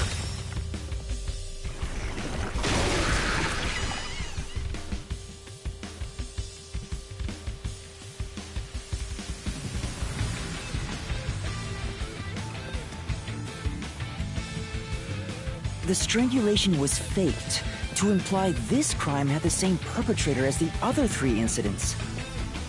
By making the crime scene as similar as possible, it appeared like the mailman was responsible for an unrelated murder. Which means this was a copycat crime. I agree.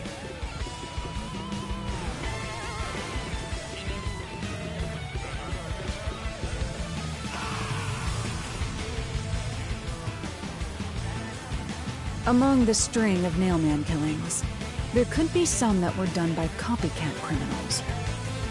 That has to be why the mystery labyrinth still remains, even after discovering the mailman's identity.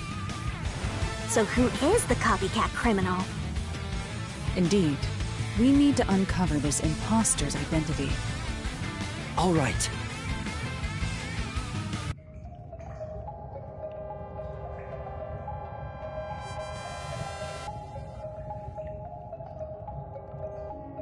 You're accusing me of being the copycat? I told you already. I have nothing to do with this.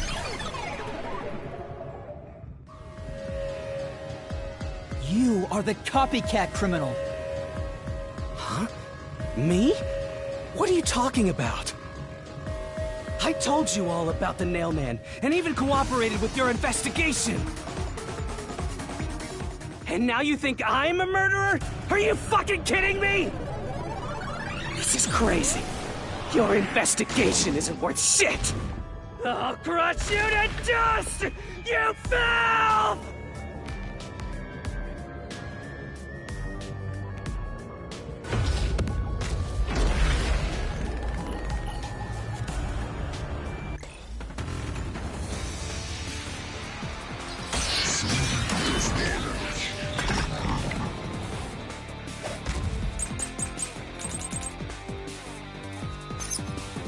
Why accuse me of being the culprit?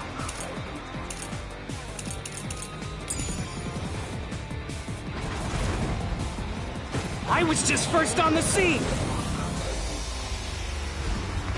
Why do you think I'm a copycat criminal? It could have all been the Nailman!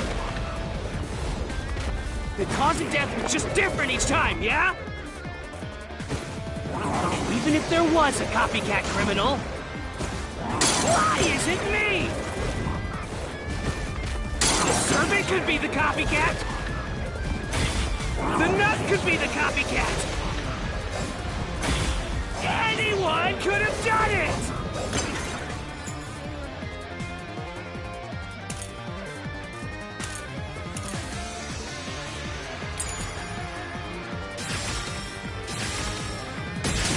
I'll slash through this mystery!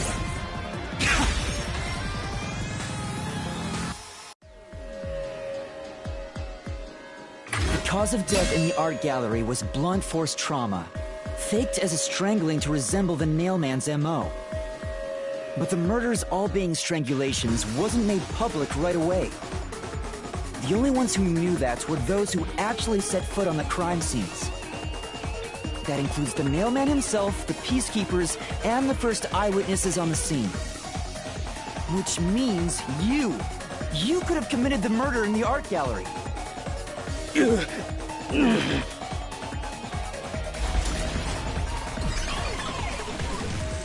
Master, after him! Beat some sense into that sensitive, nonsensical phantom! The what?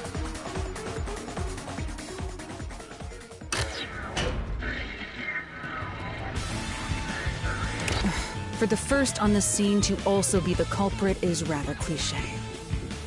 He was always suspicious, but because the real Nailman was someone else, I didn't connect the dots. He was fascinated by the Nailman, and by studying him, he eventually knew more about him than anyone else. Ultimately, he became the Nailman. It's ironic that he exposed his own crime by knowing too much about the other ones. Master, the truth is right there!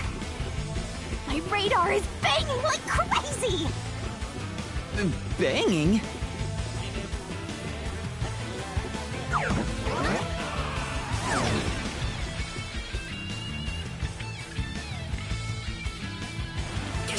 Go away! I won't let you! You have the truth!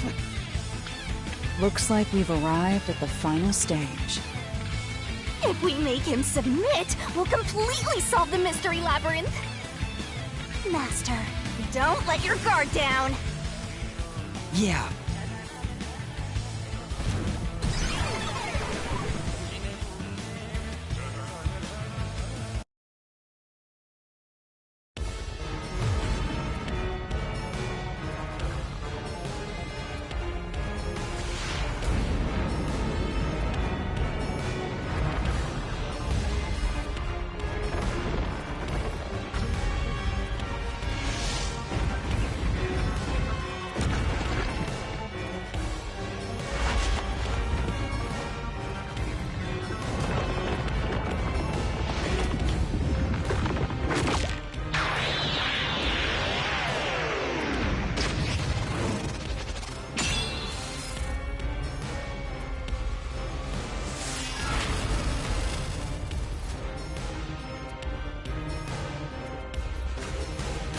Let's do this, Master!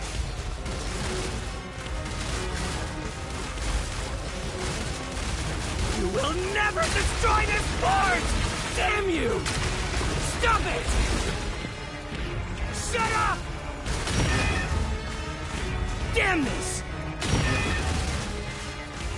Stop with your lies! Everything was done by the Nailman!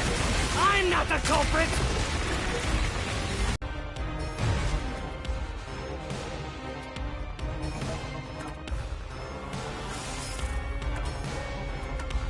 You're wrong!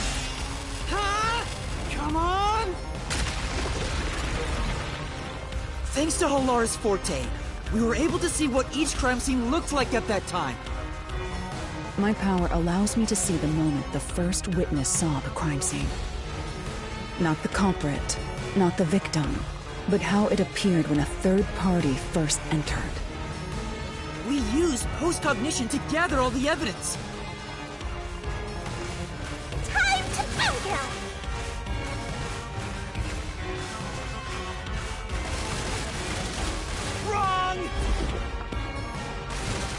Shut up! Stop it! Get away from me! Damn it! Why you? Get away from me! Get away! Get away! Get away! Person on scene! No clue will help lead you to the culprit!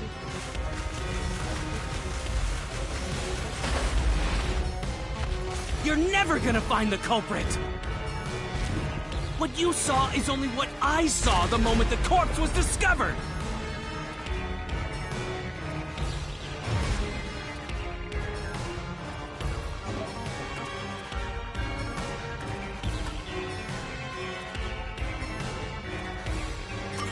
Halara's post-cognition showed us that the paint can at the gallery storage entrance had been knocked over. And according to the art gallery staff member's testimony, that was your doing. You went into the crime scene first, and the art gallery employee behind you noticed you knocking over the paint can. But Halara's post-cognition only shows the scene when the corpse is first discovered. So if you were the first person to find the body, the scene before the paint can fell over would have been recreated. But it wasn't. The paint can had already been knocked over when the corpse was discovered.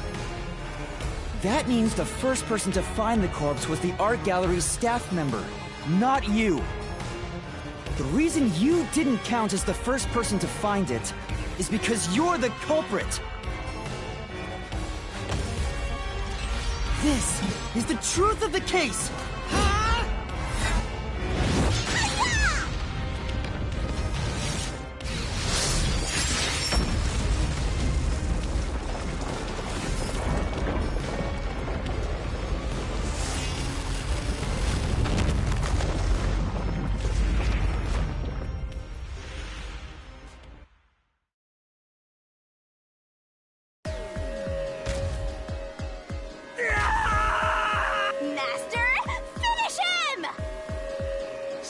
All your evidence into the solution blade and slash as hard as you can!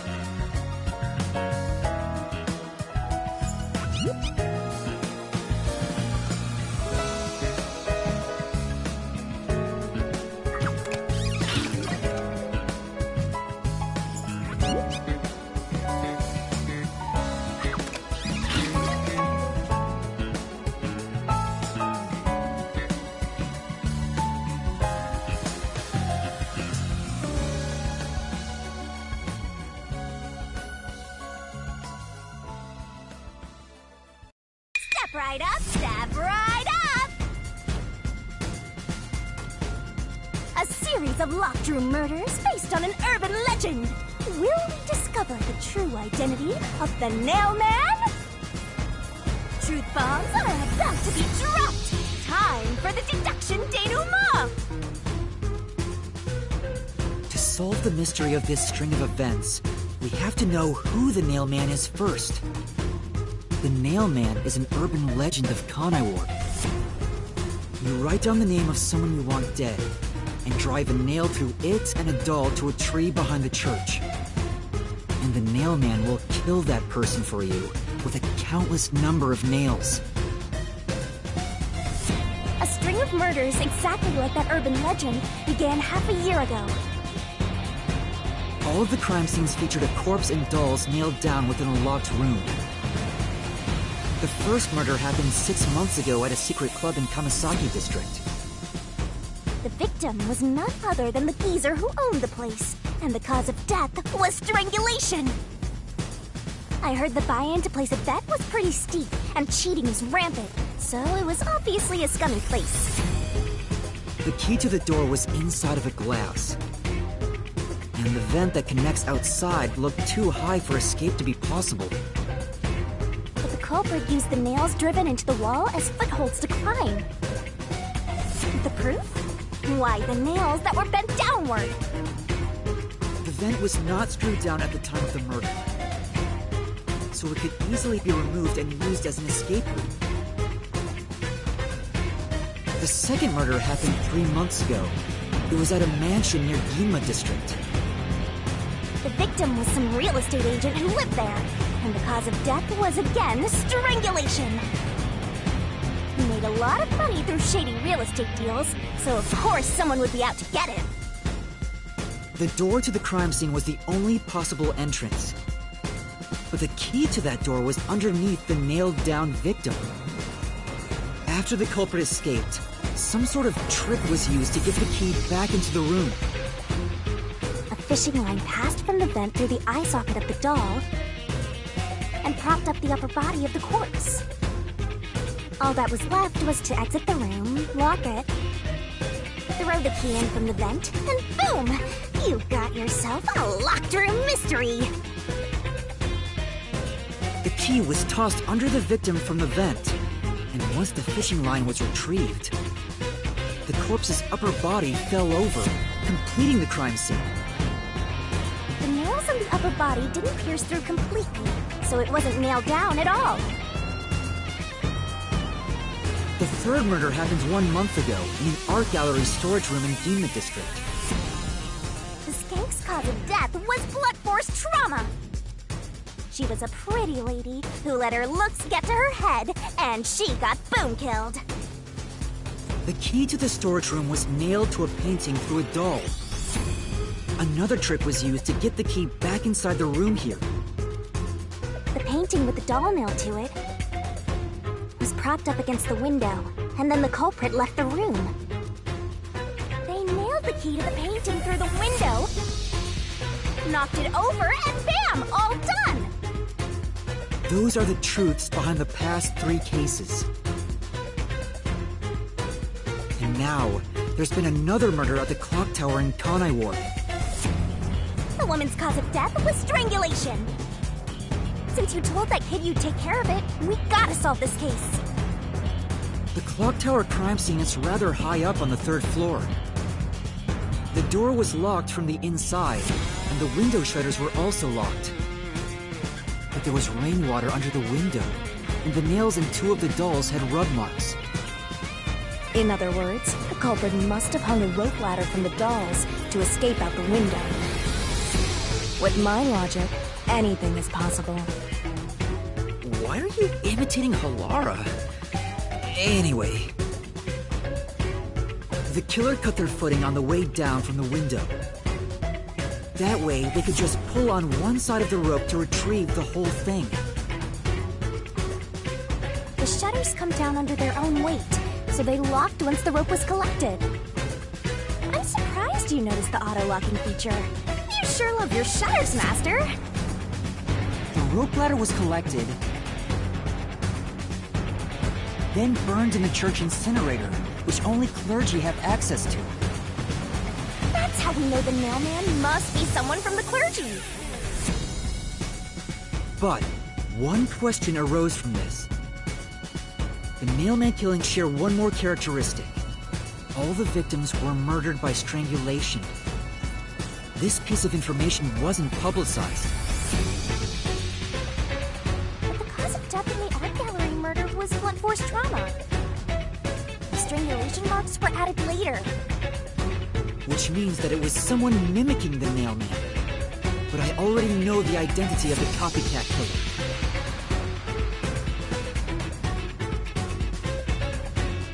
First, the mailman must be someone thin enough to pass through the vent.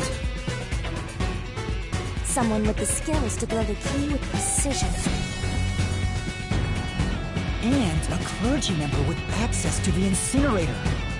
The priest! You're the mailman!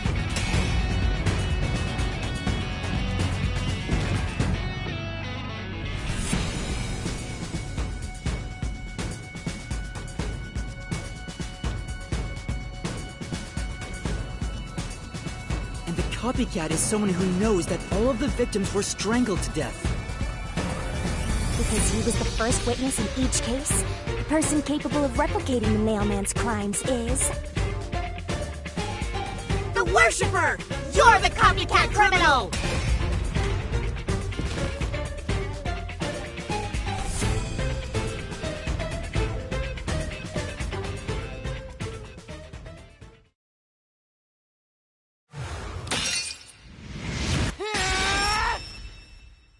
This is the truth of the case!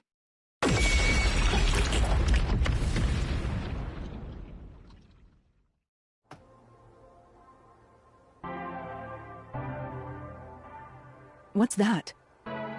It's the truth. The soul of the true culprit who built this mystery labyrinth. I see. It looks otherworldly, but there's an ominous air around it. Thank you, Halara. I was only able to make it this far thanks to you. I only kept my part of the deal. You made the right choice hiring me. But I will say one thing. You've taken another step toward being a detective. That much is certain. I, Halara Nightmare, acknowledge you. Really, Halara? You do?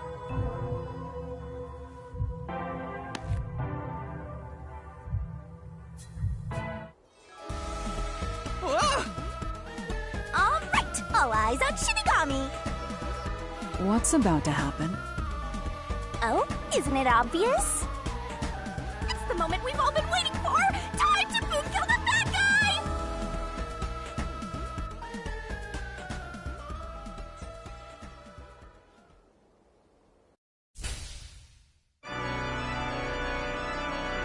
Surging bloodlust. Overflowing despair. The brilliant soul of Shinigami shall expunge this cursed case! Death to all deplorables! Ruin to the vile mystery labyrinth!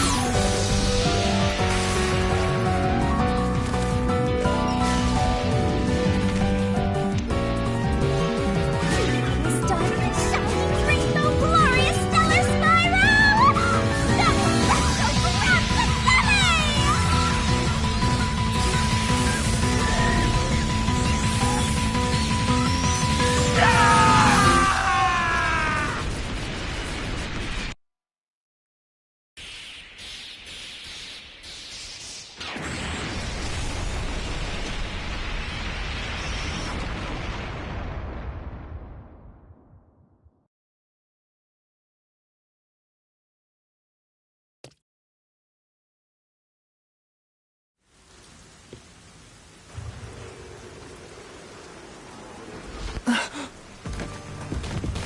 The Retrograph Father? Are you alright? What's going on? What happened to those two? There's no pulse. They're dead. Dead? What? What is this? I sure worked hard today. Feels so good to boom kill the murderer. The mystery labyrinth crumbles when you reap the soul of the true culprit. Then, the cause of the mystery labyrinth's creation pays the price by vanishing with it. I knew this would happen, but it still hurts to see someone die before my eyes. It's like I killed them myself. No, I did kill them. I killed them with the ruthless blade of the truth. There. Humans boom kill cows and pigs all the time and eat them. You don't feel bad about that, right? These were the souls of deranged murderers. At least you didn't eat them. If you look at it that way, there's nothing to feel bad about at all. It's not so simple when it comes to people dying. Did you people do this? Did you kill them with some kind of poison? Hey, hold on! I have no idea what's going on here. Too much is happening all at once. We shall talk at headquarters. Follow me there immediately. Is it just me, or are things more complicated now than before entering the mystery labyrinth? Oh, you want help? Are you going to rely on me again? Oh, fine. I can't say no when you ask for help.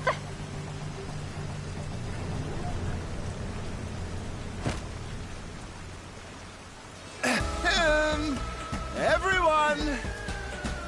Ah! He came back to life! Sorry about that! You see, I'm actually the mailman. What? These are my final words, so I can't lie. I'm the mailman. The worshiper laying there is just a copycat criminal. Search the church for the tools used in each crime.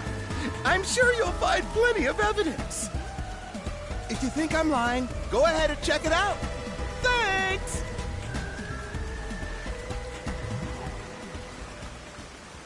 I didn't know you could do that. But that was a super lazy confession. Will it work? That should do it. We even have witnesses, so this case is closed. The priest mumbled something, but I couldn't quite hear him. Anyway, everyone here will be taken to Amaterasu Corporation at once. What? It wasn't effective at all. He's so stubborn. This is why I hate authority. What do we do? Wait, I hear something. Huh? What now? A motorbike. Something is heading this way at an alarming speed. It can't be.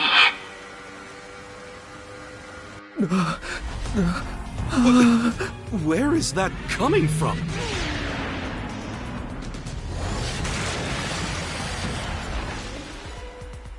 No. What are you doing here? Who are you? You dare speak so carelessly? Who do you think I am? The hero who defends peace and order in Kanai Ward. Director of the Amaterasu Peacekeepers. The Honorable Yomi Hellsmile.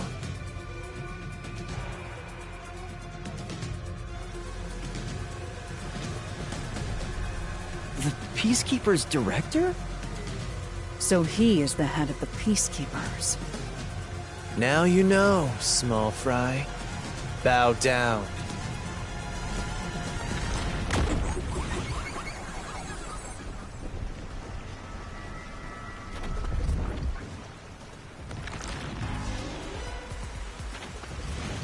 What are you doing here? No need to be alarmed. Benevolent Director Yomi is here to help. Oh, excuse me for the late introduction. I am Vice Director of the Peacekeepers, Martina Electro.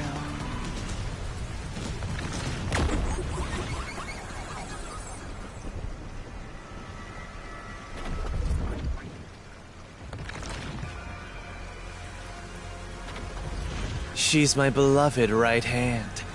No one else gets to have her. What's with him? Master, be careful. This Yomi guy is dangerous. Huh? I've never seen anyone emit such a dangerous aura before. He's that bad? So, what brings you here? Oh, right. I was so focused on my beloved right hand that I completely forgot. As mentioned earlier, Director Yomi is here to help. I hear you've been troubled by Seth's unreasonable treatment. Is that right? Huh? Director Yomi, what is going on here? Why am I... We had discovered you've been receiving sizable kickbacks for facilitating donations meant for the church. We now know why you were so desperate to clean up all the Nailman killings. After all, it would be troublesome to lose access to all that money if the priest was arrested as the Nailman. Wait, please. Director Yomi, I did this under your orders.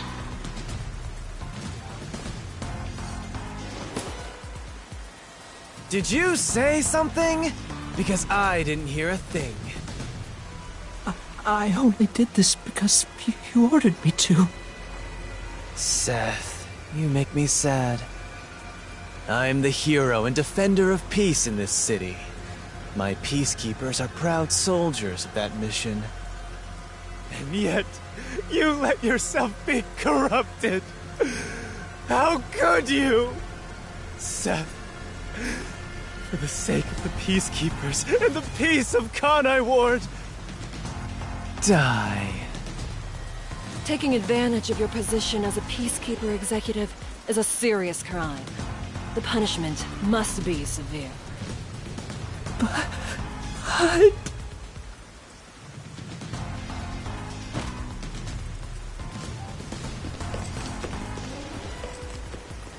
Yeah, I'm annoyed my own underling would betray me like this.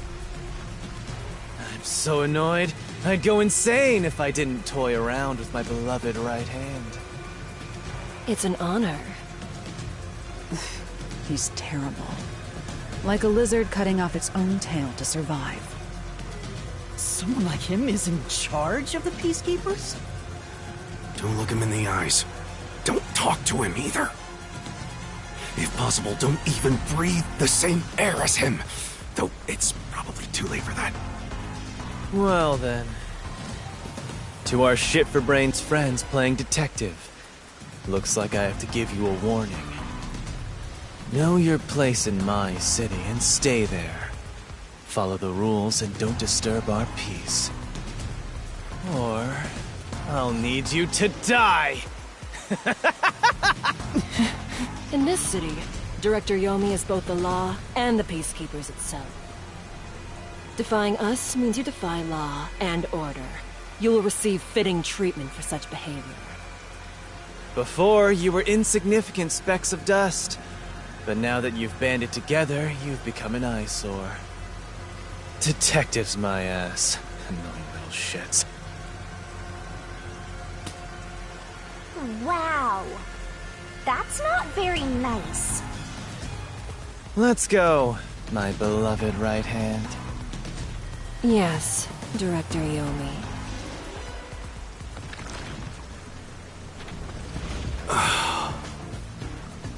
Looks like we've been targeted by someone dangerous. Yeah, thanks to you! One wrong move and it would have been all over. You got that? I'm sorry, but...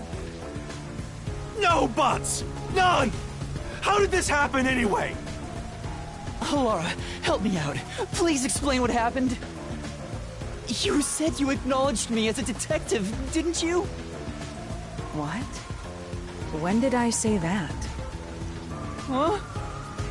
It's such a shame, Master. Everything that happens in the Mystery Labyrinth gets forgotten. What? Elara's memory must have been wiped after entering and leaving the labyrinth. Nothing inside the Mystery Labyrinth can be taken into the real world. Not even memories. Unless you have a contract with yours truly, that is. But I thought Halara and I had finally reached an understanding. Memories from up until you enter the Mystery Labyrinth are retained, like the debt you owe for your assignment. That's awful! Hey, Yuma? Are you listening? You better make sure this doesn't happen again. By the way, Chief, our submarine office is tipping over. Are you sure the Peacekeepers didn't mess with it?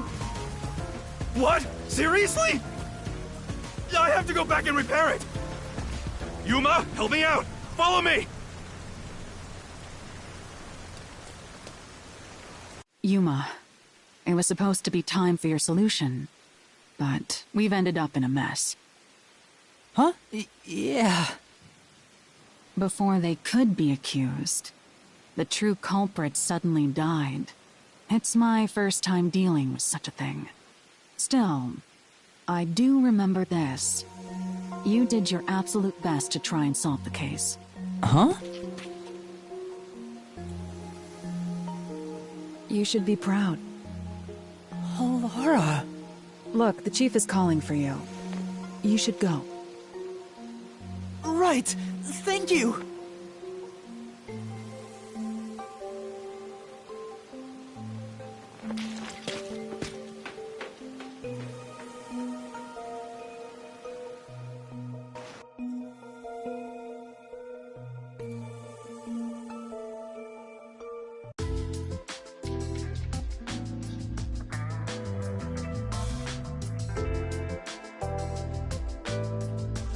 Are you serious?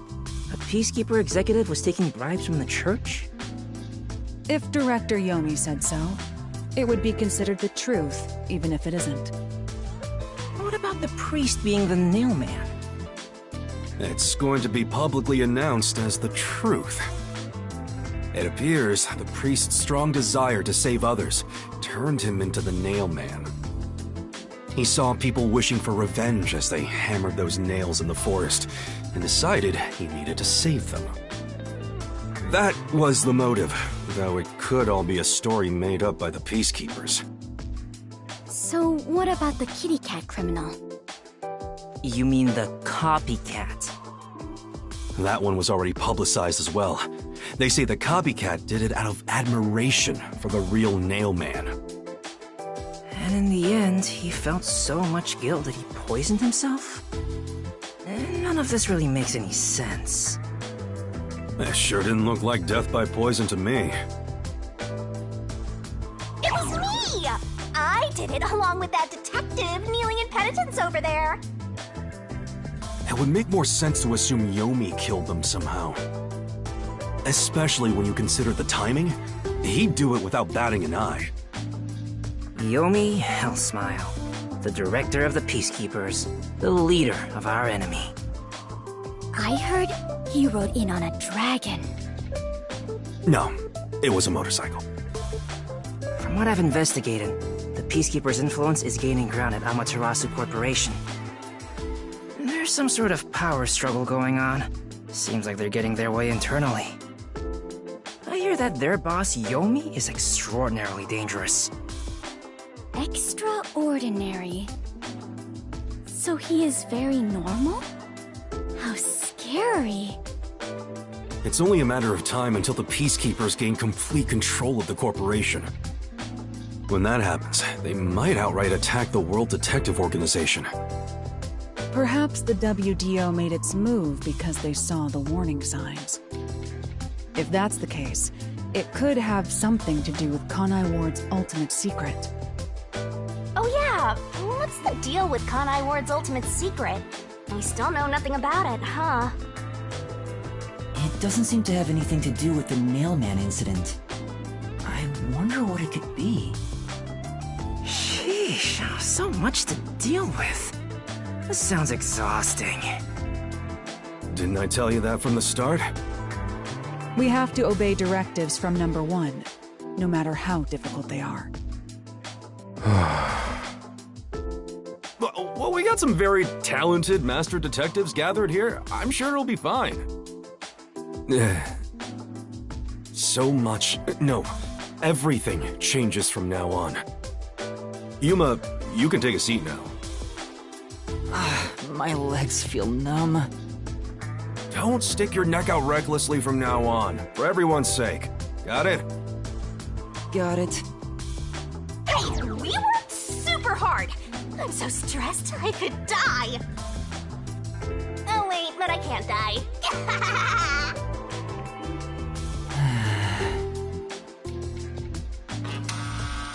Do we have a visitor? That's rare. Yuma, can you go get it? Sure.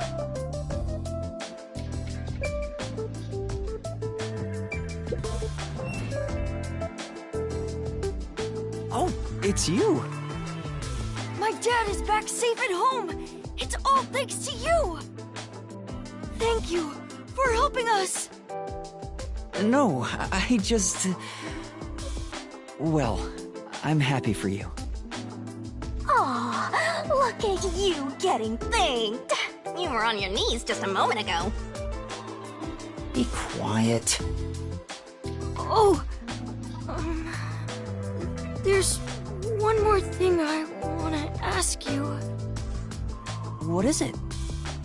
Did someone else die or something? Will you play catch with me? Huh? Catch? But it's raining.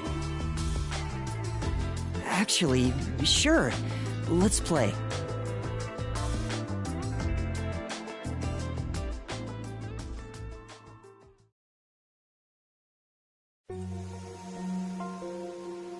The unending rain.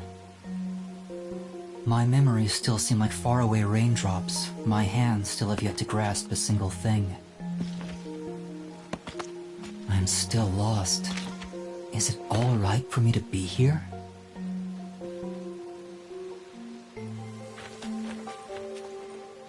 But with the worn baseball gripped in my hand, my heart somehow feels lighter. Why I wanted to be a detective. It could have been for the sake of something so small that it fits in my hand. Maybe I should give myself credit for this small realization.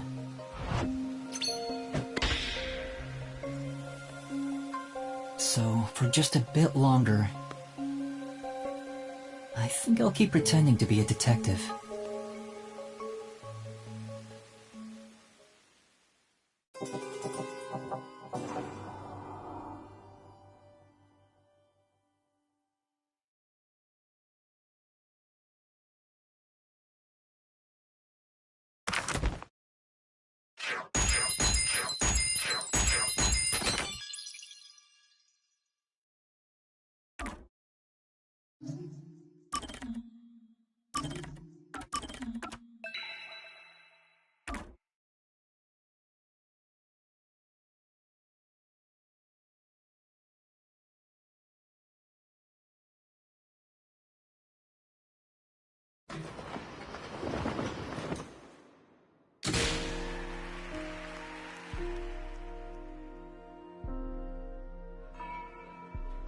Unpainted faces in uniform by the window. This isn't the real me.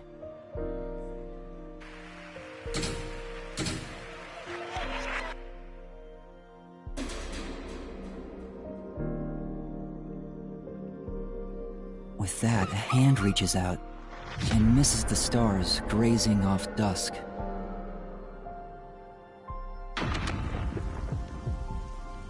In the shadow of the school after class lies the remnants of everything someone has lost.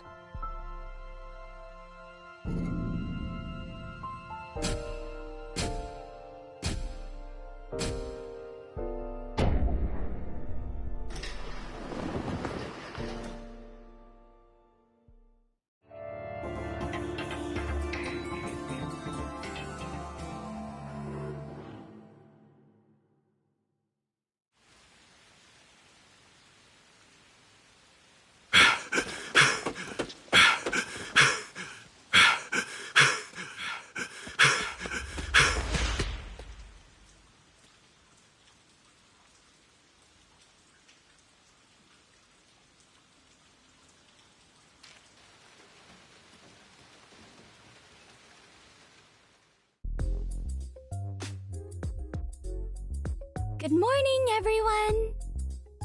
Oh? Chief, you look so clean-cut today. You look just like Halara. That is Halara. How could you mistake the two of them?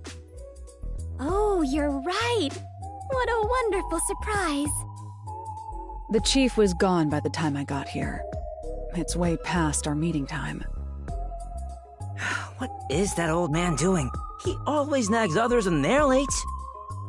The chief suddenly went missing. According to my deduction, his chopped up corpse will be shipped here in a cardboard box! That's horrible! I wonder what happened to Chief Yako.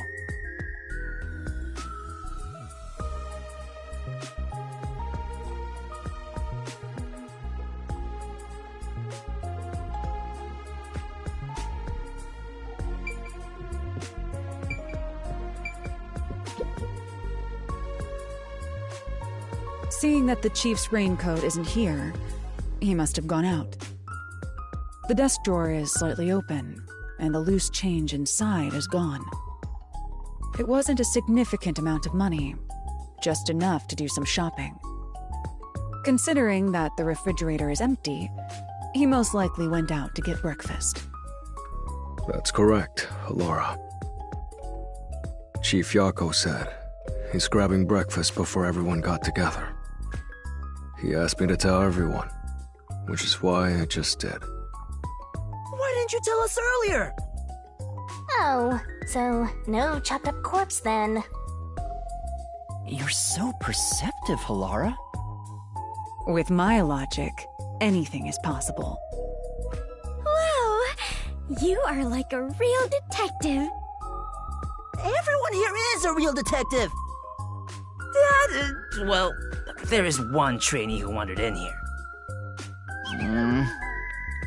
What a jerk! I'm the only one who's allowed to pick on Master. One of these days, I'll get back at that shorty detective. I'll turn him into a wax doll or something. Even if he's a trainee, he's still a detective. We don't discriminate here. What, you're on the rookie side? He's a trainee who doesn't even have a detective deed. No way am I gonna recognize him as a real detective. Right, Vivia? Huh? Oh, there's no need to worry. I ate breakfast before coming over here. You're not even listening! I wonder why the chief is taking so long. Maybe he's in line at a stall for some meat buns. He's always eating that stuff. It is Kanai Ward's specialty. Adults and children alike seem to love it in the city.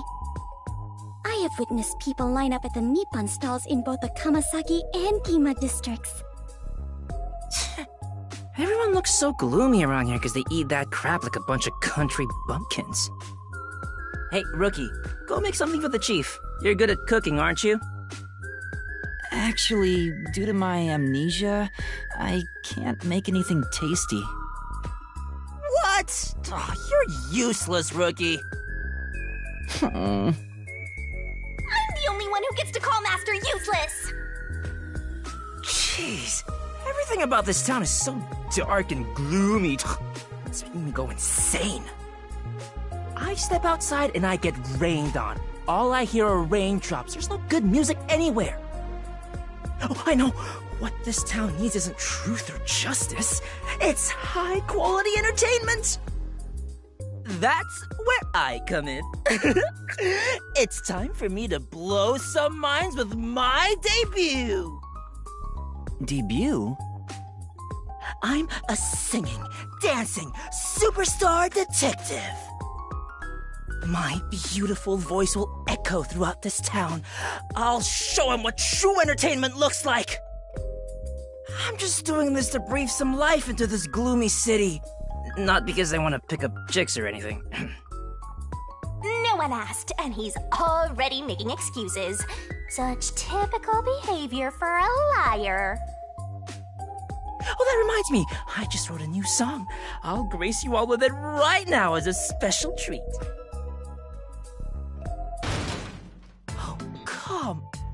on! You always have the worst timing! These morning chases are killing me.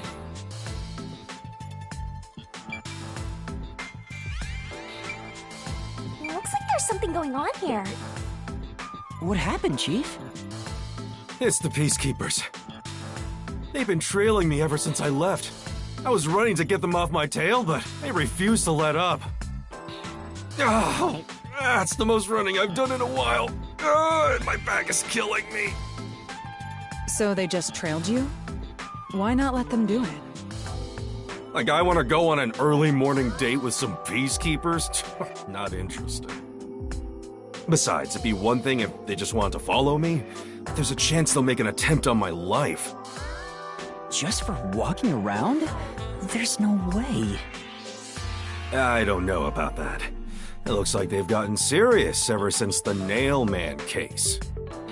Sorry. We have more stuff to worry about than just Kanai Ward's ultimate secret. I think we should lay low for a while.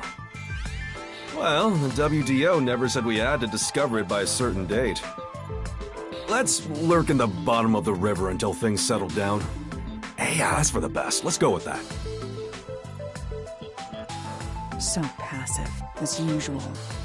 While we're hiding, we could lose what we've built here. No, it's not my style to just wait for the opponent to make their move. I'm taking the initiative. Hey, hold on, Halara! Where do you think you're going? There's something I want to look into. There's no need for concern. No matter how many peacekeepers come after me, I'll be fine. I guess that's that. Halara will be fine. I just don't want to get dragged into any trouble. Jeez, master detectives are all so selfish. We can hear you. Well, good. I hope you all learn some self-restraint. Should I go keep an eye on Halara? Just to make sure no fights break out. You, Fubuki? That'd actually make me more worried. That's a great idea. Yes, Fubuki, please go team up with Halara. Roger that. Off I go. The exit is over here. Are you sure sending Fubuki is a good idea? Despite how she acts, Fubuki has one of the strongest powers of all master detectives. She'll be great help in times of trouble. The strongest? Is that sheltered skink really that amazing? She sure doesn't look it. Time for us to go to. We need to find some girls clues. I just asked you to show some self-restraint. Oh, don't worry. I'm the ultimate master detective. I won't cause any trouble for you. Are you sure? What? I'm not so weak that I need some rookie worrying about me. My powers make me the best there is in deceiving prying eyes.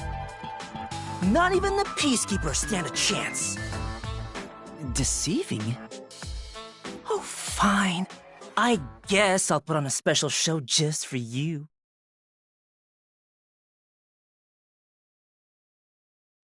One minute. Who knows how many days it took God to create the world? But I can change everything in just 1 minute. Check this out. He went in! What's going on in the bag? I'm hysterical!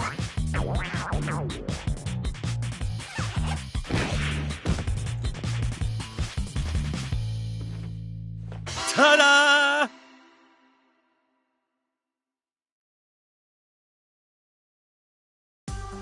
Huh? Tetsuhiko? Wow, you totally look like Chief Yako. What do you think? The perfect disguise, huh? Mastery of disguise is my forte. And your voice, too. I didn't think your disguise would be so good. Really? I think I'm far more handsome than that. My backpack has tons of different tools inside. Using them allows me to disguise as anyone pretty much perfectly.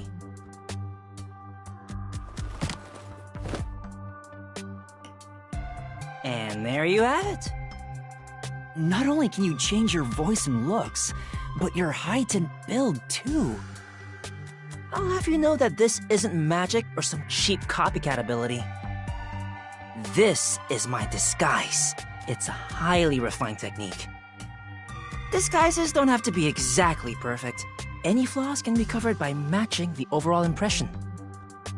In short, I just need to imitate the subject visually and psychologically. To be honest, it does put a huge strain on my body, though. I thought the shorty detective was all talk, but this kid ain't bad. Guess he's not totally useless like you are, Master. So you get it now? With my disguise ability, the Peacekeepers will never be on my tail. Anyway, I'm off to pick up some babes. I mean, work the case. Kinma District. There's no shortage of cuties. Hey! Master detectives are all so selfish. The WDO needs to teach them cooperation. Cooperation? I'm sure Halara and Desuhiko are confident working alone. If I want to become a detective, I have to gain the same confidence they have. But you never look so serious. I just realized something. There's so much you can do if you can disguise yourself as anyone. Like, you know, everything. You're thinking about something awful again. Awful? I just have a bit of a mischievous nature is all. How rude! You don't respect the rights of a dead god! I feel attacked! Maybe I'll just take off and go haunt someone else. Yeah! By the way, Chief Yako, what should I do? Well, we may have to hole up here for a while. So, I'm gonna need you to clean this room. We might as well have it tidied up while we're in here. You want me to clean the room? Isn't that more of a job for a housekeeper rather than a detective? Trust me, this is also part of a detective's duty. I'm counting on you, Yuma. Fine.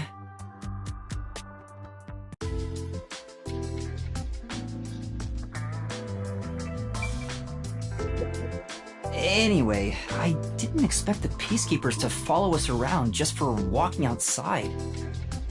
Now it's dangerous to go out. Oh, why did I even come here?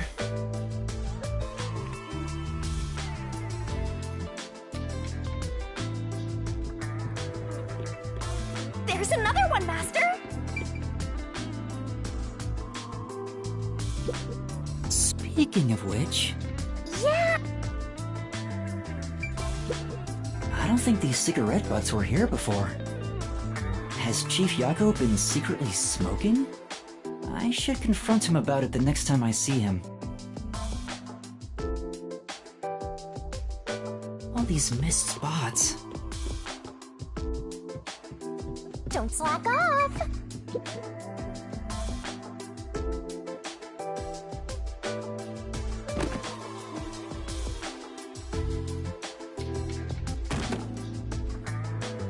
This is so boring. Aren't there any decapitated corpses or something around here? Don't say stuff like that. That's actually possible in this city. This place is full of mysteries, and yet you're busy cleaning. That's stupid. Oh, I should have stayed asleep in the book if it was all just gonna end up like this. In the book? The Book of Death. Oh, you probably don't remember that either. Hey, Master, what do you remember? I wish I knew the answer to that. What's the Book of Death? It's the book yours truly was sealed in. It was hidden away deep in the WDO's book vault when you found it. That doesn't ring a bell? Not at all. The World Detective Organization really kept such a dangerous book? Dangerous? Excuse you, but it's always detectives who want my power. It's the power to obtain the truth, after all. Although, you need to conquer the mystery labyrinth to get it. So, Shinigami, have you haunted other detectives before me? Oh, so you're the type who gets jealous of ex-boyfriends? I'm not jealous, just curious. Was it a coincidence I found the Book of Death? Or did I want to gain its power? If that was the reason, why didn't I leave some sort of note before losing my memories? Since you're dying to know, I'll tell you all about it, Master. It's a miracle of the universe that you and I met. A real miracle. You and I are bound by fate, so let's nurture our connection for all eternity. What?